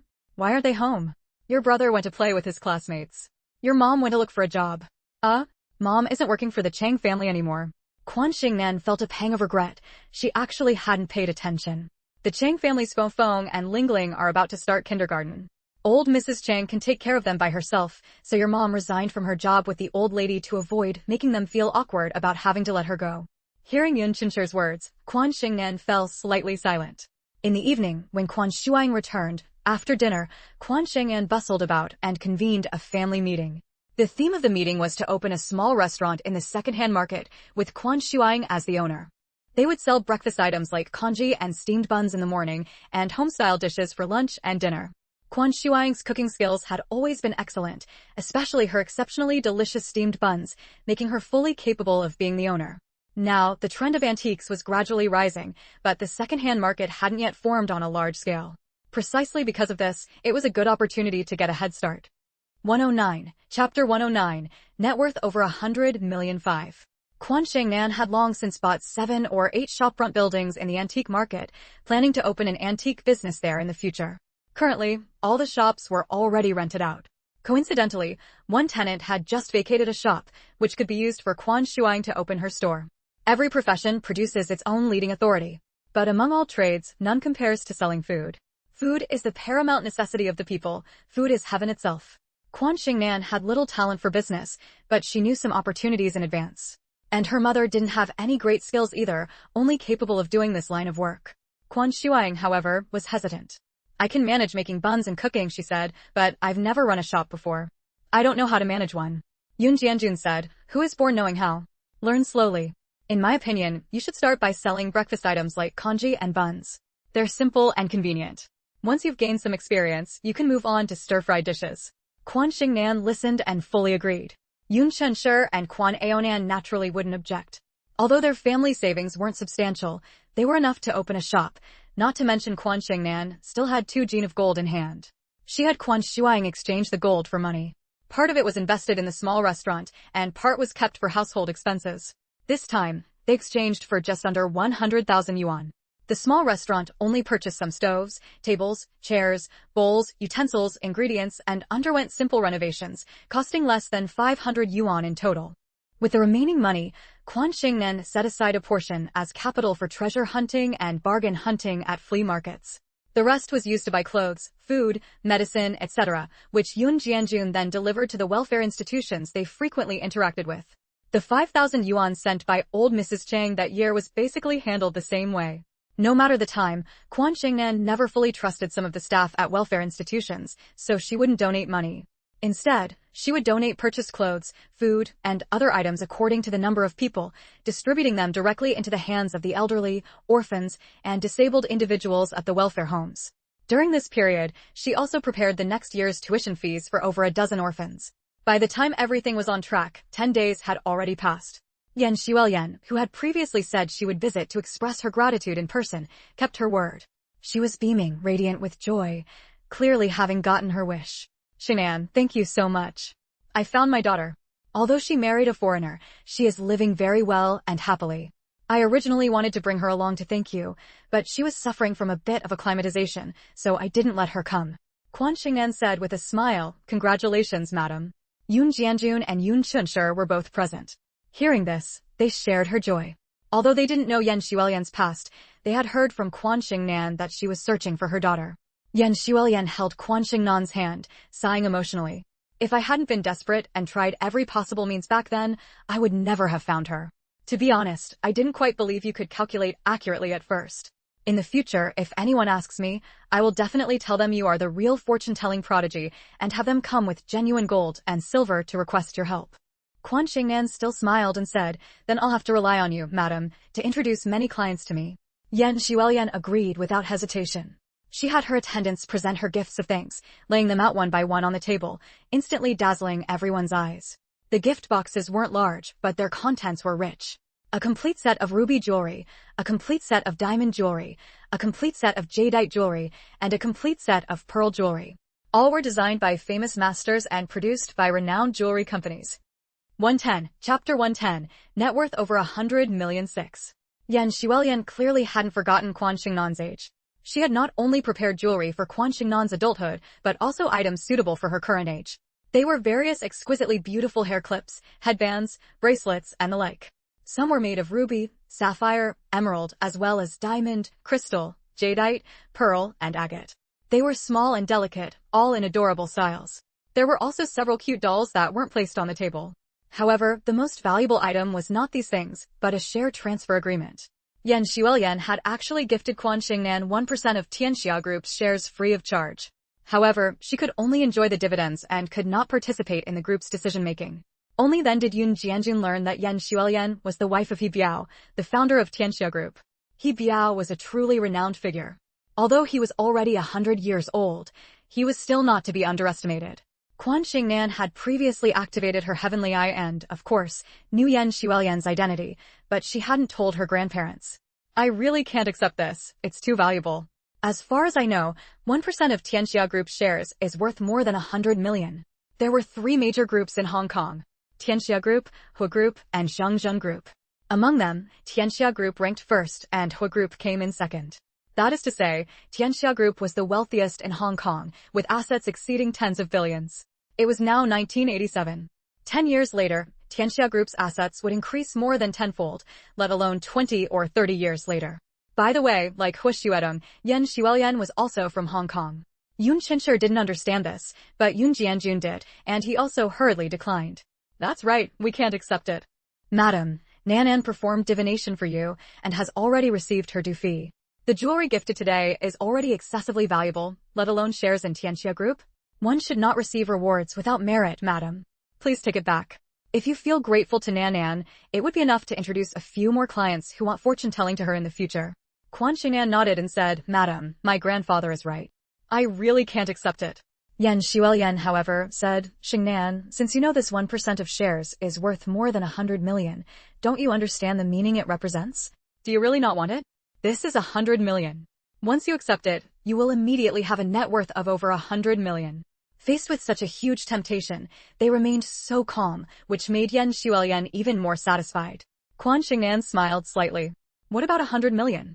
What isn't mine isn't mine. I would feel ashamed to accept it. If she were willing to sell the over 1,000 antiques she had collected, she would instantly possess a net worth of over 100 million.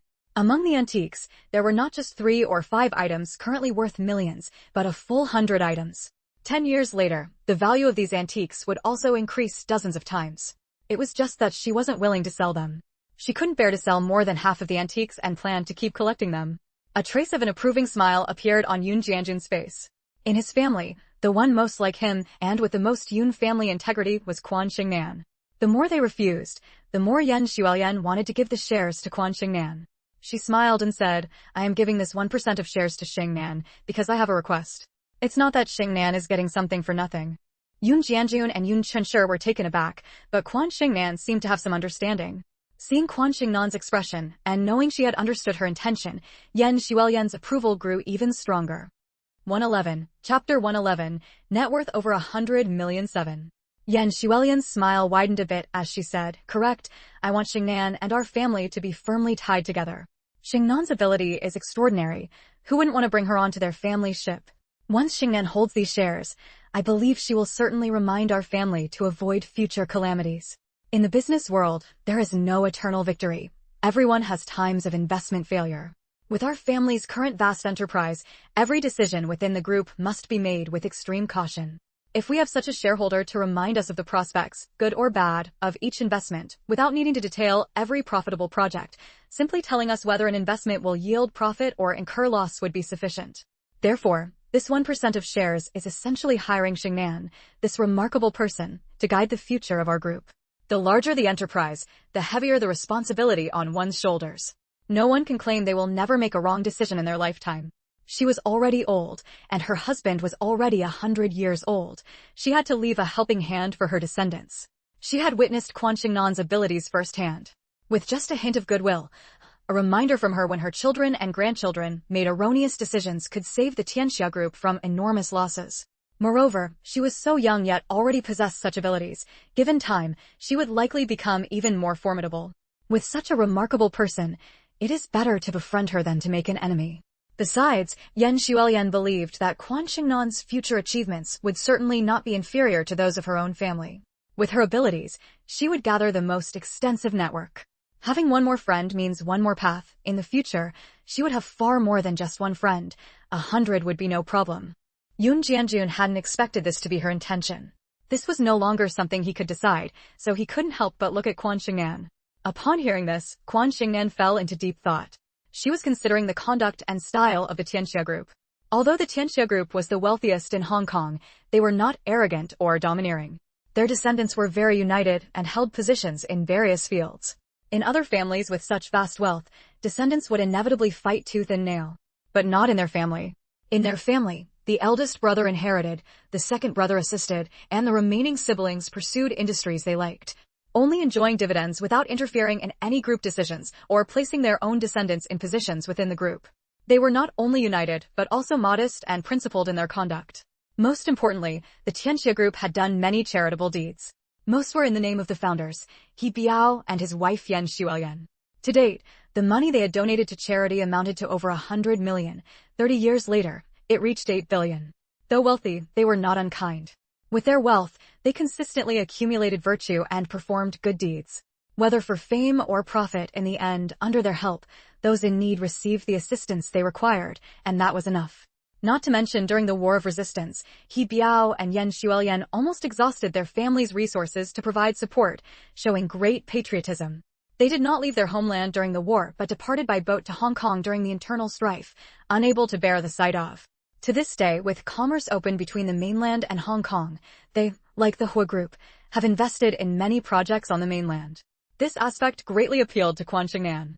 However, whether to accept Yan Xuelian's goodwill still required careful consideration.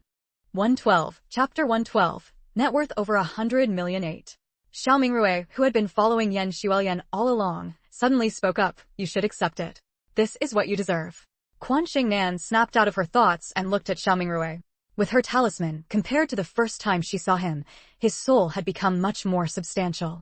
If one didn't know he was a ghost, and if others could see him, they would almost mistake him for a real person. You want me to accept it?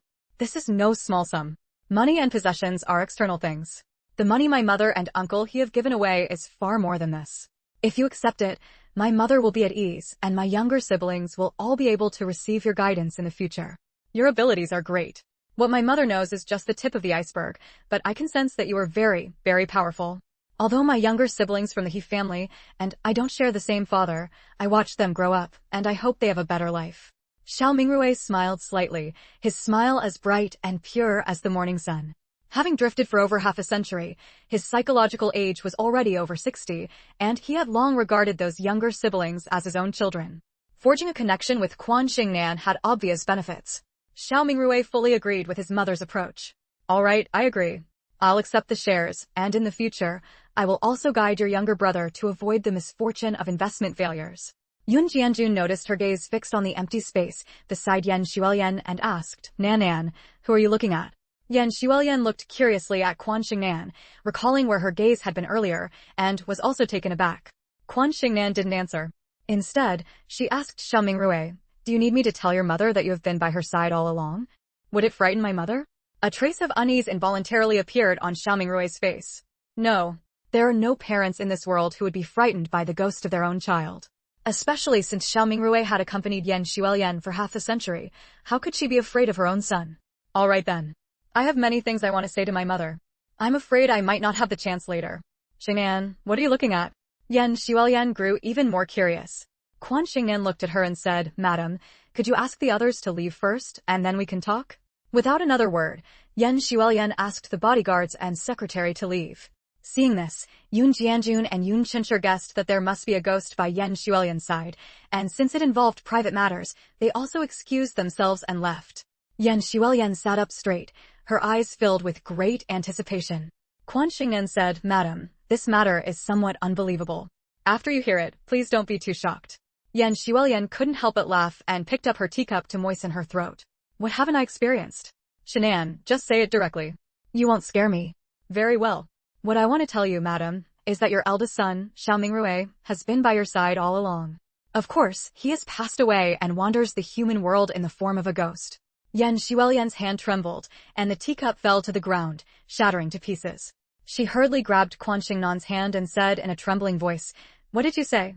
You said Mingrui has been by my side. Mingrui. Was it her Mingrui? Had her Mingrui been here all along? Yes. Xiao Mingrui is right by your side, madam. After his death, he was unable to reincarnate and has been wandering the human world. Counting the time, he has been following you for over half a century.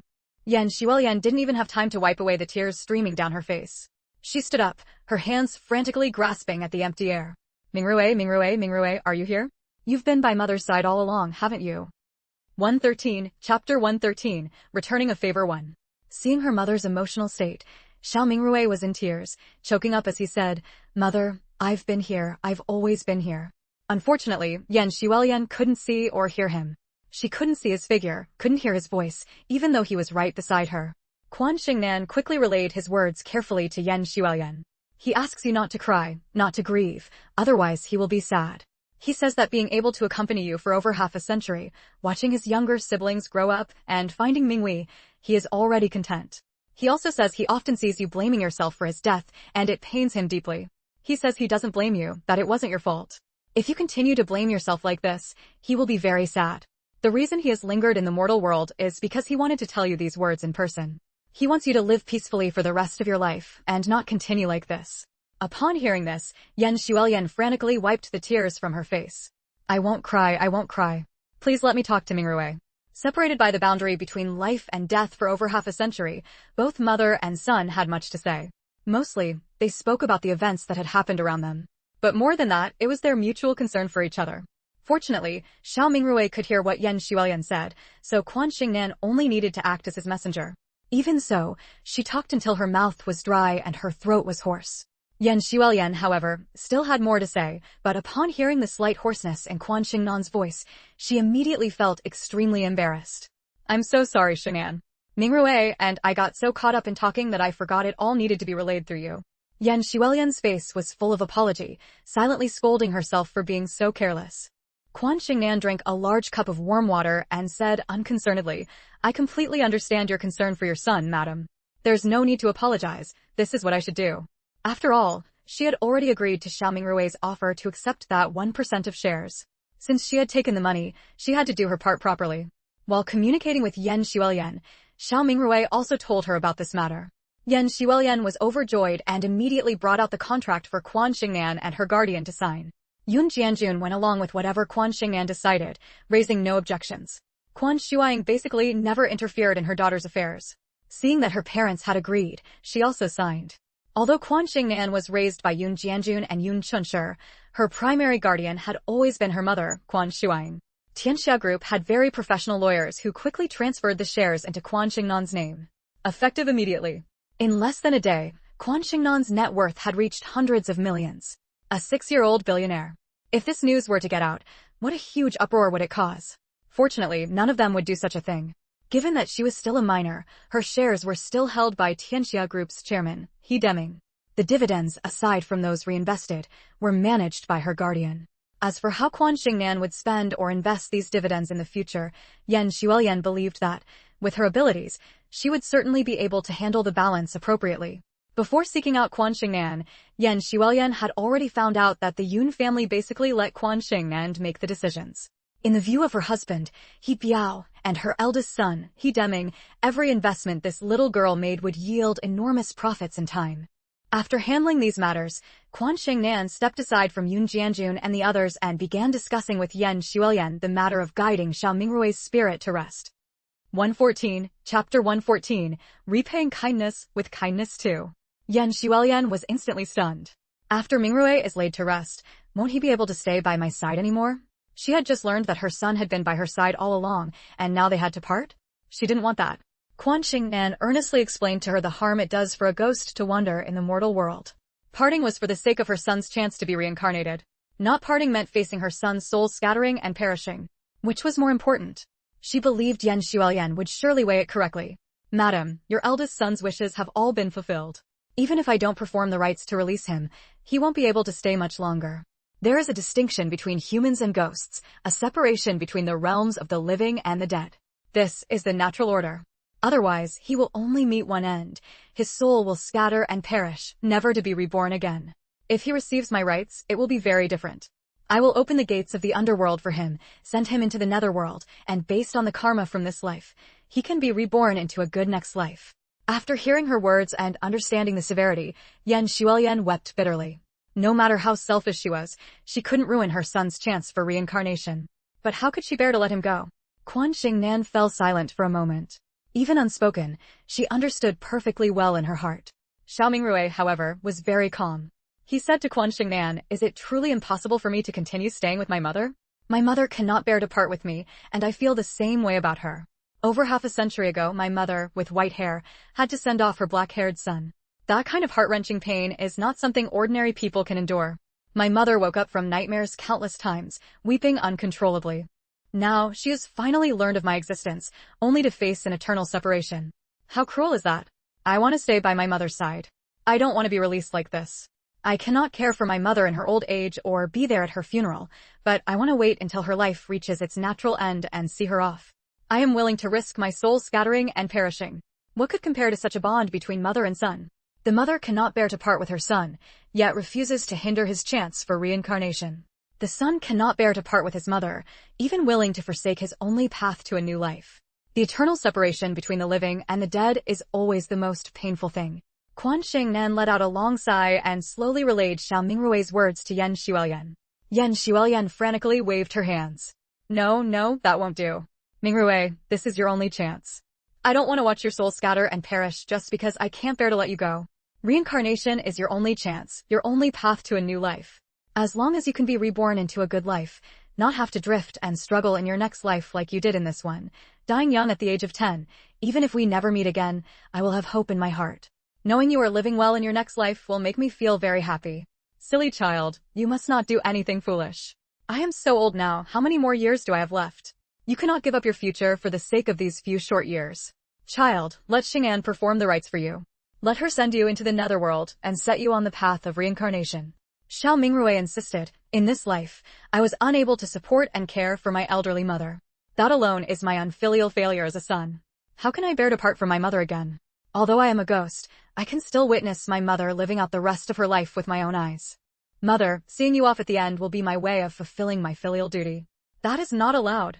Yan Xuelian rebuked him sharply. Doing that would be like cutting the flesh from my heart. I have your younger siblings here with me. They can care for me in my old age and see me off. There's no need to sacrifice your future. After all, even if you are by my side, you cannot actually do anything. Why go to such unnecessary lengths? 115, Chapter 115, Reciprocating Kindness 3.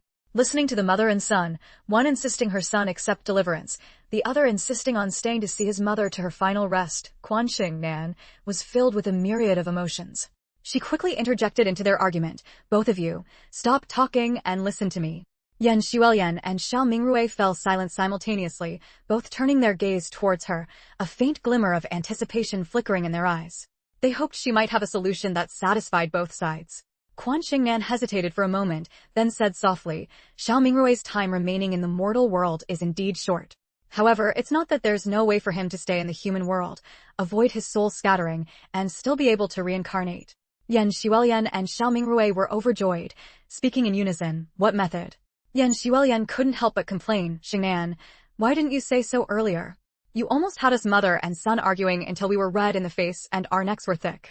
Quan Shengnan said with a bitter smile, although there is a method, the price required is too great. Such a price was not something everyone could bear. Yan Xuelian hurriedly said, no matter what price must be paid, as long as it can make my son happy and set my mind at ease, I am willing to pay it. Shengnan, just say it directly. Xiao Mingrui, in the void, nodded vigorously. As long as he could stay by his elderly mother's side, he feared no price. Quan Shengnan said solemnly, starting from today, Madam must perform charitable acts in Xiao Mingrui's name. This charity should not be about making a show of donations to gain attention, but about putting genuine goodwill into practice. For example, Madam can donate money or raise funds in Xiao Mingrui's name, then give it to critically ill patients urgently in need of life-saving funds. You can support the living and schooling expenses of impoverished children, sponsor the adoption of orphans, and so on. Saving a life surpasses building a 7-story pagoda. Saving lives is accumulating merit. The more people you help, the more merit you accumulate. The more merit accumulated, the more substantial Xiao Mingrui's soul will become. This will allow him to both remain in the mortal world and ensure he is reborn into a good life in his next incarnation. Madam and the old master have experienced too many storms and tribulations in your lives, yet you always managed to turn danger into safety in the end.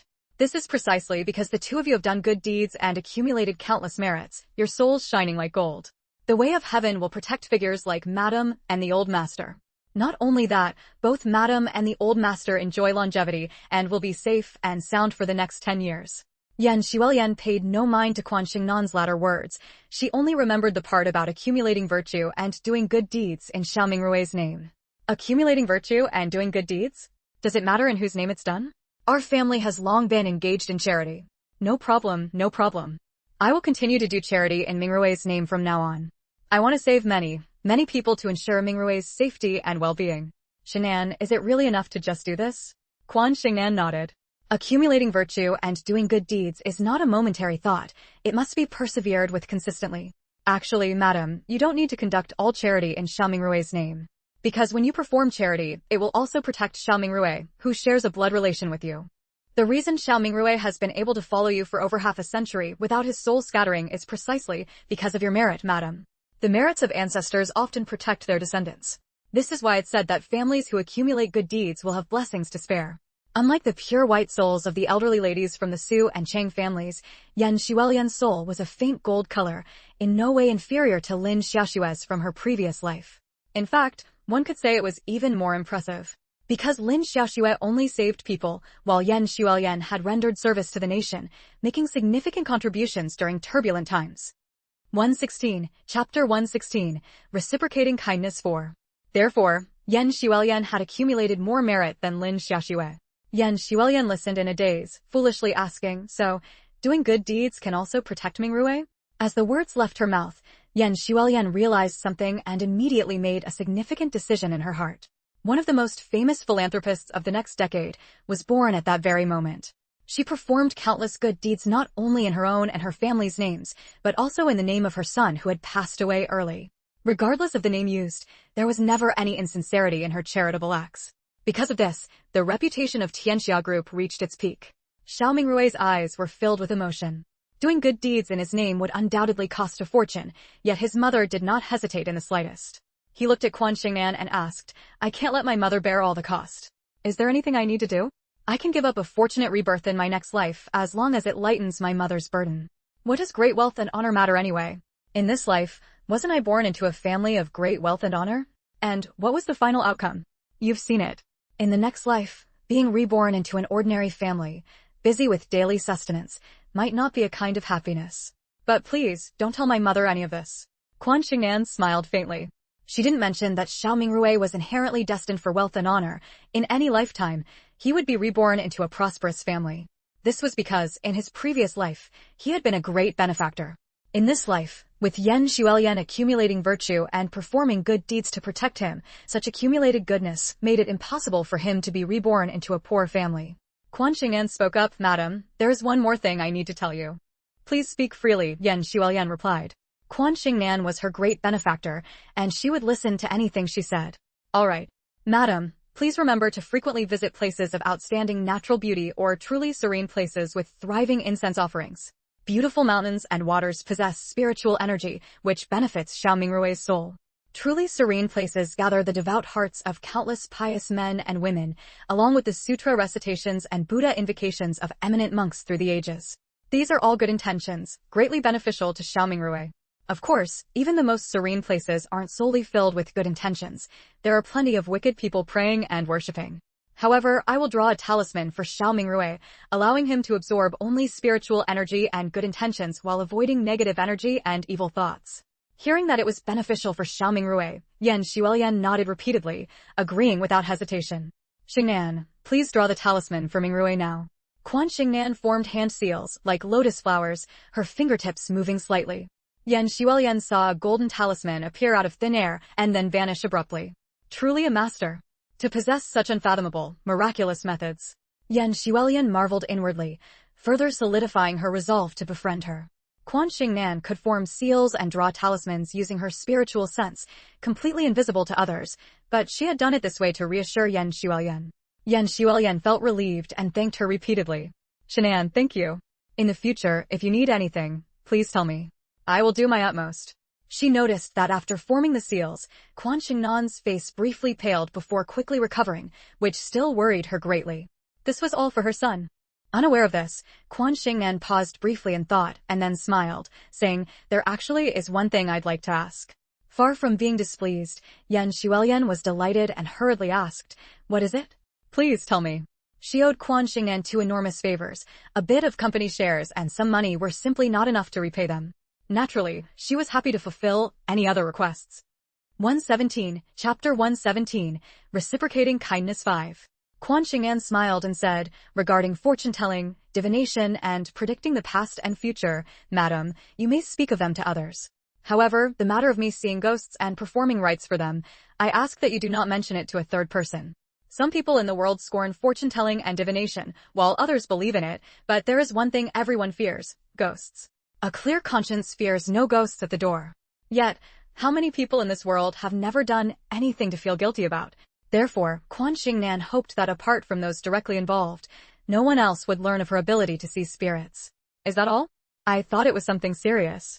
Don't worry, I will certainly respect your wishes and not mention the matter of Mingrue's soul to anyone, including my old man. She had thought to herself, despite Quan Shengnan's young age, her actions were actually more impressive than most adults. How could she suddenly have a request? With her abilities and methods, was there anything she couldn't accomplish? Hearing this, Quan Shengnan broke into a broad smile. When she smiled, her brows curved, her teeth showed, and dimples appeared, making her incredibly beautiful and adorable. What a sweet girl. Yan Xuelian sighed inwardly. It was just a pity she was a foundling. Fortunately, with her heaven-defying abilities, her future achievements would be limitless. With everything settled satisfactorily, she then announced her departure. Just before leaving, a bodyguard suddenly brought out a suitcase and approached Yan Xuelian. "Madam, these are the clothes bought for Miss Quan. We forgot to bring them in earlier." "Oh dear, I forgot to. Shengnan, I bought a few outfits for you in Hong Kong and the US according to your measurements. I'm not sure if they fit properly, but please make do with them." Yan Xuelian suddenly remembered and felt quite embarrassed. Having already accepted the shares and jewelry, Quan Shengnan didn't mind this suitcase of clothes and promptly thanked her and accepted them. At the same time, she took out a pair of pendants carved from Chinon agarwood and gave them to Yan Xuelian, whispering, "These are a pair of health and peace talismans. Please wear one each, you and the old gentleman. The benefits will become apparent." When she was 4 years old, she and Yun Jianjun went to play in the countryside, not Yan's hometown, but a small mountain village. In the mountains, she found a very large piece of premium agarwood. The locals didn't recognize its value, so she brought it back. Although the state says that land belongs to the country, and any antiques or rare treasures discovered in the ground belong to the state. Such incidents were all too common in later times, like that ebony incident where villagers discovered it only to have it confiscated by the state. But Quan Shengnan didn't care at all. If she didn't tell, who would know she had obtained a piece of premium agarwood? Communication wasn't very developed back then either. That large piece of agarwood contained only a small amount of Chinon agarwood. From that Chinon agarwood, she made 1 string of Buddhist prayer beads and 6 health and peace talismans, leaving only a tiny bit of powder. The prayer beads had already been gifted to Hu Xuedong, and 4 of the health and peace talismans were given to Yun Jianjun and his wife, and Quan Shuang and her son. These were the last 2. In fact, they were not merely health and peace talismans, but also protective talismans, capable of warding off disasters and misfortune for their owners. Although He Biao was already 100 years old, his early life of fighting and conflict had left him with many chronic health issues. Wearing this talisman could mobilize the spiritual energy between heaven and earth, gradually refining his body and alleviating his ailments. Quan Shengnan greatly admired heroes, especially patriotic ones. She had received 1% of the shares of Tianxia Group, with dividends being long-term.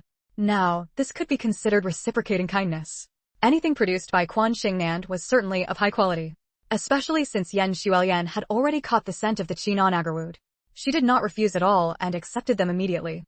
118, Chapter 118, Reciprocating Kindness 6. Yan Xuelian's departure did not bring peace to the Yun family. Some people had been curious earlier, inquiring about the identities and purpose of Yan Xuelian and her group. Seeing them return for another visit in less than half a month, their curiosity was naturally piqued to an unbearable itch, prompting them to come again. Yun Chinshi and Quan Shuang had already stored all the gifts sent by Yan Xuelian in Quan Shengnan's room before coming out to receive the visitors.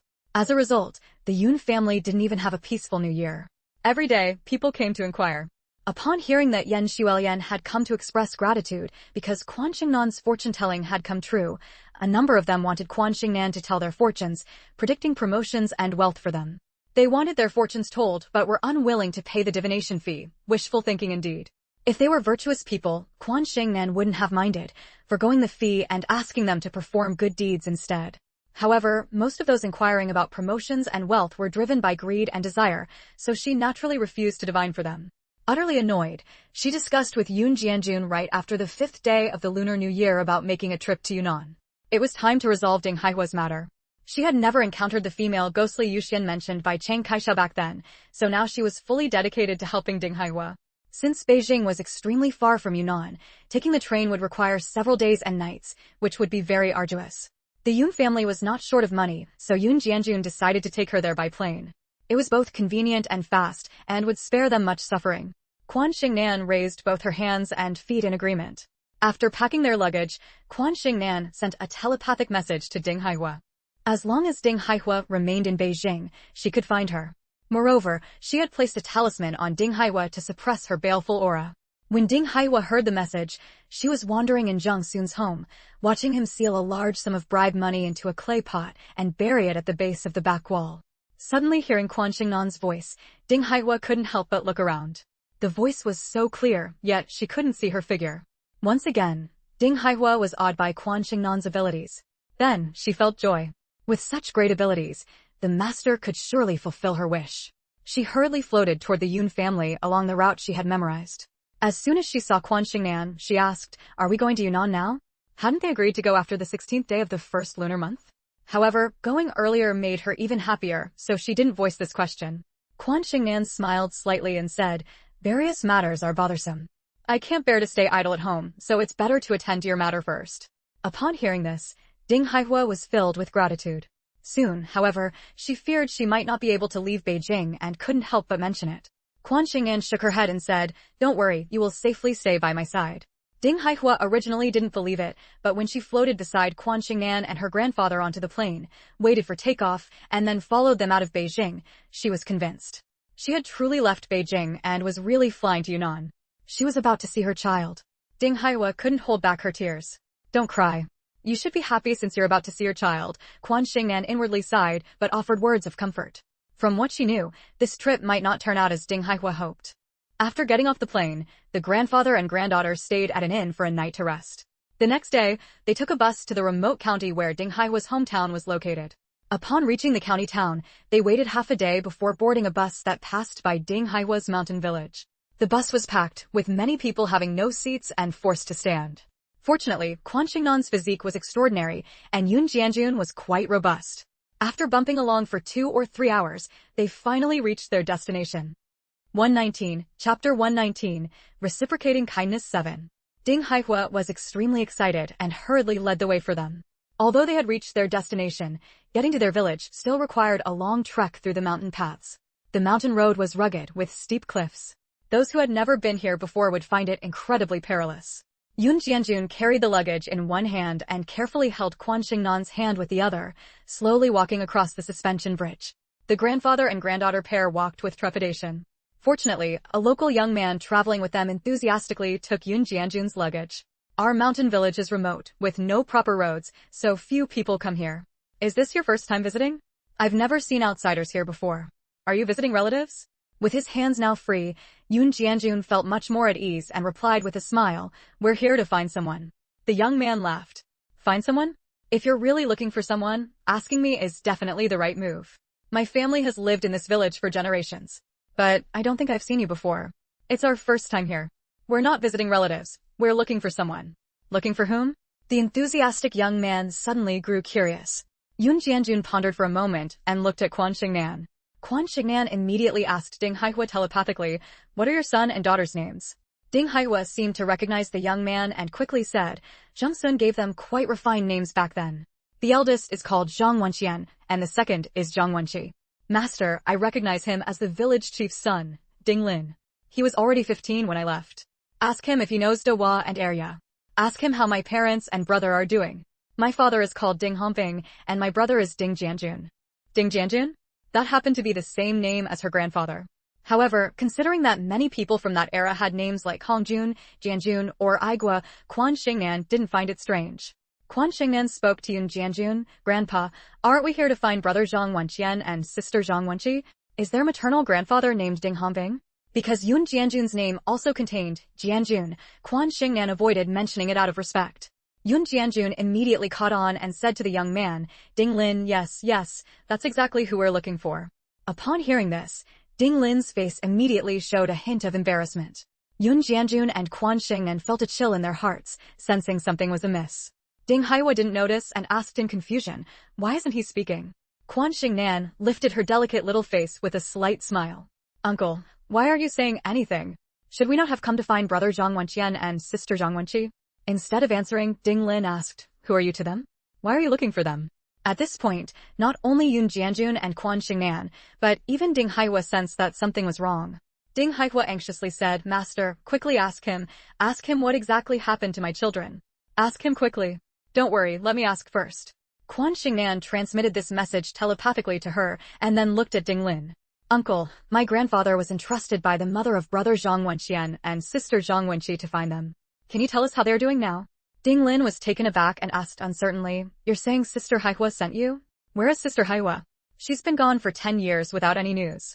Why would she suddenly think of the 2 children now? 120, Chapter 120, Returning a Favor 8. Quan Shengnan said discontentedly, Uncle, there's an order to things. You haven't answered my question yet. Only after you answer my question will I answer yours. Uncle, could it be that something happened to brother Zhang Wenqian and sister Zhang Wenqi? Is that why you find it hard to tell us? In truth, her heavenly, I had already seen the truth. It was just that she didn't know how to broach the subject with Ding Haihua, and for the time being, she didn't want Ding Haihua to know she could foresee the future. She wanted to find out the truth herself and also let Ding Haihua see and hear it with her own eyes and ears. Ding Lin immediately flushed red, a bit embarrassed, and insisted, "You should first tell me how Sister Haihua is doing. Why didn't she come to find the children herself, but entrusted you to come instead?" Before Yun Jianjun could speak, Quan Shengnan heard Ding Haihua say, "Tell him I'm already dead. I died 10 years ago, which is why I couldn't come to find the children. Recently, I appeared in your dreams, so you came on my behalf to inquire whether I exist and about my children." Ding Haihua had thoughtfully prepared the excuse. Quan Shengnan nodded slightly and relayed the message truthfully, concluding, "We originally came just to inquire, as we weren't sure if such people existed. But from what you're saying, uncle, it seems there really are such people in the village." Ding Lin was greatly shocked and exclaimed, "You're saying Sister Haihua is already dead?" Quan Shengnan nodded and said, "It's true. Recently, she's been appearing in our family's dreams every night. The whole family dreamed of her, so we had no choice but to believe it and come." After saying this, she continued to ask, "Uncle, considering we've traveled a long way to get here, please tell us." Ding Lin sighed, "It's not that I don't want to say, it's just really hard to talk about. Both children are no longer in our village. You won't be able to find them at all." Why are my children not in the village?" Ding Haihua shouted her questions, her expression, which had softened as she neared her hometown, turning fierce again. Yun Jianjun and Quan Shengnan also asked their questions in unison. What else could it be? They couldn't afford to raise them. Sister Haihua's older brother and sister-in-law had 3 or 4 children of their own. How could they possibly feed 2 more mouths? Sister Haihua hadn't returned for a year. Her parents, my uncle and aunt, said she must be enjoying a comfortable life in the city like her husband and wasn't coming back, so they decided to give the children away. As for where they were sent, I don't know. Because they were afraid people from the village might come to claim the children, the adoptive families gave fake addresses. If you really came for this matter, after entering the village, go directly to find my father. My father is the village chief. It's no use looking for others, they might not even talk to you, and they might not understand your Mandarin either. I studied outside, so I can communicate with you. If I spoke our local dialect, you wouldn't understand a word." Ding Lin's face was full of pity, and he couldn't help but give them detailed advice to prevent them from being completely lost after entering the village. Yun Jianjun secretly felt fortunate. If they hadn't met him, it might have been very difficult to find out the truth after entering the village. Not everyone would believe the story about appearing in dreams. Ding Haihua burst into loud sobs, my children, where are my children? Master, where are my children? I want my children. I finally left the capital, I could finally come home, so why aren't my children at home? Why did they give them away?" 121, Chapter 121, The Trip to Tingchongwan. In her accusation, Ding Haihua's words were filled with blood-curdling sorrow and piercing grief. They echoed endlessly between the mountain cliffs. It was one thing for Yun Jianjun and Ding Lin not to hear them, but Quan Shengnan felt as if a steel knife were slicing through her eardrums, causing unbearable discomfort. She couldn't help but frown. Yet, she had no way to comfort Ding Haihua. She had seen too many people's futures and knew too much of the past. Based on the pasts of some people she had witnessed in her previous life, the treatment Ding Haihua's children received could be considered relatively good. Although the country now constantly proclaims gender equality and that women hold up half the sky, in reality, these are merely slogans.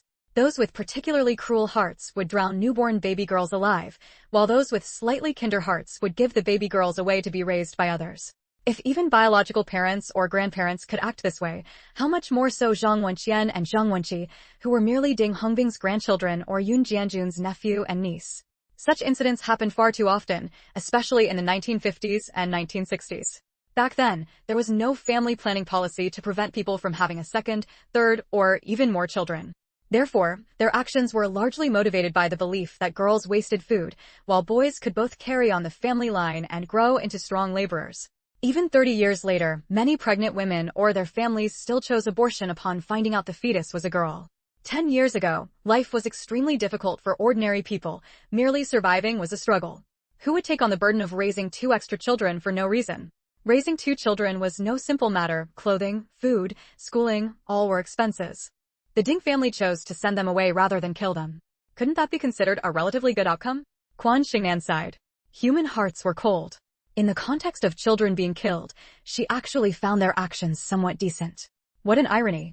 An irony about human nature. Stop crying. Wait until my grandfather and I carefully question your village chief, then we'll decide what to do next. Seeing Ding Haihua cry more and more intensely, her entire soul pitch black, and the talisman suppressing her baleful aura, almost unable to contain the ferocious energy emanating from her, Quan Shengnan hurriedly spoke. Ding Lin doesn't even know where my children are. How could the village chief know? Didn't Ding Lin say the address given by the adoptive family was completely fake? Ding Haihua suddenly realized, that's right, master, you are a master. You are a master with unfathomable abilities. You can definitely help me find my children, right? I don't have any particularly grand wishes anymore. I only hope to see my children with my own eyes and know whether they are doing well. As long as they are living well and not suffering, I will be completely satisfied. I won't disturb their lives, nor will I insist that they know about me, their mother. Listen, just like how she herself considered the Ding family's actions somewhat decent, Ding Haihua's wish had become so humble. I will do my best. You can rest assured. Hearing Quan Shengnan's promise, Ding Haihua's baleful aura receded slightly, and a faint smile appeared. Perhaps, in her heart, she believed a master's word was as good as gold. Yun Jianjun hadn't heard his granddaughter speak for so long.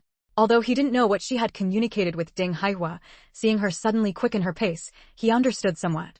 Before entering the village, Yun Jianjun had told Ding Lin they would first visit the village chief. Ding Lin felt that for the sake of a dream, they had traveled thousands of miles to come here. They were truly trustworthy, good people.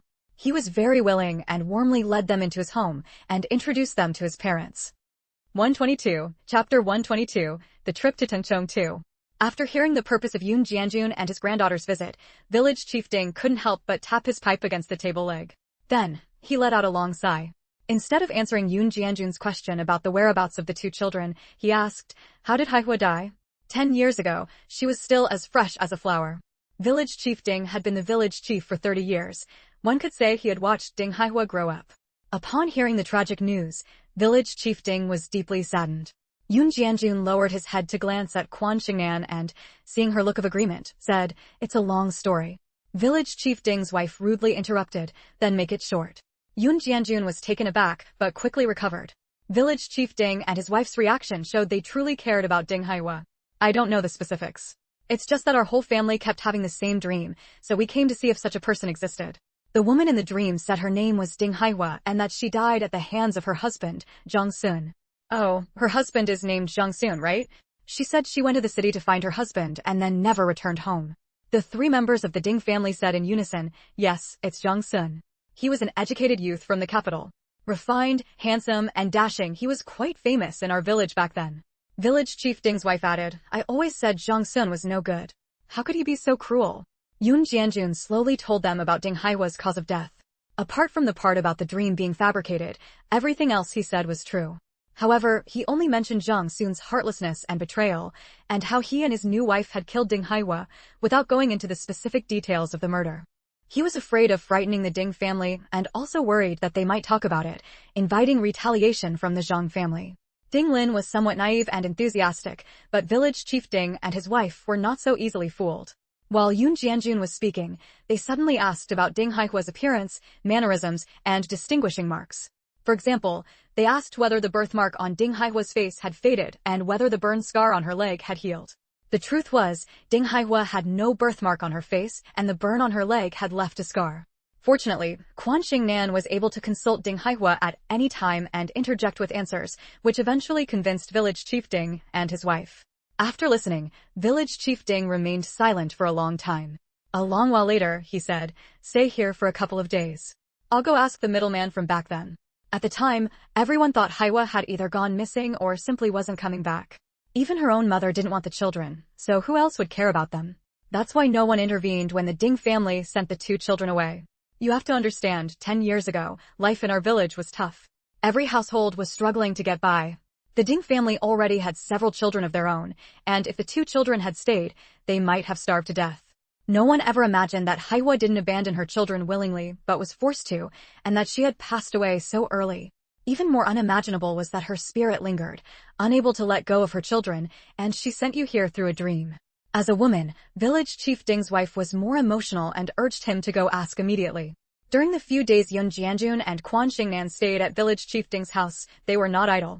They presented some preserved fruits and pastries they had brought from the capital as gifts. Then, accompanied by Ding Lin, they took the opportunity to enjoy the local scenery while discreetly asking others about Ding Haihua's children. 123, Chapter 123, The Trip to Tengchong 3. Their accounts were largely similar, all believing that Ding Haiwa no longer wanted the children, and thus allowed the Ding family to give them away. No one saw any issue with how Ding Hongbing's family handled the children. For children without parents, having someone willing to raise them was a very, very good thing. Besides, the Ding family themselves were struggling to get by at the time. Hearing these words from everyone, Ding Haiwa's resentment toward her parents and her brother and sister-in-law lessened slightly. Even so, she still refused to see her parents or her brother and sister-in-law. Instead, she stayed at village chief Ding's house, constantly paying attention to the news he was gathering, hoping to learn the whereabouts of her son and daughter as soon as possible. Quan Shengnan shook her head.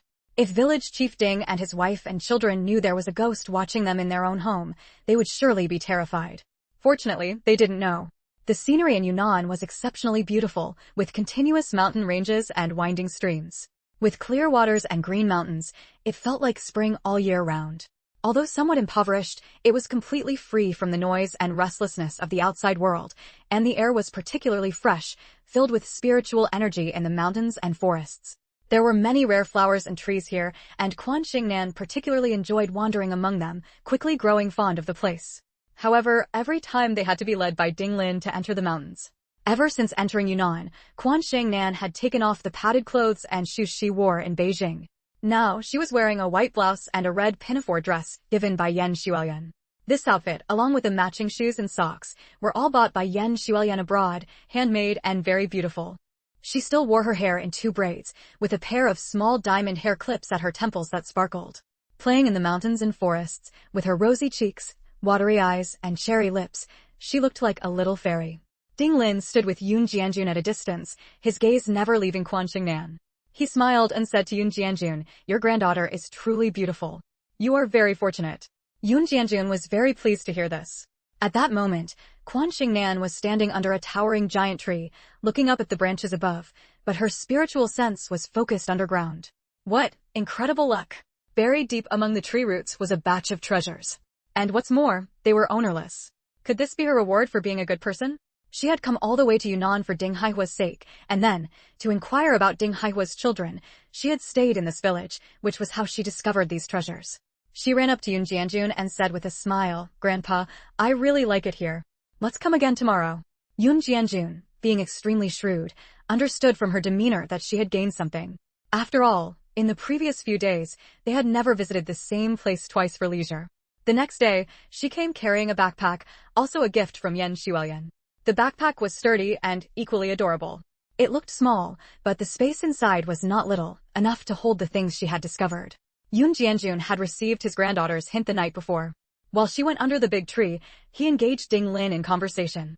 Gradually, as they moved, he positioned himself facing the tree, with Ding Lin's back to it. With his back to the tree, Ding Lin naturally couldn't see Quan Shengnan's actions. Quan Shengnan quickly communicated with the big tree. She was born with the ability to control heaven and earth and communicate between yin and yang, so communicating with a mere tree was naturally no trouble at all. The big tree, having weathered centuries of wind and rain, possessed considerable spirituality.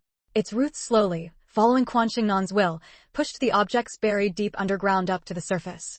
For the tree, the pottery jar had been pressing down on its roots, forcing it to push the jar downward. Now, being able to get it out was truly a great relief. 124, Chapter 124, The Tingchong Trick 4. As soon as the clay pot emerged from the ground, Quan Shengnan immediately placed it into her backpack. Afterward, she rearranged her backpack.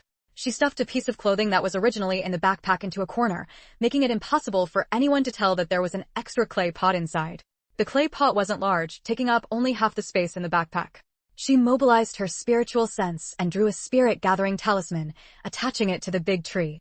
A favor for a favor. Since she had obtained the treasure hidden by the tree's roots, she would repay it with a spirit-gathering talisman. With the talisman, when the big tree absorbed spiritual energy from heaven and earth, it could retain at least 30% within itself, unlike before when 90% of the spiritual energy would dissipate into the world. The more spiritual energy it absorbed, the longer the tree's lifespan and the more spiritual nature it would possess. Having received such a benefit, the big tree couldn't help but sway its branches, its green leaves rustling as if clapping hands. An even more joyful aura emanated from the tree. Quan Shengnan smiled faintly, feeling equally delighted.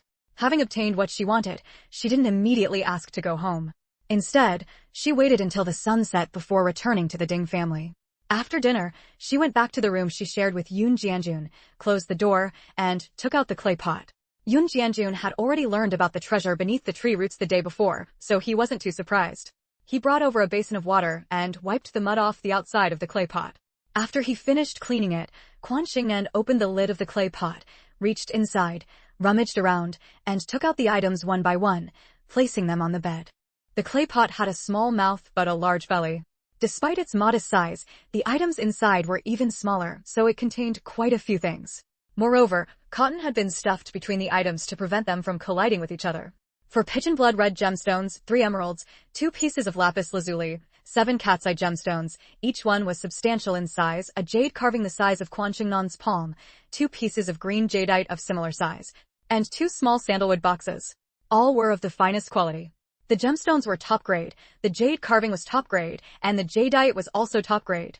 Quan Shengnan opened the small boxes, her eyes widening in surprise. Inside each small box was a set of jadeite jewelry, in the most classical styles and with the most traditional number of pieces. Specifically, each set included a pair of bracelets, a pair of rings, a pair of jade hairpins, a pair of earrings, a ingluo necklace, and a pair of skirt-weight pendants. Ingluo refers to a neck ornament, essentially a necklace. Skirt-weight pendants were jade ornaments used by noble young ladies in ancient times to weigh down their skirts and prevent them from billowing in the wind. It appeared that each set of jewelry was made from jadeite of the same texture, likely carved from the same piece of raw material. They were crystal clear and identical in appearance. One set had a water-like transparency as clear as a mirror, while the other was so green it seemed as if water could drip from it, rich, vibrant, pure, and harmonious, embodying all 4 qualities. Old Dragon Variety, Imperial Green. The former's water and clarity need no further explanation, while the latter was also of the glass variety. These were absolutely the top-tier finest quality in jadeite. What is Old Dragon Variety? Yoon Jianjun asked curiously upon hearing Quan Shengnan murmur the term. He was familiar with glass variety Imperial Green, the finest quality in jadeite, transparent like glass, with a rich, vibrant, and pure green color, uniform throughout and free of any flaws. But Old Dragon Variety, he truly hadn't heard of it before. After all, given his family background, he had never come into contact with such precious items, neither seen nor heard of them. Quan Shengnan explained softly, Old Dragon Variety was a name bestowed by Emperor Qianlong. This type of jadeite has a water-like transparency as clear as a mirror. With the changing seasons of spring, summer, autumn, and winter, the jadeite will display different colors, much like a chameleon. 125, Chapter 125, The Trip to Tingchong 5. Many people believe that glass-type Imperial Green jadeite is the finest among jadeites, but that is actually not the case. Old Dragon jadeite is. However, it is a great pity that Old Dragon jadeite has long been extinct. Some people, after acquiring Old Dragon jadeite, would never part with it easily and treasure it as if it were their own life. According to Quan Shengnan's knowledge, many years ago, a pair of Old Dragon jadeite bracelets once appeared and were auctioned off for an astronomical price of 3 million. 3 million. Relative to the era many years ago, what an astronomical price was that? Moreover, the quality and translucency of that pair of jadeite bracelets were far inferior to the set of jadeite jewelry she held in her hands today. If a single bracelet was already so precious, how much more so an entire set of jewelry? Most importantly, the patterns on the jewelry were dragon, phoenix, and rui cloud motifs, which only the imperial family could possess. From this, it could be inferred that these were treasures passed down from the imperial palace.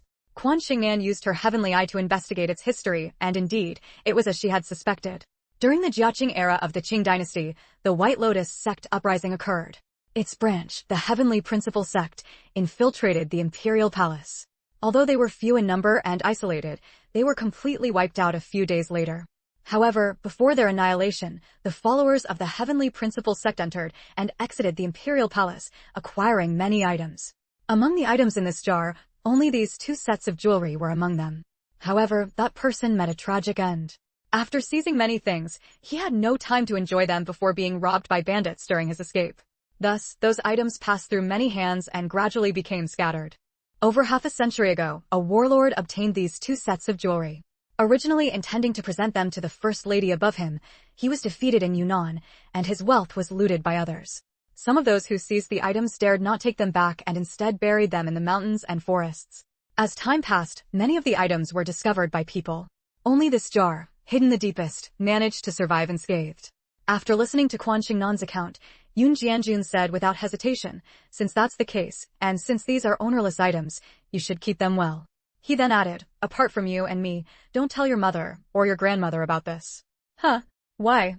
Yun Jianjun said, last time, the sets of jewelry given by the He family's elderly madam, although exquisite, are far inferior to what we have here, right? Quan Shengnan nodded. That was certainly true. Both Old Dragon Jadeite and Imperial Green Jadeite are rare and hard to come by. In other words, they have a price but no market. You may have the money, but there may not be anyone willing to sell. That's exactly it. Yun Jianjun said affectionately, silly child, a common man's only crime is possessing a precious jade. You have the ability to protect these things, but your mother and grandmother may not be able to. If they were to wear them outside, it would certainly attract robbery. As for the sets of jewelry given by the He family's elderly madam, you distributed them to your mother and grandmother. What was the result? They both refused to accept them, saying they were afraid of being robbed and wanted to keep them for your dowry. As for the items collected at home, if you hadn't said that you had long secretly set up a set of invisible formations for both offense and defense, and even drawn countless invisible talismans attached to the antiques so that people entering the house wouldn't realize their value, do you think your mother and grandmother would feel at ease letting the two of us go out, leaving only them to guard the house? Don't let them worry over these few items anymore. Just keep them to yourself. Quan Shengnan thought it over and could only agree. She put the items back into the clay jar, placed it in her backpack, and then attached an invisible talisman to the jar. While traveling outside, no one would expect valuable items to be on a little girl. Even if they opened the backpack, they wouldn't see any trace of the clay jar. 126, Chapter 126, The Trip to Tengchong 6. Quan Shengnan still often went to play in the mountain forests. Besides that, she discovered another damaged jade carving. Other than that, there were no other findings. However, she was already quite satisfied. What is gained is my fortune. What is lost is my fate. She did not rely on these things for her livelihood now. It was simply because she liked them and because they were unclaimed. 2 days later, village chief Ding finally had news about Ding Haihua's son and daughter. To be precise, only Zhang Wenxian's whereabouts were found. The families that had adopted Zhang Wenxian and Zhang Wenqi back then were not the same family, but two separate ones. One family adopted Zhang Wenxian and the other adopted Zhang Wenqi. This was quite normal. Families without children who adopted boys did so to carry on the family line. In that era of material scarcity, adopting one boy was already a heavy burden, so they wouldn't adopt another girl. As for the family that adopted a girl, it certainly wasn't for that reason. Perhaps that family had many boys and was relatively well off, so they wanted a girl. Or perhaps the family was poor and wanted to raise a child bride, someone they could order around and wouldn't require a dowry to marry later. Village Chief Ding sighed, after I found the middleman, it took a lot of effort to get this information. The family that adopted Wenxian lives in Tengchong. You know Tengchong, right? It's in Baoshan, quite far from here. The family that adopted Wenxian is named Tong, and the man is called Tong Hongjun. He runs a shop selling raw jadeite materials. His business isn't particularly good or bad, but he's been in Tengchong for many years. He and his wife had been married for 20 years without children, so they decided to adopt. I heard from the middleman that they looked at children from several families and even went to an orphanage, eventually settling on Wenxian. Although Wenxian's father was heartless and ruthless, both Wenxian and Wenqi took after him in looks, fair, clean, gentle, and delicate. Tong Hongjuan's wife took a liking to Wenxian at first sight. When they adopted Wenxian back then, their family gave the Ding family 200 yuan. Ding Haihua listened, feeling both angry and agitated, and hurriedly asked, what about Wenqi? What about Qiqi? My second daughter. Quan Shengnan asked, Grandpa Ding, what about Sister Wenqi? Is there really no trace of her? Village Chief Ding sighed, when she was adopted before Wenxian. If she could have waited, perhaps the Tong family would have been willing to adopt her too. I remember at the time, Wenxian kept insisting on staying with his sister, and the Tong family had also asked about Wenqi. What a pity Wenqi didn't have that fate. However, when the Tong family adopted Wenxian, he asked them to help him find his sister. He said he would go with them only if they agreed. The specifics, I don't know. But considering Wenxian went with the Tong family, they must have agreed to his condition. You should go to the Tong family in Tengchong and look for them. Perhaps they already have news about Wenqi. Yun Jianjun listened and nodded in agreement. If Zhang Wenxian had indeed set that condition before being adopted, finding Zhang Wenqi should be easier. Even if the Tong family hadn't found Zhang Wenqi, having a local family search for her would still be easier than an outsider like himself doing it. Ding Haihua sobbed, 10 years ago, 9 years ago. How old was my eldest child when he was adopted? He was so young, yet he remembered to look for his sister. My poor children, it's all because of me that they were separated as siblings and that mother and child are now parted by life and death. With the exact address of the Tong family, Yun Jianjun and Quan Shengnan did not linger any longer and soon set off for Tingchong. Grateful for their kindness, village chief Ding and his wife asked Ding Lin to accompany them. Having a local go along would make finding someone easier than if outsiders went alone. 127, Chapter 127, The Trip to Tingchong 7. Jadeite rough, as the name suggests, refers to raw jadeite stones. Jadeite does not naturally reveal its elegance, it is extracted from raw jadeite stones. Freshly mined jadeite is encased in an outer layer of skin, some thick, some thin, formed over thousands of years. The presence of this skin makes it impossible for people to see the true appearance of the jadeite inside. Therefore, this layer of skin must be removed. However, the likelihood of finding jadeite is very, very small. Out of 10 pieces of jadeite rough, you might not even extract 1 piece of jadeite. Thus, an industry known as stone gambling emerged. The human eye and any machine cannot analyze through the skin of jadeite rough to determine whether jadeite lies within. Stone gambling carries a hint of gambling. It relies on one's own experience and discernment to bet on whether the rough contains jadeite. Faced with the unpredictable nature of jadeite rough, even those with great experience and keen eyes can make mistakes. Hence, it is called stone gambling. Out of 10 gambles, 9 fail. This saying refers to stone gambling. Although some have become overnight millionaires because of it, many more have lost their entire fortunes. However, the stories that spread are mostly about sudden wealth, with fewer about ruin, leading many to believe that stone gambling must surely bring great riches. Consequently, people flock to the gathering places of jadeite rough. These gathering places are almost all in Yunnan and Myanmar, because most jadeite mines are located in Myanmar and they are of superior quality. The rough sold elsewhere is almost all sourced from here. Tingchong and Ruili are world-famous distribution centers for jadeite rough. It can be said that by this time, or even over a decade ago, these places had already developed to a certain scale.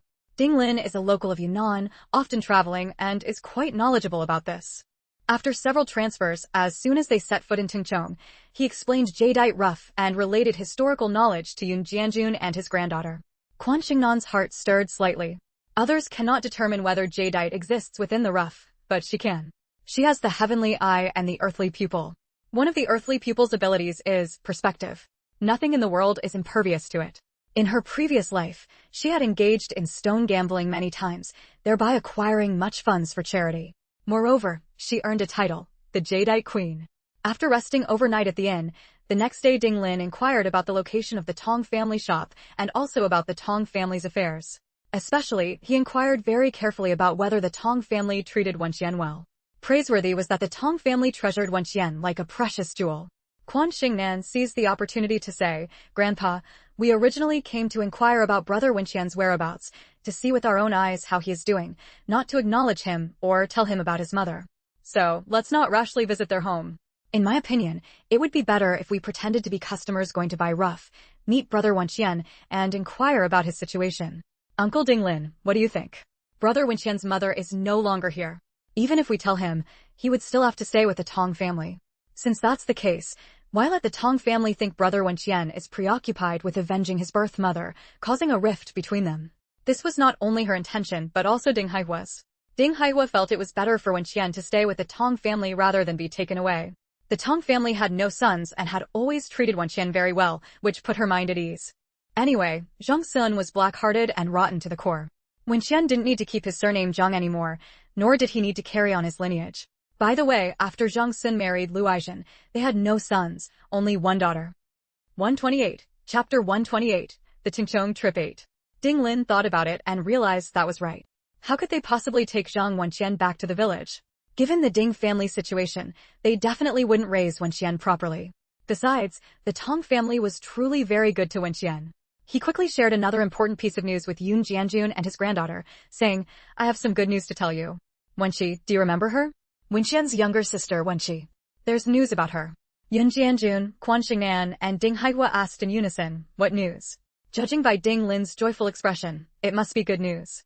Of course, Ding Lin could only hear the words of Yun Jianjun and his granddaughter. He couldn't hear Ding Haihua at all. Wenxi is also with the Tong family now, still Wenxian's sister. Really? If that was the case, it truly was good news. Without waiting for Ding Haihua to speak, Quan Shengnan asked, "How did Sister Wenxi come to be adopted by the Tong family? What's the story?" Ding Lin said with a beaming smile, "It's a long story, so I'll keep it brief. According to the information I gathered, Wen Qian never forgot his sister, and the Tong family, being people of their word, indeed helped him look for Wen Qi. Wen Qi had been adopted by a family in a very remote mountain village as a child bride. That family didn't treat Wen Qi well, they would beat and scold her, and the little child had to do heavy household chores. The Tong family and Wen Qian only found Wen Qi 2 years later. When they saw her squatting by the river washing clothes, their hearts ached terribly. Wen Qian was heartbroken for his sister, and the Tong family loved him dearly, so they extended their affection to Wen Qi as well. Wen Qi and Wen Qian looked very much alike. The Tong couple were exceptionally good to Wen Qian, and Wen Qian was very well behaved and filial. Seeing Wen Qi, who resembled him so much, naturally made them feel for her. So, the Tong family paid that family 200 yuan and took Wen Qi away, formally adopting her. They only changed their surname, not their given names, still called Wen Qian and Wen Qi. The two siblings are also well known in the area as good children, smart, filial, and, while their academic performance isn't top of the class, they consistently rank near the top. Before he could finish, Ding Haihua burst into loud sobs. Unlike the previous heart-wrenching cries, this time she was weeping for joy. Having learned the whereabouts of her son and daughter, and knowing they were doing well, even if they would never know how tragically their mother died, she, as their mother, was completely satisfied. She decided she would only go see them, not disturb their new lives. Let them forever regard the Tong couple as their birth parents. Although the Tong couple didn't give birth to them, they had the grace of raising them, far surpassing her, a mother who could never raise her own children. She told Quan Shengnan her thoughts, and Quan Shengnan reiterated her previous suggestion to Ding Lin. They would pose as customers, just meet Wen Qian and his sister, not reveal their identity to them, and not tell them about Ding Haihua's cause of death.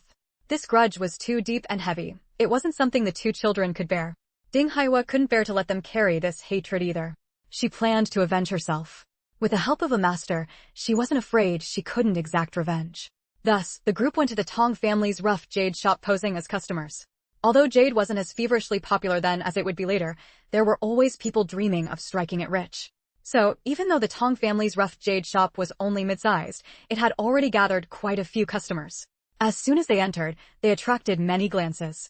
Apart from Ding Lin, one old and one young, how could they not draw attention? Moreover, Quan Shengnan was dressed beautifully today, attracting countless admiring gazes that lingered, reluctant to look away. 129. Chapter 129. Priceless Jade 1. Her jet black, thick hair was tied into a high ponytail, with a red silk ribbon deftly fashioned into the shape of a butterfly. As she walked, everyone seemed to see a butterfly resting upon it. She wore a white knitted sweater on top, paired with a red, white, and black plaid pleated skirt below. On the right chest of the sweater was printed a bright red rose, which complemented the skirt and the red trench coat beautifully. Quan Shengnan's skin was very fair, not a pallid white, but a crystal clear, delicate pink that looked especially fresh and translucent when she wore red. Since she was a 6 or 7-year-old little girl, Yan Xuelian had gifted her mostly clothes in red, white, and blue. Red, in particular, accounted for nearly half of her wardrobe. On her feet, Quan Shengnan wore red lambskin shoes and white knee-high socks. At a glance, the fabric and style of this outfit were clearly expensive and exceptionally well-coordinated. Yet, no matter how beautiful the clothes, they couldn't overshadow Quan Shengnan's striking, spirited appearance and aura. When others saw her, they noticed this first, and only then did they pay attention to her attire. After that, a thought would arise in their minds: she must come from a good family. Appearance was something to be praised, but aura and the quality of one's attire were what people used to gauge a person's background. Yun Jianjun wore the most ordinary style of Zhongshan suit, but as an elderly man, his aura alone suggested a good upbringing.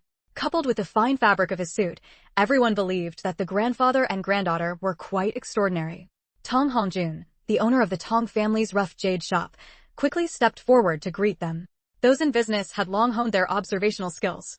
Ding Lin went up to exchange pleasantries with him, while Ding Haihua had already hurried to the Tong family's living quarters behind the shop. Usually, Tong Hongjun managed the business up front, while his 2 children stayed in the back with his wife, doing homework or household chores. After finishing these tasks, Wen Qian would also come to the front to help. He was already 15 years old, a young man. All of this was information Ding Lin had gathered. Now, not seeing Wen Qian in the shop, Ding Haihua naturally assumed he was in the backyard. Quan Shengnan shook her head slightly. The heart of a parent knows no bounds. She fully understood Ding Haihua's eagerness. However, her spiritual sense told her that when Qian wasn't home, he must have gone out. Only Mrs. Tong and Wen Qi were in the backyard. The mother and daughter were chatting and laughing, very close. Sure enough, she noticed a flicker of disappointment cross Ding Haihua's face. But Ding Haihua quickly recovered. Seeing her daughter also brought her joy, and she focused intently on Wen Qi's every move. After observing this, Quan Shengnan turned her attention to the rough jade. On this jade street, the Tong family shop wasn't particularly large, but it wasn't small either, roughly 200 square meters. The shop was piled high with rough jade stones of all shapes and sizes. Based on the range of her spiritual sense, she knew the backyard and warehouse were similarly filled to the brim. The Tong family's business seemed quite poor. The shops on either side and across the street were bustling with a steady stream of customers. While the number of customers here might seem decent compared to other shops, it could only be described as deserted. Taking advantage of Tong Hongjun stepping away to attend to other customers, Ding Lin whispered to Yun Jianjun and his granddaughter, over the past 5 days, dozens of rough stones have been cut and failed to yield jade in the Tong family shop. So no one comes anymore. Even if someone does come, they're usually out-of-towners unaware of the situation. Locals won't patronize the place. Unless, of course, a high-quality piece of jade is cut here. 130, Chapter 130, Sky High Jade 2. Yun Jianjun was different from Quan Shengnan. He had never been involved in the stone gambling industry and didn't understand the meaning of jiehua. However, he was very eager to learn. When he didn't understand something, he would ask immediately, "What is jiehua?" Hearing his question, Ding Lin smiled and explained, "I forgot you're not locals and wouldn't know these things. Many people in Yunnan love jade, especially those in Tingchong. The charm of jade is always irresistible, especially for women. Ordinary people in Tingchong will buy rough stones from Myanmar to sell. Even children in their teens can accurately assess the price of rough stones. In a few years, Tungchong will definitely become the largest jade rough stone trading center in our country. Look, now there are thousands of jade-loving customers coming every day. What about a few years from now? Tens of thousands, right? Most of the people who come here to buy rough stones are Hong Kong merchants, along with some from Guangzhou. There are countless of them." Oh, I forgot Uncle Yun's question. Sorry. Jiehua means that when a jade rough stone is cut open, there isn't a trace of green. If no jade is found, it's commonly called jiehua. If jade is cut out and its value exceeds the price paid for the rough stone, it's considered jiezhang. As for why no one visits this shop after a jiehua, the reason is simple. People who come to gamble on stones believe in luck. They think that those who win bring good luck, indicating that the shop's rough stones contain more jade.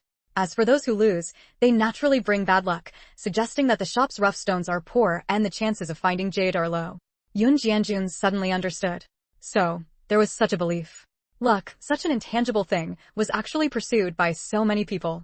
Quan Shengnan was very familiar with this and said with a smile, "Grandpa, I also want to buy rough stones and see if I can cut out jade." Yun Jianjun knew about her extraordinary abilities and nodded in agreement. Ding Lin, however, was shocked. He quickly advised, "Uncle Yun, Nan and isn't an eye. Does she know how to pick rough stones? Letting her buy rough stones is like throwing money away. You should know that in Tingchong, only eyes can determine whether a rough stone contains jade. This requires experience and keen judgment, and even they don't always win." Yun Jianjun signaled for Quan Shengnan to go pick rough stones and then stopped Ding Lin, who was anxiously trying to hold her back. "Xiao Ding, tell me, what is an eye?" Seeing that Quan Shengnan had already rushed to the rough stones to examine them, Ding Lin sighed and said, "Stone gambling doesn't mean spending thousands or tens of thousands on a worthless stone. That's simply unrealistic. In fact, stone gambling refers to the buying and selling of jade rough stones, which involves an element of gambling from the very beginning. To be more specific, the kind of rough stones sold without being cut open are often called fully gambled, but these are rare in Tingchong and are mostly used to deceive those who don't understand the industry. In Tingchong, those who truly understand the trade rely more on experience and judgment, never placing their hopes on luck. When I said many people believe in luck, those are the ones who don't understand the industry. The stones that can truly be gambled on are called gambling goods. These gambling goods account for only 1% of the total rough stone transactions, and their prices are exceptionally high. In other words, only 1% of rough stones are worth gambling on. Don't be fooled by the large number of rough stones here. In reality, only a tiny fraction can be gambled on. The rest are sold to those who don't understand the industry. 131, Chapter 131, The Priceless Jade 3. The so-called eyes are local experts who help appraise the value of raw jadeite material. When Hong Kong merchants come here, most of them find eyes to appraise the value of the raw material and then pay them. Such eyes are everywhere in Tingchong, but their compensation is not particularly high. I once personally saw someone who helped others appraise raw material. Every piece he assessed turned out to contain high-quality jadeite after cutting, with a total value of several million. In the end, the compensation he received was only 20,000 yuan. Ding Lin explained while helplessly watching Quan Shengnan circle around a large pile of raw material that had little chance of yielding a profitable gamble. He spoke very softly, only loud enough for Yun Jianjun to hear. In this line of work, one cannot always speak the complete truth. But Quan Shengnan, with her sharp ears and eyes, had heard everything clearly and couldn't help but smile. Ding Lin was indeed an honest person. What he said contained not a single falsehood. To get involved in this trade, one must first understand its rules. Yun Jianjun very humbly sought advice from Ding Lin. Even though Ding Lin wasn't from Tingchong, as a native of Yunnan, he knew a great deal about jadeite matters. He held nothing back from Yun Jianjun, sharing everything he knew.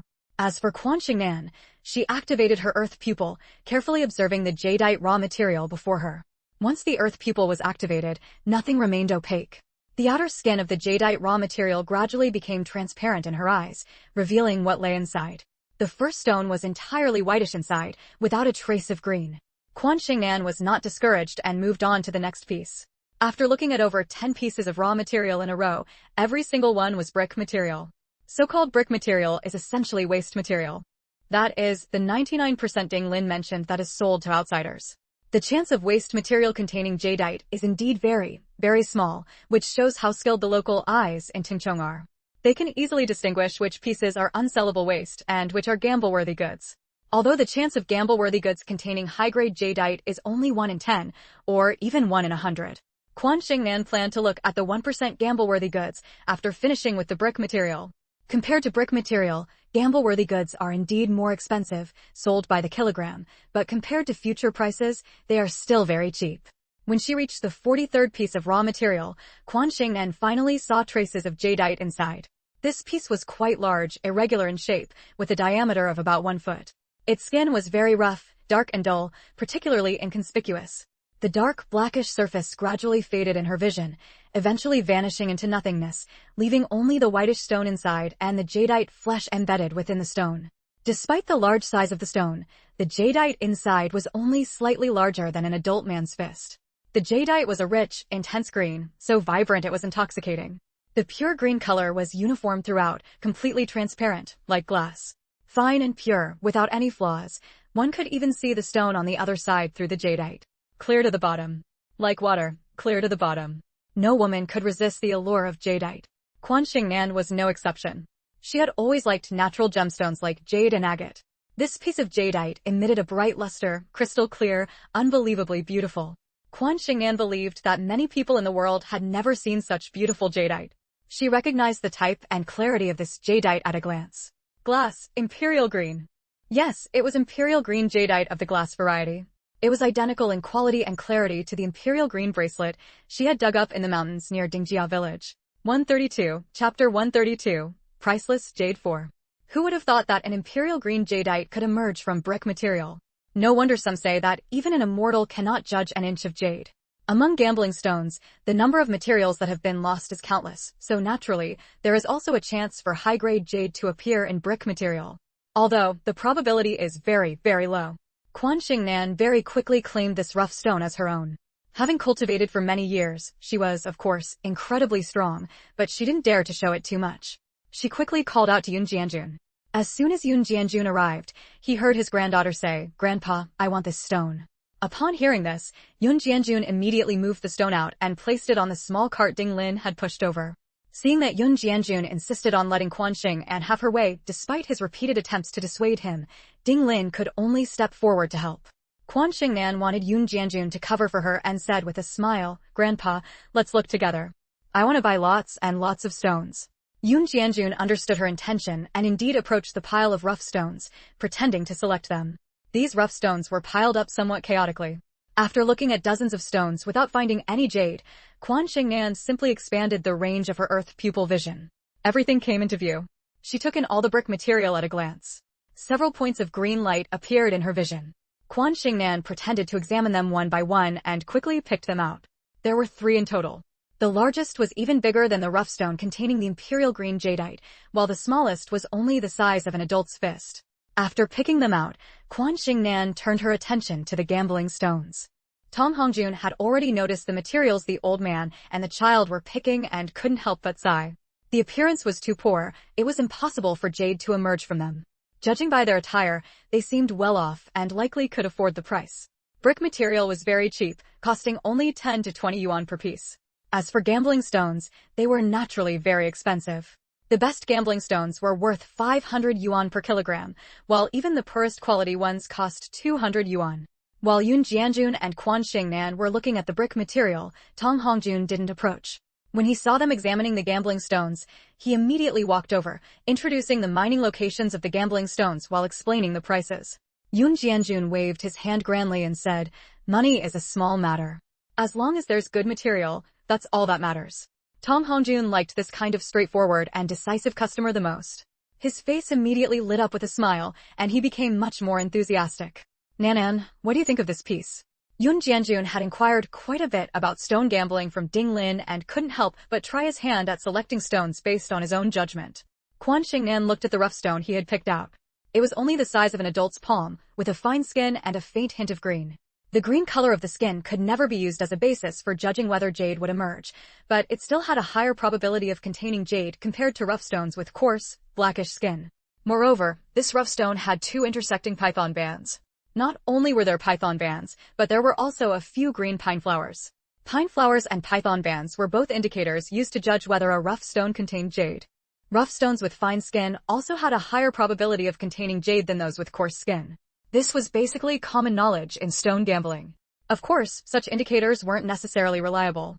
If they were, there wouldn't be the saying 9 losses for every 10 gambles. Quan Shengnan examined it with her earth pupil and secretly shook her head. The appearance was relatively good, but unfortunately, there was nothing inside except plain white stone.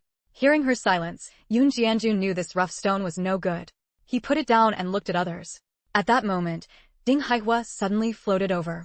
"Master, your skills are so great. Could you pick a rough stone that can yield jade and have it cut on the spot?" 133, Chapter 133, Priceless Jade 5. After listening, Quan Shengnan quickly understood Ding Haihua's intention. Unearthing a piece of jade-containing raw stone could help the Tong family shop's business thrive. Ding Haihua was a native of Yunnan. Even though she died 10 years ago, it didn't mean she was unaware of Tingchong's jade. Tingchong's jade was very famous, even though the best gambling-grade raw stones in the 1950s and 60s could only sell for a few mao per kilogram. "Don't worry, I will." The Tong couple were kind-hearted, so Quan Shengnan was naturally happy to help them. Seeing that Quan Shengnan understood her intention without needing to be asked, Ding Haihua felt immensely grateful. She had overheard Mrs. Tong and Wenqi worrying about their family business in the backyard, which made her determined to ask Quan Shengnan for help. When a master acts, it's always extraordinary. Although she didn't know what was inside the pottery jar Quan Shengnan dug up from under the ancient tree, she knew it must be very valuable. When Quan Shengnan opened the pottery jar, she had used her spiritual sense to shield the room, so Ding Haihua was unaware. With Yun Jianjun covering for her, Quan Shengnan selected 8 pieces of gambling-grade raw stones. The largest weighed about 70 or 80 jin, while the smallest was only the size of a fist. In terms of price, half were priced at 500 yuan per kilogram, and the other half at 200 yuan. Fortunately, the largest piece was priced at 200 yuan, otherwise, Quan Shengnan really wouldn't have dared to buy it. All 8 of these raw stones, along with the previous 4, contained jade. Moreover, all of it was high-grade jadeite. High-grade jadeite referred to top-quality jade. When it came time to settle the bill, Ding Lin personally stepped in to negotiate, bringing the total price down from 26,000 yuan to 24,000 yuan. For a long journey, one should carry ample funds. When Yun Jianjun and his granddaughter set out, they had brought almost all the money they had saved for treasure hunting and bargain hunting. After paying for the goods, half of it was already spent. Yun Jianjun worriedly said, "We've come such a long way. How are we going to take these back?" Upon hearing this, Tong Hongjun smiled and said, "Is this your first time here, old sir? We have specialized jade transport merchants here who can deliver the purchased raw stones to customers' homes. It's just that the shipping fees are a bit expensive." Yun Jianjun was delighted and said, "If it's convenient to transport, then we could buy a few more stones." He remembered Quan Shengnan saying that jade would become hugely popular in a few years, so taking the opportunity to stockpile was a great idea. Tong Hongjun was overjoyed and quickly said, "We have many more in our backyard and warehouse. If you need them, old sir, I can give you a cheaper price." Just the stones they had just bought constituted the biggest business he had done in the past month. If they continued to buy, wouldn't he sell even more? Quan Shengnan narrowed her big eyes and smiled, tugging at Yun Jianjun's sleeve as she said, Grandpa, don't we have no money left? How about we cut open one stone first to see if there's any beautiful jade inside? If there's no jade, then we shouldn't waste money recklessly, or grandma will be angry. But if there is jade, we can sell it and then buy some more stones to take home. Yun Jianjun deeply agreed and asked Tong Hongjun, how do we cut open these stones? The Tong family happened to have a specialized stone-cutting master. Because he had cut open dozens of raw stones recently without finding jade, he had been feeling very discouraged. No one had asked him to cut stones for 2 days. Hearing that the Yun grandfather and granddaughter wanted to cut stones, he immediately volunteered. I'll cut the stones for you free of charge. Tong Hongjun laughed heartily and asked Yun Jianjun which stone to cut first. Yun Jianjun didn't answer. Quan Shengnan pointed to one of the stones she had selected from the gambling grade batch and said, cut this one first. She had picked out all the raw stones containing jade from the brick grade material. From the gambling grade batch, she had only selected a portion. Moreover, gambling grade stones were expensive. Compared to the worthless brick grade material, the latter could bring better business to the Tong family. 134, Chapter 134, Priceless Jade 6. The rough stone Quan Shengnan chose was not too big, but not small either, an irregular rectangular prism weighing about 23 or 24 kilograms. It was the kind of gambling material priced at 500 yuan per kilogram. In the eyes of others, Yun Jianjun was just a doting grandfather who, without any objection, was about to have the stone his granddaughter pointed out cut open. Hearing that someone was going to cut a stone, the few customers in the shop gathered around, thinking that cutting a stone on the spot required great courage. After looking at the rough stone, their expressions weren't exactly bad, but they weren't particularly good either. Moreover, when it came to cutting stones, one should solemnly bathe and burn incense to pray for good luck. Who would just buy it and cut it open right away? The stone-cutting master who volunteered to cut the stone for the Yun grandfather and granddaughter was a young man, not very old, about the same age as Ding Lin. He had a round, baby face that still held a hint of childishness. Tong Hongjun said, his name is Wang Qi. He's the only stone-cutting worker I have here. As he spoke, he seemed a bit sentimental, but he quickly composed himself as the onlookers arrived. Hearing that a stone was going to be cut, customers from other shops outside also flocked to the scene. In a moment, the shop was packed with people eager to watch the excitement. Quan Shengnan whispered to Yun Jianjun, Grandpa, don't cut this rough stone, polish it. Yun Jianjun didn't understand the difference between cutting and polishing, but he respected Quan Shengnan's opinion. He immediately said to Wang Qi, I have high hopes for this stone. Don't cut it, polish it. Wang Qi was taken aback and said, this rough stone isn't small. Polishing it will take quite some time. Yun Jianjun smiled. Better to be cautious. Wang Qi thought about it and agreed. In this line of work, one must be careful and cautious. He moved the rough stone onto the machine, secured it in place, selected an angle, and slowly began polishing it with the grinding wheel. The sound of polishing was extremely grating, and countless particles of dust fell like rain. Quan Shengnan was very confident in the rough stone she had chosen. She felt that although the jade inside this rough stone couldn't compare in size to the earlier Emperor Green piece, its value was certainly no less. Just then, a flash of green light caught everyone's eyes. It's showing green, someone exclaimed loudly, filled with disbelief. Showing green?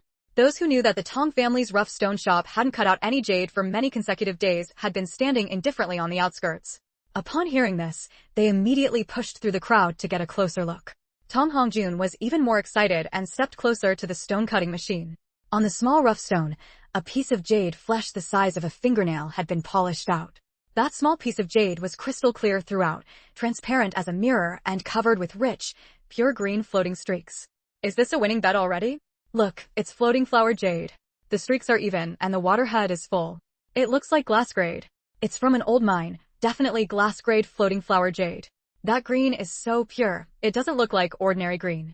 It seems a bit like the color of Emperor Green, doesn't it? Yes, it is Emperor Green. Old mine glass grade jade with Emperor Green floating flowers. What excellent jade. Glass grade is the finest among jade varieties. Old sir, congratulations. Congratulations on a winning cut. Tong Hongjun was extremely excited. His earlier gloom swept away as he hurriedly congratulated Yun Jianjun. Yun Jianjun smiled and said, congratulations to you as well, congratulations to you as well. Of course, it was congratulations to both sides. With a winning cut, the grandfather and granddaughter stood to make a huge profit, and the Tong family shop would also benefit, with promising business prospects ahead. At that moment, someone in the crowd of onlookers asked, Old sir, I'll buy this rough stone. How about 200,000? 200,000? It had cost just over 10,000 when bought, and now it had increased more than tenfold in value. 135, Chapter 135, Priceless Jade 7.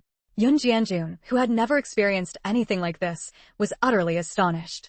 Quan Shengnan found it perfectly reasonable and refused with a smile. Uncle, we want to fully extract all the jade. The implication was simple. They weren't selling now. Everyone was taken aback. That man said, little girl, why not sell? 200,000 is enough for you to buy many things. Although a patch of jadeite has been revealed on this rough stone, there's no guarantee the inside is the same.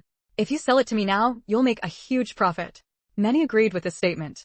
In this trade, there was a saying, better to buy a line than a patch. Quan Shengnan stood there smiling, not responding. Yun Jianjun didn't quite understand the intricacies, so he said to Wang Qi, young man, please extract it all. Wang Qi, his face flushed with excitement, nodded repeatedly and carefully continued his work. He was going to turn his luck around, haha. Upon hearing that a piece of glass-type jadeite with floating emperor green flowers had been extracted at the Tong family shop, many customers from outside rushed over to see for themselves. Among these customers, Hong Kong merchants were the majority. They had come here precisely to purchase jadeite and jadeite rough stones. Wait, Wang Qi slowed down. Tong Hongjun, while keeping an eye on the stones in the shop, also kept half his attention on the stone being worked on. His sudden exclamation startled everyone. What's wrong? Tong Hongjun didn't answer, his trembling finger pointing at the rough stone on the machine. Everyone turned to look and was equally astonished. As Wang Qi ground away more of the outer skin, more and more jade flesh was revealed. The green became fuller and more vibrant. After Wang Qi had extracted more than half of the jadeite, the final part was no longer glass type with floating flowers, but solid green. In the same piece of jadeite, a glass-type emperor green jade with floating flowers suddenly revealed a section of solid green jade flesh, and this green was perfectly consistent with the color of the floating flowers. What did this signify? It signified that this was a solid green glass-type emperor green jadeite. Vividly green, watery, and translucent. Everyone felt as if a stream of emerald green water was flowing down from the machine. Exceedingly lively, with excellent translucency. What superb jadeite! Look, solid green, so rich and vibrant, so pure. Is this emperor green? This is emperor green. What? Emperor green? Everyone exclaimed in unison and immediately asked Wang Qi to sprinkle water for cleaning. The entire jadeite hadn't been fully extracted yet. Wang Qi poured some clean water over it to wash away the dust. The jadeite shone with a dazzling green. The entire rough stone, along with Wang Qi and the stone-cutting machine, were all bathed in a radiant green glow.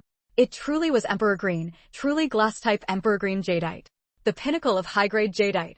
Instantly, the crowd erupted like a boiling pot. Most people who came here understood the jadeite trade.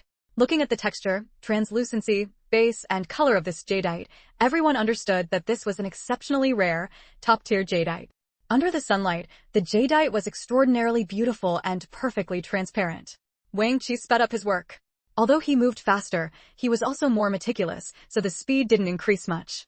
It took a long time before the jadeite was completely extracted. After removing the 3 to 4 kilograms of outer skin, the jade flesh weighed about 20 kilograms in total. However, the pure emperor green jadeite occupied only a small corner, roughly the size of an adult's fist. The rest was all glass-type emperor green jade with floating flowers. In terms of price, it was slightly higher than the undisclosed piece of emperor green jadeite in Quan Shengnan's hand. The weight of the emperor green jadeite was less than that piece, but what about the several kilograms of glass-type emperor green jade with floating flowers? The latter was also a top-tier high-grade jadeite, highly sought after in the market. 136, Chapter 136, Priceless Jade 8. Given the current market, an imperial green jade bracelet was worth several million. From this piece of jade, the imperial green section alone, if handled carefully, could yield 2 bracelets and several pendants or cabochons. A single cabochon was worth about 200,000 to 300,000. According to Quan Shengnan's memory, 7 or 8 years later, or even a decade later, the price of imperial green jade would increase more than tenfold. In her previous life, when Quan Shengnan was in her 20s, she had a set of jewelry made from a piece of glass-type imperial green jade she had purchased, including a pair of bracelets, a necklace, and a ring.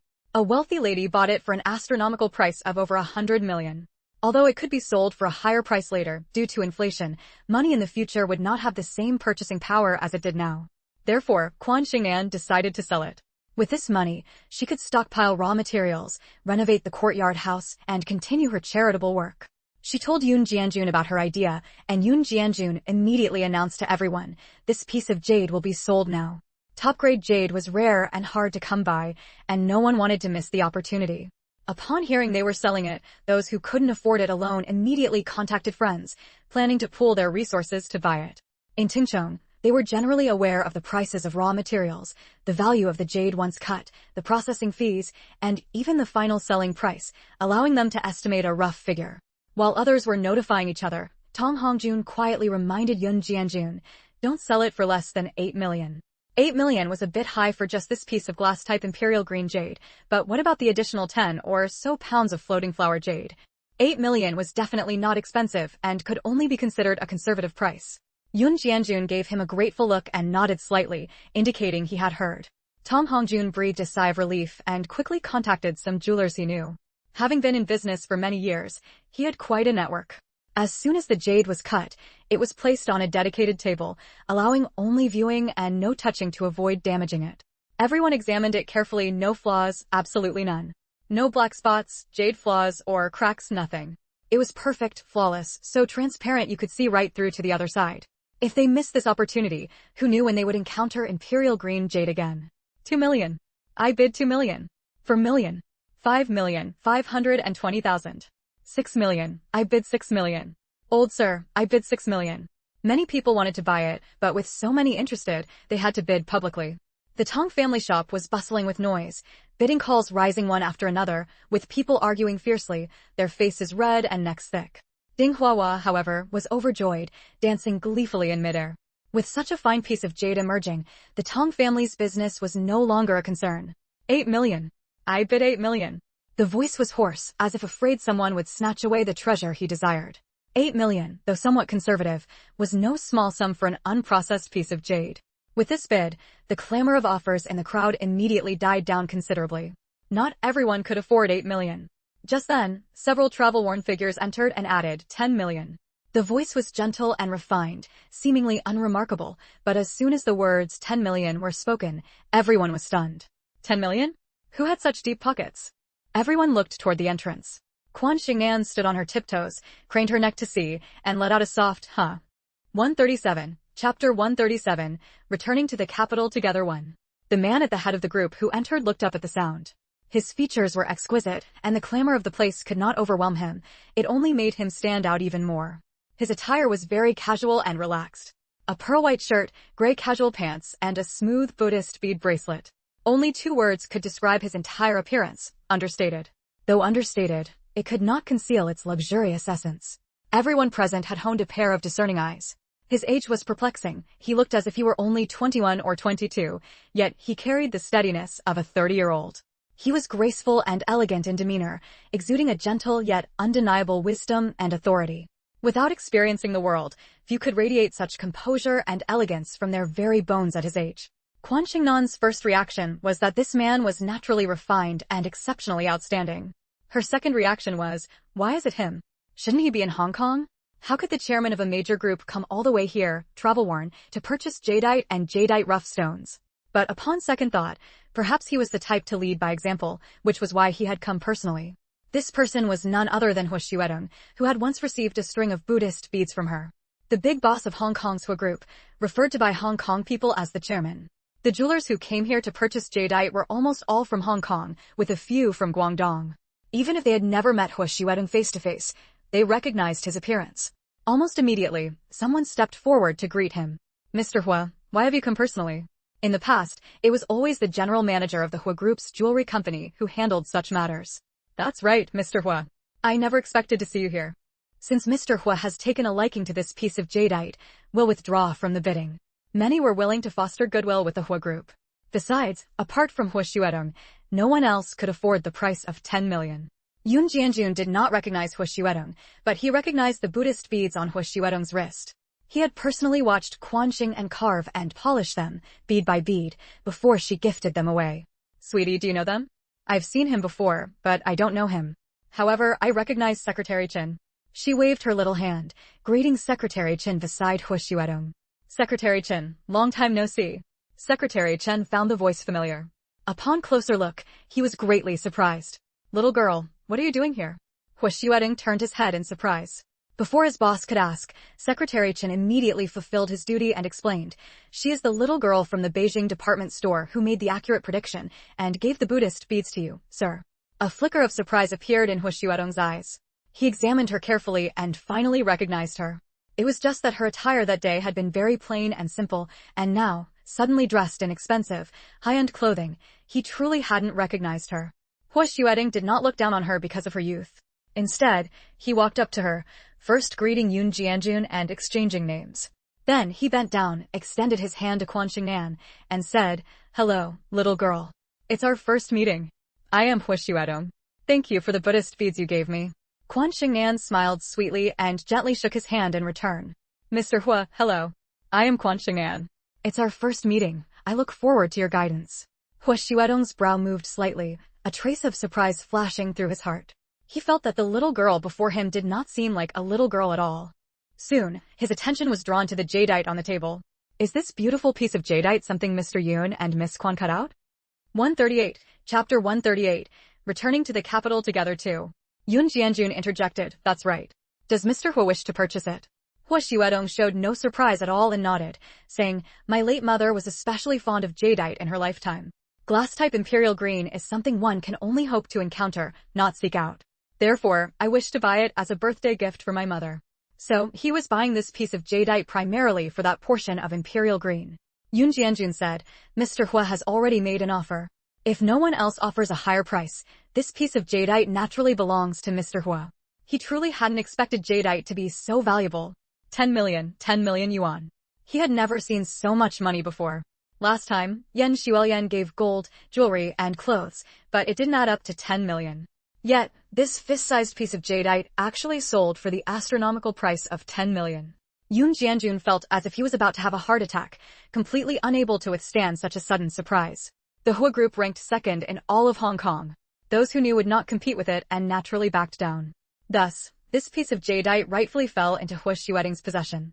Hu Xuedong originally intended to write a check, but seeing the pair, one old and one young, he personally accompanied them to a nearby bank and transferred 10 million on the spot into Quan Shengnan's account. A long time ago, Yun Jianjun had opened a bank account for Quan Shengnan. Almost all of the Yun family's money was in Quan Shengnan's account. When they set out on this trip, Quan Shengnan carried the passbook with her, just in case something happened on the road. The passbook previously held tens of thousands of yuan. Carrying it made withdrawing and depositing money very convenient if needed. This proved her foresight. After all, she wouldn't constantly use her celestial eye to look into the future. That would make the future too devoid of anticipation. After checking the account, Yun Jianjun handed the jadeite obtained from the Tong family to Secretary Chen. Goods and payment were settled. Ding Lin stayed behind at the shop to watch over the other rough stones they had purchased. Seeing the flood of customers into the shop, he couldn't help but smile. Good business for the Tong family was also good for Wen Qian and Wen Qi. It was great, wasn't it? Yun Jianjun and Quan Shengnan withdrew 200,000 yuan from the bank. Upon returning, they took the opportunity to select rough stones worth 50,000 from the warehouse. Quan Shengnan felt she had no talent for business. Fortunately, she had sufficient funds on hand and decided to hoard jadeite and jadeite rough stones. Apart from top-grade jadeite, much of the jadeite at this time couldn't command high prices. Even old mine glass-type jadeite was the same. The grandfather and granddaughter wandered through the street and ended up buying over 100,000 yuan worth of rough stones and 50 to 60 jin of jadeite. That is, jadeite that had already been cut. There were shops here that sold only this kind of jadeite. It was very expensive to Yun Jianjun, but to Quan Shengnan, it was really cheap. High-grade jadeite like old mine glass-type apple green, poplar green, violet, spring with color, and three-colored jadeite, which would become extremely expensive in later years, could now be bought for 20 to 30,000 yuan per kilogram. The cheaper ones even cost only 10,000 yuan. High ice-type and ice-type jadeite were even cheaper, costing only 2 to 3,000 yuan per kilogram. Quan Shengnan had very high standards. She first selected glass-type jadeite. Only after finishing that did she choose high ice-type and ice-type jadeite. She didn't even consider high-grade jadeite of lower grades than these. Yun Jianjun made several trips to withdraw cash in the middle before settling all the payments. With a pile of stones and a pile of jadeite, Yun Jianjun was just planning to ask Tong Hongjun to guarantee hiring a jade transport company to send everything back to the capital when Secretary Chen suddenly came over and said, "Mr. Yun, Miss Quan, our employer says he will return to the capital in 5 days. Why not travel together? We have our employer's private jet. It's very convenient." 139. Chapter 139, Returning to the Capital Together 3. He smiled again and said, "We also hired eyes for appraisal and bought quite a few rough stones and the jadeite cut from them." While Yun Jianjun and his granddaughter were busy, Hua Shuetong was not idle either. The manager who came with the Hua group skillfully sought out several well-known eyes and purchased rough stones worth several million. At the same time, he assigned 2 bodyguards to protect Yun Jianjun and Quan Shengnan. The reason was simple. One was old, one was young, and they were carrying a large sum of money, which would definitely attract covetous eyes. Quan Shengnan knew he was repaying the favor of the Buddha bead bracelet and happily accepted his arrangement. To be honest, even though she was confident in her own abilities, she wasn't without worry. After hearing Secretary Chen's words, Yun Jianjun hesitated for a moment and said, "Is your Mr. Hua not returning to Hong Kong?" He had heard clearly that those Hong Kong businessmen held Hua Shuetong in very high regard. Since he was from Hong Kong, why would he return to the capital? Quan Shengnan smiled and said, "Grandpa, Mr. Hua's parents are from our capital. His mother's birthday banquet is approaching, so naturally he's returning to the capital." From the capital? Yun Jianjun was astonished. He hadn't detected any capital accent from Hua Shuetong at all. Secretary Chen sighed inwardly. Why wasn't he surprised at all that the little girl knew these things? The little fortune teller with the iron tongue, was she truly omniscient? Before they came, while handling affairs in Hong Kong, they had easily found out how Tianxia Group managed to find the eldest daughter of the old madam. Yan Xuelian had greatly publicized the little fortune teller's abilities in high society. He smiled and said, "Normally, Sir doesn't handle the procurement of rough stones and jadeite. This time, he came to Yunnan personally because he wanted to visit his elder brother. He didn't expect to meet Miss Quan." Hua Shuetong's elder brother? Yun Jianjun didn't know who it was. Quan Shengnan said with a grin, "He's the provincial party committee secretary of this province." Yun Jianjun widened his eyes in confusion. "I remember the provincial party committee secretary seems to be surnamed Qin, right? How is he Mr. Hua's elder brother?" Qin Fingji, the eldest son of the founding veteran General Qin, was in his 40s. Secretary Chen, however, just smiled slightly without saying a word. Quan Shengnan's face still wore a sweet smile. The reason is simple.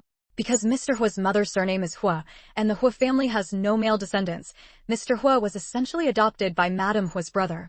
The Qin family had 4 sons: Fingji, Shiji, Wuji, and Xuedong. Feng Qi Wu Tong, Phoenix perches on the Polonia, carries a beautiful meaning. And Hua Shuetong was the child born to General Qin and his wife in their old age, 20 years younger than their 3rd son, Wuji. Apart from people in that circle, few outside knew about this, but Quan Shengnan was definitely not among those who didn't know. Then, she smiled again and said, "With Secretary Qin looking out for us, surely no one will dare to target us. We can leave safely." Qin Fingji would absolutely not show favoritism for his brother, but with this identity, no one would dare to target Hua Shuetong. After a moment's thought, Yun Jianjun agreed to what Secretary Chen said and personally thanked Hua Shuetong. He wasn't worried at all that the rough stones and jadeite they had purchased would be embezzled by the Hua group. Would someone who spent tens of millions on a piece of jadeite care about their items worth only 5 or 600,000? Hua Shuetong's attitude was gentle and courteous. Upon hearing their agreement, he immediately had his subordinates help with moving and packing. Before the rough stones and jadeite were packed, he specifically instructed his subordinates to take photographs. Each rough stone was numbered, and together with the jadeite, photos were taken of each piece from various angles. This way, upon arrival in the capital, the actual items could be compared with the photos to prevent loss or substitution. 140, Chapter 140, Returning to the Capital Together 4. Quan Shengnan was quite satisfied. Since Ding Haihua had not yet seen her son, and Hua Xuedong was returning to the capital in 5 days, she decided to stay a while longer. For this reason, she even moved from the hotel to the upscale hotel where Hua Xuedong was staying, as it offered better security. Over the next few days, she and Yun Jianjun continued to frequent the street, gradually purchasing more items. This time, she only planned to spend 1 million yuan and would stop immediately after reaching that amount. When she finally stopped, she heard that aside from the payment for that piece of jadeite, the Hua group had already spent 10 million yuan. What a grand gesture. It seemed Hua Xuedong had a keen eye and had sensed the impending craze for jadeite, even though it was still several years away. After all, it was easy to stockpile now, but in a few years, it might be difficult to acquire such high-quality jadeite. Unlike her, who had come with great difficulty, they certainly wouldn't limit themselves to just one procurement trip. Amid the frenzy of purchasing, Quan Shengnan did not forget the ultimate purpose of her earnings: accumulating virtue and doing good deeds. She asked Hua Xuedong if he had any connections to help build roads and bridges for Ding Lin's village and construct a primary school, hoping to resolve the matter before returning to the capital to avoid another long journey. A glimmer of admiration flashed in Hu Xiaodong's eyes. He made a call to his elder brother, Qin Fengji, and that very day, someone was assigned to handle the matter. Ding Lin was overjoyed and took them to the village for an assessment. Their village was indeed an extremely impoverished mountain community, with no proper roads or bridges. Children had to cross mountains to attend school in neighboring villages. They traversed rope bridges and crossed cliffs. The journey was perilous, as Yun Jianjun and Quan Shengnan had personally experienced. Ding Lin was the only student from the village who had left to pursue education, and he wasn't even a university graduate. He had only completed high school. This level of education was the highest in the village. During her stay in their village, Quan Shengnan had already observed the situation. She planned to build roads and bridges connecting 3 neighboring villages and construct a primary school. The assessor conservatively estimated the cost at 280,000 yuan.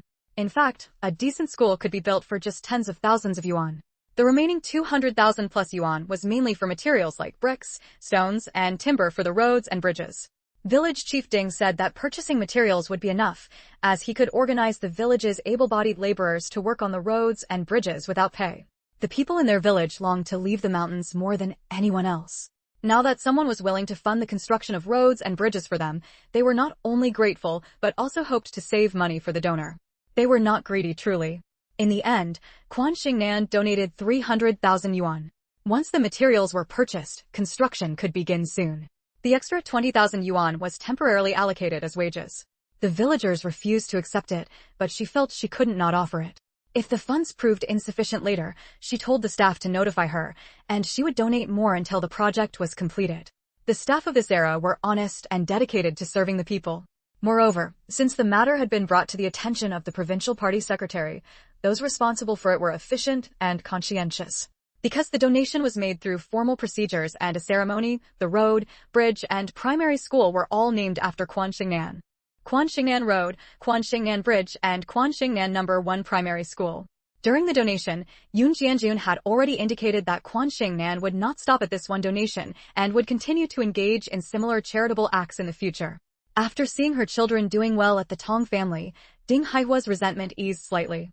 Although she still resented her parents, brother, and sister-in-law, she felt deeply grateful to Quan Shengnan for the positive changes coming to her hometown. 141, Chapter 141, Returning to the Capital Together 5. With all matters settled, Quan Shengnan and her grandfather traveled by car to the provincial capital with Hu Xiaodong. Tingchong was merely a county town and had no airport for planes to land. All the merchants from places like Hong Kong and Guangzhou basically flew into the provincial capital's airport and then hired cars to travel onward. After arriving in the provincial capital, Hu Xiaodong was in no hurry to return to the capital immediately.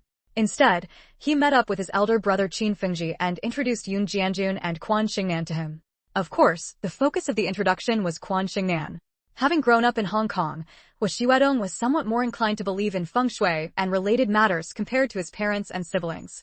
Qin Fengji had already heard from his younger brother about everything that happened at the department store. Initially, he had laughed it off, but later he no longer thought that way. The reason was that Yuan Wei's background had largely come to light. Even though the Yuan family came out to clarify, saying things like, the innocent need no defense, the situation developed completely unexpectedly. Yuan Ziyuan didn't believe it, and neither did Yuan Jigua or Yuan Jitu.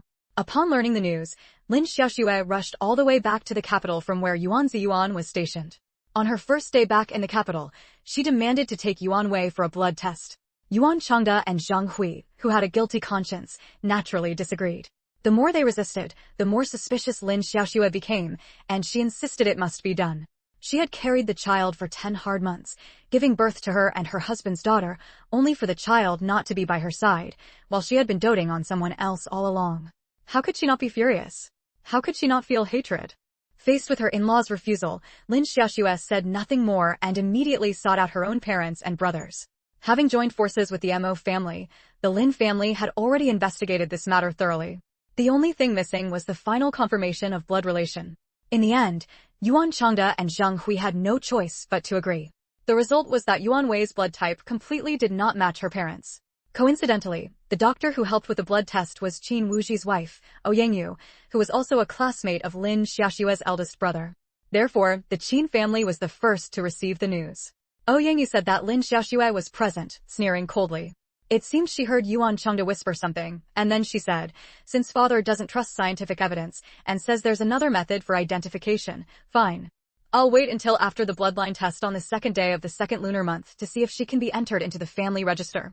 I've already heard from Brother Yuan that only the bloodline of the direct descendants of the Yuan family can manifest on it. Regarding this matter, father must eventually give Brother Yuan and me an explanation. If father refuses to give one, there will naturally be someone who can seek justice for us. I am not wrong, Brother Yuan is not wrong, and my child is even more innocent. No one can stop my determination to get to the bottom of this. The Qin family didn't understand what this meant and decided to wait and see what happened after the second day of the second lunar month. Although Lin Xiaoxue had a straightforward and amiable personality, she was also extremely spoiled and had a fiery temper since childhood. When the time came, she was sure to take action. From what they knew, even though Zheng Hui and Yuan Jihong stubbornly refused to admit anything and Yuan Chengda protected them, Lin Xiaoxue had already begun investigating the information of all the orphans from that year's second day of the second lunar month. What the little girl before them had said in the department store was completely true. Therefore, even though he didn't believe in fortune-telling or divination, Qin Fengji still held a trace of respect. Among the 360 trades, each has its own strengths. He didn't believe in it, but that didn't mean others didn't. Hui Xuedong's gaze was gentle, his demeanor refined. He smiled and said, Little Nan Nan, do you see if my elder brother will face any danger recently? Don't worry, I will definitely give you a generous divination fee. Qin Fengji was stationed far away here, and he was truly somewhat worried.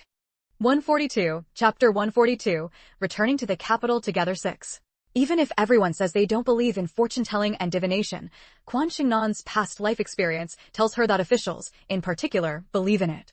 Back then, countless officials came to seek her out. There were all kinds of people, those asking about their careers, those praying for safety, and many seeking wealth. Hui Xuedong got straight to the point, and she didn't beat around the bush either. Just as she was about to speak, Qin Fengji smiled and said, rather than asking about my safety, why not see if there are any major disasters in the area under my governance? True foresight should concern the people's livelihood, shouldn't it?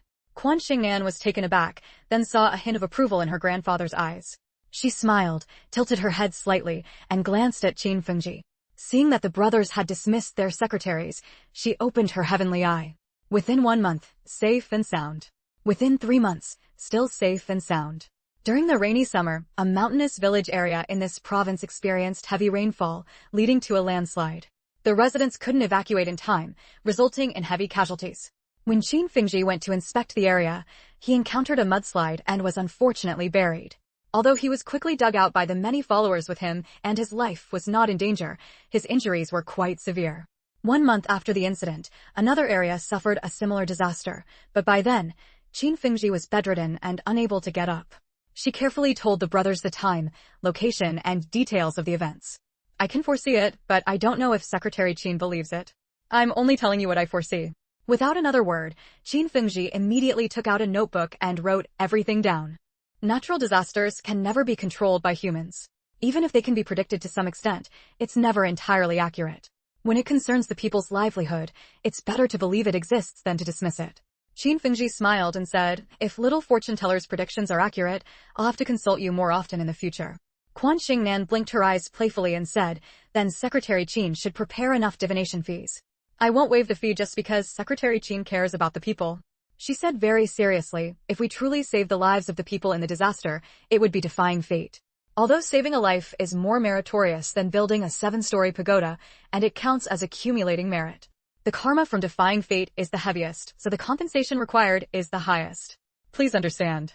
Of course, I will use all this compensation to accumulate virtue and perform good deeds to resolve the karma I bear. Both Qin Fengji and Hui Xuedong were taken aback. They had seen many fortune-tellers and diviners who spent the fees they collected on themselves. This was the first time they had heard that fortune-tellers and diviners bear karma. Quan Shengnan smiled and said, I've only learned a little myself and don't know about other situations. Anyway, my master once said that revealing heavenly secrets brings divine retribution. To resolve it, one must accumulate enough merit. After the disaster occurs, Secretary Qin can notify me, and I will use all that compensation for post-disaster relief and reconstruction. Since she had already mentioned a fictitious master, she might as well continue with that story. She couldn't let others know that her abilities came out of nowhere. Bloodline inheritance, who would believe that besides the head of the Yuan family? Qin Fengji and Hui Xuedong listened, deep in thought. Hua Xuedong immediately wrote a 7-figure check, which Quan Shengnan accepted without refusal. After accepting it, she said, "Secretary Qin, Mr. Hua, could you introduce me to someone in criminal investigation?" After returning to the capital, it would be time to resolve Ding Haihua's matter. Having connections would make things much more convenient for her. 143, Chapter 143, Returning to the Capital Together 7. Qin Fengji said, "That's easy. But may I ask why?" Or is little fortune teller planning to report a case? He had his own set of principles and didn't grant special favors just because of Quan Shengnan's uncanny predictions. Quan Shengnan pondered for a moment, then slowly recounted the matter of Ding Haihua in detail. In her account, she omitted her ability to see ghosts. She only said that she had received a message in a dream and, after personally divining the matter, came here to find Ding Haihua's children. She had seen them, and indeed, it was just as described in the dream, and so on. Qin Fengji and Hua Xuedong exchanged looks of astonishment. This was something they had never heard of before. Both felt that Ding Haihua's fate was far too tragic. Murdered by her husband and his new wife, her 2 children given away by their own parents, brother and sister-in-law. Fortunately, they encountered a good family like the Tongs. Otherwise, who knows what would have become of those 2 children now. Thinking of the Liu and Zhang families behind Zhang Sun, Qin Fengji frowned slightly and said, "Zhang Sun is actually such a person? How despicable." Hua Xuedong asked, "So, you want to report the case?" Upon hearing this, Quan Shengnan couldn't help but smile bitterly. "Report the case? Easier said than done. First, I am not a family member of Ding Haihua. Second, no one would believe the story of a message in a dream. What standing do I have? True. Without the Ding family coming forward, it would indeed be difficult to file a case." Hua Xuedong understood perfectly well. From Quan Shengnan's meaning, it seemed the Ding family was completely unaware of Ding Haihua's death. Even if village chief Ding and the family of Ding Lin knew, they feared officials and wouldn't meddle in others' affairs. "Then what do you plan to do?" Qin Fengji asked. "This happened 10 years ago. No one reported the case, and no one reported her missing. It's possible Ding Haihua's remains no longer even exist. If we start investigating from this angle, I think we'll end up with nothing. Secretary Qin is right, so I want to approach it from another angle." "Which angle?" Quan Shengnan said calmly, "Zhang Sun has committed many illegal and disciplinary violations. I want to start from there." After speaking, she asked, "If I remember correctly, Secretary Qin's younger brother, Mr. Hua's elder brother, Qin Wuji, is in the Discipline Inspection Commission, right?" Qin Fengji and Hua Xuedong chuckled. "Can nothing be hidden from little fortune teller? I can divine all the things Zhang Sun has done, including the locations where he has hidden his illicit gains. According to my divination, the illicit funds hidden separately by Zhang Sun and his wife already amount to tens of millions. Secretary Qin, Mr. Hua, what do you think? If an anonymous tip-off letter were sent to the Discipline Inspection Commission, would they investigate?" Needless to say, they definitely would investigate. Tens of millions is truly no small sum. Embezzling $1 million is already utterly shocking, let alone tens of millions. That's enough for the death penalty. Hua Xuedong, deep in thought, said, "You want to use the Discipline Inspection Commission's investigation to get the Criminal Investigation Department involved as well?" Quan Shengnan gave a thumbs up. Exactly, that was her idea. "But have you considered that it's difficult for criminal investigation to get involved during a Discipline Inspection Commission investigation? After all, the former investigates Zhang Sun's corruption and other illegal and disciplinary violations, while the latter handles criminal cases. And Zhang Sun, along with his wife Lu Aijin, would never voluntarily confess to the murder and dissection." Quan Shengnan smiled faintly. "What if they confess themselves?" Qin Fengji and Hua Xuedong were taken aback. Soon, both thought of Quan Shengnan's unfathomable, almost supernatural abilities. She said she only knew how to read faces and tell fortunes, but Qin Fengji and Hua Xuedong had a feeling her skills went far beyond. 144, Chapter 144, Returning to the Capital Together 8. Reporting Zhang Sun and his wife to clear Ding Haihua's name was not a bad thing. On the contrary, it was a good deed. Both Qin Fengji and Hua Xuedong agreed to help. This help involved giving Qin Wuji and the Criminal Investigation Department a heads up in advance. A little girl, for the sake of a woman she had never met who appeared in her dreams, had traveled thousands of miles to this place. As adults and public servants, how could they be any less? Qin Fengji was already thinking about how to phrase her request for help from her third brother and his friends. Hua Xuedong reminded her, sometimes public opinion is also a channel for seeking justice. When you submit the anonymous report, you can send multiple copies of the materials to different departments. If you don't have the addresses of those departments, I can provide you with a list. By then, when everyone knows about it, the authorities will definitely investigate thoroughly. Even if the Liu and Zhang families have influence, it will be too late for them to intervene. Besides, at that time, there will be a major event, and the Zhang family will be too preoccupied to help Zhang Sun and his wife. Yun Jianjun and Quan Shengnan immediately understood what major event he was referring to. Yuan Wei's background. Once Yuan Wei's background was revealed to the world, the Zhang family would indeed have no time to deal with the Lu family's affairs. Quan Shengnan giggled. That's exactly what I had in mind. Qin Fengji smiled. Despite the 14-year age difference between the two, their thoughts aligned perfectly at every turn. How strange, how strange. Eager to resolve this matter, the group did not stay long. Qin Fengji did not try to keep them and saw them off at the airport the next day. At the airport entrance, however, they ran into Tong Hongjun and his son, Wen Qian. Because they had cut open a piece of imperial green jade worth tens of millions, the sales at the Tong family shop in recent days were almost equivalent to a year's total. Therefore, Tong Hongjun selected a few pieces of fine jade jewelry from his shop's collection to give to Quan Shengnan. Unexpectedly, he arrived at the hotel a step too late, so he rushed to the airport entrance to wait and had been waiting for a full day and night. Tingchong had plenty of jade, and the prices were not high, with the maximum value being around 10,000 yuan. Still, it was a token of their family's gratitude. Yun Jianjun and Quan Shengnan were very thankful. They had purchased over 100,000 yuan worth of raw stones from the Tong family, so they accepted the gift with ease. Before boarding the plane, Tong Hongjun had not yet left, and Ding Lin also rushed over, panting heavily. On his back was an enormous bundle, so heavy it almost bent his back. Fortunately, I made it. Any later and I wouldn't have been able to see the elder and Nanan. A broad smile spread across Ding Lin's face. Uncle Yun, little Nanan, this is a small token of appreciation from our village. You must accept it. There were no valuable items, only mountain goods harvested and dried by the villagers. Grateful that Quan Shengnan had donated 300,000 yuan to build bridges, roads, and schools, they packed these goods overnight and asked Ding Lin to deliver them. You're too kind. Please thank everyone on our behalf when you return. Yun Jianjun took the bundle, and his arms immediately sank under the weight. It was truly heavy. The weight was substantial, but the sentiment behind it was even greater. Qin Fengji smiled and said, "Hurry and board the plane. Don't delay. Only truly good people deserve such treatment from Tong Hongjun and Ding Lin, right?" Although Quan Shengnan was young, her actions were anything but petty. Ding Lin had never met Qin Fengji and didn't know about the relationship between Hu Xuedong and Qin Fengji. However, Tong Hongjun, being in business with wide connections, recognized Qin Fengji immediately. Only then did he notice Qin Fengji's presence and hurried over to greet her. Ding Lin was startled and greeted her with reverence and awe. Qin Fengji waved her hand, showing no airs, and simply said she was there to see someone off. When the two men looked back and saw that Hu Xuedong and Quan Shengnan were the ones she was seeing off, their hearts skipped a beat, and they regarded Quan Shengnan with even greater respect. 145, Chapter 145, Thunderous Strike 1. Quan Shengnan smiled slightly, bid farewell to the crowd, and followed Hu Xuedong through security to board the plane. At this moment, she felt that owning a private jet was truly convenient. No need to queue and wait for boarding, no need to squeeze onto the same plane with others. On such planes with many people, the air tends to be stale. Apart from the pilot, there were only 8 people on Hu Xuedong's plane. Hu Xuedong, Yun Jianjun, Quan Shengnan, along with Secretary Qin and 4 imposing, formidable bodyguards. Unfortunately, even if she were to achieve success in her career in the future and have ample wealth, she wouldn't buy a private jet for her own use. It wasn't that she couldn't afford it, but she felt it unnecessary. She wasn't like Hu Xuedong, whose businesses span the globe and who frequently flew to various places.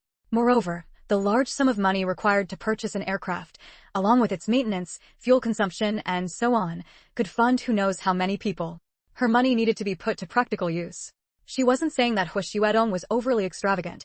In fact, someone like him truly needed a private jet on standby. After all, if a problem arose with the Hu Group's business in some location requiring his personal attention, he couldn't afford to be delayed because he couldn't book a flight ticket, could he? In all matters, often pulling one hair moves the whole body. A small mistake could have a significant and detrimental impact. The Hu Group's operations were so vast, concerning the livelihoods of countless employees, and caution was required everywhere. The current aircraft was quite nice. What was most surprising was that the interior decoration of the plane was very comprehensive. Bedroom, bathroom, living room, dining room, and conference room were all available. Tea tables, wine cabinets, and dining tables were naturally all present. It was completely unlike some planes' interiors, which only had densely packed seats, and instead resembled a luxurious residence. However, this kind of dwelling was a scaled-down version. Small as a sparrow, it has all the vital organs. because items like tables, chairs, and sofas were all fixed to the plane and completely immovable. Of course, Huashuetong was no nouveau riche. The decoration here wasn't overtly luxurious, but everywhere exuded a low-key comfort and elegance. This was probably the world's most advanced private jet. Quan Shengnan was now sitting on the sofa in the living room with her grandfather. On the tea table before them were exquisite tea snacks. Huashuetong personally brewed tea for them. With exquisite purple clay teaware, the clear tea poured from the spout, further highlighting his slender, jade-like hands. Old Yun, little Nanan, try the tea I brewed and see how it is. Tea can counteract many toxins. Both Yun Jianjun and Quan Shengnan were tea enthusiasts. The former came from a good background and was quite skilled in the art of tea. The latter had been nurtured by her grandfather since childhood, inherently fond of it, and had also delved into it in her previous life. Therefore, the grandfather and granddaughter simultaneously picked up their tea bowls, gently inhaling the aroma. Vibrant green color, rich and fragrant aroma, excellent tea. This was Yun Jianjun's praise. It had been a long time since he had drunk such fine tea. Sweet and mellow in taste, beautiful in form, even better. After taking a sip, Quan Shengnan's expression became one of intoxication. The Yun family now had considerable money, and her own assets had also surpassed 100 million, but she didn't possess such fine tea leaves. The top-grade preaching Ming tea leaves from Lion Peak Longjing were limited in quantity. Ordinary people couldn't buy them even with money. The little one putting on an intoxicated expression was especially adorable. Huashuetong couldn't help but chuckle and say, if little Nanan likes it, I'll have Secretary Chen send you a tin later. Quan Shengnan opened her eyes, full of surprise and delight really. Of course. Better not. Quan Shengnan felt somewhat regretful. One should not accept rewards without merit, and besides, I'm a child.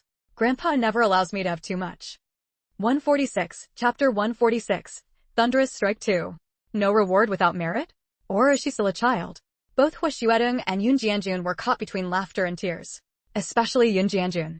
Ever since he learned of Quan Shengnan's origins, he had never treated her as a child, okay? Huashuetong had also never regarded Quan Shengnan as a child. He said earnestly, how can you call it no reward without merit? You performed physiognomy and divination for me, and for my brother. That is merit. Moreover, it's just tea leaves. It hardly counts as a reward, merely a token of appreciation. However, this time I can only give you last year's tea. The new tea will have to wait a few more months. He was always like this, sincere and magnanimous. His voice was always unhurried, gentle and resonant, like fine velvet slowly gliding over one's fingertips. Even though he had been unable to walk for over 20 years, he still gave off an air of cultured refinement, steadiness, and modesty. He neither abandoned himself to despair nor complained about fate. A scholar merchant, that was how everyone in Hong Kong viewed him. No one understood Huashuetong's character better than Quan Shengnan. Despite his gentle exterior, he was actually quite stubborn. So, she accepted gladly, though on the surface she still wore a somewhat reluctant expression. Her demeanor immediately amused everyone present. She was truly adorable. In that case, I'll accept it. Then I'll get the Yixing clay teapot my grandfather has been storing to use. That would be a perfect match. Among the many antiques she collected, Yixing teapots were, of course, included. The most precious among them was undoubtedly the Gongchun teapot. Both she and Yun Jianjun treasured it dearly, but due to the lack of good tea leaves, they had no choice but to leave it stored away. No matter how fine a Yixing teapot is, its only purpose is to brew tea. Huashuetong, clearly a fellow enthusiast, immediately became interested. What kind of teapot is it? It's a Gongchun teapot. A Gongchun teapot? As far as I know, there are only 2 known Gongchun teapots in existence, and even one of those is of questionable authenticity. If it truly was a Gongchun teapot, then it was indeed a treasure. Among Yixing teapots, the Gongchun teapot is a rarity among rarities. Yun Jianjun smiled. The turmoil of those years led to the destruction of countless cultural relics. The number is almost beyond counting. The teapot we collected was also acquired shortly after the turmoil, bought as old goods from the countryside. Fortunately, we went early. A few steps later, and the owner might have casually discarded it, surely leaving it shattered to pieces. Dark chestnut in color, like ancient iron, dignified and well-proportioned, such descriptions of the Gongchun teapot made one feel as if they were seeing the teapot itself through the words. Yet, he hadn't recognized it at the time. Luckily, Quan Shengnan was with him, so they didn't miss it. Huashuetong sighed, but refrained from commenting on his views of the ruling authorities at the time, skirting the issue. Indeed, as Elder Yun says. Another day, I must visit you, Elder Yun, to request a viewing of the Gongchun teapot's true appearance. It was quite easy for Huashuetong to befriend someone. He and Yun Jianjun had only known each other for a few days, and most of that time they hadn't even met, yet Yun Jianjun considered him a close friend. No matter what topic Yun Jianjun brought up, Huo could engage in conversation, and with insightful views at that. Hearing this, Yun Jianjun admired him even more. Especially since he was the son of the old chief whom Yun Jianjun respected most. That's right. When Yun Jianjun served in the military, he was under old Master Qin's command, a fact few people knew. Revolving around the Gongchun teapot, the old and the young actually began discussing the various Yixing teapots they each collected. Upon hearing that Yun Jianjun had collected several Yixing teapots made by ancient masters, Huo couldn't help but feel a deep sense of longing. Grandpa, aren't you just showing off without even trying to sell it? Quan Shengnan clicked her tongue and spoke up. 147, Chapter 147, Thunderous Strike 3. Her small face was fair with a rosy tint, smooth and lustrous like jade. Her large eyes were round and bright, resembling a clear spring, yet within that water, lively ripples shimmered, clear and vivacious, charming and beautiful. Seeing her like this, Huo spirits lifted, and he teased her, "Good things should be shared, little girl." But Mr. Was good things haven't been shared with me, have they? How can you say that? Quan Shengnan was taken aback, looking up at him in a daze. Huh?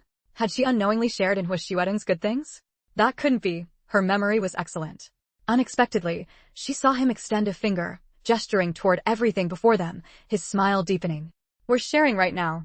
The private jet. Quan Shengnan suddenly understood. How could she have forgotten? The private jet they were currently in indeed belonged to Huo.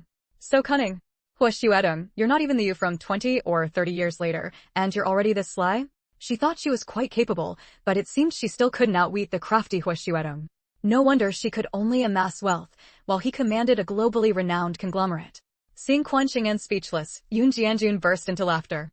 All along, the little girl he had seen was always so calm and composed.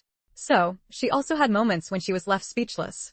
Quan Shengnan shot her grandfather a sidelong glance, pouted, and said reluctantly, "All right, Mr. Huo's good thing, the private jet, has indeed been shared with me and Grandpa. When I have something good, I'll definitely remember to share it with Mr. Huo too. Grandpa, you can keep boasting. I'm going to look at the jadeite Boss Tong gave me."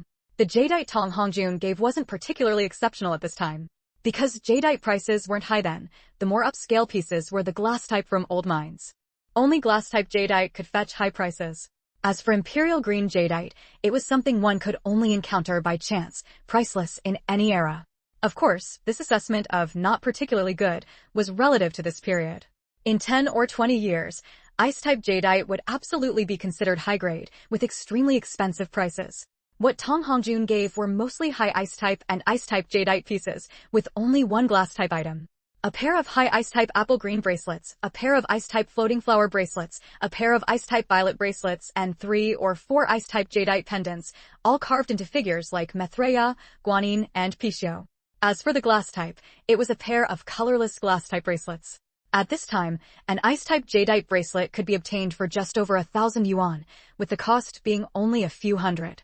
Quan Shengnan herself had bought a large box of finished jadeite pieces in Tengchong and was well aware of the market conditions.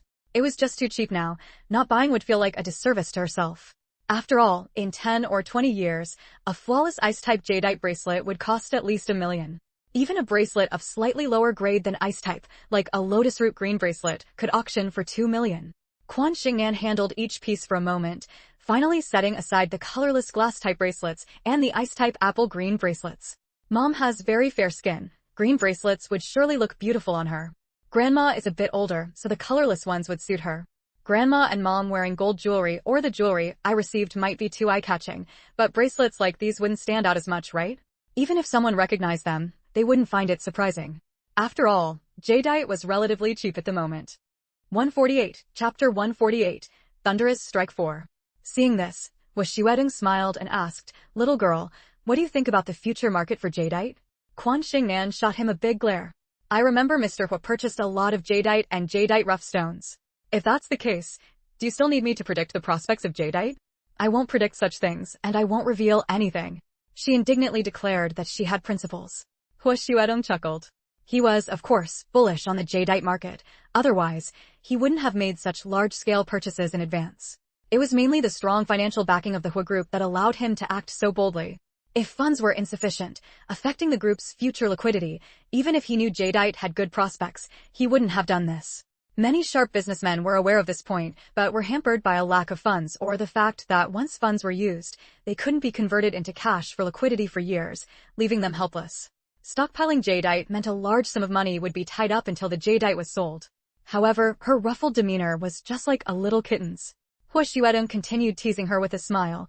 Even if I didn't know, seeing your actions, I could guess pretty accurately. Seeing Quan Shengnan stockpiling jadeite, Hua Xuedong felt even more confident in his judgment. Quan Shengnan muttered, "That's because you know I can read fortunes and tell the past and future. But others, do they know? They don't, so of course they won't follow suit. They probably even laugh at me in their hearts for wasting money at such a young age." Hua Xuedong thought for a moment and agreed quite readily. Chatting and laughing along the way, the journey was far from dull, and, before they knew it, they had arrived in Beijing. Even before boarding the plane, Hua Xuedong had already instructed Secretary Chen to arrange for trucks and cars in Beijing. After disembarking, he specifically asked the driver to take Yun Jianjun and Quan Shengnan home. Their goods were also checked one by one and loaded onto the vehicles. Hua Xuedong smiled and said, "Old Yun, we'll part ways for today. I will definitely visit you another day." Yun Jianjun nodded with a smile, thinking to himself how impressive the son of his old superior was. His words and actions were truly gracious. Hua Xuedong then bent down, his eyes level with Quan Shengnan's, and said softly, "Just go ahead with that matter. My eldest brother has already spoken to my third brother and my nephew. He only said that when an anonymous report comes in, they should handle it seriously. They didn't reveal your identity or name, so it won't affect your life." He added, "The person in charge of criminal investigation is my cousin's son, surnamed Zhou, named Zhou Aizheng." The implication was clear. She could act as she pleased, and they would help cover for her. "I've already given you all my contact information. If you need any help, don't hesitate to contact me." Quan Shengnan thanked him repeatedly, and Ding Huahua was also very excited. No wonder the master had said she would encounter a rare opportunity. It must be referring to Mr. Hua and the others, right? There was hope for revenge. Ding Huahua was so excited that tears streamed down her face. She didn't return to the Yun family with Quan Shengnan, but bid farewell halfway. She was going to monitor Zhang Sun and Lu Aizhen, striving to uncover more evidence of their crimes. As for Zhang Sun and Lu Aizhen's crimes and the locations of their hidden assets, she had already told Quan Shengnan everything she knew. Quan Shengnan had long committed it to memory. Upon returning home, she first distributed the jadeite jewelry and various specialties she had brought back to her grandmother and mother. Quan Anan was away at school, so she placed his gifts in his room. Talking about her experiences along the way, Quan Shengnan chattered away like a little sparrow. 149, Chapter 149, Thunderous Strike 5. Yun Qinsher put on the colorless glass-type bracelet, while Quan Shuang wore the icy-type apple-green one. The apple-green complemented the fair skin of Quan Shuang's wrist, just as Quan Shengnan had expected, looking exceptionally beautiful. Everyone praised it in unison, making Quan Shuang feel somewhat embarrassed. "Dad, Mom, won't this bracelet attract envy? The things Nan has aren't cheap." Quan Shuang was still worried. "No, jadeite is very inexpensive. Even if someone sees your bracelet, they'll probably think it's made of glass. Shuang, just wear it. It's a token of Nanan's affection, so don't let it go to waste." Hearing Yun Jianjun's words, Quan Shuang felt slightly reassured and nodded with a smile. Indeed, both her children were extremely filial to her, and she felt very content and happy. Then, when Quan Shengnan mentioned that she had bought a stone in Tengchong, cut it open to reveal a piece of jadeite, and sold it for 10 million, Yun Qinsher and Quan Shuang were instantly stunned, exclaiming in disbelief, 10 million. Good heavens, even being a 10,000 yuan household was considered impressive, and now their family suddenly had 10 million? Although 1 million of the 10 million had already been spent, Nanan had also earned another million in divination fees from Secretary Qin. How much money was 10 million? Could it fill an entire room? Quan Shengnan said with a beaming smile, "Grandma, Mom, from now on, Nanan will make sure you live very, very well. With this money, Nanan will buy several storefront properties in prime locations. Grandma and Mom can just sit at home and collect the rent, becoming wealthy landlords. That way, Grandma won't have to work so hard with Mom making and selling steamed buns anymore." Previously, she had suggested Quan Shuang open a shop because, although she had some money, if she did charitable deeds, there would be little left. If they lived off their savings without working, they might soon run out of food. Now it was different. She had 10 million and spending just 1 million could buy several good properties. The future rental income would be enough to live on. There was no need for Grandma and Mom to continue working hard. However, after hearing this, Quan Shuang disagreed. She felt she was naturally unable to stay idle. Besides, making and selling steamed buns was easy work, much easier than farming. Even if the family had no financial burdens, she didn't want to idle around doing nothing. She wanted to continue running her steamed bun shop. Otherwise, she didn't know what she would do at home to pass the time. Indeed, she didn't understand the pastimes of high society ladies. She didn't know how to play cards or mahjong. Raised by Yun Qinsher since childhood, she was hardworking and kind-hearted, and even after losing her memory, her nature remained unchanged. She was a very ordinary rural woman who wouldn't immediately start indulging in leisure just because the family's living conditions had improved. Not knowing how to enjoy life even with money, that described both her and Yun Qinsher. Therefore, after trying to persuade her several times without success, Quan Shengnan didn't force her mother. Let the steamed bun shop stay open. Sell more when happy, close the shop when not. After all, the family didn't rely on the shop's income to get by. Quan Shengnan helped her grandmother and mother organize the various local specialties they had brought, selecting some to give to the neighbors. There was originally a portion for the Chang family, but because Chang Aigua had taken up a post in another region, his entire family had left the capital. Old Mrs. Chang had initially wanted to stay in the capital to maintain contact with her old friends, stay informed about news in advance, and leverage her extensive connections to help her son's career. However, she had to take care of her 2 grandsons, so she had no choice but to go along. After resting for a few days, Quan Shengnan, on one hand, selected storefront properties in several locations and asked Yun Jianjun to purchase them in Quan Shuang's name. On the other hand, she organized the information obtained from Ding Haihua. 150, Chapter 150, Thunderous Strike 6.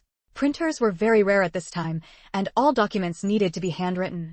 Even though no one would suspect a 6-year-old girl, she was still very careful and wrote everything with her left hand. Having cultivated for many years, her dexterity far surpassed that of ordinary people. Her left hand could write beautifully, and she knew several different calligraphy styles. She wrote down in detail when Zhang Sun and Lu Aizhen had taken bribes, for what matters, how much they had taken, from whom they had taken them, and the hiding places for the huge sums of money. Everything was clear, precise, and well documented. Anyone who saw it would have every reason to believe it was stating facts. It was too detailed, too clear. Thanks to Ding Haihua's intense hatred for Zhang Sun, she had desperately memorized everything, reciting it several times a day to avoid forgetting. Therefore, even though some incidents had happened several years ago and even Zhang Sun himself was no longer clear about them, Ding Haihua always remembered. This also included the bribes Zhang Sun and Lu Aizhen had given when asking others for favors. There were things Ding Haihua couldn't remember clearly or didn't know, as she had to follow Lu Aizhen, but this didn't stump Quan Shengnan. She had met Zhang Sun. With her heavenly eye opened, was there anything that had happened that she didn't know? She also meticulously wrote the entire sequence of events of Ding Haihua's victimization into the report letter. Just as she was about to finish writing, Ding Haihua suddenly floated in, her face filled with anger. Master, I found that despicable man has taken another huge sum of 500,000 from someone and hidden it in his house's toilet. As she spoke, Ding Haihua explained the whole story in detail again. Zhang Sun really makes a lot of money from this official position, doesn't he? It hasn't been long, and someone is already delivering money to his door again. Embezzlement and bribery, death is not enough for such crimes. Master, do you think someone will step forward to deal with that despicable man once this report letter is submitted? I've heard before that officials protect each other. Officials protect each other, everyone says that. It has been like this since ancient times. What if someone intercepts the report letter before it reaches the higher-ups? Ding Haihua was deeply worried. Quan Shengnan smiled. Don't worry, this time there won't be any official protection. I'll write several copies of the report letter and send them to different departments. The letter sent to the Discipline Inspection Commission will go directly into the hands of Hua Sheng's elder brother. He would never bend the law for personal gain. Just as Hua Sheng said, sometimes public opinion is like a knife. When this matter becomes widely known and public resentment boils, the higher-ups will definitely investigate thoroughly. Even if the Zhang and Lu families want to cover it up, it will be completely impossible. That's good, that's good. Ding Haihua was relieved. Quan Shengnan also wrote the new information Ding Haihua had found into the report letter. Since it was a fact, why not write it? Writing one more item meant Zhang Sun's crimes would be heavier. It took a full 3 days to write this report. If Quan Shengnan hadn't achieved success in her cultivation, her slender wrist would have been sore and almost broken from the strain. After finishing, she made several copies. Each copy was a thick stack, quite substantial. Yun Jianjun, knowing what his granddaughter wanted to do, had already bought several large envelopes. They placed the letters inside, sealed them, wrote the detailed addresses and recipients' names, and the grandfather-granddaughter pair quietly dropped them into the report mailboxes of the various departments. Quan Shengnan never liked to be indecisive in her actions. She preferred to be straightforward and decisive. For matters that could be resolved straightforwardly, she would never waste time going in circles. After completing all this, while waiting for the higher-ups to act, Quan Shengnan didn't idle. She began taking stock of the assets under her name.